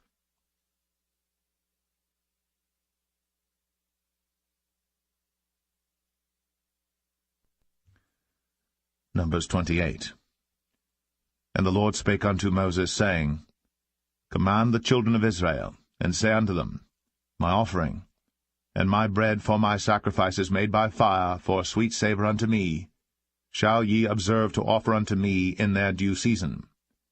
And thou shalt say unto them, This is the offering made by fire, which ye shall offer unto the Lord, 2 lambs of the first year without spot day by day, for a continual burnt offering. The 1 lamb shalt thou offer in the morning, and the other lamb shalt thou offer at even, and 1/10 part of an ephah of flour for a meat offering mingled with the 4th part of an hin of beaten oil. It is a continual burnt offering which was ordained in Mount Sinai for a sweet savour, a sacrifice made by fire unto the Lord. And the drink offering thereof shall be the 4th part of an hin for the 1 lamb. In the holy place shalt thou cause the strong wine to be poured unto the Lord for a drink offering. And the other lamb shalt thou offer at even, as the meat offering of the morning, and as the drink offering thereof. Thou shalt offer it, a sacrifice made by fire, of a sweet savour unto the Lord. And on the Sabbath day 2 lambs of the first year without spot, and 2/10 deals of flour for a meat offering mingled with oil, and the drink offering thereof. This is the burnt offering of every Sabbath, beside the continual burnt offering, and his drink offering. And in the beginnings of your months ye shall offer a burnt offering unto the Lord, 2 young bullocks and 1 ram, 7 lambs of the first year without spot, and 3/10 deals of flour for a meat offering mingled with oil for 1 bullock, and 2/10 deals of flour for a meat offering mingled with oil for 1 ram, and a several 10th deal of flour mingled with oil for a meat offering unto 1 lamb, for a burnt offering of a sweet savour, a sacrifice made by fire unto the Lord. And their drink offering shall be 1/2 an hin of wine unto a bullock, and the 1/3 part of an hin unto a ram, and a 4th part of an hin unto a lamb. This is the burnt offering of every month throughout the months of the year. And 1 kid of the goats for a sin offering unto the Lord shall be offered, beside the continual burnt offering and his drink offering. And the 14th day of the first month is the Passover of the Lord. And the 15th day of this month is the feast. 7 days shall unleavened bread be eaten. In the first day shall be an holy convocation. Ye shall do no manner of servile work therein. But ye shall offer a sacrifice made by fire for a burnt offering unto the Lord, 2 young bullocks and 1 ram, and 7 lambs of the first year. They shall be unto you without blemish. And their meat offering shall be of flour mingled with oil. 3/10 deals shall ye offer for a bullock, and 2/10 deals for a ram.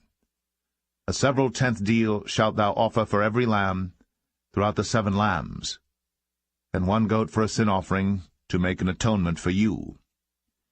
Ye shall offer these beside the burnt offering in the morning, which is for a continual burnt offering.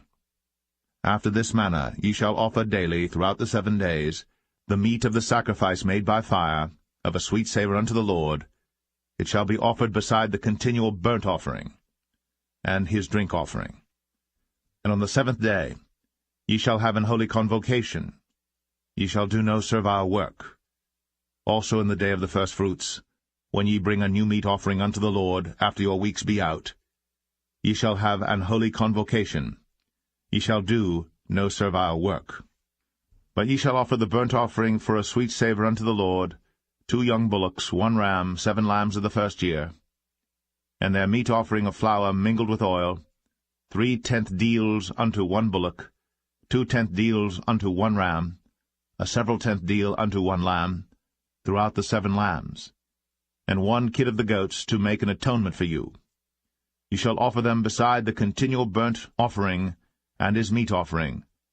They shall be unto you without blemish, and their drink offerings.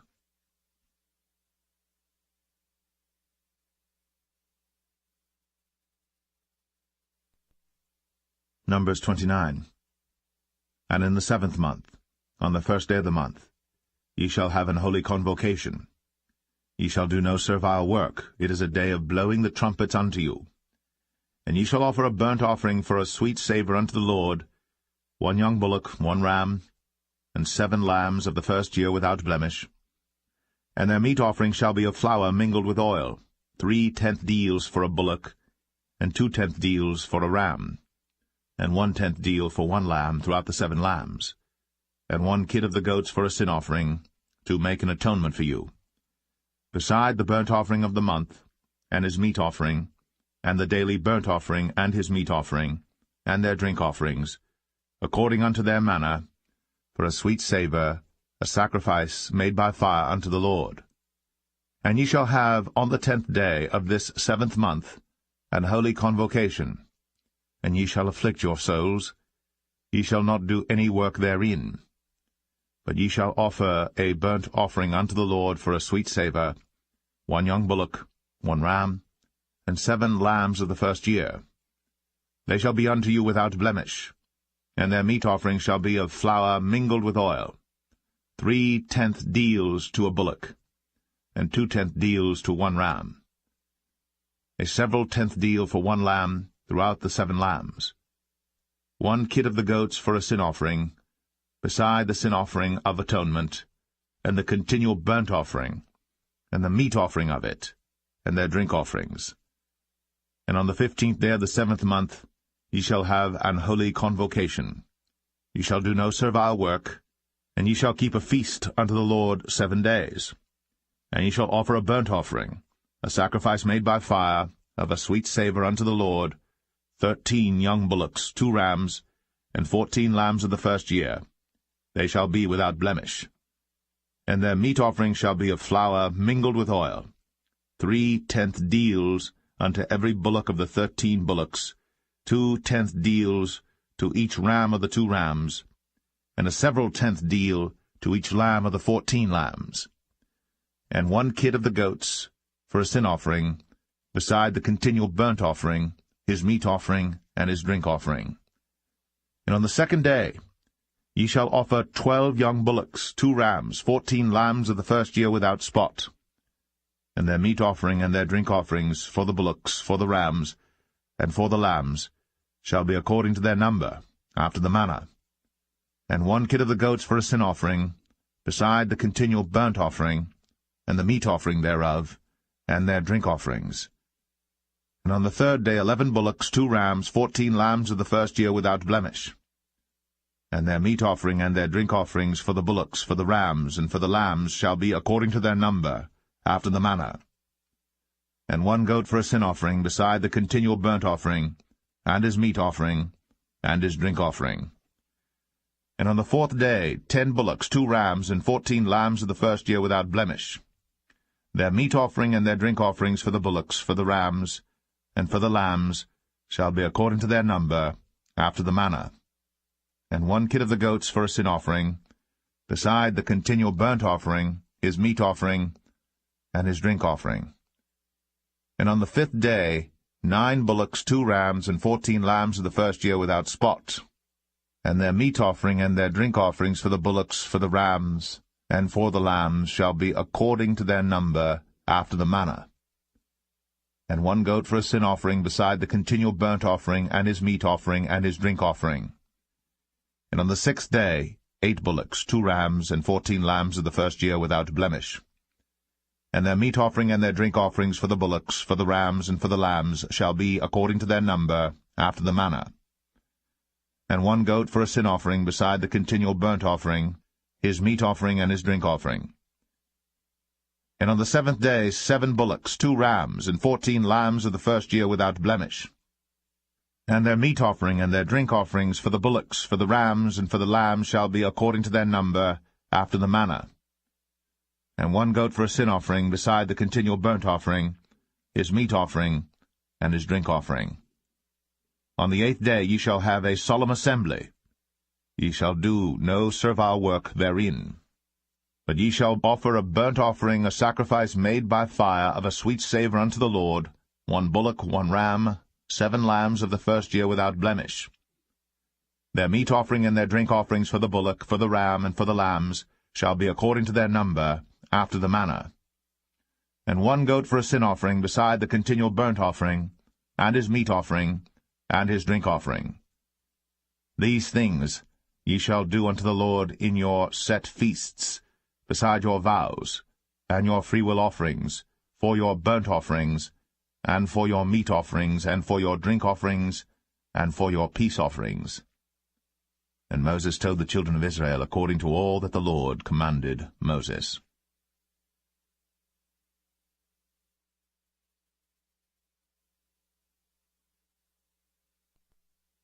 Numbers 30.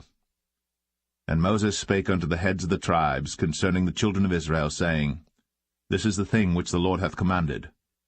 If a man vow a vow unto the Lord, or swear an oath to bind his soul with a bond, he shall not break his word.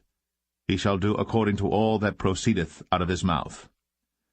If a woman also vow a vow unto the Lord, and bind herself by a bond, being in her father's house in her youth, and her father hear her vow, and her bond wherewith she hath bound her soul, and her father shall hold his peace at her, then all her vows shall stand, and every bond wherewith she hath bound her soul shall stand.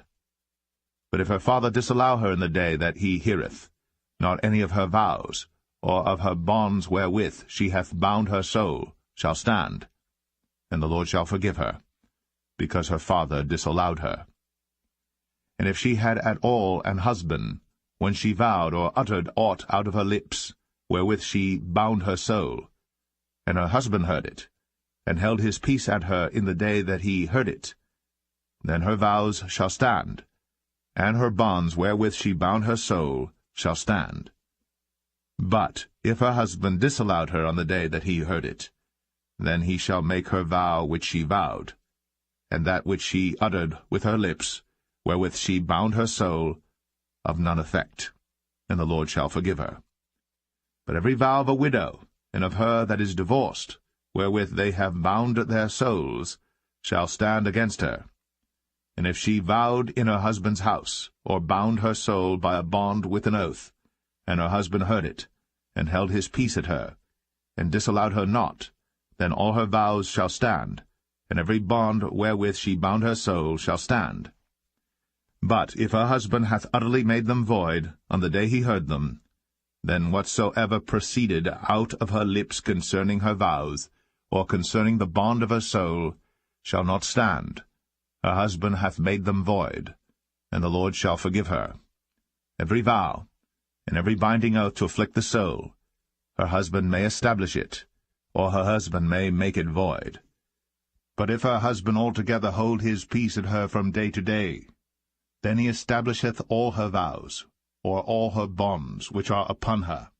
He confirmeth them, because he held his peace at her in the day that he heard them. But if he shall any ways make them void after that he hath heard them, then he shall bear her iniquity. These are the statutes which the Lord commanded Moses, between a man and his wife, between the father and his daughter, being yet in her youth, in her father's house.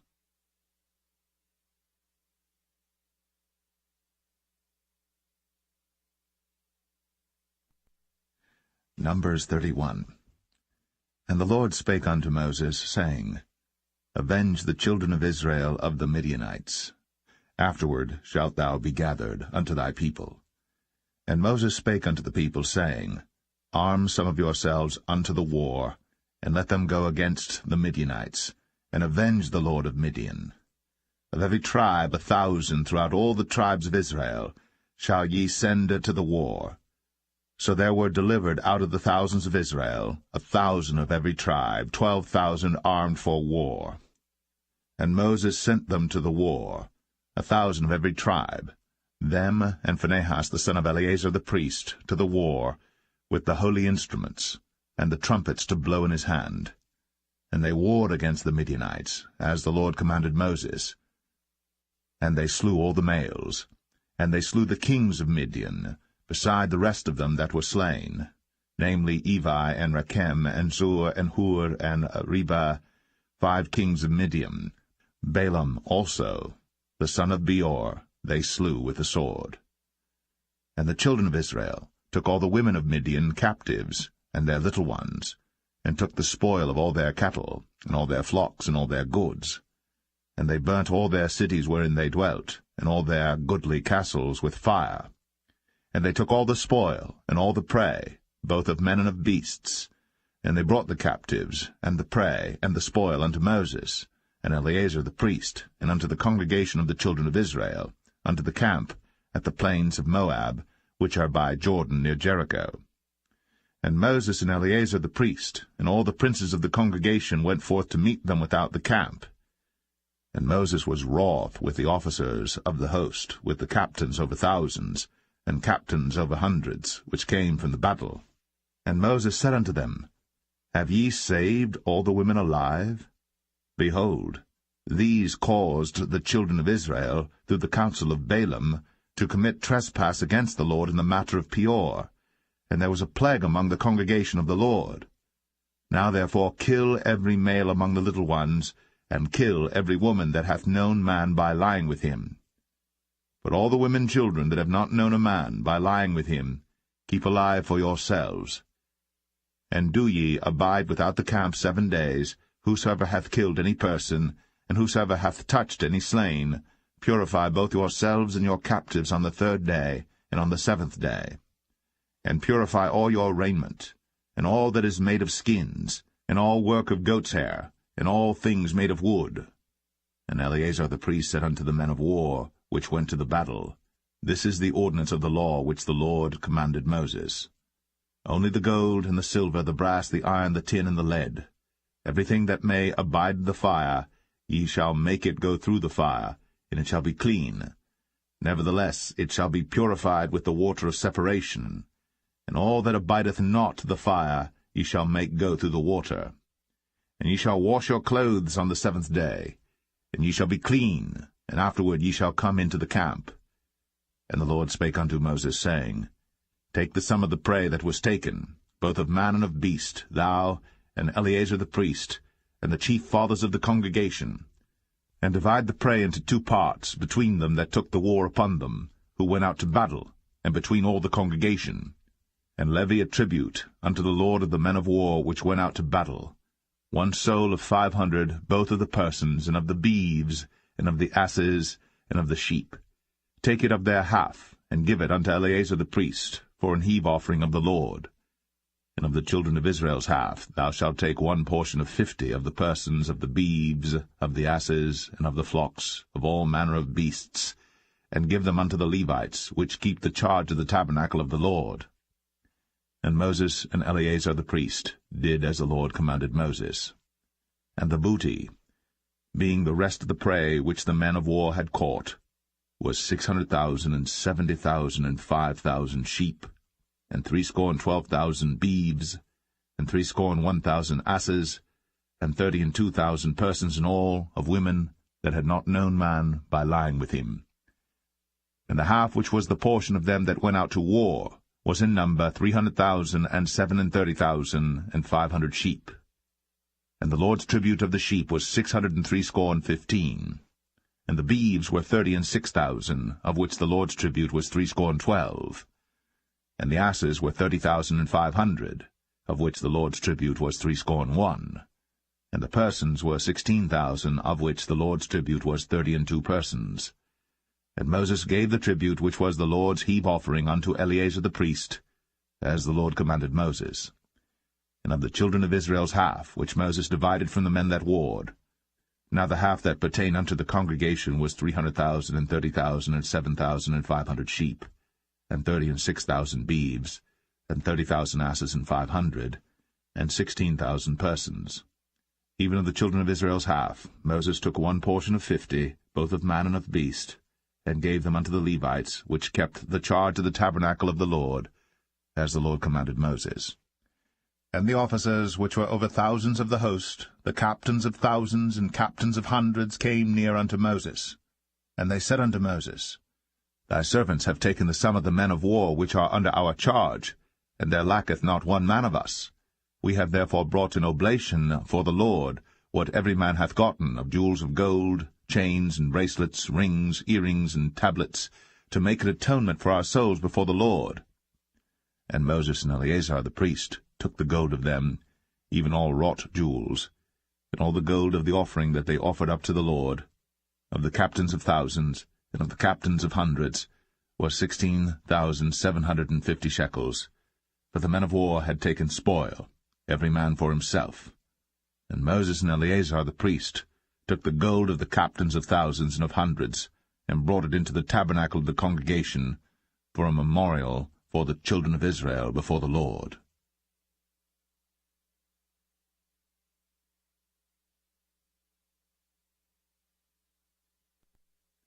Numbers 32. Now the children of Reuben and the children of Gad had a very great multitude of cattle. And when they saw the land of Jazer, and the land of Gilead, that, behold, the place was a place for cattle, the children of Gad and the children of Reuben came and spake unto Moses, and to Eleazar the priest, and unto the princes of the congregation, saying, Adareth, and Dibon, and Jazer, and Imrah, and Heshbon, and Elealeh, and Shebam, and Nebo, and Beon, even the country which the Lord smote before the congregation of Israel, is a land for cattle, and thy servants have cattle. Wherefore said they, If we have found grace in thy sight, let this land be given unto thy servants for a possession, and bring us not over Jordan. And Moses said unto the children of Gad, and to the children of Reuben, Shall your brethren go to war, and shall ye sit here? And wherefore discourage ye the heart of the children of Israel from going over into the land which the Lord hath given them? Thus did your fathers when I sent them from Kadesh-barnea to see the land. For when they went up unto the valley of Eshcol, and saw the land, they discouraged the heart of the children of Israel, that they should not go into the land which the Lord had given them. And the Lord's anger was kindled the same time, and he sware, saying, Surely none of the men that came up out of Egypt from 20 years old and upward shall see the land which I swear unto Abraham, unto Isaac, and unto Jacob, because they have not wholly followed me, save Caleb the son of Jephunneh the Kenizzite, and Joshua the son of Nun, for they have wholly followed the Lord. And the Lord's anger was kindled against Israel, and he made them wander in the wilderness 40 years, until all the generation that had done evil in the sight of the Lord was consumed.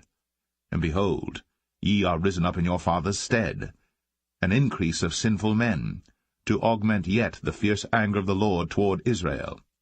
For if ye turn away from after him, he will yet again leave them in the wilderness, and ye shall destroy all this people.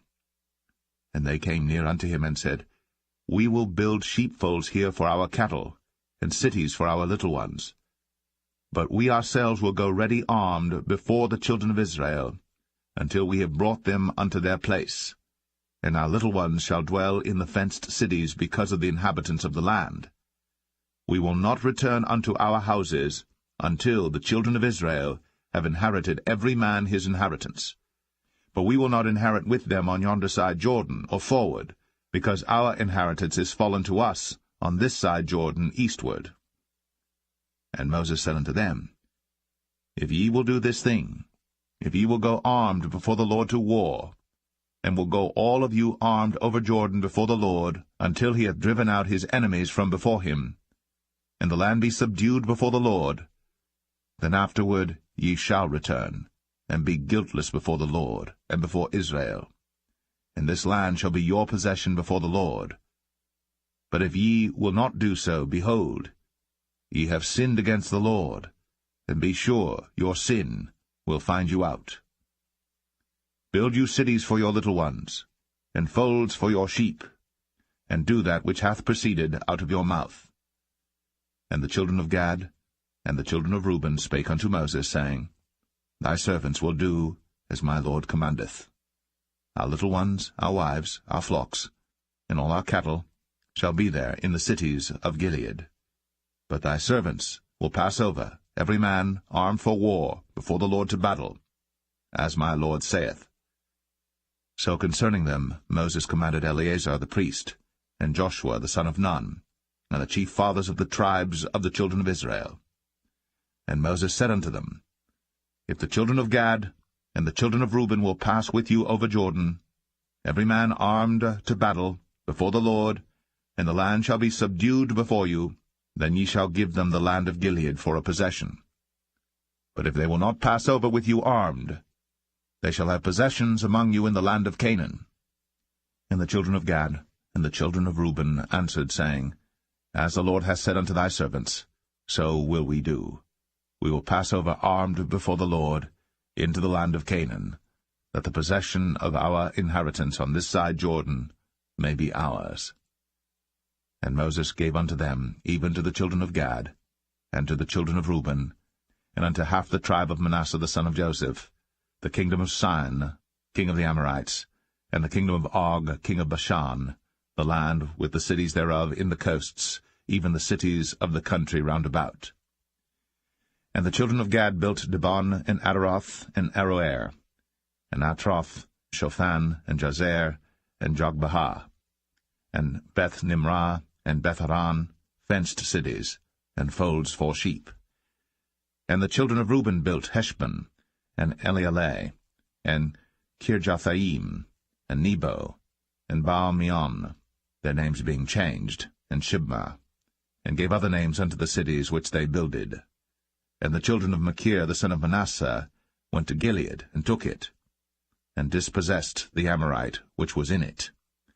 And Moses gave Gilead unto Machir the son of Manasseh, and he dwelt therein. And Jair the son of Manasseh went and took the small towns thereof, and called them Havoth-Jair. And Nobah went and took Kenath, and the villages thereof, and called it Nobah, after his own name.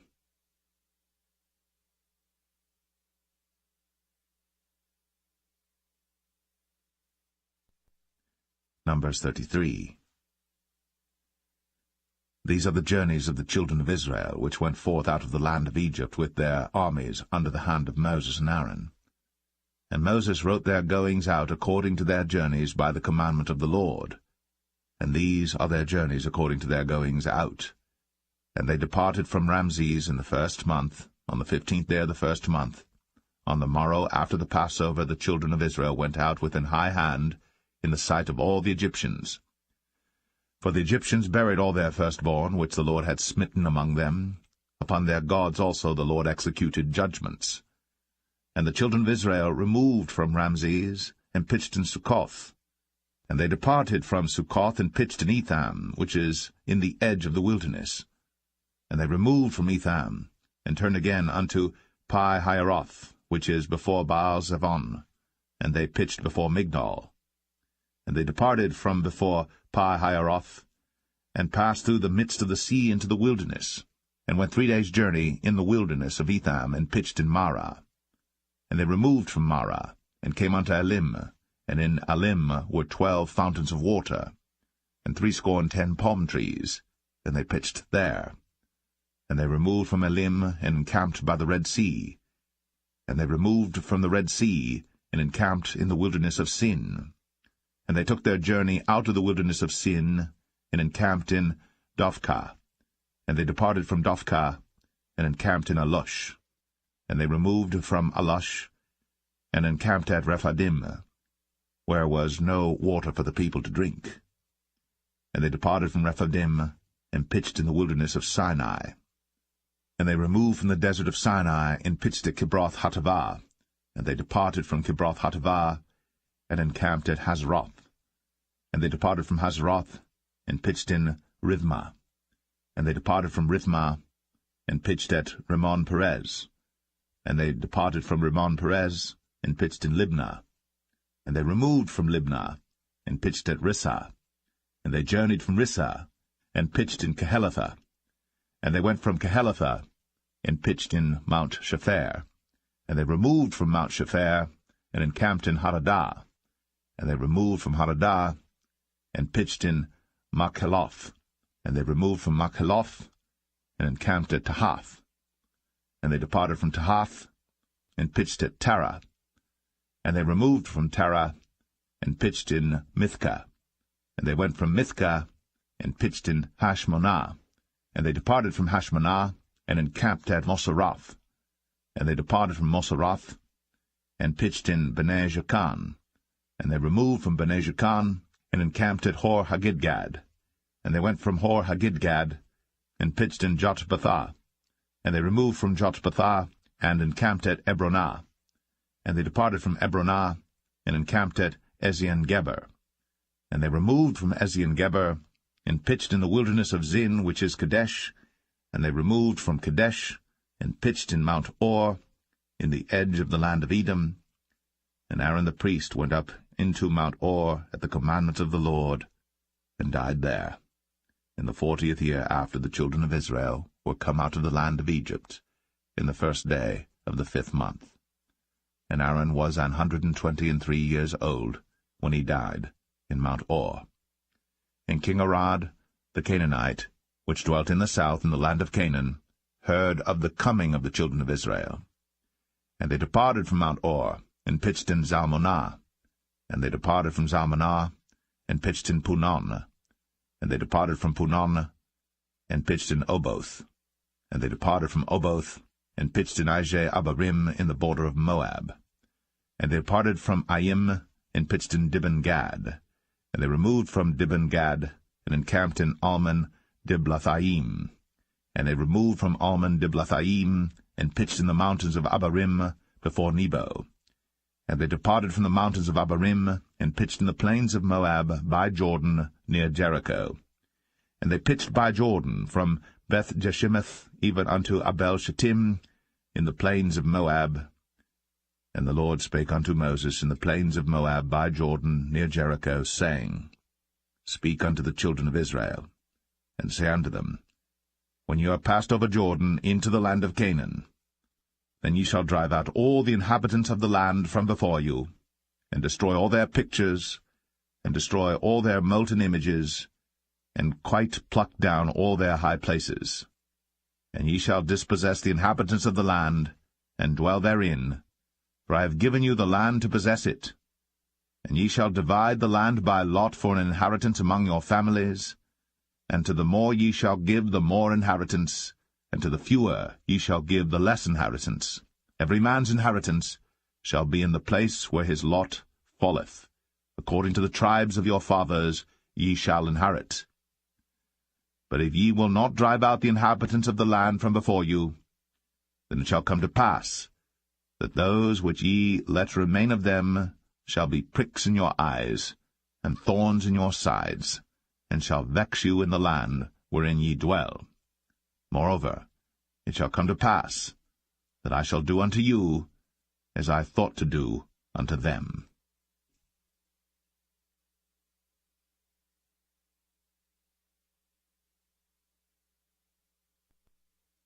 Numbers 34. And the Lord spake unto Moses, saying, Command the children of Israel, and say unto them, When ye come into the land of Canaan, this is the land that shall fall unto you for an inheritance, even the land of Canaan, with the coasts thereof. Then your south quarter shall be from the wilderness of Zin, along by the coast of Edom, and your south border shall be the outmost coast of the salt sea eastward. And your border shall turn from the south to the ascent of Akrabim, and pass on to Zin, and the going forth thereof shall be from the south to Kadesh Barnea, and shall go on to Hazar Adar, and pass on to Asmon. And the border shall fetch a compass from Asmon unto the river of Egypt, and the goings out of it shall be at the sea. And as for the western border, ye shall even have the great sea for a border. This shall be your west border, and this shall be your north border. From the great sea ye shall point out for you Mount Or. From Mount Or ye shall point out your border unto the entrance of Hamath, and the goings forth of the border shall be to Zedad, and the border shall go on to Ziphron, and the goings out of it shall be at Hazar Enan, This shall be your north border. And ye shall point out your east border from Hazar-Enan to Shepham, and the coast shall go down from Shepham to Riblah on the east side of Ain, and the border shall descend, and shall reach unto the side of the sea of Chinnereth eastward. And the border shall go down to Jordan, and the goings out of it shall be at the salt sea. This shall be your land with the coasts thereof round about. And Moses commanded the children of Israel, saying, This is the land which ye shall inherit by lot, which the Lord commanded to give unto the 9 tribes, and to the half-tribe. For the tribe of the children of Reuben according to the house of their fathers, and the tribe of the children of Gad according to the house of their fathers, have received their inheritance, and half the tribe of Manasseh have received their inheritance. The 2 tribes and the half-tribe have received their inheritance on this side Jordan near Jericho, eastward toward the sunrising. And the Lord spake unto Moses, saying, These are the names of the men which shall divide the land unto you, Eleazar the priest, and Joshua the son of Nun. And ye shall take 1 prince of every tribe to divide the land by inheritance. And the names of the men are these: of the tribe of Judah, Caleb the son of Jephunneh, and of the tribe of the children of Simeon, Shemuel the son of Ammihud. Of the tribe of Benjamin, Elidad the son of Chislon, and the prince of the tribe of the children of Dan, Bukai the son of Joglai. The prince of the children of Joseph, for the tribe of the children of Manasseh, Haniel the son of Ephod. And the prince of the tribe of the children of Ephraim, Kemuel the son of Shiptan. And the prince of the tribe of the children of Zebulun, Elizaphan the son of Parnach. And the prince of the tribe of the children of Issachar, Paltiel the son of Azan. And the prince of the tribe of the children of Asher, Ahihud the son of Shelemai. And the prince of the tribe of the children of Naphtali, Pedahel the son of Ammihud. These are they whom the Lord commanded to divide the inheritance unto the children of Israel in the land of Canaan.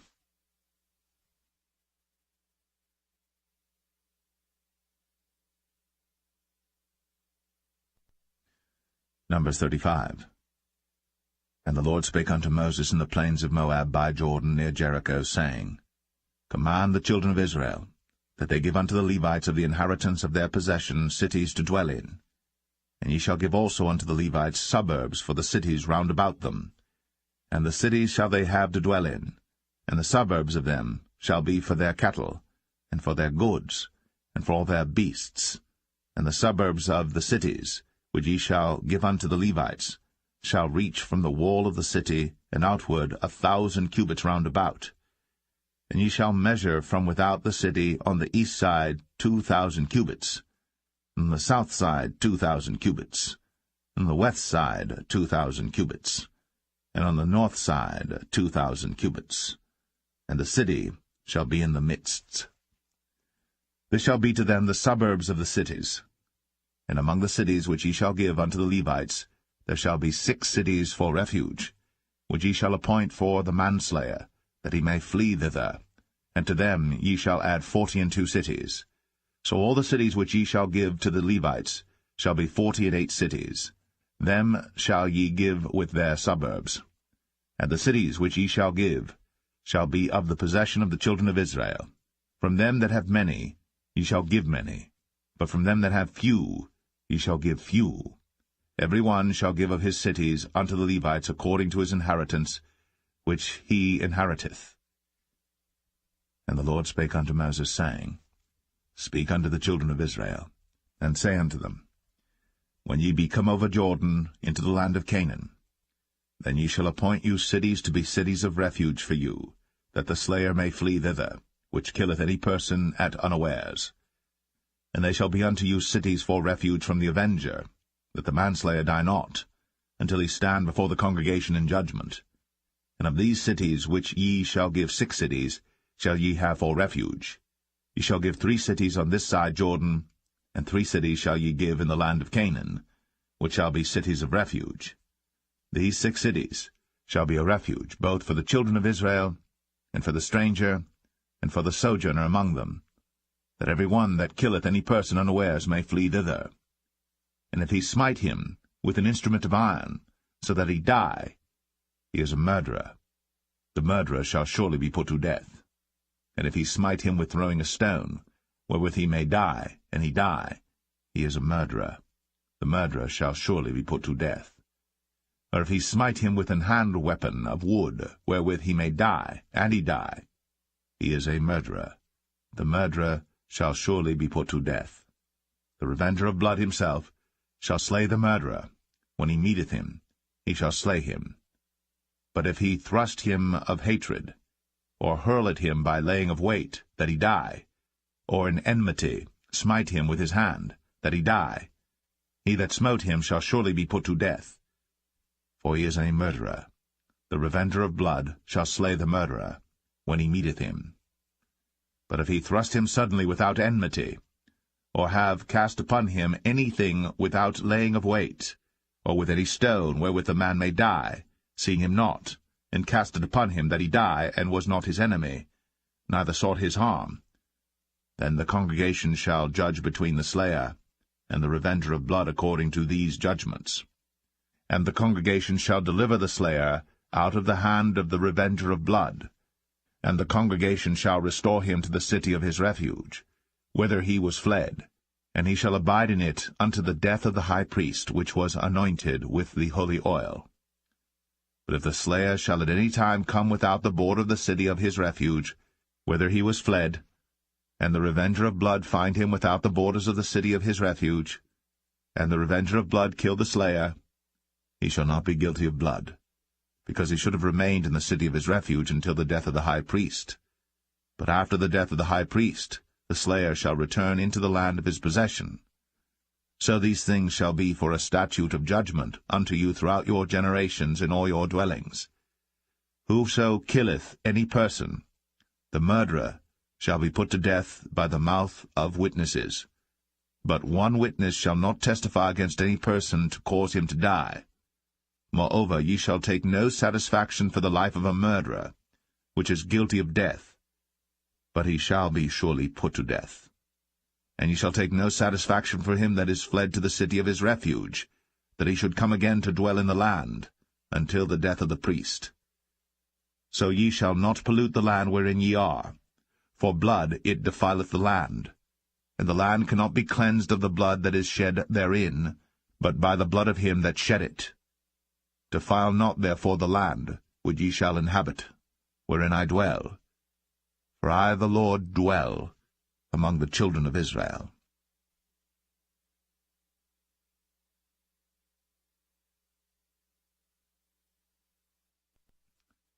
Numbers 36.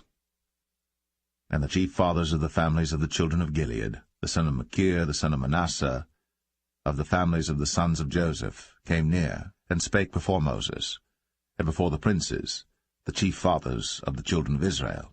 And they said, The Lord commanded my Lord to give the land for an inheritance by lot to the children of Israel.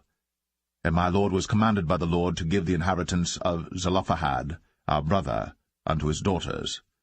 And if they be married to any of the sons of the other tribes of the children of Israel, then shall their inheritance be taken from the inheritance of our fathers, and shall be put to the inheritance of the tribe whereunto they are received. So shall it be taken from the lot of our inheritance. And when the jubilee of the children of Israel shall be, then shall their inheritance be put unto the inheritance of the tribe whereunto they are received. So shall their inheritance be taken away from the inheritance of the tribe of our fathers. And Moses commanded the children of Israel according to the word of the Lord, saying, The tribe of the sons of Joseph hath said well. This is the thing which the Lord doth command concerning the daughters of Zelophehad, saying, Let them marry to whom they think best, only to the family of the tribe of their father shall they marry. So shall not the inheritance of the children of Israel remove from tribe to tribe, for every one of the children of Israel shall keep himself to the inheritance of the tribe of his fathers. And every daughter that possesseth an inheritance in any tribe of the children of Israel shall be wife unto one of the family of the tribe of her father, that the children of Israel may enjoy every man the inheritance of his fathers. Neither shall the inheritance remove from one tribe to another tribe, but every one of the tribes of the children of Israel shall keep himself to his own inheritance. Even as the Lord commanded Moses, so did the daughters of Zelophehad. For For Mahlah, Tirzah, and Hoglah, and Milcah, and Noah, the daughters of Zelophehad, were married unto their father's brothers' sons. And they were married into the families of the sons of Manasseh, the son of Joseph, and their inheritance remained in the tribe of the family of their father. These are the commandments and the judgments which the Lord commanded by the hand of Moses unto the children of Israel in the plains of Moab by Jordan, near Jericho.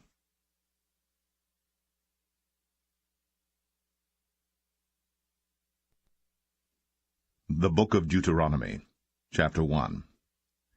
These be the words which Moses spake unto all Israel on this side Jordan in the wilderness, in the plain over against the Red Sea, between Paran and Tophel, and Laban and Hazroth, and Dizahab.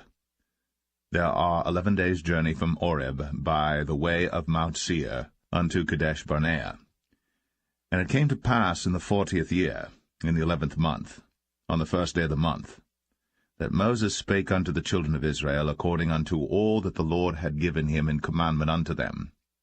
After he had slain Sihon the king of the Amorites, which dwelt in Heshbon, and Og the king of Bashan, which dwelt at Ashtoreth in Edrei, on this side Jordan, in the land of Moab, began Moses to declare this law, saying, The Lord our God spake unto us in Oreb, saying, Ye have dwelt long enough in this mount.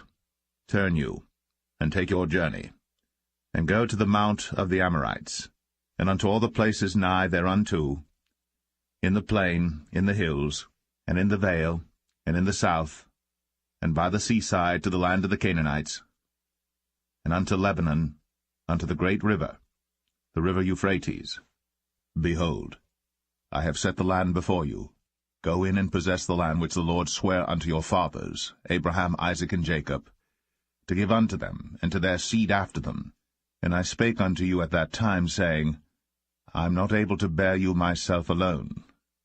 The Lord your God hath multiplied you, and behold, ye are this day as the stars of heaven for multitude.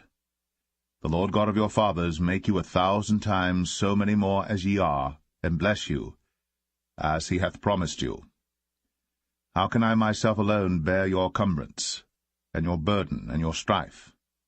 Take you wise men and understanding, and known among your tribes, and I will make them rulers over you. And ye answered me and said, The thing which thou hast spoken is good for us to do.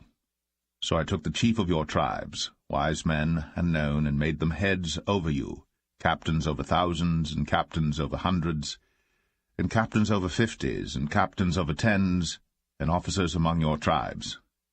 And I charged your judges at that time, saying, Hear the causes between your brethren, and judge righteously between every man and his brother, and the stranger that is with him. Ye shall not respect persons in judgment, but ye shall hear the small as well as the great. Ye shall not be afraid of the face of man, for the judgment is God's.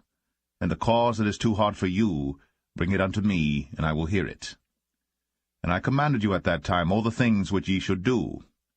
And when we departed from Oreb, we went through all that great and terrible wilderness, which ye saw by the way of the mountain of the Amorites, as the Lord our God commanded us. And we came to Kadesh Barnea. And I said unto you, Ye are come unto the mountain of the Amorites, which the Lord our God doth give unto us. Behold, the Lord thy God hath set the land before thee. Go up and possess it, as the Lord God of thy fathers hath said unto thee. Fear not, neither be discouraged.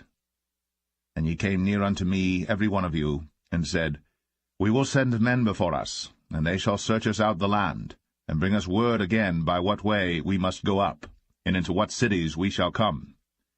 And the saying pleased me well. And I took 12 men of you, one of a tribe. And they turned and went up into the mountain, and came unto the valley of Eshcol, and searched it out. And they took of the fruit of the land in their hands, and brought it down unto us, and brought us word again, and said, It is a good land which the Lord our God doth give us. Notwithstanding ye would not go up, but rebelled against the commandment of the Lord your God. And ye murmured in your tents, and said, Because the Lord hated us, he hath brought us forth out of the land of Egypt, to deliver us into the hand of the Amorites, to destroy us. Whither shall we go up?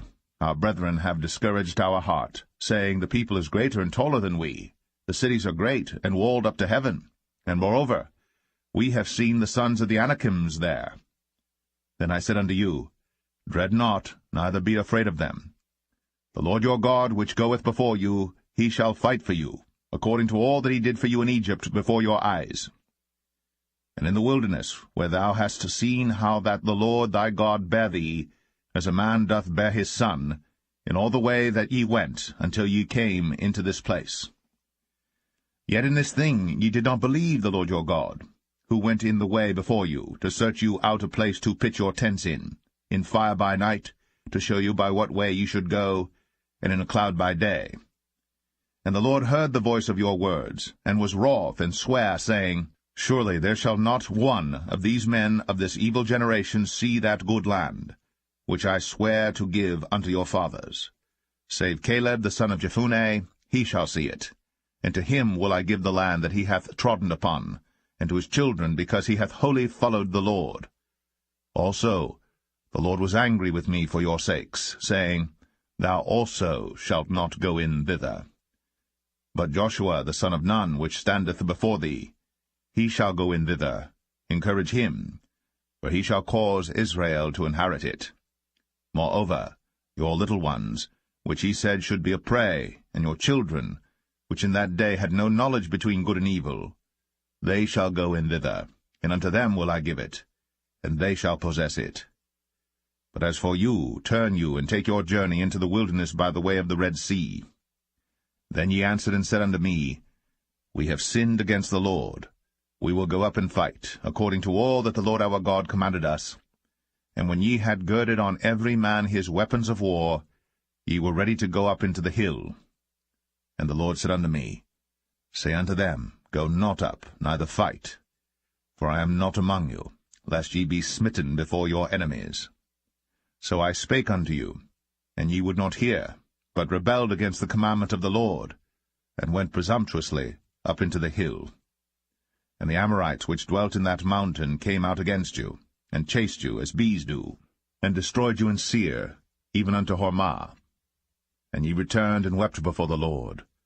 But the Lord would not hearken to your voice, nor give ear unto you. So ye abode in Kadesh many days, according unto the days that ye abode there.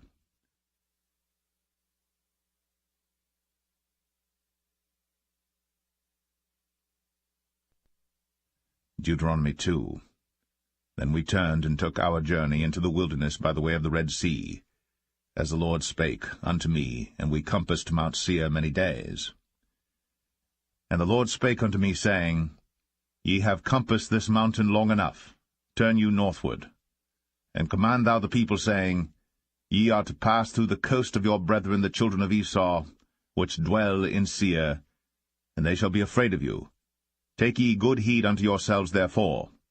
Meddle not with them, for I will not give you of their land, no, not so much as a footbreadth, because I have given Mount Seir unto Esau for a possession. Ye shall buy meat of them for money, that ye may eat, and ye shall also buy water of them for money, that ye may drink. For the Lord thy God hath blessed thee in all the works of thy hand. He knoweth thy walking through this great wilderness. These 40 years the Lord thy God hath been with thee. Thou hast lacked nothing. And when we passed by from our brethren the children of Esau, which dwelt in Seir, through the way of the plain from Elath and from Ezion-Geber, we turned and passed by the way of the wilderness of Moab. And the Lord said unto me, Distress not the Moabites, neither contend with them in battle. For I will not give thee of their land for a possession, because I have given Ar unto the children of Lot for a possession. The Emims dwelt therein in times past, a people great and many and tall, as the Anakims, which also were accounted giants, as the Anakims, but the Moabites called them Emims. The Orims also dwelt in Seir before time, but the children of Esau succeeded them, when they had destroyed them from before them, and dwelt in their stead, as Israel did unto the land of his possession, which the Lord gave unto them. Now rise up, said I, and get you over the brook Zered. And we went over the brook Zered. And the space in which we came from Kadesh-barnea, until we were come over the brook Zered, was 38 years, until all the generation of the men of war were wasted out from among the host, as the Lord sware unto them. For indeed the hand of the Lord was against them, to destroy them from among the host, until they were consumed. So it came to pass, when all the men of war were consumed, and dead from among the people, that the Lord spake unto me, saying, Thou art to pass over through Ar, the coast of Moab, this day. And when thou comest nigh over against the children of Ammon, distress them not, nor meddle with them. For I will not give thee of the land of the children of Ammon any possession, because I have given it unto the children of Lot for a possession. That also was accounted a land of giants. Giants dwelt therein in old time, and the Ammonites call them Zamzummims, a people great and many and tall as the Anakims. But the Lord destroyed them before them, and they succeeded them, and dwelt in their stead, as he did to the children of Esau which dwelt in Seir, when he destroyed the Orims from before them, and they succeeded them, and dwelt in their stead, even unto this day. And the Avims, which dwelt in Hazarim, even unto Azar, the Caphtorims, which came forth out of Caphtor, destroyed them, and dwelt in their stead. Rise ye up, take your journey, and pass over the river Arnon. Behold, I have given into thine hand Sihon the Amorite, king of Heshbon, and his land. Begin to possess it, and contend with him in battle. This day will I begin to put the dread of thee, and the fear of thee, upon the nations that are under the whole heaven, who shall hear report of thee, and shall tremble, and be in anguish because of thee. And I sent messengers out of the wilderness of Kedemoth unto Sihon king of Heshbon with words of peace, saying, Let me pass through thy land. I will go along by the highway. I will neither turn unto the right hand, nor to the left. Thou shalt sell me meat for money, that I may eat, and give me water for money, that I may drink. Only I will pass through on my feet. As the children of Esau which dwelt in Seir, and the Moabites which dwell in Ar, did unto me, until I shall pass over Jordan into the land which the Lord our God giveth us. But Sihon king of Heshbon would not let us pass by him, for the Lord thy God hardened his spirit, and made his heart obstinate, that he might deliver him into thy hand, as appeareth this day. And the Lord said unto me, Behold, I have begun to give Sihon and his land before thee. Begin to possess, that thou mayest inherit his land. Then Sihon came out against us, he and all his people, to fight at Jahaz. And the Lord our God delivered him before us, and we smote him, and his sons, and all his people. And we took all his cities at that time, and utterly destroyed the men, and the women, and the little ones of every city. We left none to remain. Only the cattle we took for a prey unto ourselves, and the spoil of the cities which we took, from Aroer, which is by the brink of the river of Arnon, and from the city that is by the river, even unto Gilead. There was not one city too strong for us. The Lord our God delivered all unto us.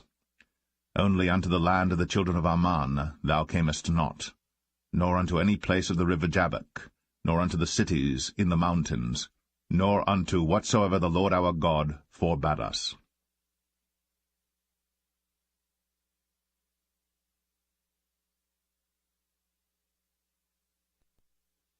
Deuteronomy 3. Then we turned, and went up the way to Bashan, and Og the king of Bashan came out against us, he and all his people, to battle at Edrei.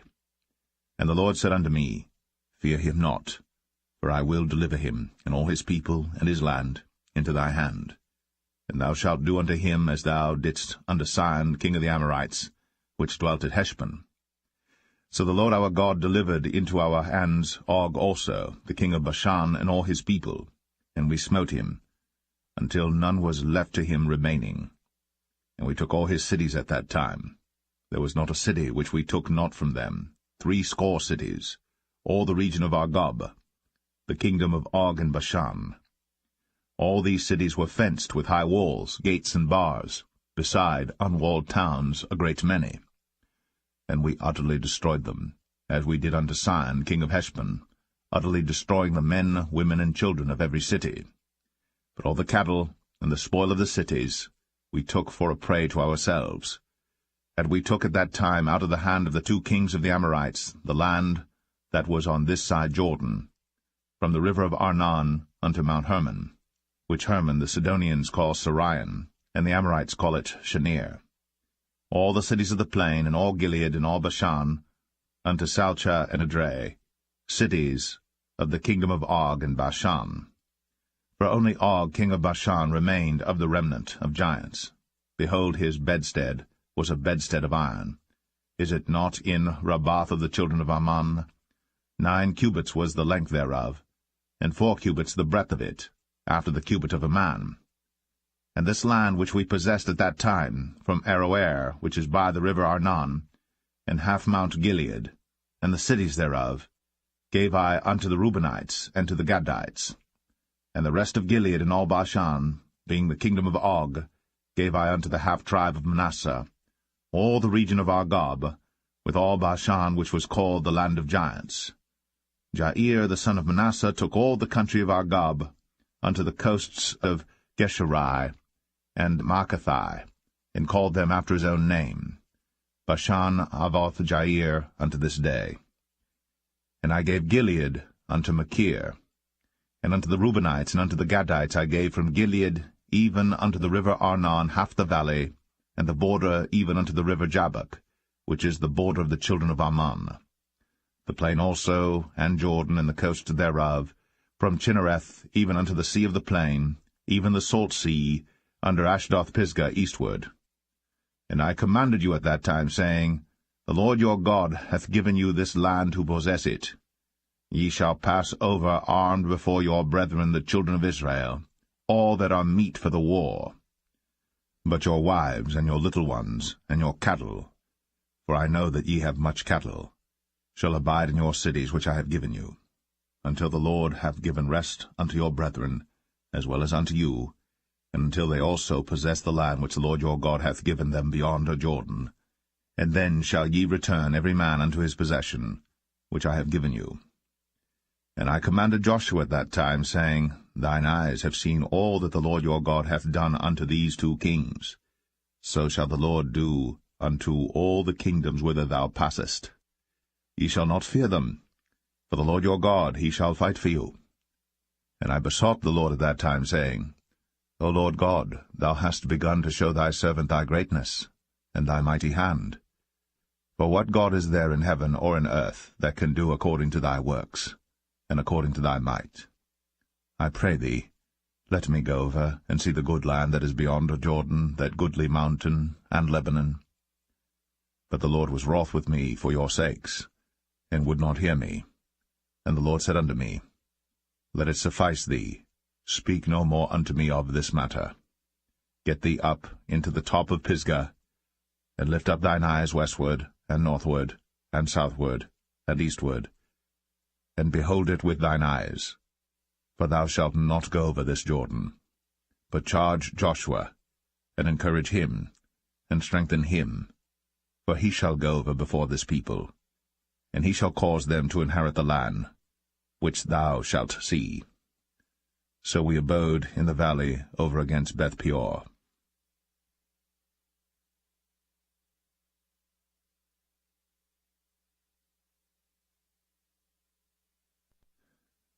Deuteronomy 4. Now therefore hearken, O Israel, unto the statutes, and unto the judgments which I teach you, for to do them, that ye may live, and go in and possess the land which the Lord God of your fathers giveth you. Ye shall not add unto the word which I command you, neither shall ye diminish aught from it, that ye may keep the commandments of the Lord your God which I command you. Your eyes have seen what the Lord did because of Baal-peor. For all the men that followed Baal-peor, the Lord thy God hath destroyed them from among you. But ye that did cleave unto the Lord your God are alive every one of you this day. Behold, I have taught you statutes and judgments, even as the Lord my God commanded me, that ye should do so in the land whither ye go to possess it. Keep therefore, and do them. For this is your wisdom and your understanding in the sight of the nations, which shall hear all these statutes and say, Surely this great nation is a wise and understanding people. For what nation is there so great, who hath God so nigh unto them, as the Lord our God is in all things that we call upon him for. And what nation is there so great, that hath statutes and judgments so righteous as all this law, which I set before you this day? Only take heed to thyself, and keep thy soul diligently, lest thou forget the things which thine eyes have seen, and lest they depart from thy heart all the days of thy life. But teach them thy sons, and thy sons' sons, especially the day that thou stoodest before the Lord thy God in Horeb, when the Lord said unto me, Gather me the people together, and I will make them hear my words, that they may learn to fear me all the days that they shall live upon the earth, and that they may teach their children. And ye came near and stood under the mountain, and the mountain burned with fire unto the midst of heaven, with darkness, clouds, and thick darkness. And the Lord spake unto you out of the midst of the fire. Ye heard the voice of the words, but saw no similitude, only ye heard a voice. And he declared unto you his covenant, which he commanded you to perform, even 10 commandments, and he wrote them upon 2 tables of stone. And the Lord commanded me at that time to teach you statutes and judgments, that ye might do them in the land whither ye go over to possess it. Take ye therefore good heed unto yourselves, for ye saw no manner of similitude on the day that the Lord spake unto you in Horeb out of the midst of the fire, lest ye corrupt yourselves, and make you a graven image, the similitude of any figure, the likeness of male or female, the likeness of any beast that is on the earth, the likeness of any winged fowl that flieth in the air, the likeness of anything that creepeth on the ground, the likeness of any fish that is in the waters beneath the earth. And lest thou lift up thine eyes unto heaven, and when thou seest the sun, and the moon, and the stars, even all the host of heaven, shouldst be driven to worship them and serve them, which the Lord thy God hath divided unto all nations under the whole heaven. But the Lord hath taken you, and brought you forth out of the iron furnace, even out of Egypt, to be unto him a people of inheritance, as ye are this day. Furthermore, the Lord was angry with me for your sakes, and sware that I should not go over Jordan, and that I should not go in unto that good land, which the Lord thy God giveth thee for an inheritance. But I must die in this land. I must not go over Jordan, but ye shall go over, and possess that good land.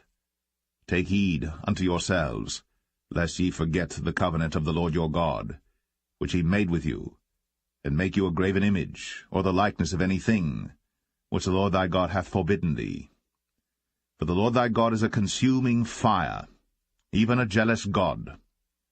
When thou shalt beget children, and children's children, and ye shall have remained long in the land, and shall corrupt yourselves, and make a graven image, or the likeness of any thing, and shall do evil in the sight of the Lord thy God, to provoke him to anger, I call heaven and earth to witness against you this day, that ye shall soon utterly perish from off the land whereunto ye go over Jordan to possess it.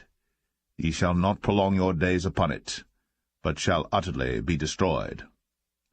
And the Lord shall scatter you among the nations, and ye shall be left few in number among the heathen, whither the Lord shall lead you. And there ye shall serve gods, the work of men's hands, wood and stone, which neither see, nor hear, nor eat, nor smell. But if from thence thou shalt seek the Lord thy God, thou shalt find him, if thou seek him with all thy heart and with all thy soul. When thou art in tribulation, and all these things are come upon thee, even in the latter days, if thou turn to the Lord thy God, and shalt be obedient unto his voice. For the Lord thy God is a merciful God. He will not forsake thee, neither destroy thee, nor forget the covenant of thy fathers which he sware unto them. For ask now of the days that are past, which were before thee, since the day that God created man upon the earth, and ask from the one side of heaven unto the other, whether there hath been any such thing as this great thing is, or hath been heard like it. Did ever people hear the voice of God speaking out of the midst of the fire, as thou hast heard, and live? Or hath God assayed to go and take him a nation from the midst of another nation, by temptations, by signs, and by wonders, and by war, and by a mighty hand? and by a stretched-out arm, and by great terrors, according to all that the Lord your God did for you in Egypt before your eyes? Unto thee it was shown, that thou mightest know that the Lord he is God, there is none else beside him. Out of heaven he made thee to hear his voice, that he might instruct thee, and upon earth he showed thee his great fire, and thou heardest his words out of the midst of the fire. And because he loved thy fathers, therefore he chose their seed after them, and brought thee out in his sight with his mighty power out of Egypt, to drive out nations from before thee greater and mightier than thou art, to bring thee in, to give thee their land for an inheritance, as it is this day. Know therefore this day, and consider it in thine heart, that the Lord he is God in heaven above, and upon the earth beneath there is none else. Thou shalt keep therefore his statutes and his commandments, which I command thee this day, that it may go well with thee, and with thy children after thee, and that thou mayest prolong thy days upon the earth, which the Lord thy God giveth thee for ever.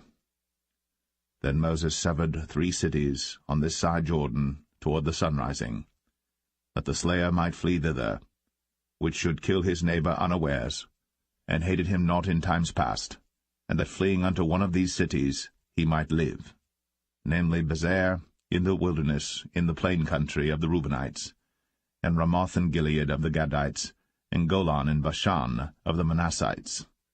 And this is the law which Moses set before the children of Israel. These are the testimonies, and the statutes, and the judgments, which Moses spake unto the children of Israel, after they came forth out of Egypt. On this side Jordan, in the valley over against Beth-peor, in the land of Sihon king of the Amorites, who dwelt at Heshbon, whom Moses and the children of Israel smote, after they were come forth out of Egypt.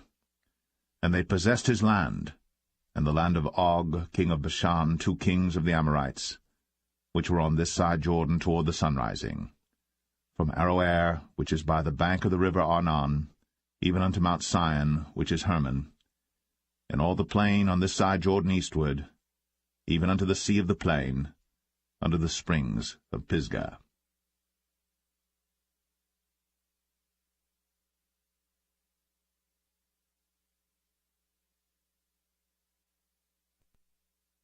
Deuteronomy 5. And Moses called all Israel, and said unto them, Hear, O Israel, the statutes and judgments which I speak in your ears this day, that ye may learn them, and keep and do them. The Lord our God made a covenant with us in Horeb.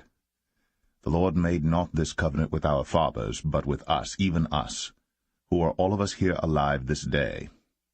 The Lord talked with you face to face, in the mount out of the midst of the fire.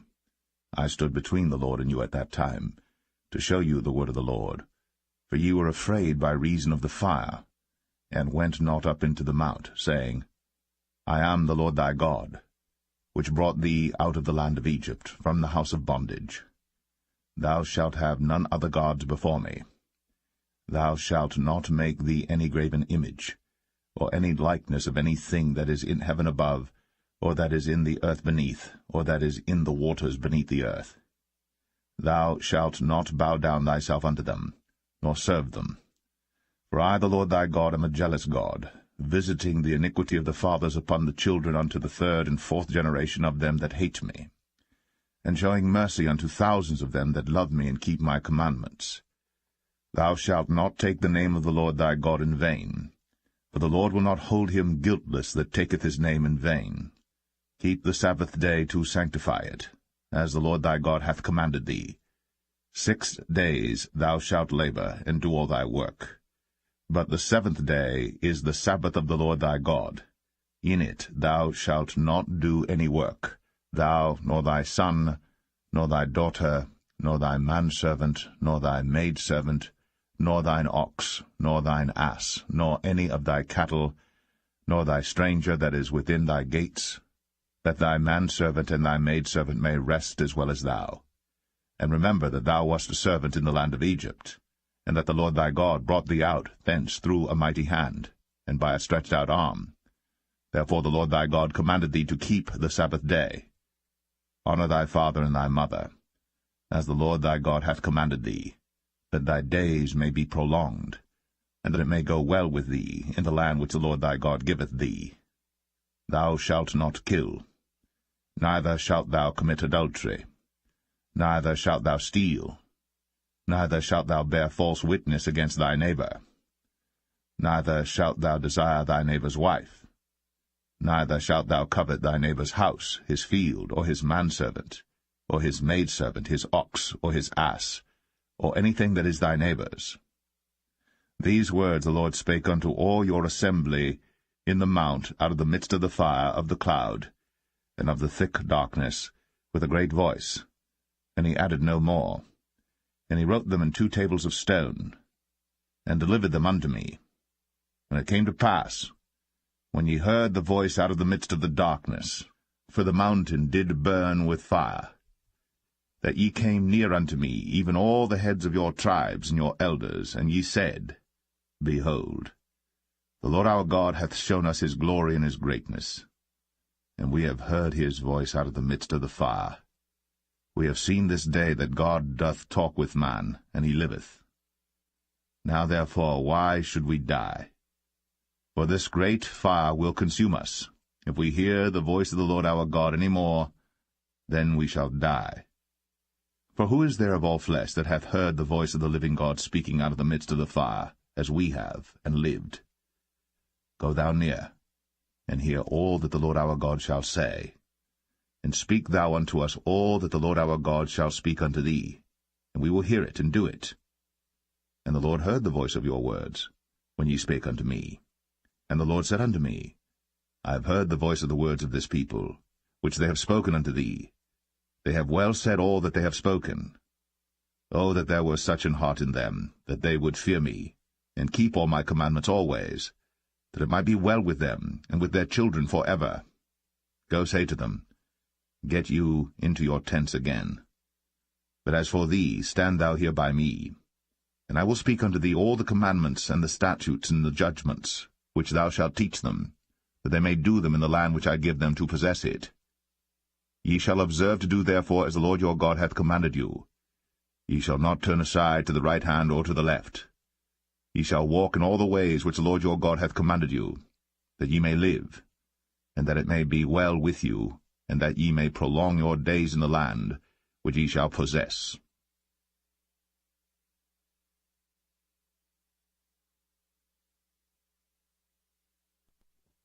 Deuteronomy 6.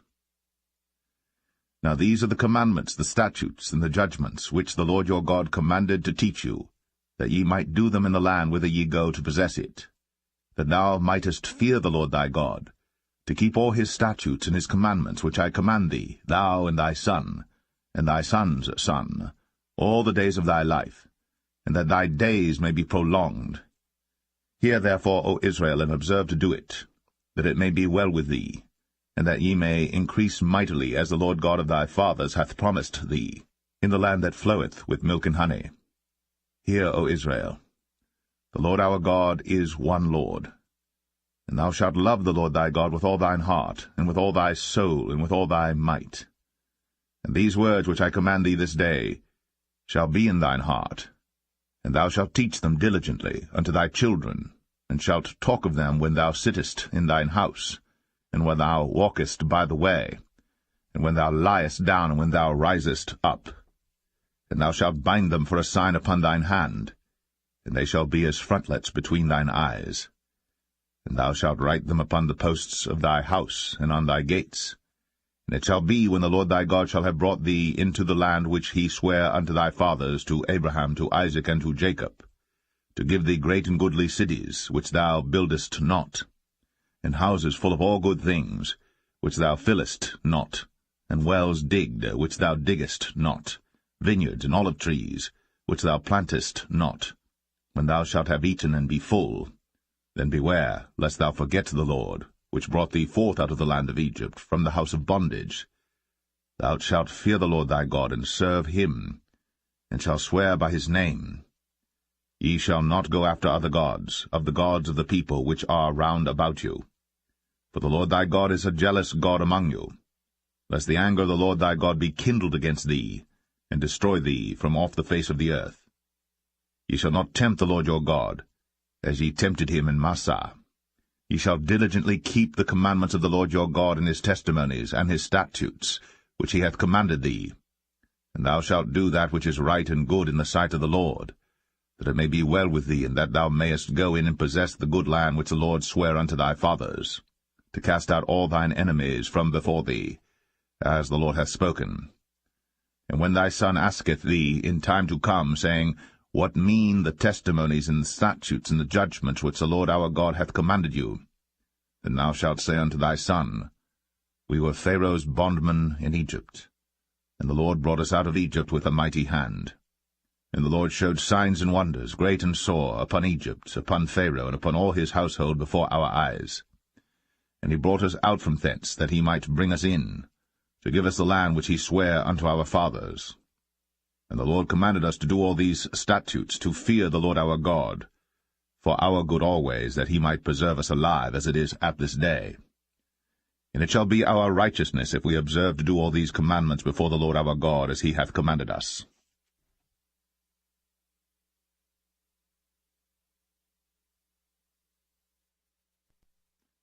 Deuteronomy 7. When the Lord thy God shall bring thee into the land whither thou goest to possess it, and hath cast out many nations before thee, the Hittites, and the Girgashites, and the Amorites, and the Canaanites, and the Perizzites, and the Hivites, and the Jebusites, 7 nations greater and mightier than thou.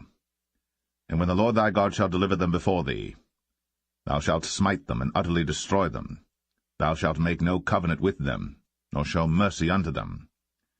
Neither shalt thou make marriages with them. Thy daughter thou shalt not give unto his son, nor his daughter shalt thou take unto thy son. For they will turn away thy son from following me, that they may serve other gods. So will the anger of the Lord be kindled against you, and destroy thee suddenly. But thus shall ye deal with them. Ye shall destroy their altars, and break down their images, and cut down their groves, and burn their graven images with fire. For thou art an holy people unto the Lord thy God. The Lord thy God hath chosen thee to be a special people unto himself, above all people that are upon the face of the earth. The Lord did not set his love upon you, nor choose you, because ye were more in number than any people, for ye were the fewest of all people. But because the Lord loved you, and because he would keep the oath which he had sworn unto your fathers, hath the Lord brought you out with a mighty hand, and redeemed you out of the house of bondmen, from the hand of Pharaoh king of Egypt. Know therefore that the Lord thy God, he is God, the faithful God, which keepeth covenant and mercy with them that love him, and keep his commandments to 1,000 generations, and repayeth them that hate him to their face, to destroy them. He will not be slack to him that hateth him. He will repay him to his face. Thou shalt therefore keep the commandments, and the statutes, and the judgments, which I command thee this day to do them. Wherefore it shall come to pass, if ye hearken to these judgments, and keep and do them, that the Lord thy God shall keep unto thee the covenant, and the mercy which he sware unto thy fathers. And he will love thee, and bless thee, and multiply thee. He will also bless the fruit of thy womb, and the fruit of thy land, thy corn, and thy wine, and thine oil, the increase of thy kine, and the flocks of thy sheep, in the land which he sware unto thy fathers to give thee. Thou shalt be blessed above all people. There shall not be male or female barren among you, or among your cattle. And the Lord will take away from thee all sickness, and will put none of the evil diseases of Egypt, which thou knowest, upon thee, but will lay them upon all them that hate thee. And thou shalt consume all the people which the Lord thy God shall deliver thee.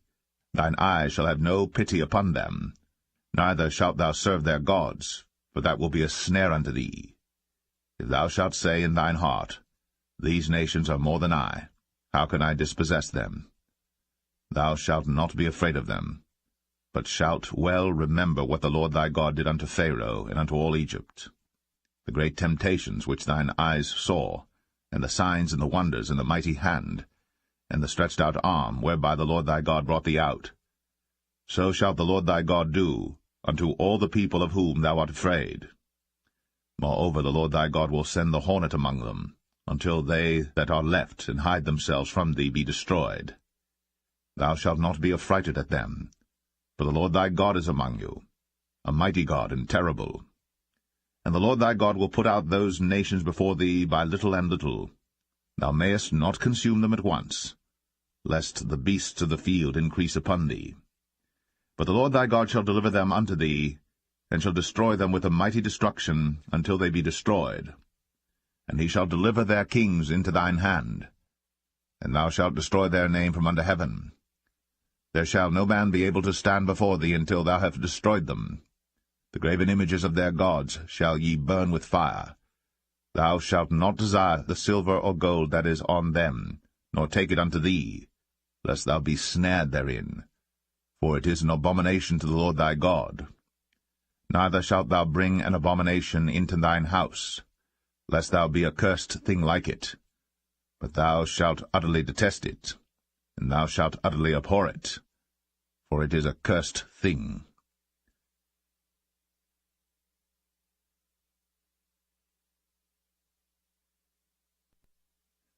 Deuteronomy 8.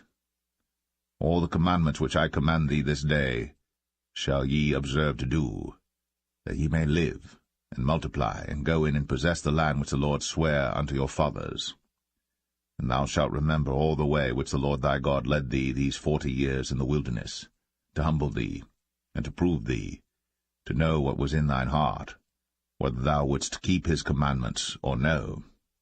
And he humbled thee, and suffered thee to hunger, and fed thee with manna, which thou knewest not, neither did thy fathers know, that he might make thee know that man doth not live by bread only, but by every word that proceedeth out of the mouth of the Lord doth man live. Thy raiment waxed not old upon thee, neither did thy foot swell these 40 years. Thou shalt also consider in thine heart, that, as a man chasteneth his son, so the Lord thy God chasteneth thee. Therefore thou shalt keep the commandments of the Lord thy God, to walk in his ways, and to fear him. For the Lord thy God bringeth thee into a good land, a land of brooks of water, of fountains and depths that spring out of valleys and hills, a land of wheat and barley and vines and fig trees and pomegranates, a land of oil, olive, and honey, a land wherein thou shalt eat bread without scarceness, thou shalt not lack anything in it, a land whose stones are iron, and out of whose hills thou mayest dig brass. When thou hast eaten and art full, then thou shalt bless the Lord thy God for the good land which he hath given thee. Beware that thou forget not the Lord thy God, in not keeping his commandments, and his judgments, and his statutes, which I command thee this day. Lest when thou hast eaten and art full, and hast built goodly houses, and dwelt therein, and when thy herds and thy flocks multiply, and thy silver and thy gold is multiplied, and all that thou hast is multiplied, then thine heart be lifted up, and thou forget the Lord thy God, which brought thee forth out of the land of Egypt from the house of bondage, who led thee through that great and terrible wilderness, wherein were fiery serpents and scorpions, and drought, where there was no water, who brought thee forth water out of the rock of flint, who fed thee in the wilderness with manna, which thy fathers knew not, that he might humble thee, and that he might prove thee to do thee good at thy latter end. And thou say in thine heart, My power and the might of mine hand hath gotten me this wealth. But thou shalt remember the Lord thy God, for it is he that giveth thee power to get wealth, that he may establish his covenant which he sware unto thy fathers, as it is this day. And it shall be, if thou do at all forget the Lord thy God, and walk after other gods, and serve them, and worship them, I testify against you this day, that ye shall surely perish. As the nations which the Lord destroyeth before your face, so shall ye perish, because ye would not be obedient unto the voice of the Lord your God.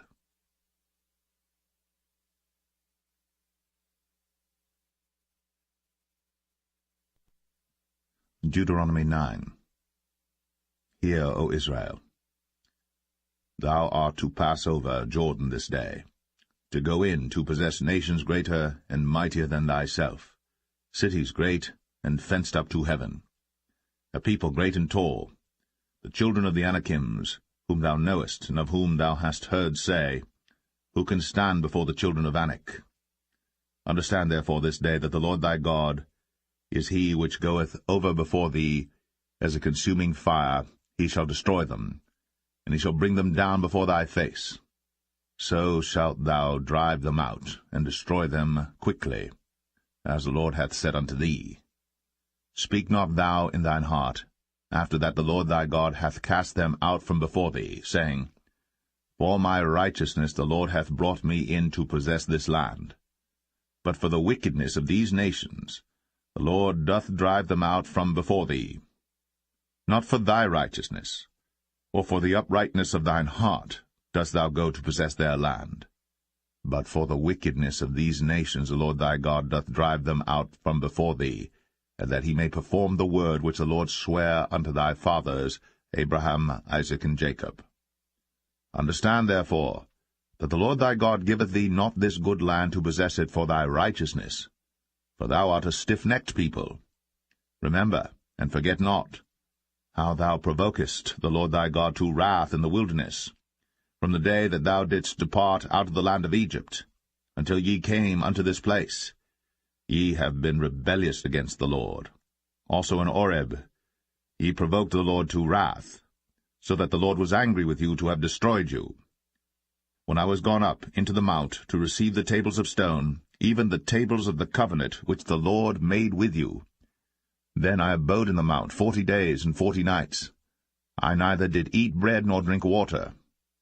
And the Lord delivered unto me 2 tables of stone written with the finger of God, and on them was written according to all the words which the Lord spake with you in the mount out of the midst of the fire in the day of the assembly. And it came to pass at the end of 40 days and 40 nights, that the Lord gave me the 2 tables of stone, even the tables of the covenant. And the Lord said unto me, Arise, get thee down quickly from hence, for thy people which thou hast brought forth out of Egypt have corrupted themselves. They are quickly turned aside out of the way which I commanded them. They have made them a molten image. Furthermore the Lord spake unto me, saying, I have seen this people, and behold, it is a stiff-necked people. Let me alone, that I may destroy them, and blot out their name from under heaven. And I will make of thee a nation mightier and greater than they. So I turned, and came down from the mount, and the mount burned with fire, and the 2 tables of the covenant were in my 2 hands. And I looked, and behold, ye had sinned against the Lord your God, and had made you a molten calf. Ye had turned aside quickly out of the way which the Lord had commanded you. And I took the 2 tables, and cast them out of my 2 hands, and brake them before your eyes. And I fell down before the Lord as at the first 40 days and 40 nights. I did neither eat bread nor drink water because of all your sins which ye sinned, in doing wickedly in the sight of the Lord to provoke him to anger. For I was afraid of the anger and hot displeasure, wherewith the Lord was wroth against you to destroy you. But the Lord hearkened unto me at that time also. And the Lord was very angry with Aaron to have destroyed him. And I prayed for Aaron also the same time. And I took your sin, the calf which ye had made, and burnt it with fire, and stamped it, and ground it very small, even until it was as small as dust. And I cast the dust thereof into the brook that descended out of the mount. And at Taberah, and at Massah, and at Kibroth-Hattaavah, ye provoked the Lord to wrath. Likewise, when the Lord sent you from Kadesh-barnea, saying, Go up and possess the land which I have given you, then ye rebelled against the commandment of the Lord your God, and ye believed him not, nor hearkened to his voice. Ye have been rebellious against the Lord from the day that I knew you. Thus I fell down before the Lord 40 days and 40 nights, as I fell down at the first, because the Lord had said he would destroy you. I prayed therefore unto the Lord, and said, O Lord God, destroy not thy people and thine inheritance, which thou hast redeemed through thy greatness, which thou hast brought forth out of Egypt with a mighty hand. Remember thy servants Abraham, Isaac, and Jacob. Look not unto the stubbornness of this people, nor to their wickedness, nor to their sin, lest the land whence thou broughtest us out say, Because the Lord was not able to bring them into the land which he promised them, and because he hated them, he hath brought them out to slay them in the wilderness.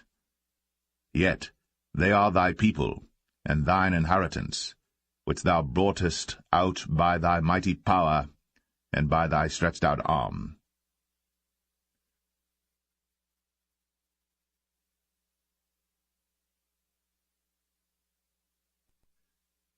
Deuteronomy 10. At that time the Lord said unto me, Hew thee 2 tables of stone like unto the first, and come up unto me into the mount, and make thee an ark of wood. And I will write on the tables the words that were in the first tables which thou breakest, and thou shalt put them in the ark. And I made an ark of shittim wood, and hewed 2 tables of stone like unto the first, and went up into the mount, having the 2 tables in mine hand. And he wrote on the tables, according to the first writing, the 10 commandments, which the Lord spake unto you in the mount out of the midst of the fire, in the day of the assembly. And the Lord gave them unto me. And I turned myself and came down from the mount, and put the tables in the ark which I had made, and there they be, as the Lord commanded me. And the children of Israel took their journey from Beeroth of the children of Jachan to Moserah. There Aaron died, and there he was buried, and Eleazar his son ministered in the priest's office in his stead. From thence they journeyed unto Godgodah, and from Godgodah to Jotbath, a land of rivers of waters. At that time the Lord separated the tribe of Levi, to bear the ark of the covenant of the Lord, to stand before the Lord to minister unto him, and to bless in his name unto this day. Wherefore Levi hath no part nor inheritance with his brethren. The Lord is his inheritance, according as the Lord thy God promised him. And I stayed in the mount, according to the first time, 40 days and 40 nights. And the Lord hearkened unto me at that time also. And the Lord would not destroy thee. And the Lord said unto me, Arise, take thy journey before the people, that they may go in and possess the land which I swear unto their fathers to give unto them. And now, Israel, what doth the Lord thy God require of thee? But to fear the Lord thy God, to walk in all his ways, and to love him, and to serve the Lord thy God with all thy heart and with all thy soul, to keep the commandments of the Lord, and his statutes, which I command thee this day for thy good. Behold, the heaven, and the heaven of heavens is the Lord's thy God, the earth also with all that therein is. Only the Lord had a delight in thy fathers to love them, and he chose their seed after them, even you above all people, as it is this day. Circumcise therefore the foreskin of your heart, and be no more stiff-necked. For the Lord your God is God of gods and Lord of lords, a great God, a mighty and a terrible, which regardeth not persons, nor taketh reward. He doth execute the judgment of the fatherless and widow, and loveth the stranger, in giving him food and raiment. Love ye therefore the stranger, for ye were strangers in the land of Egypt. Thou shalt fear the Lord thy God. Him shalt thou serve, and to him shalt thou cleave, and swear by his name. He is thy praise, and he is thy God, that hath done for thee these great and terrible things, which thine eyes have seen. Thy fathers went down into Egypt with 70 persons, and now the Lord thy God hath made thee as the stars of heaven for multitude.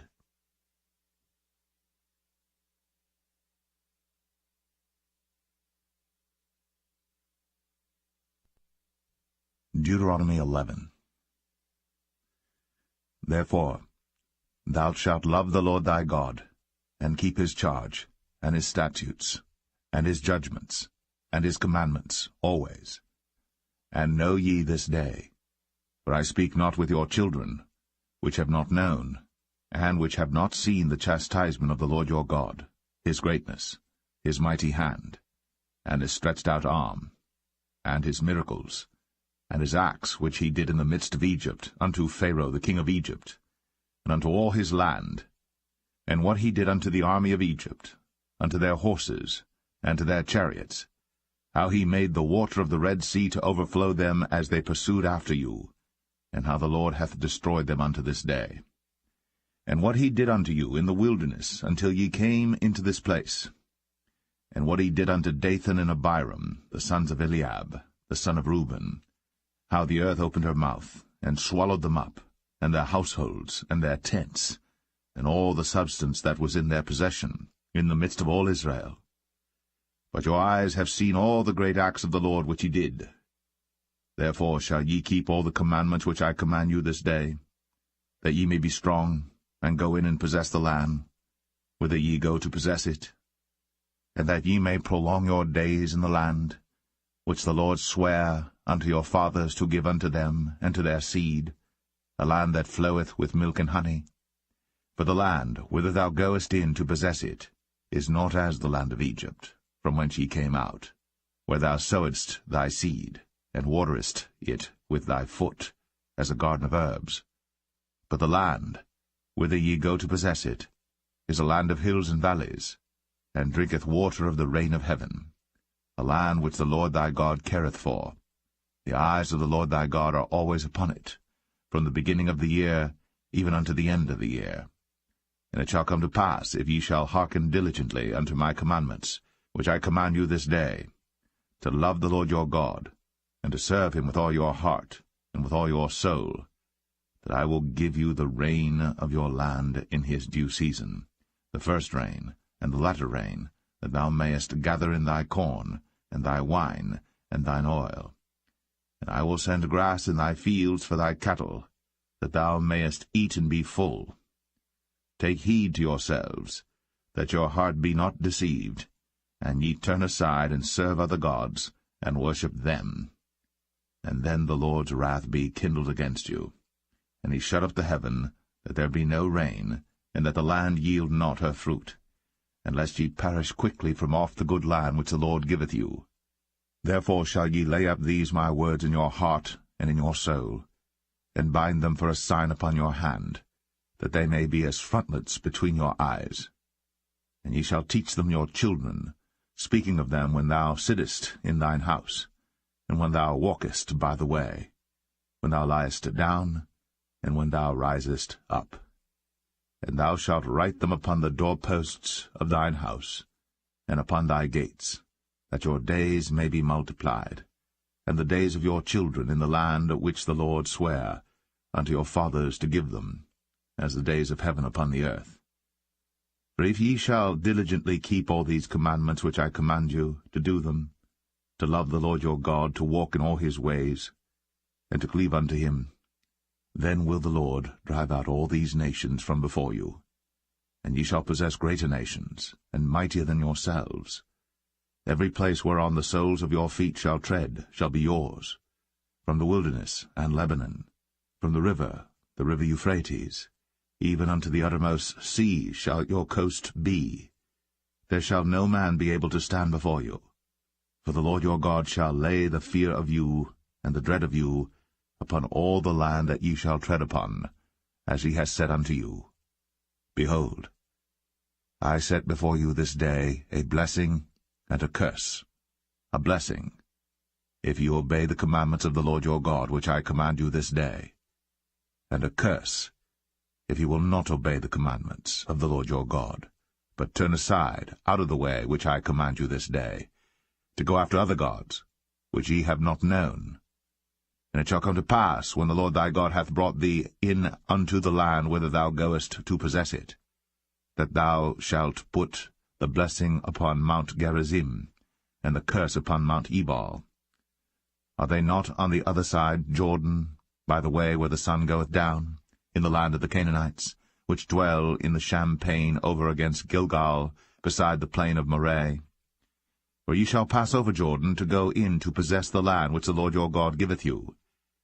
And ye shall possess it, and dwell therein.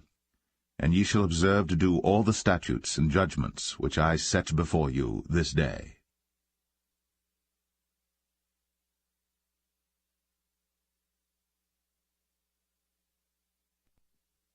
Deuteronomy 12.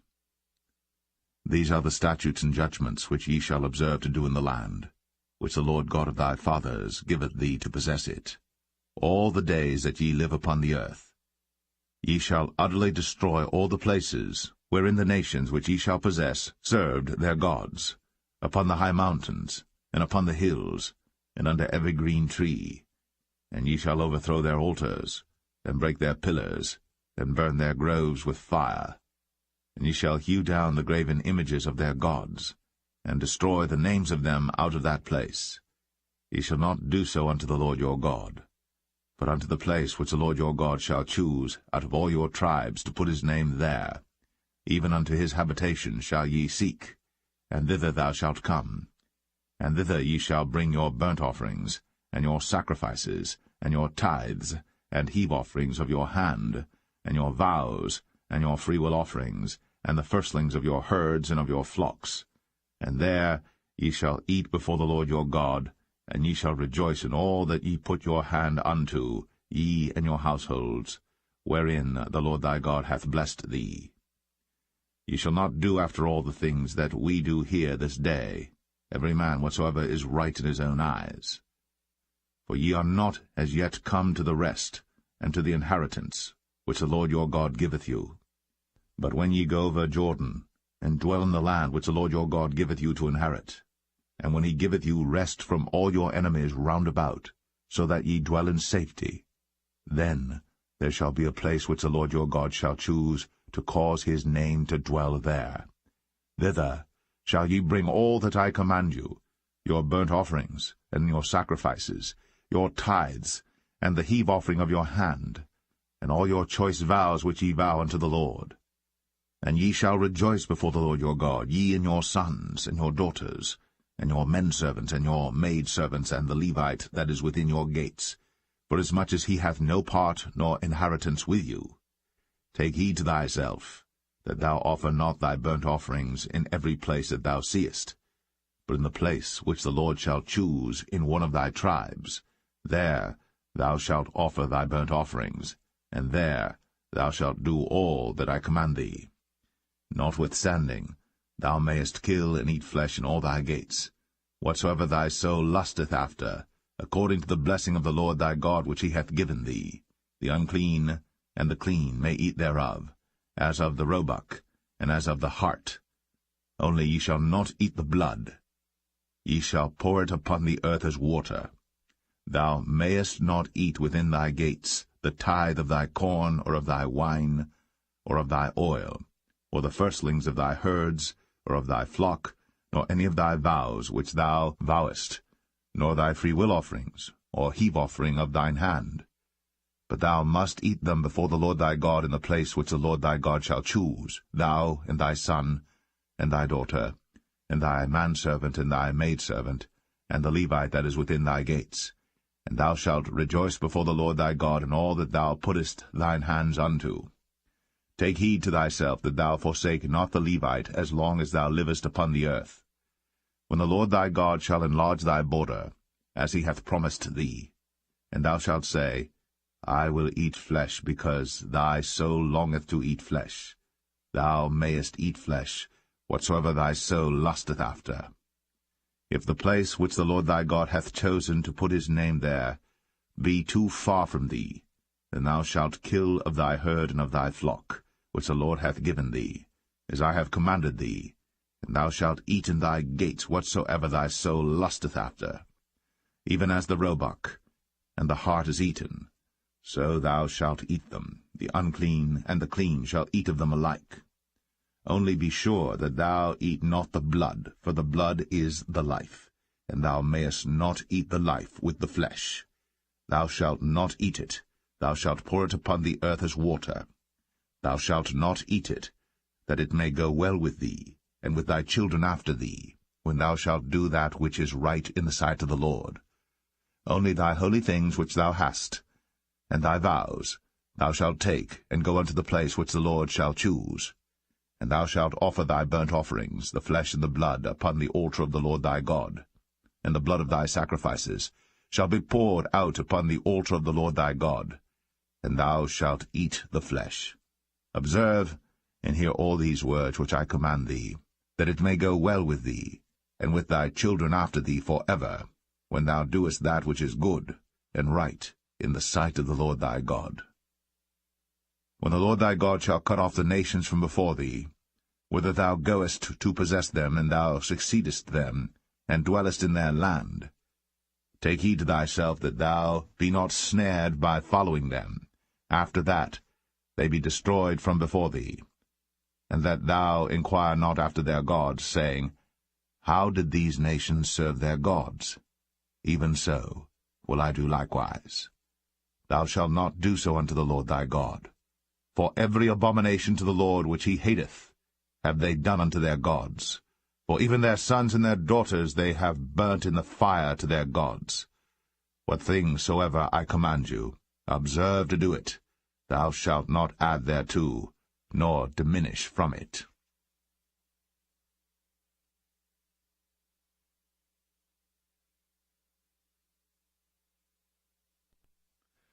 Deuteronomy 13. If there arise among you a prophet, or a dreamer of dreams, and giveth thee a sign or a wonder, and the sign or the wonder come to pass, whereof he spake unto thee, saying, Let us go after other gods, which thou hast not known, and let us serve them. Thou shalt not hearken unto the words of that prophet, or that dreamer of dreams. For the Lord your God proveth you, to know whether ye love the Lord your God with all your heart, and with all your soul. Ye shall walk after the Lord your God, and fear him, and keep his commandments, and obey his voice. And ye shall serve him, and cleave unto him. And that prophet, or that dreamer of dreams, shall be put to death, because he hath spoken to turn you away from the Lord your God, which brought you out of the land of Egypt, and redeemed you out of the house of bondage, to thrust thee out of the way, which the Lord thy God commanded thee to walk in. So shalt thou put the evil away from the midst of thee.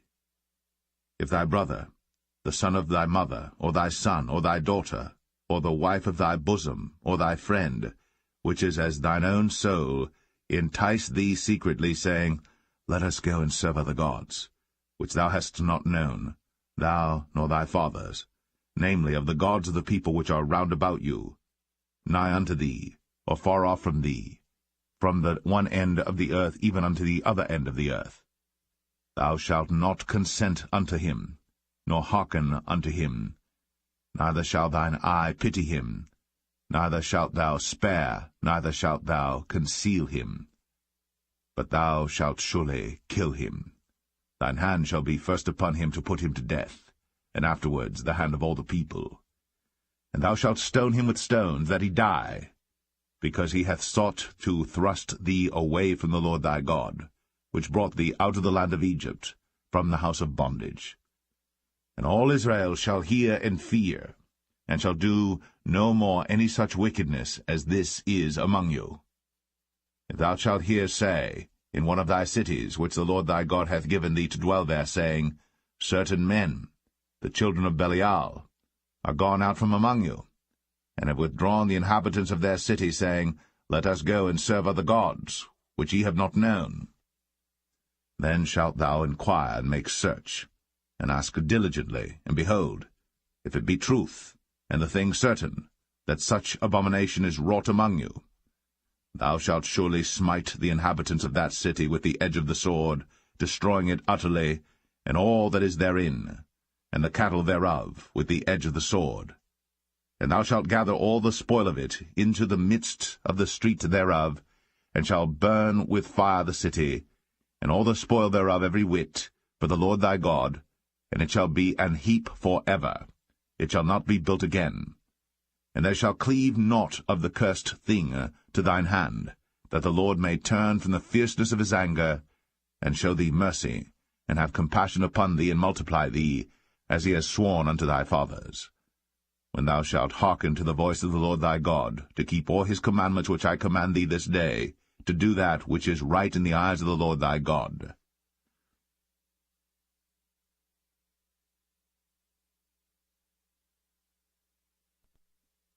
Deuteronomy 14. Ye are the children of the Lord your God. Ye shall not cut yourselves, nor make any baldness between your eyes for the dead. For thou art an holy people unto the Lord thy God, and the Lord hath chosen thee to be a peculiar people unto himself, above all the nations that are upon the earth. Thou shalt not eat any abominable thing. These are the beasts which ye shall eat, the ox, the sheep, and the goat. the hart, and the roebuck, and the fallow deer, and the wild goat, and the pygarg, and the wild ox, and the chamois. And every beast that parteth the hoof, and cleaveth the cleft into 2 claws, and cheweth the cud among the beasts, that ye shall eat. Nevertheless these ye shall not eat of them that chew the cud, or of them that divide the cloven hoof, as the camel, and the hare, and the coney. For they chew the cud, but divide not the hoof, therefore they are unclean unto you. And the swine, because it divideth the hoof, yet cheweth not the cud, it is unclean unto you. Ye shall not eat of their flesh, nor touch their dead carcass. These ye shall eat of all that are in the waters, all that have fins and scales shall ye eat. And whatsoever hath not fins and scales ye may not eat, it is unclean unto you. Of all clean birds ye shall eat. But these are they of which ye shall not eat, the eagle, and the ossifrage, and the osprey, and the glede, and the kite, and the vulture after his kind, and every raven after his kind, and the owl, and the nighthawk, and the cuckoo, and the hawk after his kind, the little owl, and the great owl, and the swan, and the pelican, and the gyre eagle, and the cormorant, and the stork, and the heron after her kind, and the lapwing, and the bat, and every creeping thing that flieth is unclean unto you, they shall not be eaten. But of all clean fowls ye may eat. Ye shall not eat of anything that dieth of itself. Thou shalt give it unto the stranger that is in thy gates, that he may eat it. Or thou mayest sell it unto an alien, for thou art an holy people unto the Lord thy God. Thou shalt not see the kid in his mother's milk. Thou shalt truly tithe all the increase of thy seed, that the field bringeth forth year by year. And thou shalt eat before the Lord thy God in the place which he shall choose to place his name there, the tithe of thy corn, of thy wine, and of thine oil, and the firstlings of thy herds and of thy flocks, that thou mayest learn to fear the Lord thy God always. And if the way be too long for thee, so that thou art not able to carry it, or if the place be too far from thee, which the Lord thy God shall choose to set his name there, when the Lord thy God hath blessed thee, then shalt thou turn it into money, and bind up the money in thine hand, and shalt go into the place which the Lord thy God shall choose. And thou shalt bestow that money for whatsoever thy soul lusteth after, for oxen, or for sheep, or for wine, or for strong drink, or for whatsoever thy soul desireth, and thou shalt eat there before the Lord thy God, and thou shalt rejoice, thou and thine household. And the Levite that is within thy gates, thou shalt not forsake him, for he hath no part nor inheritance with thee. At the end of 3 years thou shalt bring forth all the tithe of thine increase the same year, and shalt lay it up within thy gates. And the Levite, because he hath no part nor inheritance with thee, and the stranger, and the fatherless, and the widow, which are within thy gates, shall come, and shall eat and be satisfied, that the Lord thy God may bless thee in all the work of thine hand which thou doest.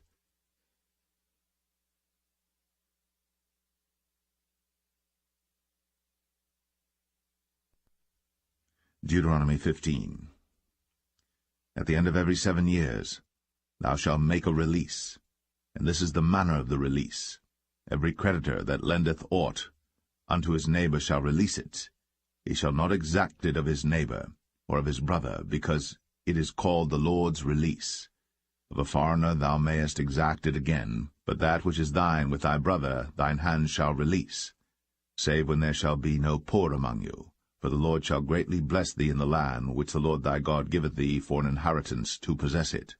Only if thou carefully hearken unto the voice of the Lord thy God, to observe to do all these commandments which I command thee this day. For the Lord thy God blesseth thee, as he promised thee, and thou shalt lend unto many nations, but thou shalt not borrow, and thou shalt reign over many nations, but they shall not reign over thee.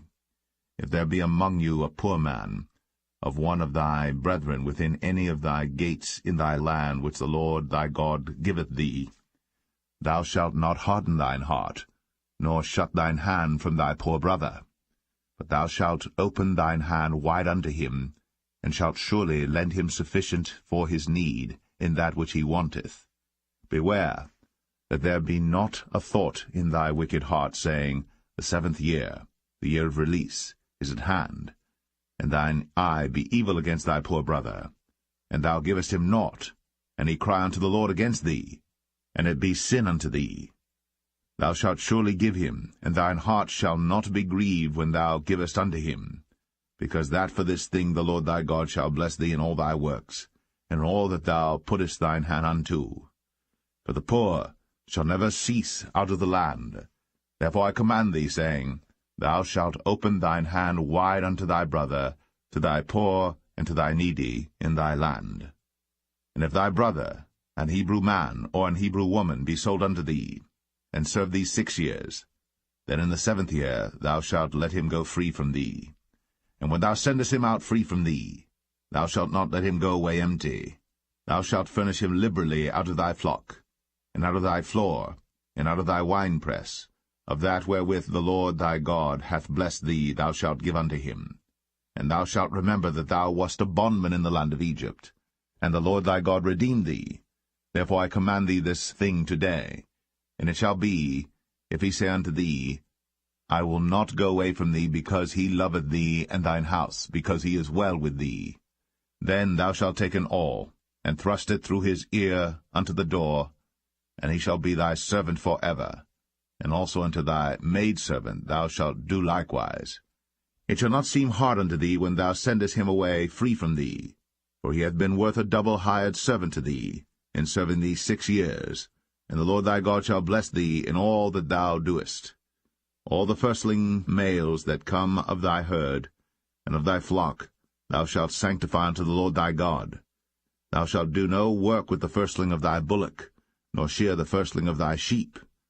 Thou shalt eat it before the Lord thy God year by year in the place which the Lord shall choose, thou and thy household. And if there be any blemish therein, as if it be lame, or blind, or have any ill blemish, thou shalt not sacrifice it unto the Lord thy God. Thou shalt eat it within thy gates. The unclean and the clean person shall eat it alike, as the roebuck and as the hart. Only thou shalt not eat the blood thereof. Thou shalt pour it upon the ground as water.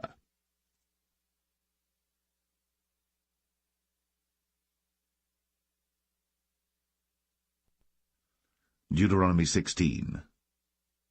Observe the month of Abib, and keep the Passover unto the Lord thy God. For in the month of Abib the Lord thy God brought thee forth out of Egypt by night.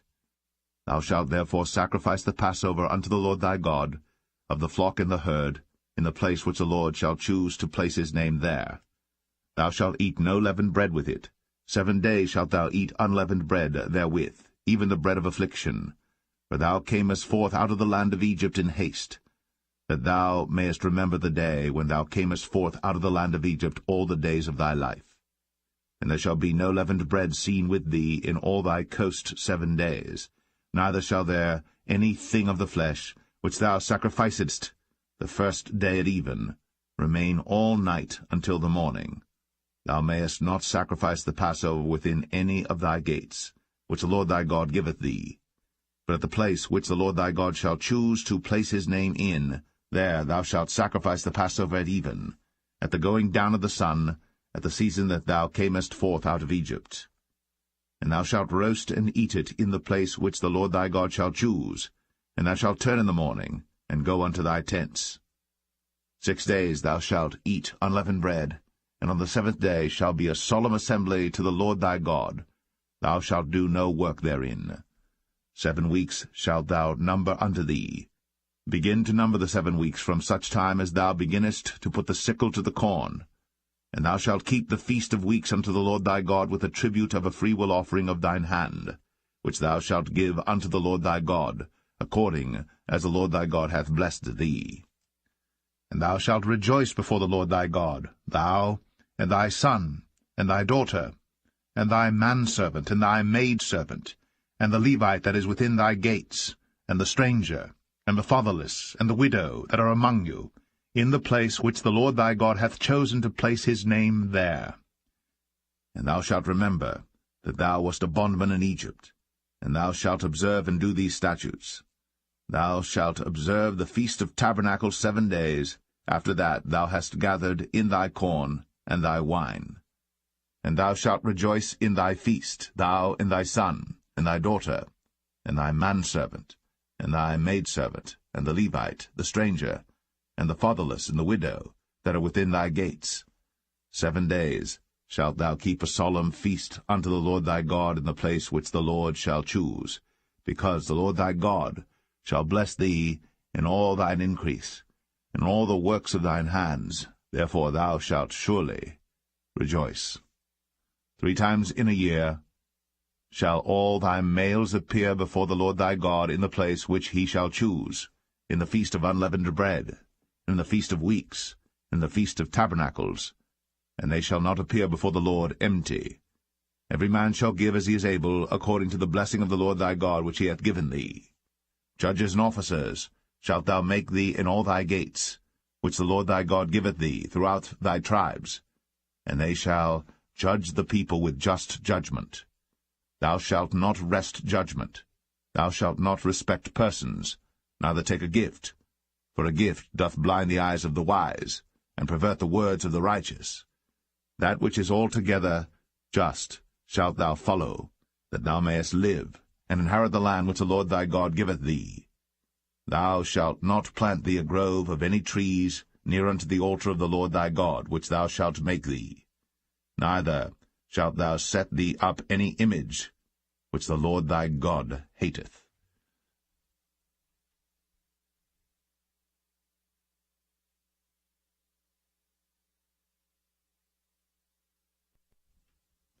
Deuteronomy 17. Thou shalt not sacrifice unto the Lord thy God any bullock or sheep wherein is blemish, or any evil favouredness, for that is an abomination unto the Lord thy God. If there be found among you within any of thy gates, which the Lord thy God giveth thee, man or woman, that hath wrought wickedness in the sight of the Lord thy God, in transgressing his covenant, and hath gone and served other gods, and worshipped them, either the sun or moon, or any of the host of heaven, which I have not commanded, and it be told thee, and thou hast heard of it, and inquired diligently, and behold, it be true, and the thing certain that such abomination is wrought in Israel, then shalt thou bring forth that man or that woman, which have committed that wicked thing, unto thy gates, even that man or that woman, and shalt stone them with stones till they die. At the mouth of 2 witnesses or 3 witnesses shall he that is worthy of death be put to death. But at the mouth of 1 witness he shall not be put to death. The hands of the witnesses shall be first upon him to put him to death, and afterward the hands of all the people. So thou shalt put the evil away from among you. If there arise a matter too hard for thee in judgment, between blood and blood, between plea and plea, and between stroke and stroke, being matters of controversy within thy gates, then shalt thou arise, and get thee up into the place which the Lord thy God shall choose. And thou shalt come unto the priests, the Levites, and unto the judge that shall be in those days, and inquire, and they shall show thee the sentence of judgment. And thou shalt do according to the sentence which they of that place which the Lord shall choose shall show thee. And thou shalt observe to do according to all that they inform thee, according to the sentence of the law which they shall teach thee, and according to the judgment which they shall tell thee, thou shalt do. Thou shalt not decline from the sentence which they shall show thee, to the right hand nor to the left. And the man that will do presumptuously, and will not hearken unto the priest that standeth to minister there before the Lord thy God, or unto the judge, even that man shall die, and thou shalt put away the evil from Israel. And all the people shall hear and fear, and do no more presumptuously. When thou art come unto the land which the Lord thy God giveth thee, and shalt possess it, and shalt dwell therein, and shalt say, I will set a king over me, like as all the nations that are about me. Thou shalt in any wise set him king over thee. Whom the Lord thy God shall choose, one from among thy brethren shalt thou set king over thee. Thou mayest not set a stranger over thee, which is not thy brother. But he shall not multiply horses to himself, nor cause the people to return to Egypt, to the end that he should multiply horses. For as much as the Lord hath said unto you, Ye shall henceforth return no more that way. Neither shall he multiply wives to himself, that his heart turn not away. Neither shall he greatly multiply to himself silver and gold. And it shall be, when he sitteth upon the throne of his kingdom, that he shall write him a copy of this law in a book out of that which is before the priests the Levites. And it shall be with him, and he shall read therein all the days of his life, that he may learn to fear the Lord his God, to keep all the words of this law and these statutes to do them, that his heart be not lifted up above his brethren, and that he turn not aside from the commandment to the right hand or to the left, to the end that he may prolong his days in his kingdom, he and his children, in the midst of Israel.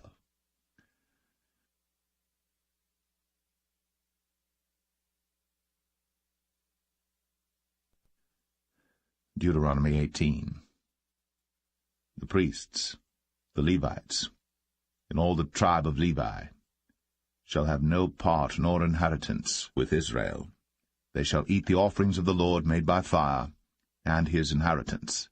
Therefore shall they have no inheritance among their brethren. The Lord is their inheritance, as he hath said unto them.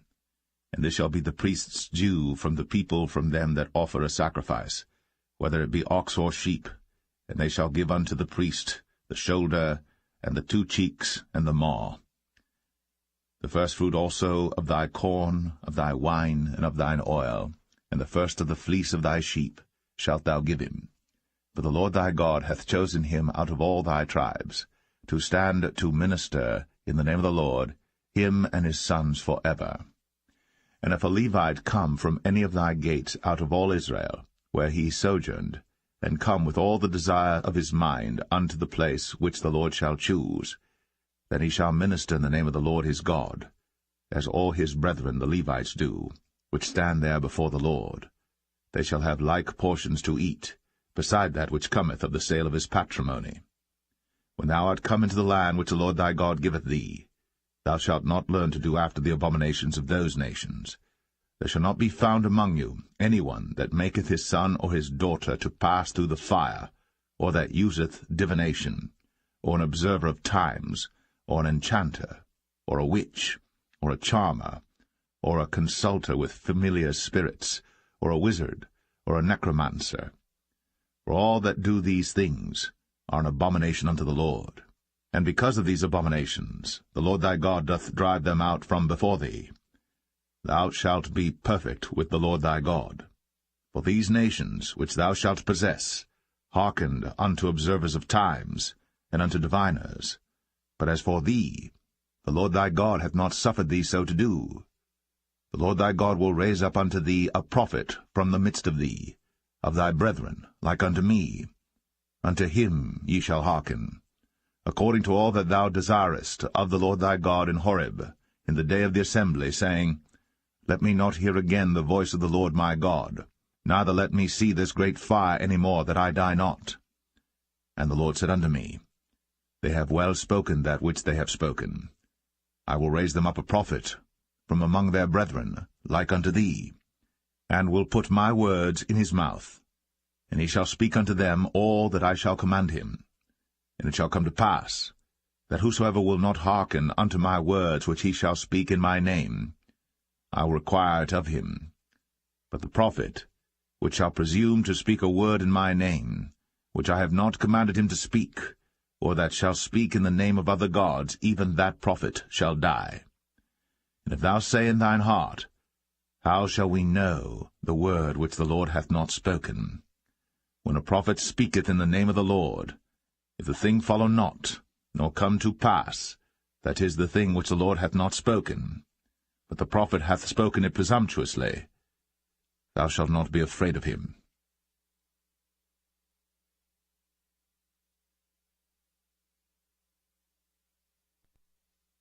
Deuteronomy 19. When the Lord thy God hath cut off the nations, whose land the Lord thy God giveth thee, and thou succeedest them, and dwellest in their cities and in their houses, thou shalt separate 3 cities for thee in the midst of thy land, which the Lord thy God giveth thee to possess it. Thou shalt prepare thee a way, and divide the coasts of thy land, which the Lord thy God giveth thee to inherit, into 3 parts, that every slayer may flee thither. And this is the case of the slayer, which shall flee thither, that he may live, whoso killeth his neighbour ignorantly, whom he hated not in time past. As when a man goeth into the wood with his neighbour to hew wood, and his hand fetcheth a stroke with the axe to cut down the tree, and the head slippeth from the helve, and lighteth upon his neighbour, that he die. He shall flee unto one of those cities, and live, lest the avenger of blood pursue the slayer, while his heart is hot, and overtake him, because the way is long, and slay him, whereas he was not worthy of death, inasmuch as he hated him not in time past. Wherefore I command thee, saying, Thou shalt separate 3 cities for thee. And if the Lord thy God enlarge thy coast, as he hath sworn unto thy fathers, and give thee all the land which he promised to give unto thy fathers, if thou shalt keep all these commandments to do them, which I command thee this day, to love the Lord thy God, and to walk ever in his ways, then shalt thou add 3 cities more for thee, beside these 3, that innocent blood be not shed in thy land, which the Lord thy God giveth thee for an inheritance, and so blood be upon thee. But if any man hate his neighbour, and lie in wait for him, and rise up against him, and smite him mortally, that he die, and fleeth into one of these cities, then the elders of his city shall send and fetch him thence, and deliver him into the hand of the avenger of blood, that he may die. Thine eye shall not pity him, but thou shalt put away the guilt of innocent blood from Israel, that it may go well with thee. Thou shalt not remove thy neighbour's landmark, which they of old time have set in thine inheritance, which thou shalt inherit in the land that the Lord thy God giveth thee to possess it. 1 witness shall not rise up against a man for any iniquity, or for any sin. In any sin that he sinneth, at the mouth of 2 witnesses, or at the mouth of 3 witnesses shall the matter be established. If a false witness rise up against any man to testify against him that which is wrong, then both the men between whom the controversy is shall stand before the Lord, before the priests and the judges, which shall be in those days. And the judges shall make diligent inquisition, and behold, if the witness be a false witness, and hath testified falsely against his brother, then shall ye do unto him as he had thought to have done unto his brother. So shalt thou put the evil away from among you. And those which remain shall hear, and fear, and shall henceforth commit no more any such evil among you. And thine eye shall not pity, but life shall go for life, eye for eye, tooth for tooth, hand for hand, foot for foot.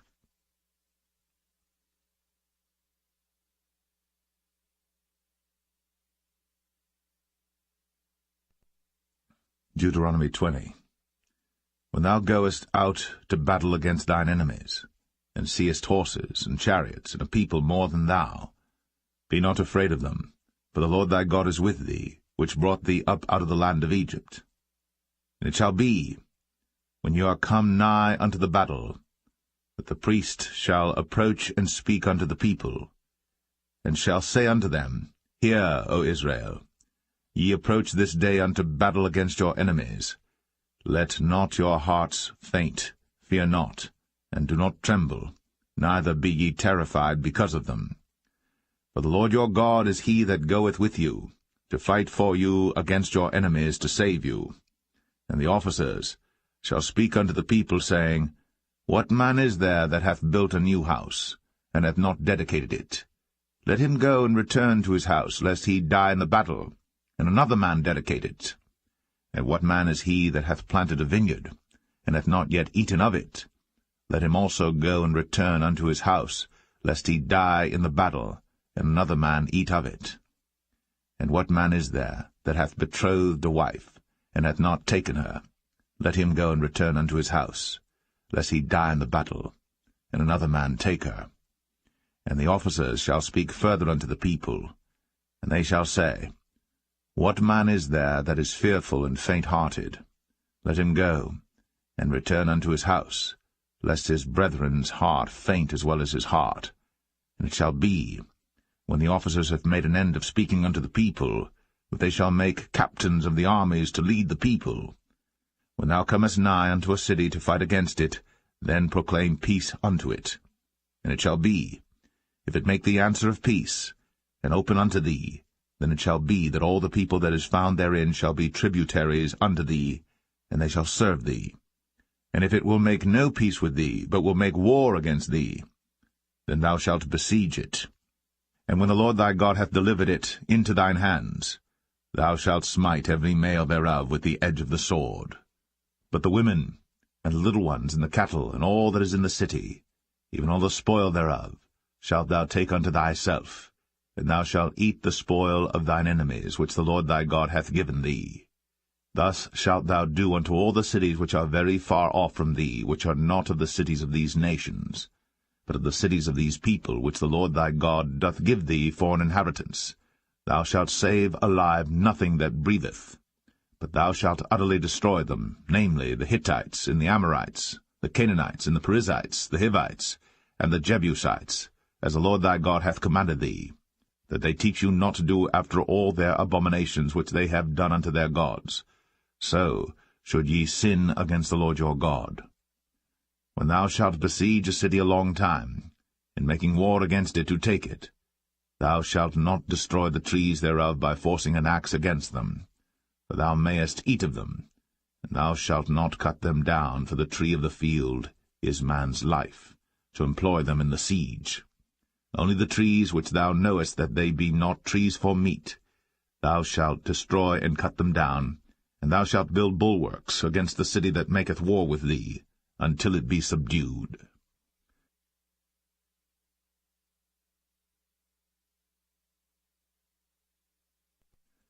Deuteronomy 21. If one be found slain in the land which the Lord thy God giveth thee to possess it, lying in the field, and it be not known who hath slain him, then thy elders and thy judges shall come forth, and they shall measure unto the cities which are round about him that is slain. And it shall be that the city which is next unto the slain man, even the elders of that city shall take an heifer, which hath not been wrought with, and which hath not drawn in the yoke. And the elders of that city shall bring down the heifer unto a rough valley, which is neither eared nor sown, and shall strike off the heifer's neck there in the valley. And the priests, the sons of Levi, shall come near. For them the Lord thy God hath chosen to minister unto him, and to bless in the name of the Lord, and by their word shall every controversy and every stroke be tried. And all the elders of that city that are next unto the slain man shall wash their hands over the heifer that is beheaded in the valley. And they shall answer and say, Our hands have not shed this blood, neither have our eyes seen it. Be merciful, O Lord, unto thy people Israel, whom thou hast redeemed, and lay not innocent blood unto thy people of Israel's charge, and the blood shall be forgiven them. So shalt thou put away the guilt of innocent blood from among you, when thou shalt do that which is right in the sight of the Lord. When thou goest forth to war against thine enemies, and the Lord thy God hath delivered them into thine hands, and thou hast taken them captive, and seest among the captives a beautiful woman, and hast a desire unto her, that thou wouldest have her to thy wife, then thou shalt bring her home to thine house, and she shall shave her head, and pare her nails. And she shall put the raiment of her captivity from off her, and shall remain in thine house, and bewail her father and her mother a full month. And after that thou shalt go in unto her, and be her husband, and she shall be thy wife. And it shall be, if thou have no delight in her, then thou shalt let her go whither she will, but thou shalt not sell her at all for money. Thou shalt not make merchandise of her, because thou hast humbled her. If a man have 2 wives, one beloved, and another hated, and they have borne him children, both the beloved and the hated, and if the firstborn son be hers that was hated, then it shall be, when he maketh his sons to inherit that which he hath, that he may not make the son of the beloved firstborn before the son of the hated, which is indeed the firstborn. But he shall acknowledge the son of the hated for the firstborn, by giving him a double portion of all that he hath, for he is the beginning of his strength. The right of the firstborn is his. If a man have a stubborn and rebellious son, which will not obey the voice of his father, or the voice of his mother, and that, when they have chastened him, will not hearken unto them. Then shall his father and his mother lay hold on him, and bring him out unto the elders of his city, and unto the gate of his place. And they shall say unto the elders of his city, This our son is stubborn and rebellious. He will not obey our voice. He is a glutton and a drunkard. And all the men of his city shall stone him with stones, that he die. So shalt thou put evil away from among you, and all Israel shall hear and fear. And if a man have committed a sin worthy of death, and he be put to death, and thou hang him on a tree, his body shall not remain all night upon the tree, but thou shalt in any wise bury him that day. For he that is hanged is accursed of God, that thy land be not defiled, which the Lord thy God giveth thee for an inheritance.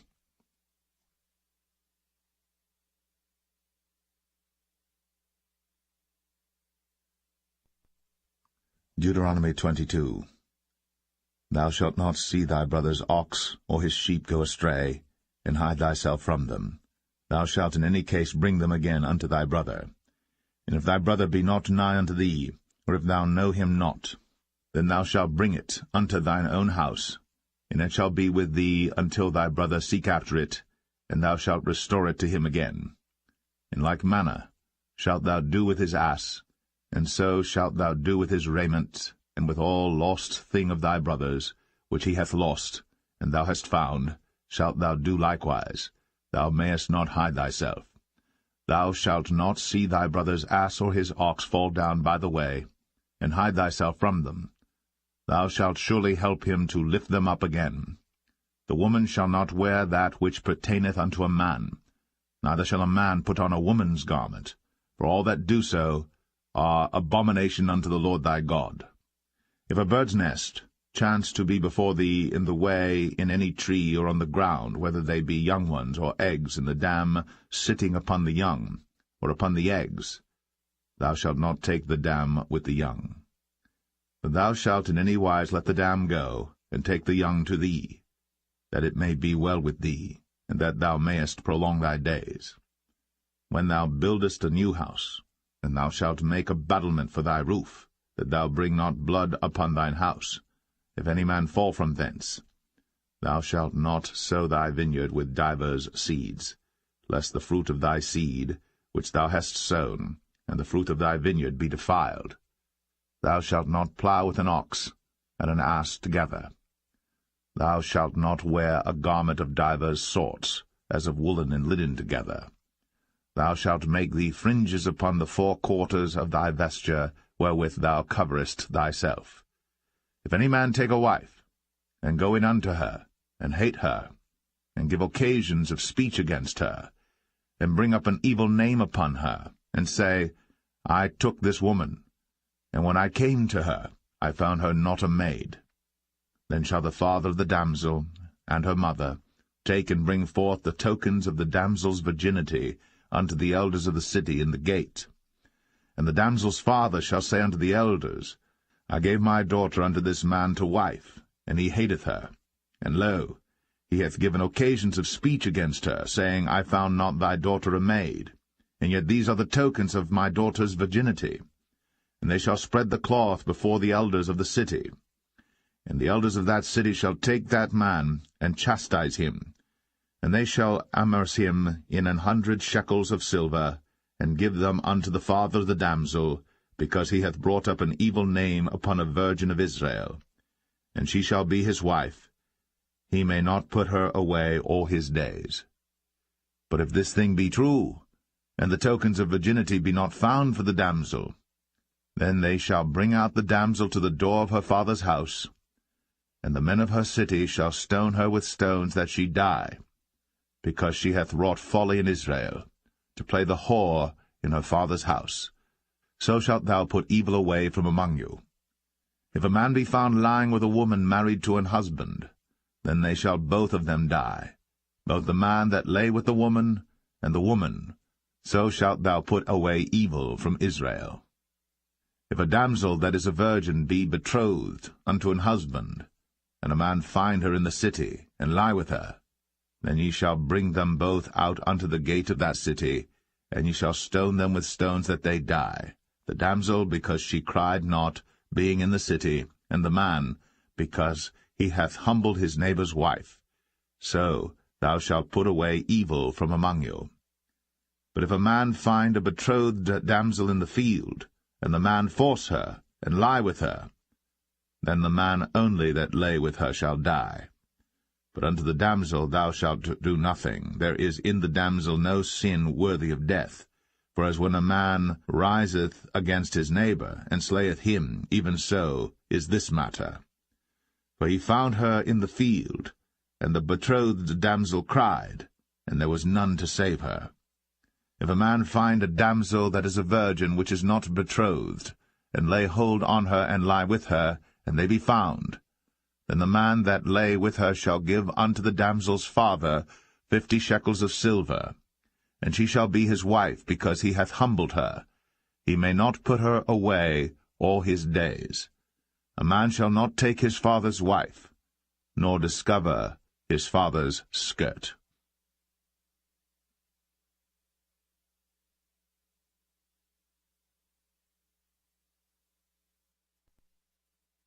Deuteronomy 23. He that is wounded in the stones, or hath his privy member cut off, shall not enter into the congregation of the Lord.